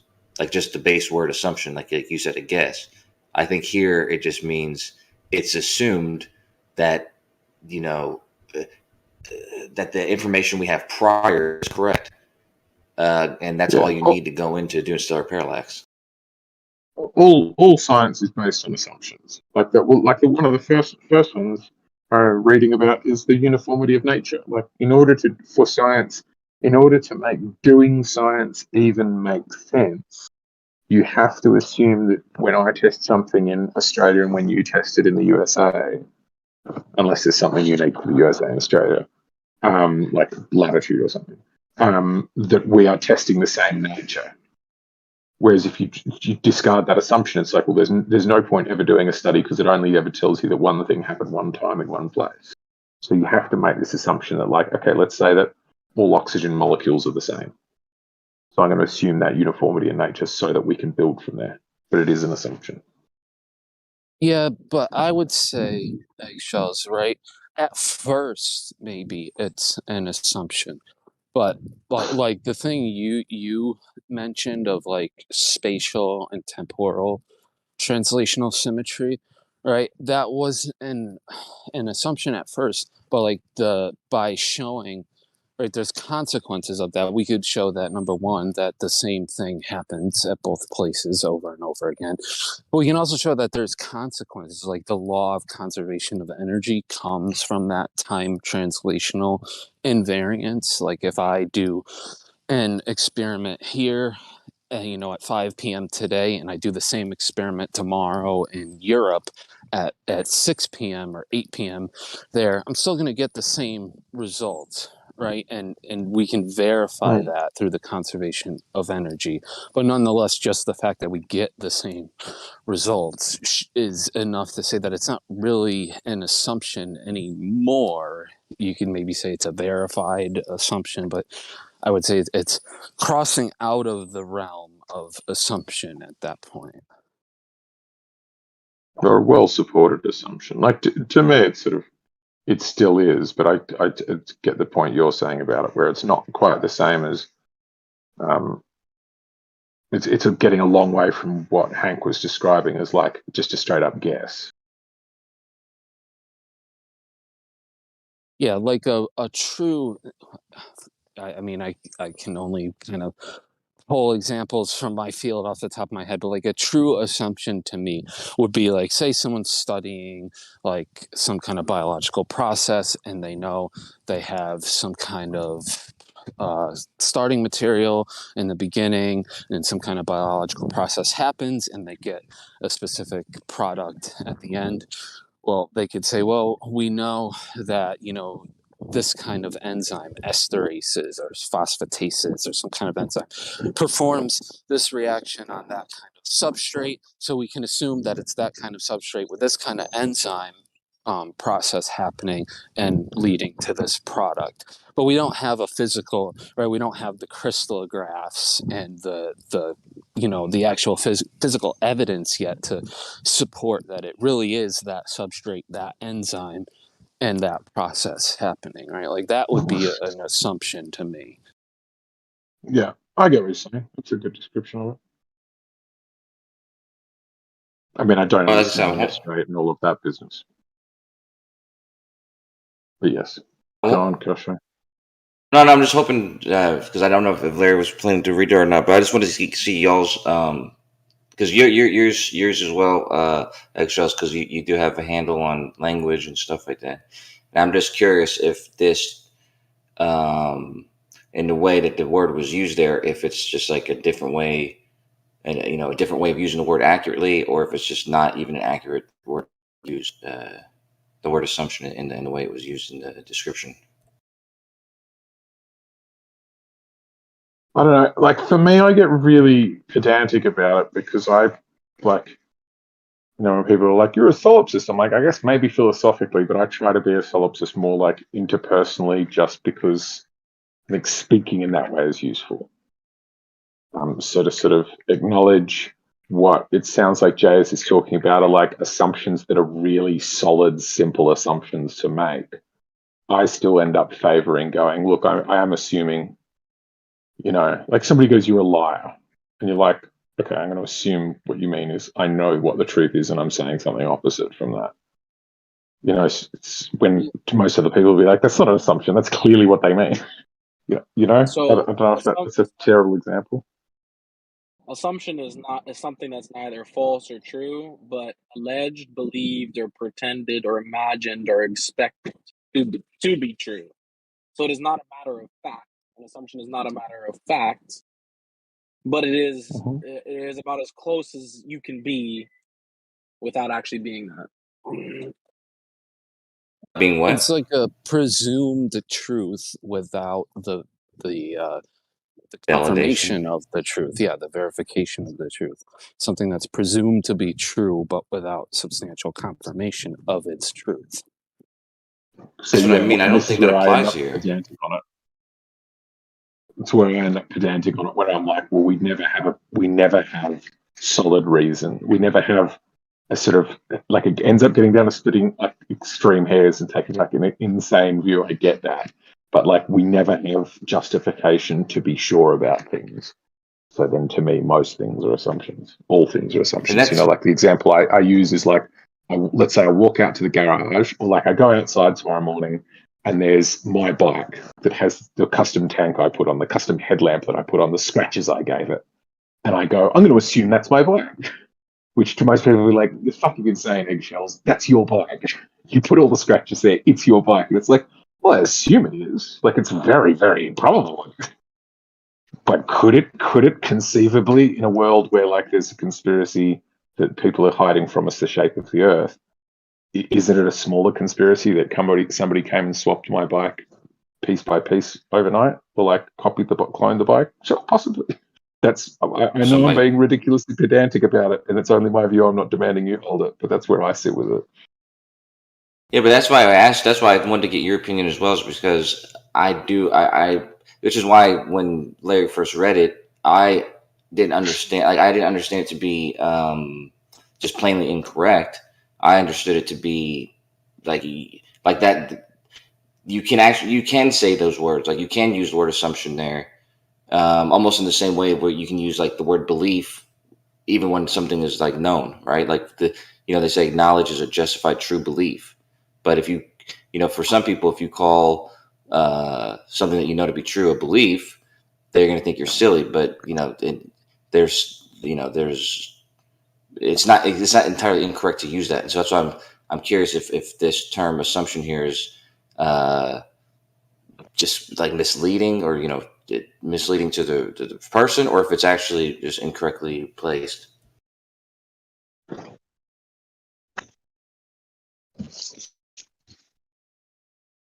Are you planning to read it, Larry, or are you even still here?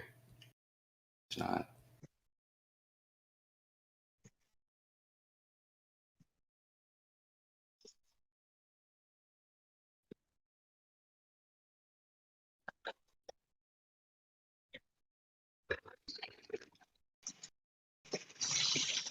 I'm gonna pull it up myself and see if I can find what he was reading.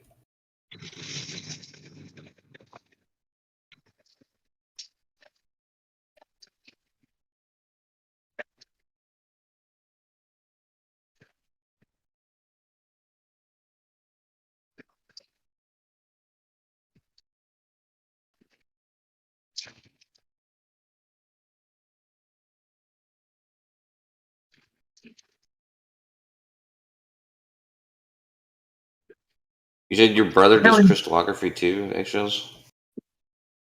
No, he was just talking about the field of crystallography. He does or I'm not sure if he still does because he's kind of been working on a different like science about bunk science for the last like couple of years. But he did he just used that as an example. He did biochemistry in psychoactive drugs using salvia divinorum to treat bipolar disorder.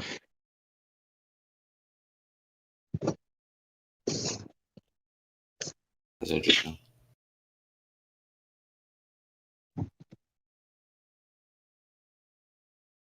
I saw in Australia they've recently legalized MDMA and mushrooms, which both actually have, as far as like recreational drugs, both are two drugs that I've always known have a history in actual treatment in certain ways. That's interesting that they did that.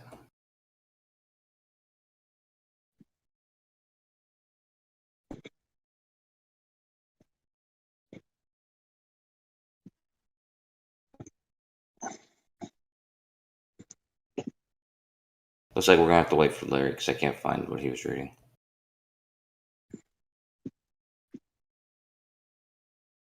But it's to me also a lot of these discussions are like get stuck in like, can I find a definition that says that versus is that what people in the field mean when they say that? You know, like you get into any field and the word there'll be totally new words, but then there'll also be words that you have heard before, but they're used in a sense that you haven't used them before. You know, like so an assumption in science is going to be very different to what we mean as lay people and what you get out of the, you know, the like pseudo force is a great one where like the people on 24/7 are like pseudo, therefore it doesn't exist. And it's like, well, it's sure that might be a pseudo point. But that's obviously not what physicists mean when they say that. You can't mix the colloquial usage of a word with the like subject-specific definition. Turn this into a psychological thing, so I don't mean to. And anybody can change the subject at any point. I just I was because I was trying to engage, and I'm not trying to call anybody dishonest or anything like that. That's why I'm trying to really search for the reason why somebody would do that, because it feels like clearly like we can understand the context and what's really meant. So it's almost like I don't think anybody involved in this specific conversation. I'm not calling anybody dishonest, but I am sort of. I just don't understand. I don't understand where it's coming from. You know what I mean? I think what I think what you're talking about is the difference where there's like straight up dishonesty and there's intellectual dishonesty, and then I think there's a bit in between which is like I'm sort of winning a point. Yeah. It's not my argument rests on this, nor your argument rests on this, but I'm just sort of. It's like I'm taking a pawn in chess. It's not going to win me the game, but it's just sort of going to get me ahead a bit. Yeah. I think everybody's different. You guys seem to try to be making these broad generalizations and just trying to categorize like a whole, I don't know, like a discussion, conversations, truth layers. It sounds like you guys are just trying to pigeonhole it into like one thing maybe, or just trying to say it's all this or it's all that. I mean, everybody's unique, everybody's different, and everybody has different approaches to discussing cosmology and related topics. Anything like that. I didn't even mean one side specifically either.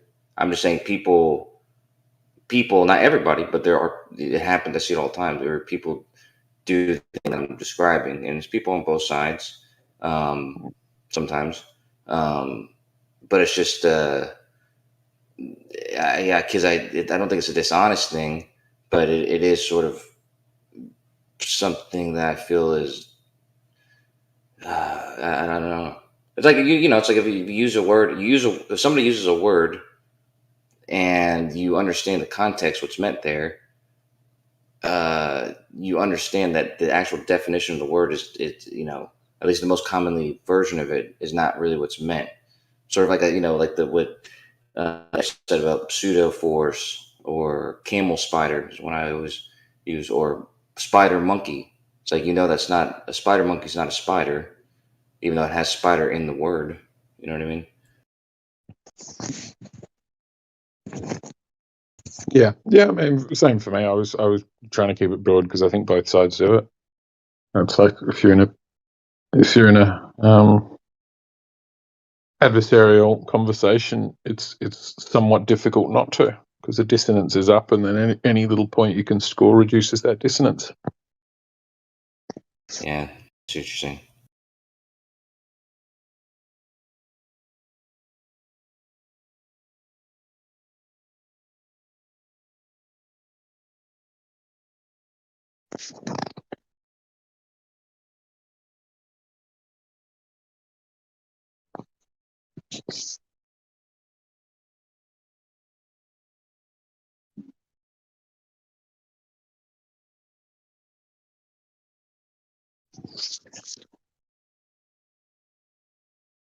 Sweating my balls off from the scratch. Anyways,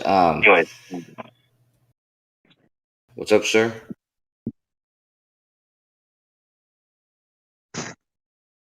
Are you saying something? Not me. Just still reading about Ukraine, about Prigozhin and Russia. It sounds like I'm so interested to. I mean, we'll never know the full truth, but it's still fascinating. It's like some ancient Roman shit. You got this successful general marching back towards the capital with all his men. It's cool. It's exactly a Roman story, a very famous one, right? Yeah. That's interesting. I'm not caught up, so.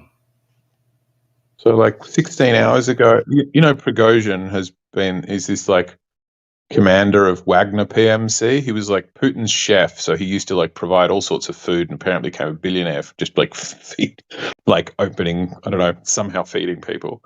And then when I think it was pretty much when the first Crimea thing kicked off, he's like, "Oh, okay, I'll make a private military company," which he called Wagner PMC, and they just call it Wagner Group, and then was getting more and more action, so more and more funding during the Ukraine stuff. But he over the last sort of 6 months to maybe quite a year, maybe the last few months, he would make these videos which he'd put out on Telegram where he's like, "Fuck you, Shoigu," where one of Putin's main military generals is called Shoigu, and he'd be like, "You didn't give me guns," and he'd be standing in front of a bunch of dead bodies going, "These are my men and they're dead because you didn't give us the weapons we needed." And he was never really criticizing Putin, it didn't seem like, just always all of his generals and stuff. And then if something happened, I forget what it was, but I think it involved a friendly fire incident. I mean, of course, all of this is fog of war. Who fuck knows what really happened? But according to the reports, he had his guys get shelled or were in a barracks and got a rocket attack. And then it turned out the rocket attack came from the actual Russian army. And I think he got slightly worried that Shoigu or, Russian proper military were trying to kill him. But he was also really angry that they're killing him.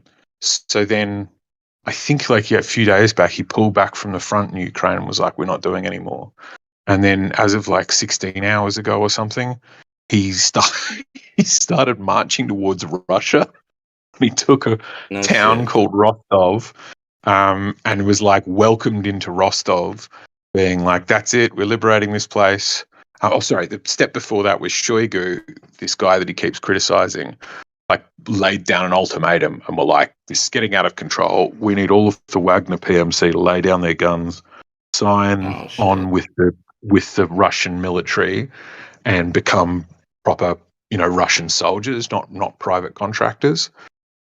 Which is basically a death sentence for Shoigu, for Prigozhin. So then Prigozhin, my feeling is, if that's true, he's just got no choice. He's just like, "Okay, well, that's it. You're just saying I've got to die, so that's it. I'm marching on Moscow."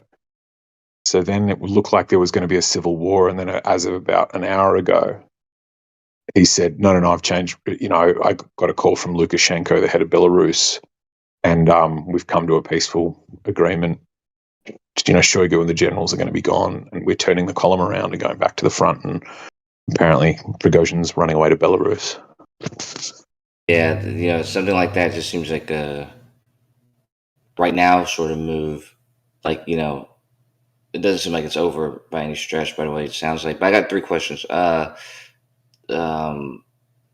town you said they occupied, that's in Ukraine? No, in Russia. It's called Rostov. It's in Russia. Oh, wow. Okay. Yeah. It's like on the back of that sea, whatever that sea is that Crimea holds in. It's called Rostov on Don. Could be. Yeah, Caspian Sea sounds right. I know that's where. Okay. Sea of Azov, so like the top part of the Black Sea. Okay. As I said, Caspian Sea is where. Where's that Muslim Russian place? What's it called? Chechnya. But another question was, how long ago was that event, the friendly fire thing? Oh, that was like a week ago, like a few days back, not super recent. But I think my vague memory is there's been actually a few times where, like, he's been blaming the Russian main military for deaths of Wagner PMCs for a while, and then it seemed they were actually shooting them in a couple of incidents. Okay, and last question was, what's the size of this Wagner group? Like, what sort of what's the numbers like with people and economy and stuff? They were saying 26,000 troops, plus or including armored personnel carriers and at least one Panzer mobile AA tank thing, like a anti-aircraft thing. One tank? No, I think multiple tanks, quite a few APCs, but one anti-air thing, because they were I think they were worried that they were just going to get destroyed by Russian air supremacy. Okay. They're marching like a 20,000, 26,000 strong like column. Like they're like, they're Sounded all like it together. Wow. Like, as I keep saying, I've got no idea what's actually going on. But Putin even got on TV. He I would think he's normally like playing things down and being like, no, it's nothing. Turn around on TV and it's like, I've been stabbed in the back by somebody. And then he was like, did he say something like everybody's got to be prepared for something? And they were like apparently digging up the roads outside Moscow and driving trucks full of sand to block off the roads, and the idea that a truck full of sand would be too hard for a tank to run over. Like, fuck. All right. What's this this dude, this like other general, he's what's his, like, how high up is he? Is he like a head of a company, or is he like the head of like a portion of the military? Or is he like the head of the military, or what's going on? I think Shoigu's like the head of the military, I think. Let me just check. I think he's like supreme head of armed forces, Minister of Defense. Yeah, there you go. Oh, okay. Oh, he's a Minister of Defense. What happened to? Oh, I'm thinking about the state guy, the diplomatic guy. But okay, but and is it possible that it's just like a vendetta, like it's just like a conflict between sort of that dude and this dude, like that's sort of who's responsible for some of this friendly fire stuff? Is it possible it's a feud between him and him, not really like up to Putin? Or that's my read of it. My read of it is that Prigozhin really either likes Putin or just is aware that if he wants to keep his head on his shoulders, he needs to be loyal to Putin. Like, I'd seen this other thing from a guy who makes a channel called 1420, where he goes and interviews people in the street in Russia. And one of the ways he described it, I can easily see is believable, where he's like, yeah, Russian people will know that there's the system's broken. They'll know that things fuck up, but they'll always blame it on people in the middle management. Like, they'll never blame it on Putin. So, like, Putin can be this great leader just, with all these corrupt and inept people around him. And that certainly seemed like the angle that Prigozhin was going for. Like, I don't think I've ever seen a single thing where he's criticizing Putin. Just mostly calling out Shoigu by name, and other military generals as being like inept or cowards or greedy or corrupt. And so what I think he was just trying to do was cozy up better with Putin and maybe be like, maybe I should be your Minister of Defense. And then I think Shoigu forced his hand when he said, you've got to disband Wagner. But he's like, well, I've got to do something. I can't just lose everything. Right. Yeah, it's funny because I think you're right what you said. Like the cozying up to Putin and sort of insulting the other dude, because that's a like social engineering. I mean, that's a tactic that I've used several times. Like if I'm out and there's like a gang of dudes, like I don't even know how many dudes, and like I was talking to like this chick one time. I've been several times actually, and so one of the dudes gets pissed off, right? Like one of the dudes in this huge group of dudes I don't know, and I've seen other people sort of like if you respond to that hostility with like hostility against the group, you're going to get your ass kicked. But it's much more. It's better if you sort of like, make that one dude look like an asshole to the fucking, the head of the group or whatever, the bigger group. And that way that people turn against him instead of the whole group turning against you, which is what you don't want, obviously. Yeah, it's sort of divide and conquer, like get some of them on your side.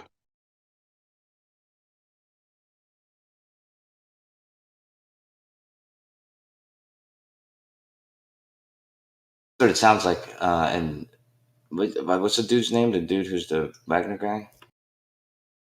Prigozhin. Maybe it's pronounced Wagner, like the composer. Yeah, and they call his PMCs musicians. Is that for real? Yeah, it's like a nickname for them. Are you guys talking about the Russia thing? Yep. Don't you think it's a little weird that they went on television and announced that they were doing a coup?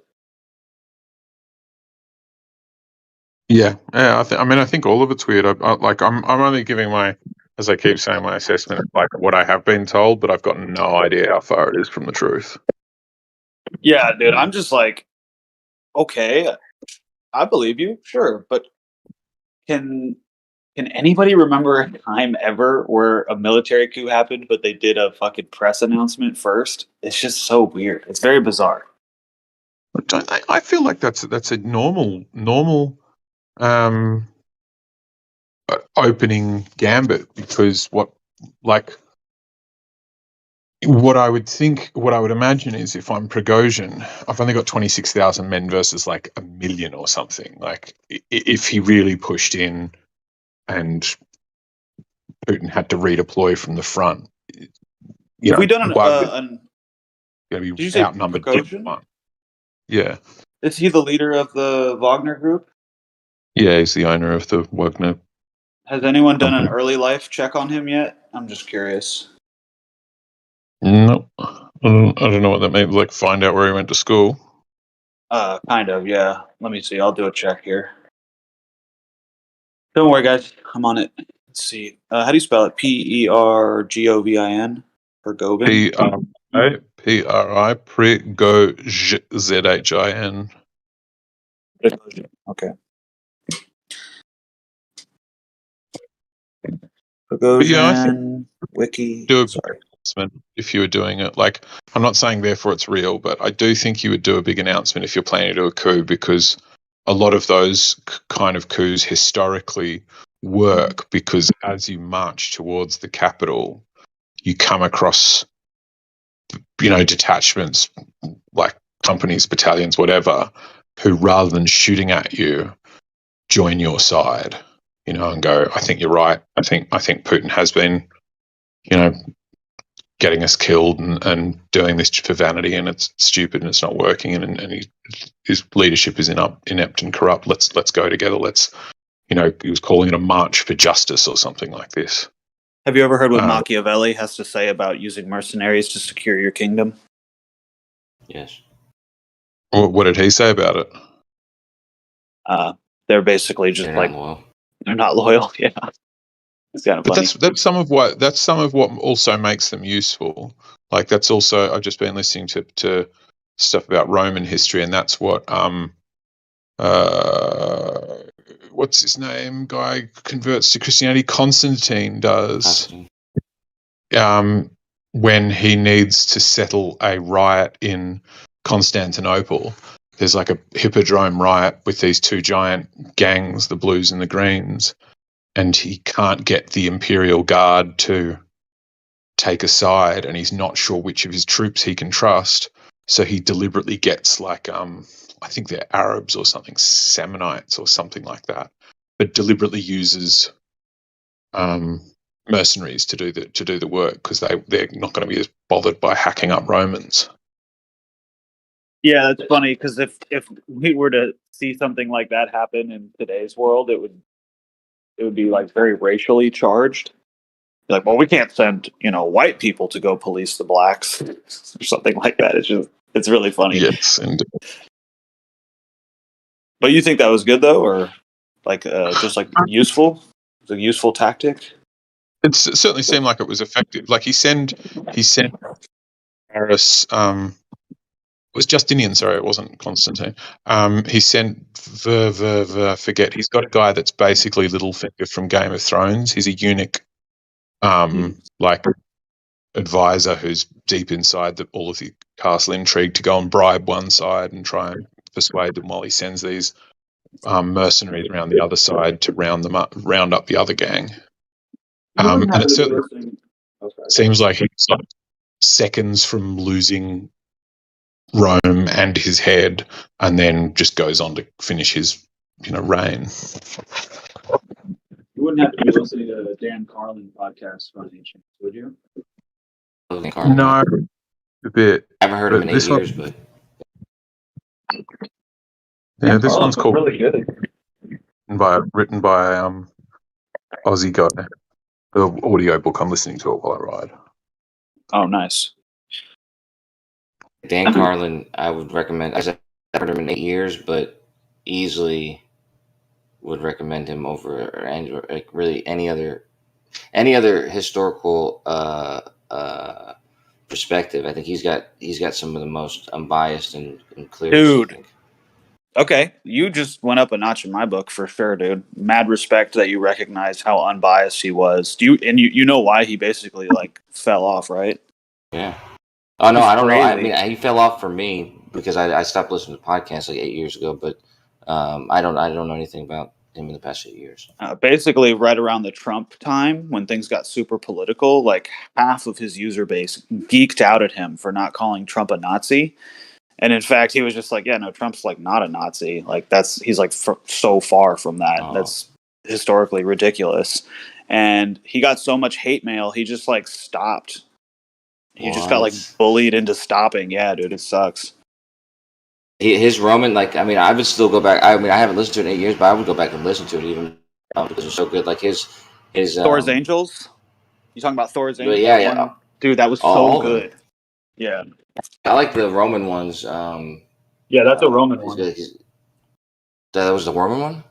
It's the Roman one where he talks about the Gauls and the Visigoths and all the different tribes that come out, and talks about how they were Christian and how when they were sacking Rome, they allowed people to find shelter in the Christian churches and didn't burn them down and treated them as sort of neutral zones. How they were actually not just these barbarians from the woods who are just smelly. They were actually pretty smart, and they were foundational in Rome actually becoming Christian. Pretty crazy. Well, that's what I like about Dan Carlin's perspective is what he, at least from what I remember, what he does is he there's obviously the story, the story that's written in the textbooks, and there's the most famous accounts. But a lot of times when he can get a hold of it, he pulls up just like regular people's accounts, basically, like if it was a war, like World War One, for example, like just regular soldiers' journals and shit like that, from both sides, without a bias. And I think when you get like a full perspective like that, like you get as many different points of perspective about an event, you get a real true you get a truest idea of what actually went down. Yeah, and I love how dedicated he is to not being biased, and how he'll give you he'll start a topic, and then he'll give you one historian's account and another historian's account, and then that's it. It's just like, this is what the official story is. This is what one historian says. This is how another historian put it. You can see the differences in the numbers, or in the way that one side is portrayed against the other, and then he just moves on. And it's so no bullshit. I love it. I love that guy. I've been saying this for years. When it comes to like current events or historical events, like whenever I'm getting deep into it, I do it the same in both cases. Like when it comes to the news, when I'm like a news junkie, I watch I literally watch every station, like as many different perspectives as possible, especially if there's like opposing sides on an issue, like TV, back when it was like based in what was that, in Iran or whatever. At the same time I was watching like Al Jazeera and BBC, because when you do that and you watch it on a single event, but from multiple perspectives, and they're saying, in some cases parallel information, contradictory information, information that you can see how they're bias swayed it or whatever, you can actually suss out what's actually occurred, at any given event. To as true conclusion as possible. Yeah, even though you know that, like, what is it, 95% of all media is controlled by 6 corporations, you still think that that's a good way to look at the world?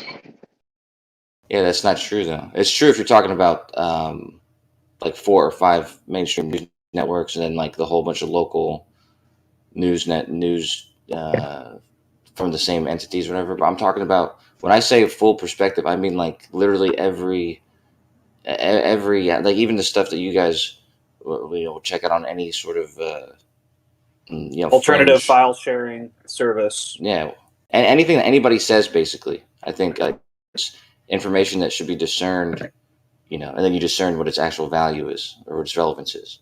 But I don't think you should leave out any information. Yeah. So I think like even like it seems like a good example. Many examples in like Roman history are really good accounts of it. Yeah, absolutely, it's written by the winner, but they still have to come to claiming events where they lose. So, and I think that's like the thing that happens nowadays. I think people have to just flat, completely lie about say something didn't happen.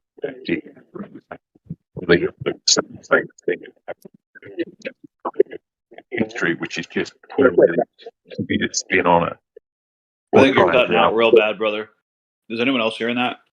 Oh yeah, you are cutting out really bad. But if I can, because I got the gist of what you're saying, and I'm basically what I understood you to say was that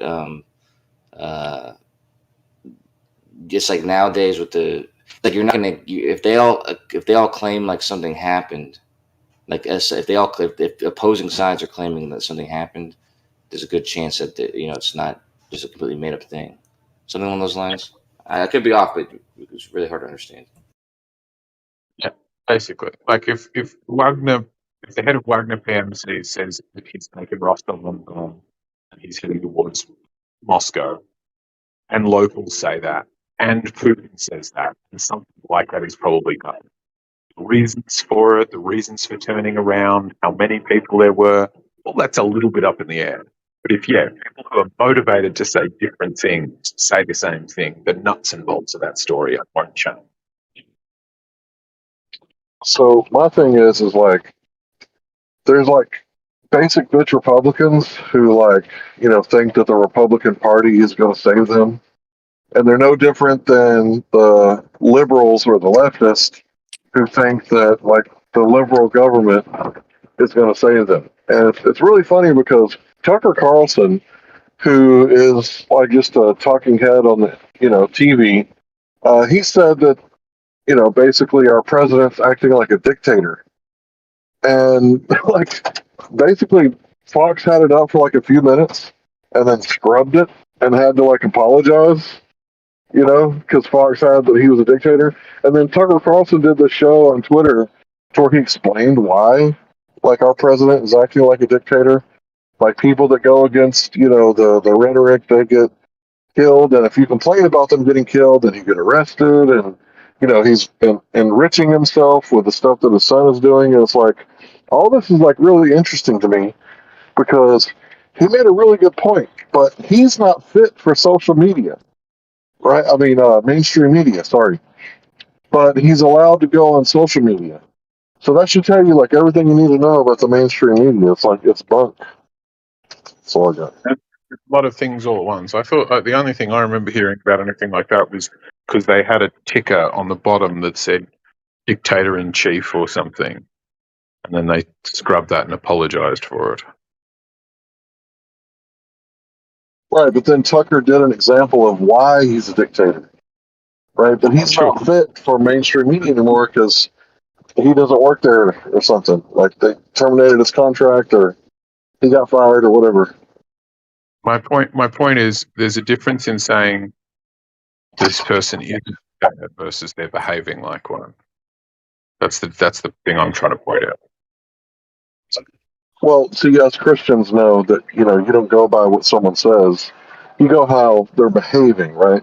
Because who cares what people say? Like, that doesn't make any difference. So, I guess you non-Christians don't know that. Maybe you'll figure it out one day. What are you talking about?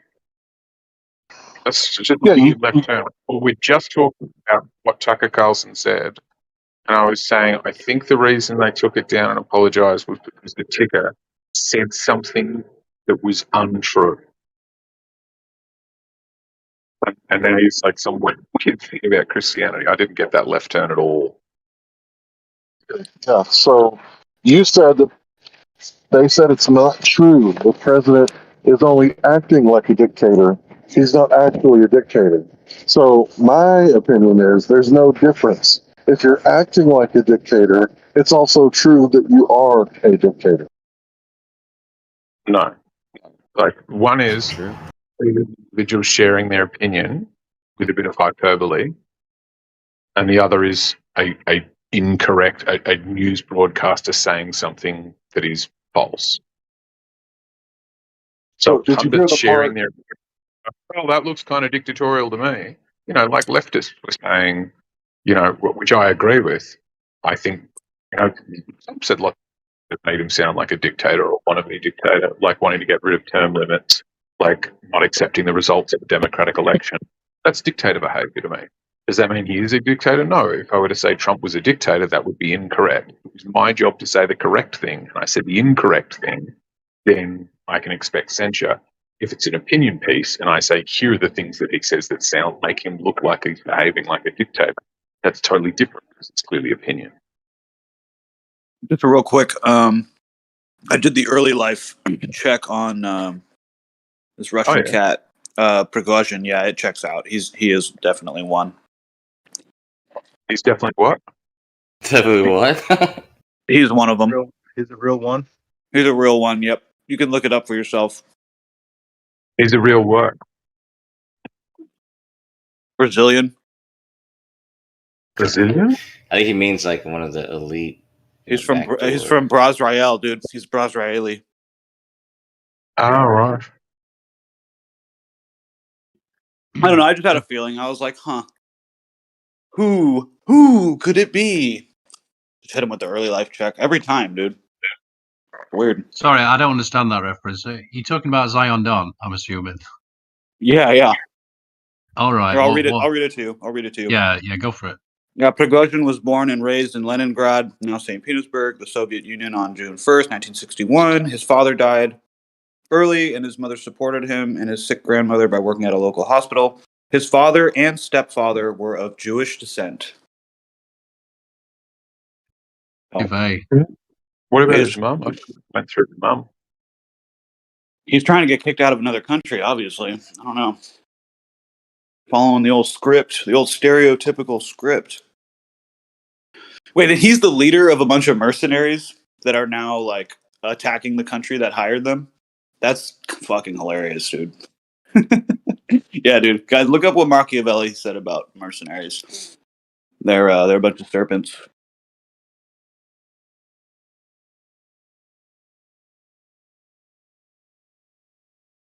Yeah, but me like because I do give credence to almost everything Machiavelli had said.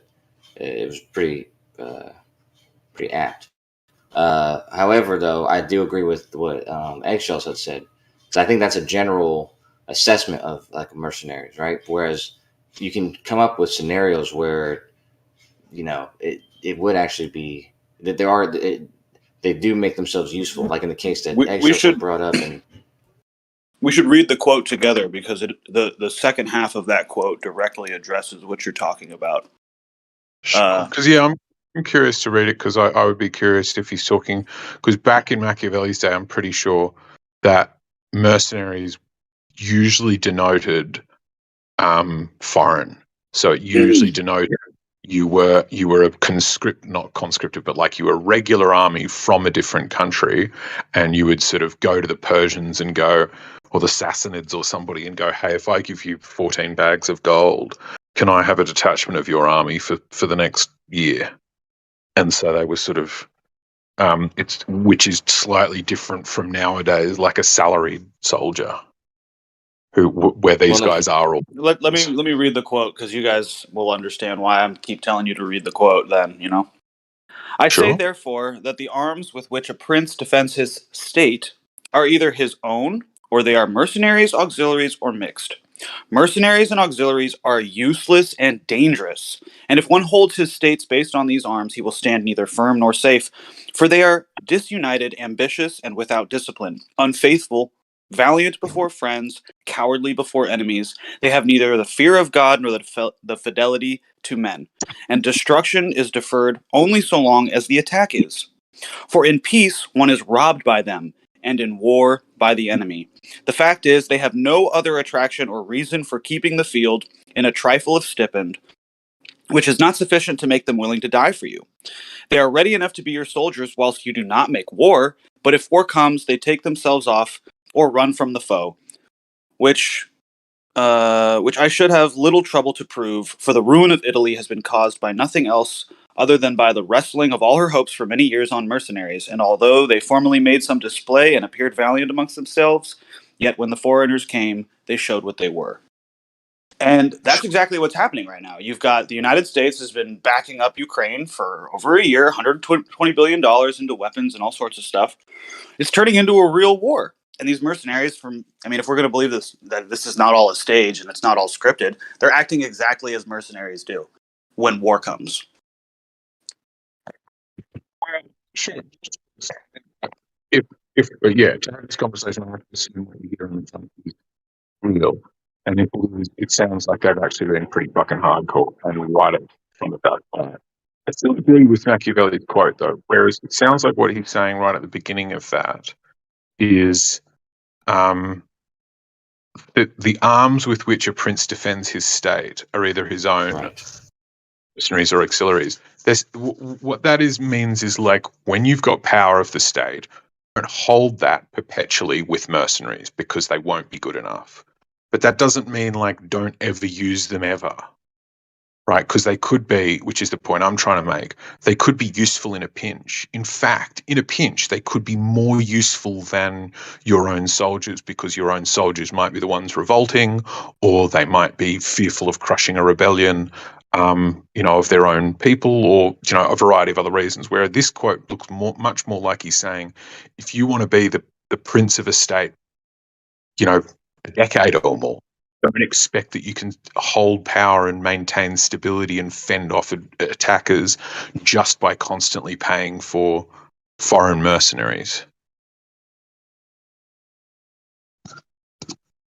I'd say, I mean, I agree with everything that you said. Like, we're both reading the same quote here, but to me, it seems more of a cautionary tale.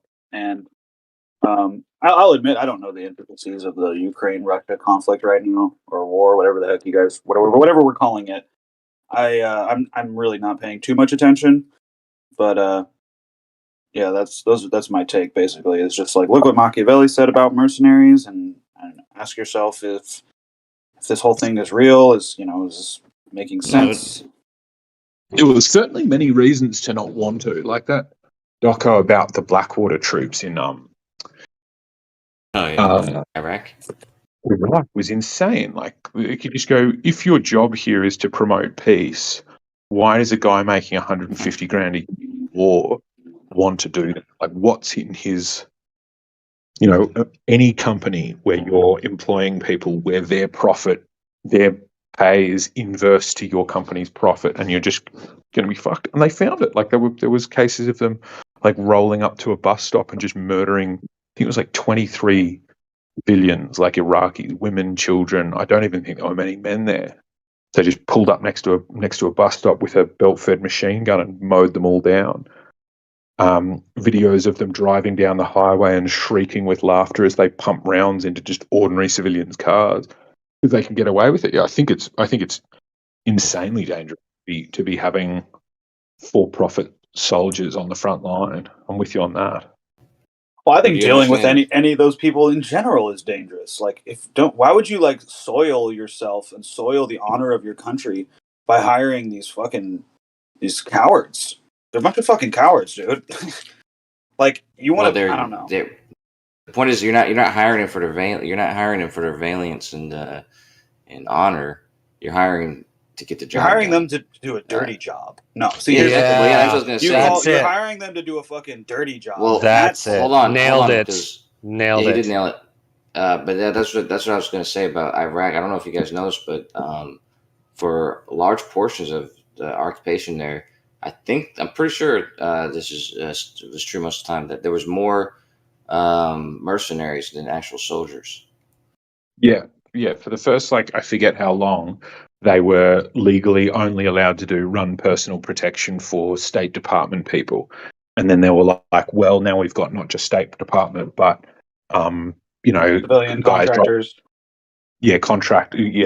Like for-profit contractors. So then they were doing that. And then, by the end, they outnumbered the US troops, and they were used not just for defensive stuff, but offensive as well. It's like, that's fucking insane. I just have to say, it's really nice to be like agreeing with you guys on something. I agree with you, man. But the only point I make about the Machiavelli, I think the Machiavellian quote is limited.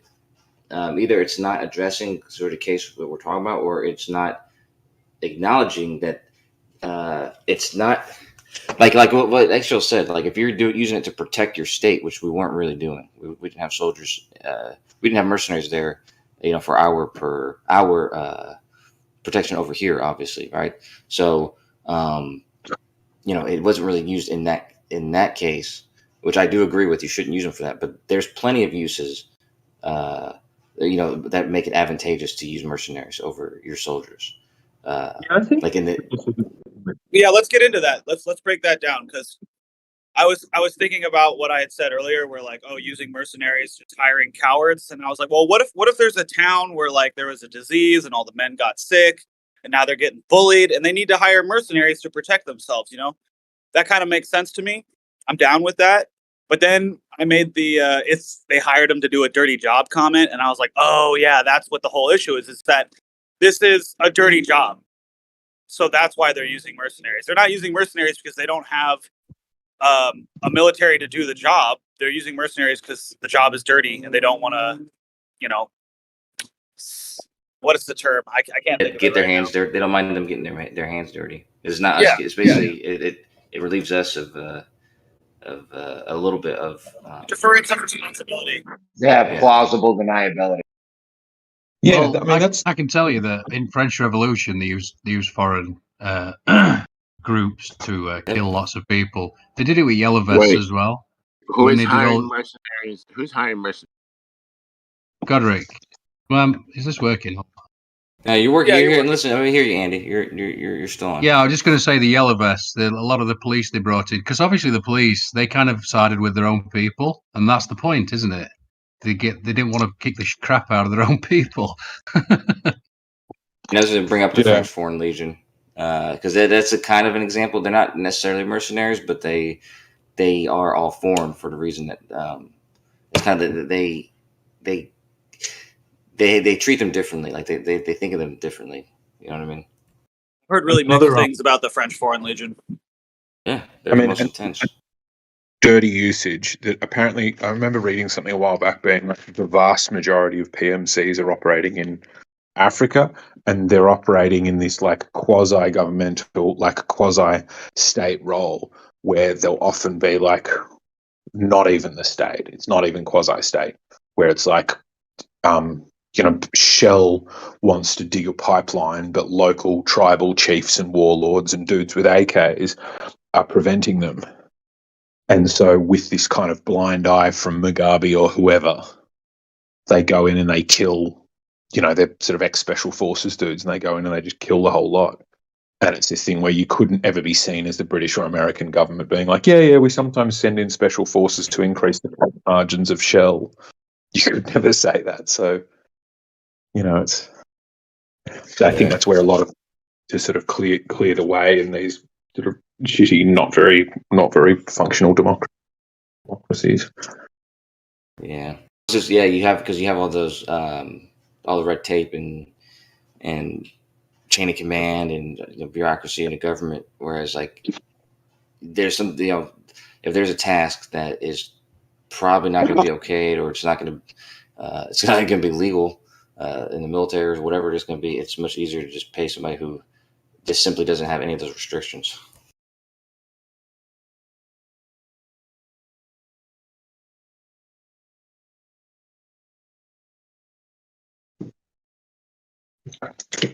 All of these make me keep asking this question. It's been in the back of my head for the last 10 minutes in this conversation. Is why, if you're Putin, again, if we're accepting the whole story as it is, why did he have PMCs in the first place? Because Ukraine is like a legit theatre for him. He was, telling people he's going in to clear out Nazis. He's got real. My only assumption is he was aware of how inefficient, disorganized, and dishonest his own military is, because all these stories that leak out of his military are like, you very quickly, if you want to climb up the chain of command in Russia, learn to lie to your superiors. So maybe he was like, if I do this and I just say, I'll pay you X amount of money if you capture something like that. Why did he hire PMCs at all? I have an idea about that. Assuming the story is like you said, the way it is. Maybe Putin is playing a much longer game than we're aware, and he foresaw that there was going to be this very long, drawn-out sort of proxy war between the United States and Russia through NATO and through the donation of billions of dollars. So he was just using PMCs because he knew that the real battle was to come. That's what I would do, at least. Oh, right. So he uses PMCs, so he's actually keeping his own real Russian troops fresh for a bigger conflict. Well, just think about the economic damage that he's already done in terms of energy, in terms of just siphoning money out of the United States taxpayers' wallet, just like getting the media to just spiral about it. He's definitely disrupting without having to put any real skin in the game if he's been using mostly this paramilitary group. Yeah. Yeah, I just makes a lot of sense. Yeah. I'm not on the Putin's a genius side. I'm just saying if the narrative, if this is not all scripted, this is what I think an evil genius would do. Not an evil genius, Steve. I think that's just a tactical strategy that anybody. I mean, because think about it. It's like I'm thinking about it like if you were going into a conflict, like you have your health, and then you have like your body armor. I guess I'm thinking of a video game, is what I'm thinking of. But Nerd. like you have your regular health and you have your body armor. How many And hit points you got? I got 100, 120 because I got the armor. But the whole point of the armor though is because your hit points, you're not going to get like you're not going to get those. I mean, your health, you're not going to get that back. Whereas your body armor, you can sort of you can lose that, and it's gonna mean it's not going to be as detrimental in the long run, right? Because he is probably looking at a long game here. He doesn't want to be in a position where he's so weak when this is all done that it's not the end of it. Like Western powers go for more Russian dominance or more dominance over Russia. I hate that I have to say this, but it's not against TOS, is it, Jeremy? This conversation. That's a good question. We probably shouldn't post anything like. Why would it be? I don't think so. I don't think it's against TOS, guys. If we're living in a world where we just have to like worry about every single time we're going to question what the media tells us, like we're worried about getting censored, like alarm bells should be going off. Yeah, I know it sucks, but I don't know. It's just my golden rule is don't talk about the current psyop. I mean, we do need to adhere to like Discord rules and shit because I mean, we need to keep the server up so we got somewhere to go. If being honorable is being honorable and honest is best, most appealing, but being alive is better than being dead. If you know what I mean. Like it's just how you survive. But you know what? I reached out to Discord people. I haven't heard anything back yet, but I'm trying to start a dialogue so that it's clear. So I can get it point out like what at least like what sort of intentions are they going against, and then like also like if people are just talking about something and they're being careful about what they're talking about it, like is there ways to avoid any sort of judgments. I was just going to say that I've listened to one or two. Well, I think did I read the transcript? I can't remember, but that Putin guy, he's saying all the right things anyway, but they're still being puppeted by all the same people, as far as I'm concerned. You get that, right, Flypus? You don't think they're actually against each other? Oh, not at all. Not at all. Oh, okay. No, the world is a stage. These guys are just actors. All right. Okay. No, it's like, oh, we're all at war and we're all about to like, kill each other with nukes, but we're just like chilling on the ISS, fucking pooping in little tubes and stuff. Come on, dude. They're up there toasting pea glasses instead of wine glasses. Anyways. Yeah, they are. No, but you got to be able to talk about these things with people who aren't on that level yet. And so being able to just kind of just say, well, there's a lot of different ways you can look at this, like. I'm not aware of any military restrictions that you're not allowed to talk about. Is there a new thing? No. Well, I mean, before I think before it was like you couldn't talk. Excuse me, you couldn't talk about the Ukraine or something. Remember? Yeah, like that's 6 why I months mentioned it. There was something about mass casualty events in the new TOS for Discord. Right. That's why I mentioned it. Yes. Oh, really? So that's that. Yeah, it's and like examples of people getting their videos removed on YouTube is what I tend to use as a metric. But yeah, this certainly has been something like you said, specifically in the context that Andy just brought up. Though, that's really what they're going against is like people giving false or giving what they say as false information as far as casualties. And same thing for the election. So it's like talking about the election was like heavily, they shut down a lot of those videos. Yeah, that's why ultimately Discord the numbers stuff. Yeah, ultimately, Discord is not the future for us, obviously, because we have to watch what we say here. I mean, we need a room where we can say whatever the fuck we want. You know? No, there's two things. So Gem's servers never, we've gotten, just warnings and stuff like that. But there's ways, like I said, that's why I started a dialogue with them, because there's ways to step around, like, 'cause a lot of times when they ban huge servers or groups, it's because they don't have that much information to go off of, except for maybe somebody's complaint or somebody's, post, and they're not going to look too into it. They're just going to look at that one thing and make their assumptions, and so shut down the server. So it's like, I want to start a dialogue with them to, see what exactly needs to be avoided, and what are some ways to still talk on certain subjects. I'm a little confused here. Maybe you guys can clear this up. I thought we were censoring ourselves because we didn't want to get taken off of YouTube. I am unaware of a way to report to Discord what goes on in the voice chat, only through text chat. Is that correct or incorrect? I mean, I'm No, like, fuck YouTube. No, go ahead. Yeah, but here's the problem: is whenever they came up with their new rules, like a year or 2 years ago, their new terms of service, it says something in there specifically. I was always curious about this one, but it says that they can use other platforms in making a ruling on whatever whatever action they take.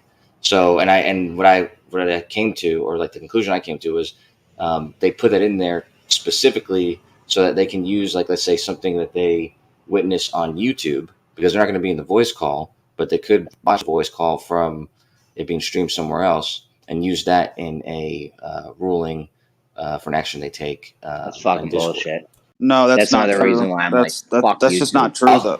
That's not true though. I've actually been through like the reporting process, and it specifically says that you cannot provide files from a third party service, and this was within the last 2 years. So that's yeah. I'll They can't. show you. Hold on, I'll pull it up. Okay, yeah, but they can't. There's no way to report what's going on in a live stream, or I mean, in a voice chat. You can only report things in text chat. In text, and that's why I'm like, that's fuck text what I'm chat, warning too. you guys against. I had a conversation with Meme over at Who's that with? 24/7 about it, and he was like, "Look, saying something and writing something down are two very different things, because you're leaving a permanent record." So exactly. I told God. No, you got it, man. I posed the Geo a while ago to just shut the fucking text chats down. That way we don't even have to worry about it. I could give a fuck about text. I know a lot of people do, and it's a big thing. People like to sit there and type shit all day, but Just put it on slow mode. If you just put it on slow mode so that it's only for posting articles and stuff, that would just make it so much better. Because but you no, you're right though, So we Fuzzy. can't do that. Text You chat do is need just. a text chat. You can't, because otherwise, people say, "Oh, I read an article the other day, or I've seen this video," and you're like, "Can you show it to us?" They're going to do privately DM it to everybody in the conversation. No, you have it on a slow chat, so you can only send a message every like 30 seconds. That way it just slows everybody's roll down. There's not going to be any spamming. Yeah. I The agree. second But I problem don't know people saying there's articles being posted. Yeah, I'm agreeing with you there. 30 seconds isn't a long time to wait to post 2 links. Or you could put both. You could put both links in the same post if you wanted to. Yeah, but I don't know why that's not addressing the problem. Is the articles themselves. So when people post those sorts of articles, and let's say somebody's reported somebody, that's the quick thing that they see, and they're just gonna. Everybody knows which articles you DM and which articles you put in the chat, and the mods are on it. They delete that stuff real quick. And there's actually two things. If you, as a mod, if you refrain from posting anything like that, and then also like give people a chance to like open it or whatever, and then just delete it after a minute or 2 minutes, they recognize that as taking action against it. So they're not going to like take down a server for doing that. So that's why I recommend just people, like, if someone posts anything like that, just take it down within like 2 or 3 minutes. I mean, is my mic on? Yeah. I feel like I don't know. I feel like if you got a lot of nitro boosting things going on and shit, they're less likely to shut you down because they want money, right? So they're gonna shut down a thing that's I don't know. I don't know. I think that could go either way. Like if they got the worry that you're being nitro boosted because you were posting, like that kind of information. I'd be surprised if they made the decision in that way. You think so? That'd be crazy Yeah, if people started making decisions based on money. I know it's weird. No, not just, but just so transparently, mate. It's like the same thing with YouTube when they were talking about like monetization versus will you be in the algorithm, and they like made a big point of being like it ends up that we do monetize the stuff that goes up in the algorithm tends to also be monetized, but we very specifically deliberately keep those departments separate because we don't want that to be the case. We don't want people to have to put ads on there in order to be successful. It's just that the kind of content that can do one does the other. I think that makes good business sense. I don't know. If I had it my way, I would shut the fuck text chat off. But Geo makes a good case for not shutting text chat off because people love text chat. So yeah, I think it's important to have it. As far as YouTube goes, though, fuck YouTube, dude. I can't fucking stand YouTube. I think the shit we got to censor for is mostly for YouTube. I think, if I'm not mistaken, I could be wrong, but it's partially. No, it is, dude. Think about it like this: like in other servers, people say whatever they want, and the servers don't get taken down because they're not streaming to YouTube. Yeah, that is Shame exactly. servers. The servers I've seen getting taken down are just because they blatantly express things that It has nothing to do with what's happening in the VC. Zero. It has everything to do with what's happening. VC. Yeah, exactly. That's what I'm saying. If we weren't streaming to YouTube, we could talk about whatever we wanted in here. That's why we mute the live stream when we talk about whatever we want. This is a no-brainer, guys. Come on. Yeah, but like I said, if they become so, I found it's actually at the very beginning of their code of conduct or their community guidelines or whatever. But it says our trust safety support team reviews reports by users, moderators, trusted supporters.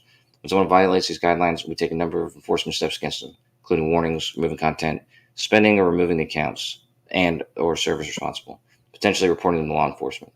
And then it says we may consider relevant off-platform behavior when assessing for violations of specific community guidelines. And so that can mean a number of things, but I think that allows them to use something that they've witnessed somewhere else, like on YouTube, of a server, saying or going through shit. Like if someone reports something to somebody and they're actually looking into it, I think they can use anything they see anywhere against the server. Yeah, plus, I think that's also for something like, imagine you have a Discord called Stormfront that's like just it's inside the lines, but is a neo-Nazi group, and then they're like, we can't get rid of them, but we want to, so we keep this term in there so that we can go, but we know you're for Stormfront because you link to all these articles and we see the stuff on the site. Well, we know that people have a right to refuse service to anyone they want without even having to give a reason. Like if I own a store and you walk in, I can just say, get out. I'm not serving. I don't have to supply a reason. It doesn't matter. I have the right to refuse service. So, I'm sure Discord can do the same thing. Like, oh, we don't like you. Beat it. Or but just go. We're not. What's up? You wouldn't do that to me, would you? You'd have a beer with me. Bro, you look like I was watching your TikToks a little bit. You ever see Ash from Evil Dead? Oh, awesome! You look like a B version of that guy. Oh, B version. What's a B version? Pardon me. Like a B movie. Jeremy, he's already a B movie, so now what it was C version? What do they call it? Evil Dead is. I don't know what the right word is. Upper class B movie. What were you saying about Jem's workaround and then you stopped? What was that about? A less attractive version? Is that what you're trying to say, Jeremy? Poor man's. Yeah, you're like a poor man's Ash. Anyways, Jem's workaround is for YouTube at afford any least. of This them. is why you can get. This is why Jem gets away with being able to say anything he wants in the live stream, is because his shit is not saved. He does 24. He does streams, and they just disappear. And then Didn't he just get? I don't know for sure, but didn't his whole YouTube just get deleted recently, or is that not the? I don't know. If somebody had typed that. I don't know. Oh shit! Did it? Did that happen, Kojo? Since you probably know, you're into that crew. I don't think so. Tim's into that crew, aren't you, Tim? Did Jem's YouTube get deleted? It's still up. I don't see a know. channel. I don't know. So I don't think so. Right. Well, he was in. Jem was in here one day, and I don't know. Somebody had said that. Maybe it's not. I think he was just bored that day. I'm pretty sure he still have his humans on Earth. Humans of Earth. All right. Yeah. So that might not be the case. Maybe someone just typed that and it's not the case. Yeah, I mean, I it was like 3 weeks ago. He was in the chat a few times and stuff like that. But I think he was just bored.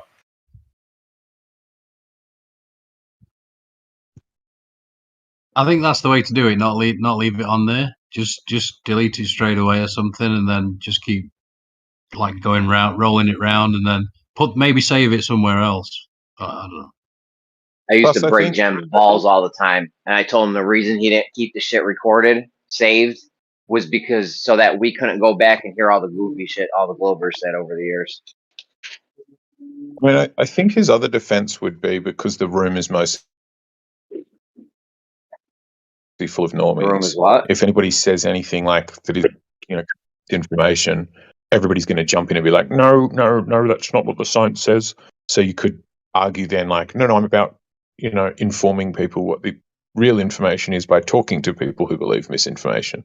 So because the quote unquote misinformation is getting challenged, that might help. But it actually does help when you in YouTube, at least when you put as much information as you can in the description, and you say things like that. Like I've seen videos where, like I said, it's just naked women doing yoga.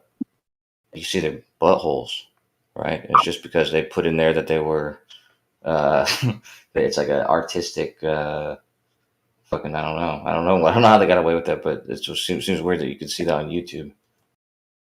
Yes, I've seen something else like that, which is like how to do a breast exam and like a few others where it's like medical. And I'm like, that's a set. Yeah, I've seen that one. I've seen the breast exam one, but I remember the yoga one was like a few years ago. Now there's so many yoga videos. I wonder if they don't get away with that anymore. But the one I saw was just like it was like young, attractive women that were doing yoga completely naked, and actually it's not as attractive or appealing as I assumed it would be. It's like I said, you see way too much, in my opinion. But anyway, Eat too much. What does that even mean? I lost track of what we were talking about. It's not even a real thing. Say what? What? Naked yoga on YouTube? Anyways, what were you gonna say? It's not real. Oh no, about eating too much. Oh no, trust me, dude. Just trust me. Have you ever seen that Seinfeld where it's like that he dated that chick who was like a nudist or whatever, and she like did stuff like open the pickle jar, and then like what would she do? She like was putting a gear on a bike or something. He said there's like just certain things that you don't really want to see somebody do naked, and you don't think about it until you witness it, right? So, but that's not important. Yeah. So the other thing that Jem does is he started deleting the text chat like every so often. I don't know, every week, every day. Which I was against that just because, there's a lot of good information. Hold on. Yeah. The whole the thing is, I copied it. Yeah, I copied it. I copied it in 2021. So I have it up until like the beginning of 2021. But at some point, the whole text a few months chat. ago. Yeah, because I was going to make an So you're AI. telling me you have a hard drive. You have a hard drive full of vile filth somewhere. It's right here in this computer. I have it in several computers actually. It's messy data, but anyways, all these servers, you know, what's his name's who's that dude with the last server? Is that like a one-click thing, or is that you got to go through every fucking comment? No, it's like a bot. It's not a one-click thing. Actually, it took me 4 days. Like the code ran for 4 days, and it's pretty memory extensive, but it was a simple code. I still have the code for it. Yeah, it's just basically getting the bot to just pull every text out. Anyway, it's not important though. What was I saying? Oh, right, yeah. So if you know, there's a lot of valuable stuff in here. So if you were wanting to do that geo in here, like delete the text chat like every What's the week or time something limit like they that, give you? Hold on. Oh, sorry. they don't give you a time limit. What's the time limit before somebody posts? Let's say somebody posts something that's against TOS. What's the time limit a mod has to act before they act like you didn't do nothing? None of these things are established. This is why I said I started a dialogue with them, which I haven't seen if they responded yet. But I'm trying to start a dialogue so I can get those kind of answers and, you know, talk about, like, you know, what happens when you take That's what I steps need to against. know. Yeah. All right. So that's what That's what I'm I trying need to to get know from is them. how long before somebody post, like, let's say that you can't post a thing on the Ukraine war. How long do we have as mods to delete that Ukraine war thing before they act like we didn't do anything? Is it 5 minutes, 30 I don't think seconds, 10 hours? it's Obviously, not a hard most of rule, them, man. It's typically they don't tell you this kind of stuff. Most platforms don't tell you how they moderate because they've worked out that what will happen is people then just game the system, and then you just go, right, we are going to post that information they don't like, but we just put it in the chat. Hey, the mic's a little fucked up.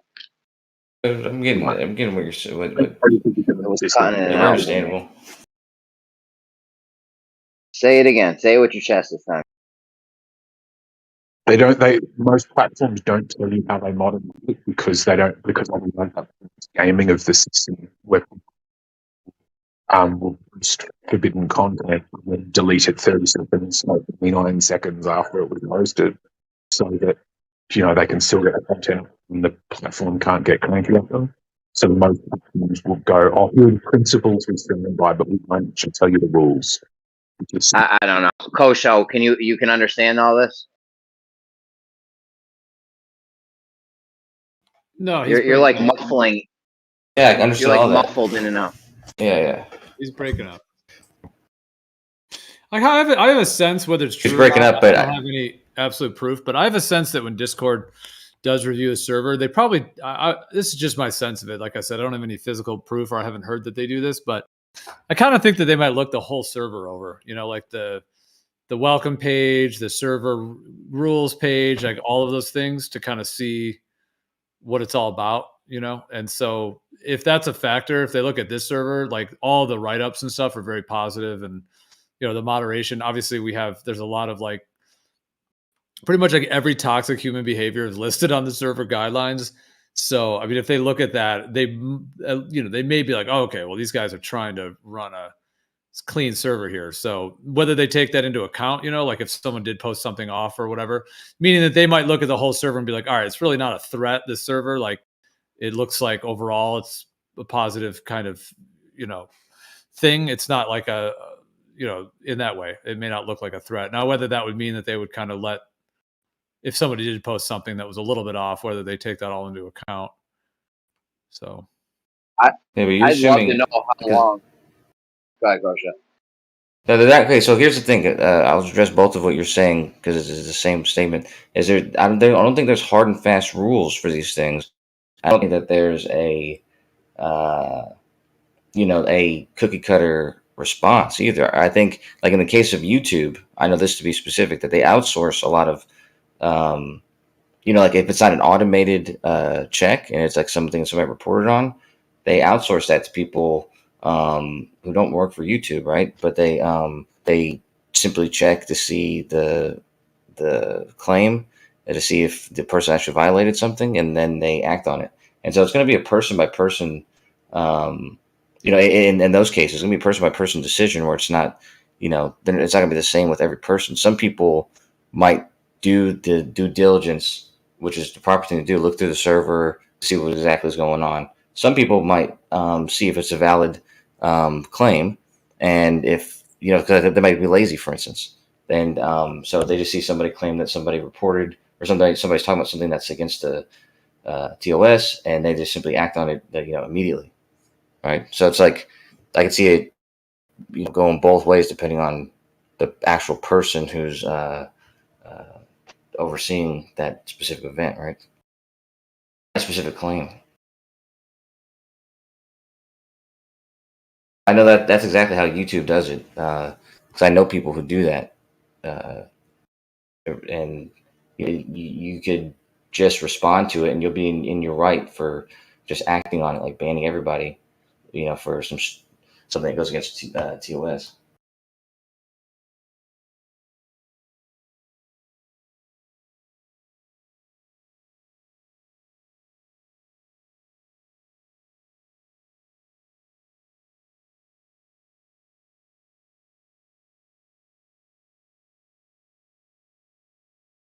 Yeah, so what you're saying, Jerry, about the time frame, that's why I always said, like, because people, I'd recommend not post that stuff ever, but then if somebody's doing it, or if something's like in the gray area, if this is enforceable or something, I just say, okay, I'm going to delete it in 3 to 5 minutes, or 1 to 2 minutes, whatever, you know what I mean? Because if somebody is watching or somebody is looking to see what's going on, you did act on that, that's true.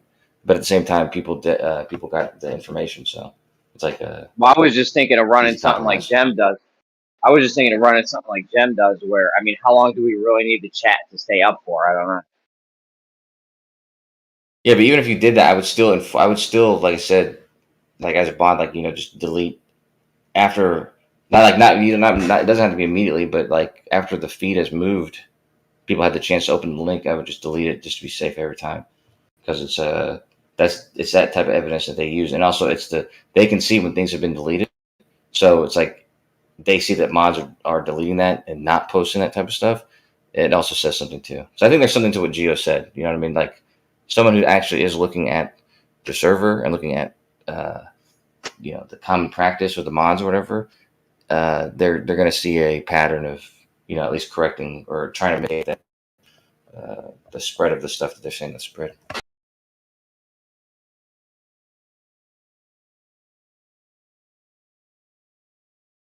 All right. No, It's that all would right, bore dude. everyone to death. Listen, dude, I'm sorry. I took some pain. I Get fell some I bad fell on a Chinese scooter food. the other day. No, I took like Had a a scooter whole bunch of accident. hydrocodone. Yeah. Don't go down that road, bro. I know it Yeah, feels I know. You nice, said but the VA is giving them out for free now. I guess I didn't know that, but I can go to the emergency room and get treated for free now, and get medicine for free and all that stuff. Because I think it's something Trump did. That's what my girlfriend's telling me. Yeah, so it's what's up, dude. So I get like a whole. I mean, it sucks. My shoulder is probably fucked up, but I got all this free hydrocodone now. well, don't get too crazy with it.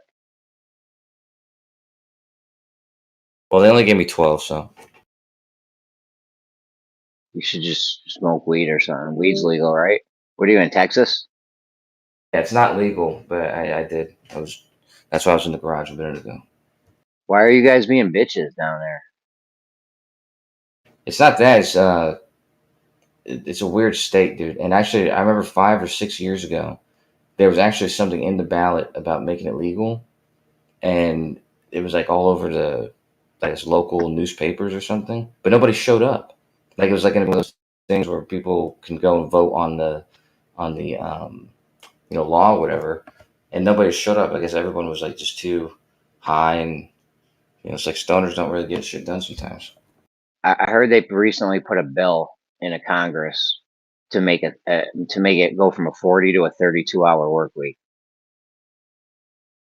Anyone hear anything on that? That's what I'm talking about. I need 8 more hours a week. That's a whole day right there.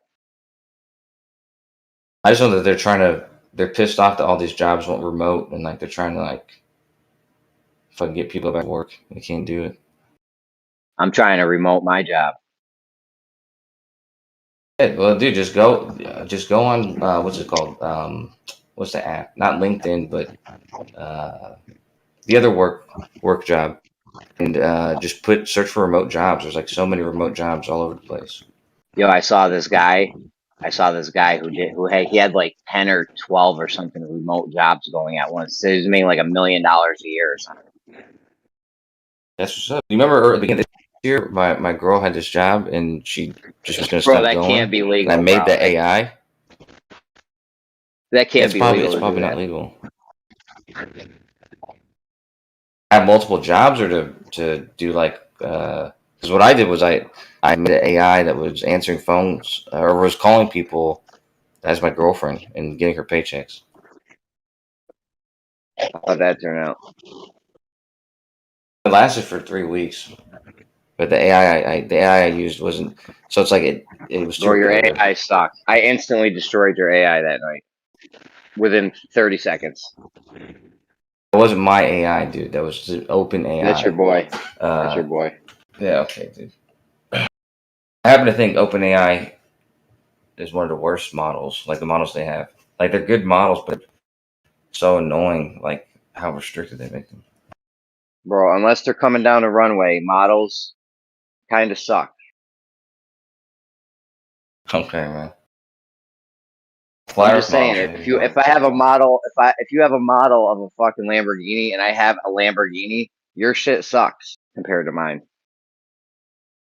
Yeah, but if I have a model of the Earth and you don't have a model of the Earth, then that sucks for your idea of the Earth. Right? Yeah, but your shit still sucks though. It doesn't. It's a model. Yeah, but a model. Well, actually, this is like another definition of model. It's like there's the supermodel, then there's like a model, like a description of something. But these models, like these large language models, is kind of a different kind of model than both those other types. But anyways. Yeah, it's the suckiest one. Yeah. No, it's not. It's actually not. At least if you had something physical, it'd be like, okay, you got a little toy model of a Lamborghini, you actually have something. This thing, you got nothing. It's the People don't realize how models are so powerful. You can't predict what models produce. Like you can't perfectly predict what a model's going to produce. That's why the models are so valuable. It's not like science. Like in science and math, you can mathematically predict things based on the inputs, and you can compute, what the output's going to be. But a model, it actually has to run through what, it has to run. Listen, I've ran through plenty. A whole scenario. I've ran through plenty of models in my day. Okay.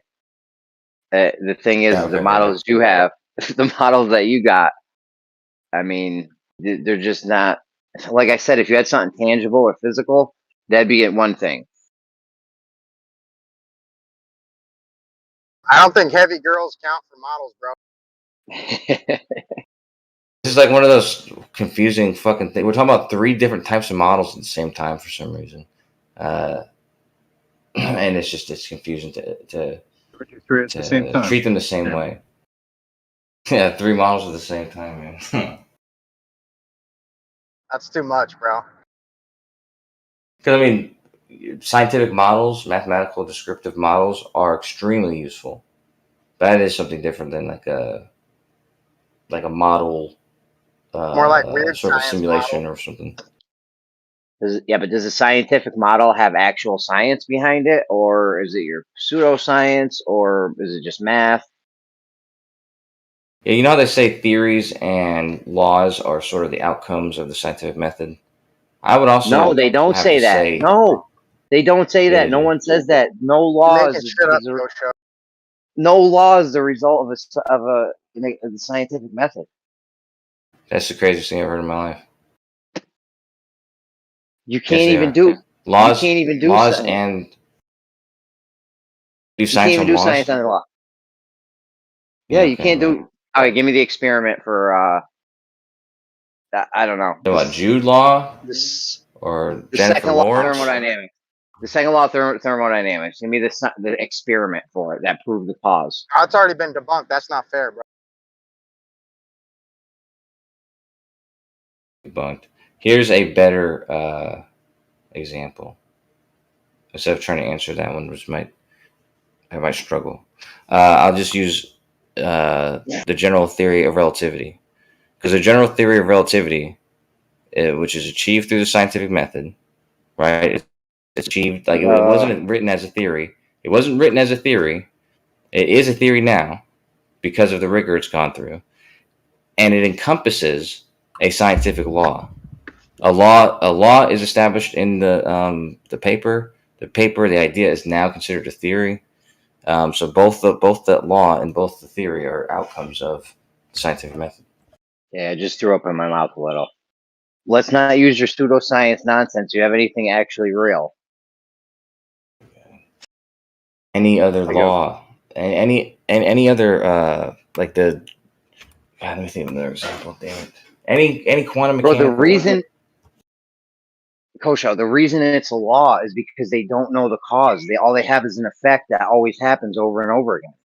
And they got some math. They put some numbers to it, some math for it, and they're like, boom, it's a law. It's If not you a know the law only cause of it- because they don't know the cause. If they did know the cause, it would be a theory. They would have a cause and the effect. They'd have the whole shebang.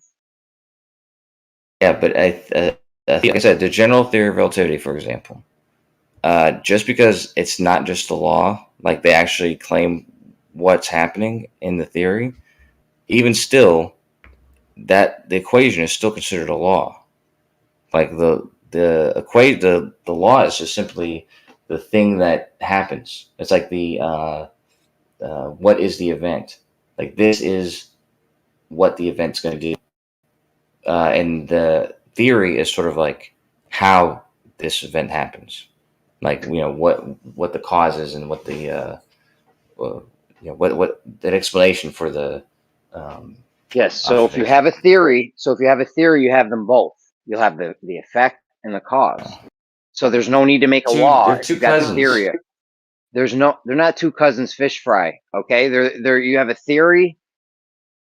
It'll have them both. If you don't have them both because it couldn't go through the scientific method, you just have the law. They're cousins in the same way, like the royalty at the time of World War I in Europe. They were kings in their own right, and they were cousins. And one is not the owner of the other. They're two separate sovereign kings, and they're cousins.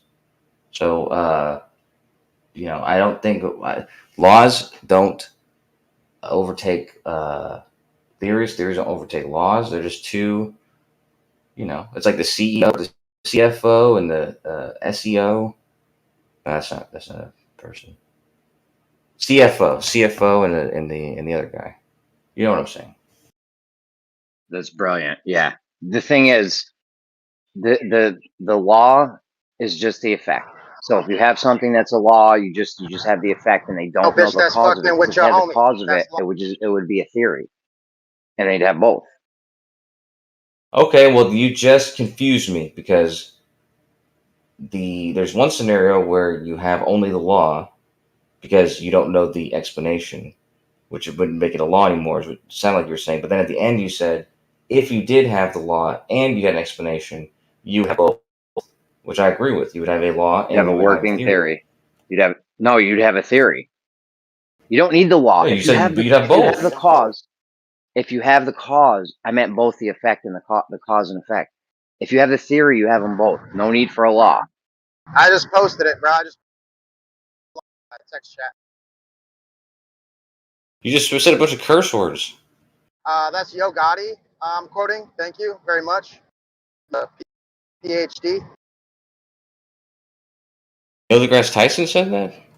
No, I said Yo Gotti. Yeah, he's got a PhD.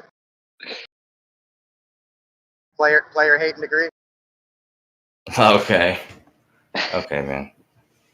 regardless, what was it? I don't even remember where we're at, man. I'm reading this shit now, but I mean, I'll post several things about it. It goes. I mean, I don't just. I'm not gonna be a dead horse. They're two different things.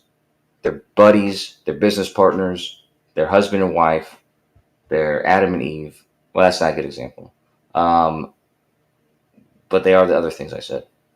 Okay, they're not father and son. They're not, family and family member. Are they dogs? Separate people. Are they what? I said if they're dogs, then the law applies.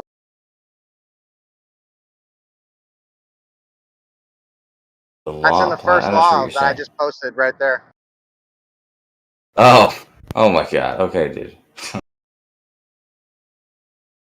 They're two testicles. They're two breasts. They're two eyes.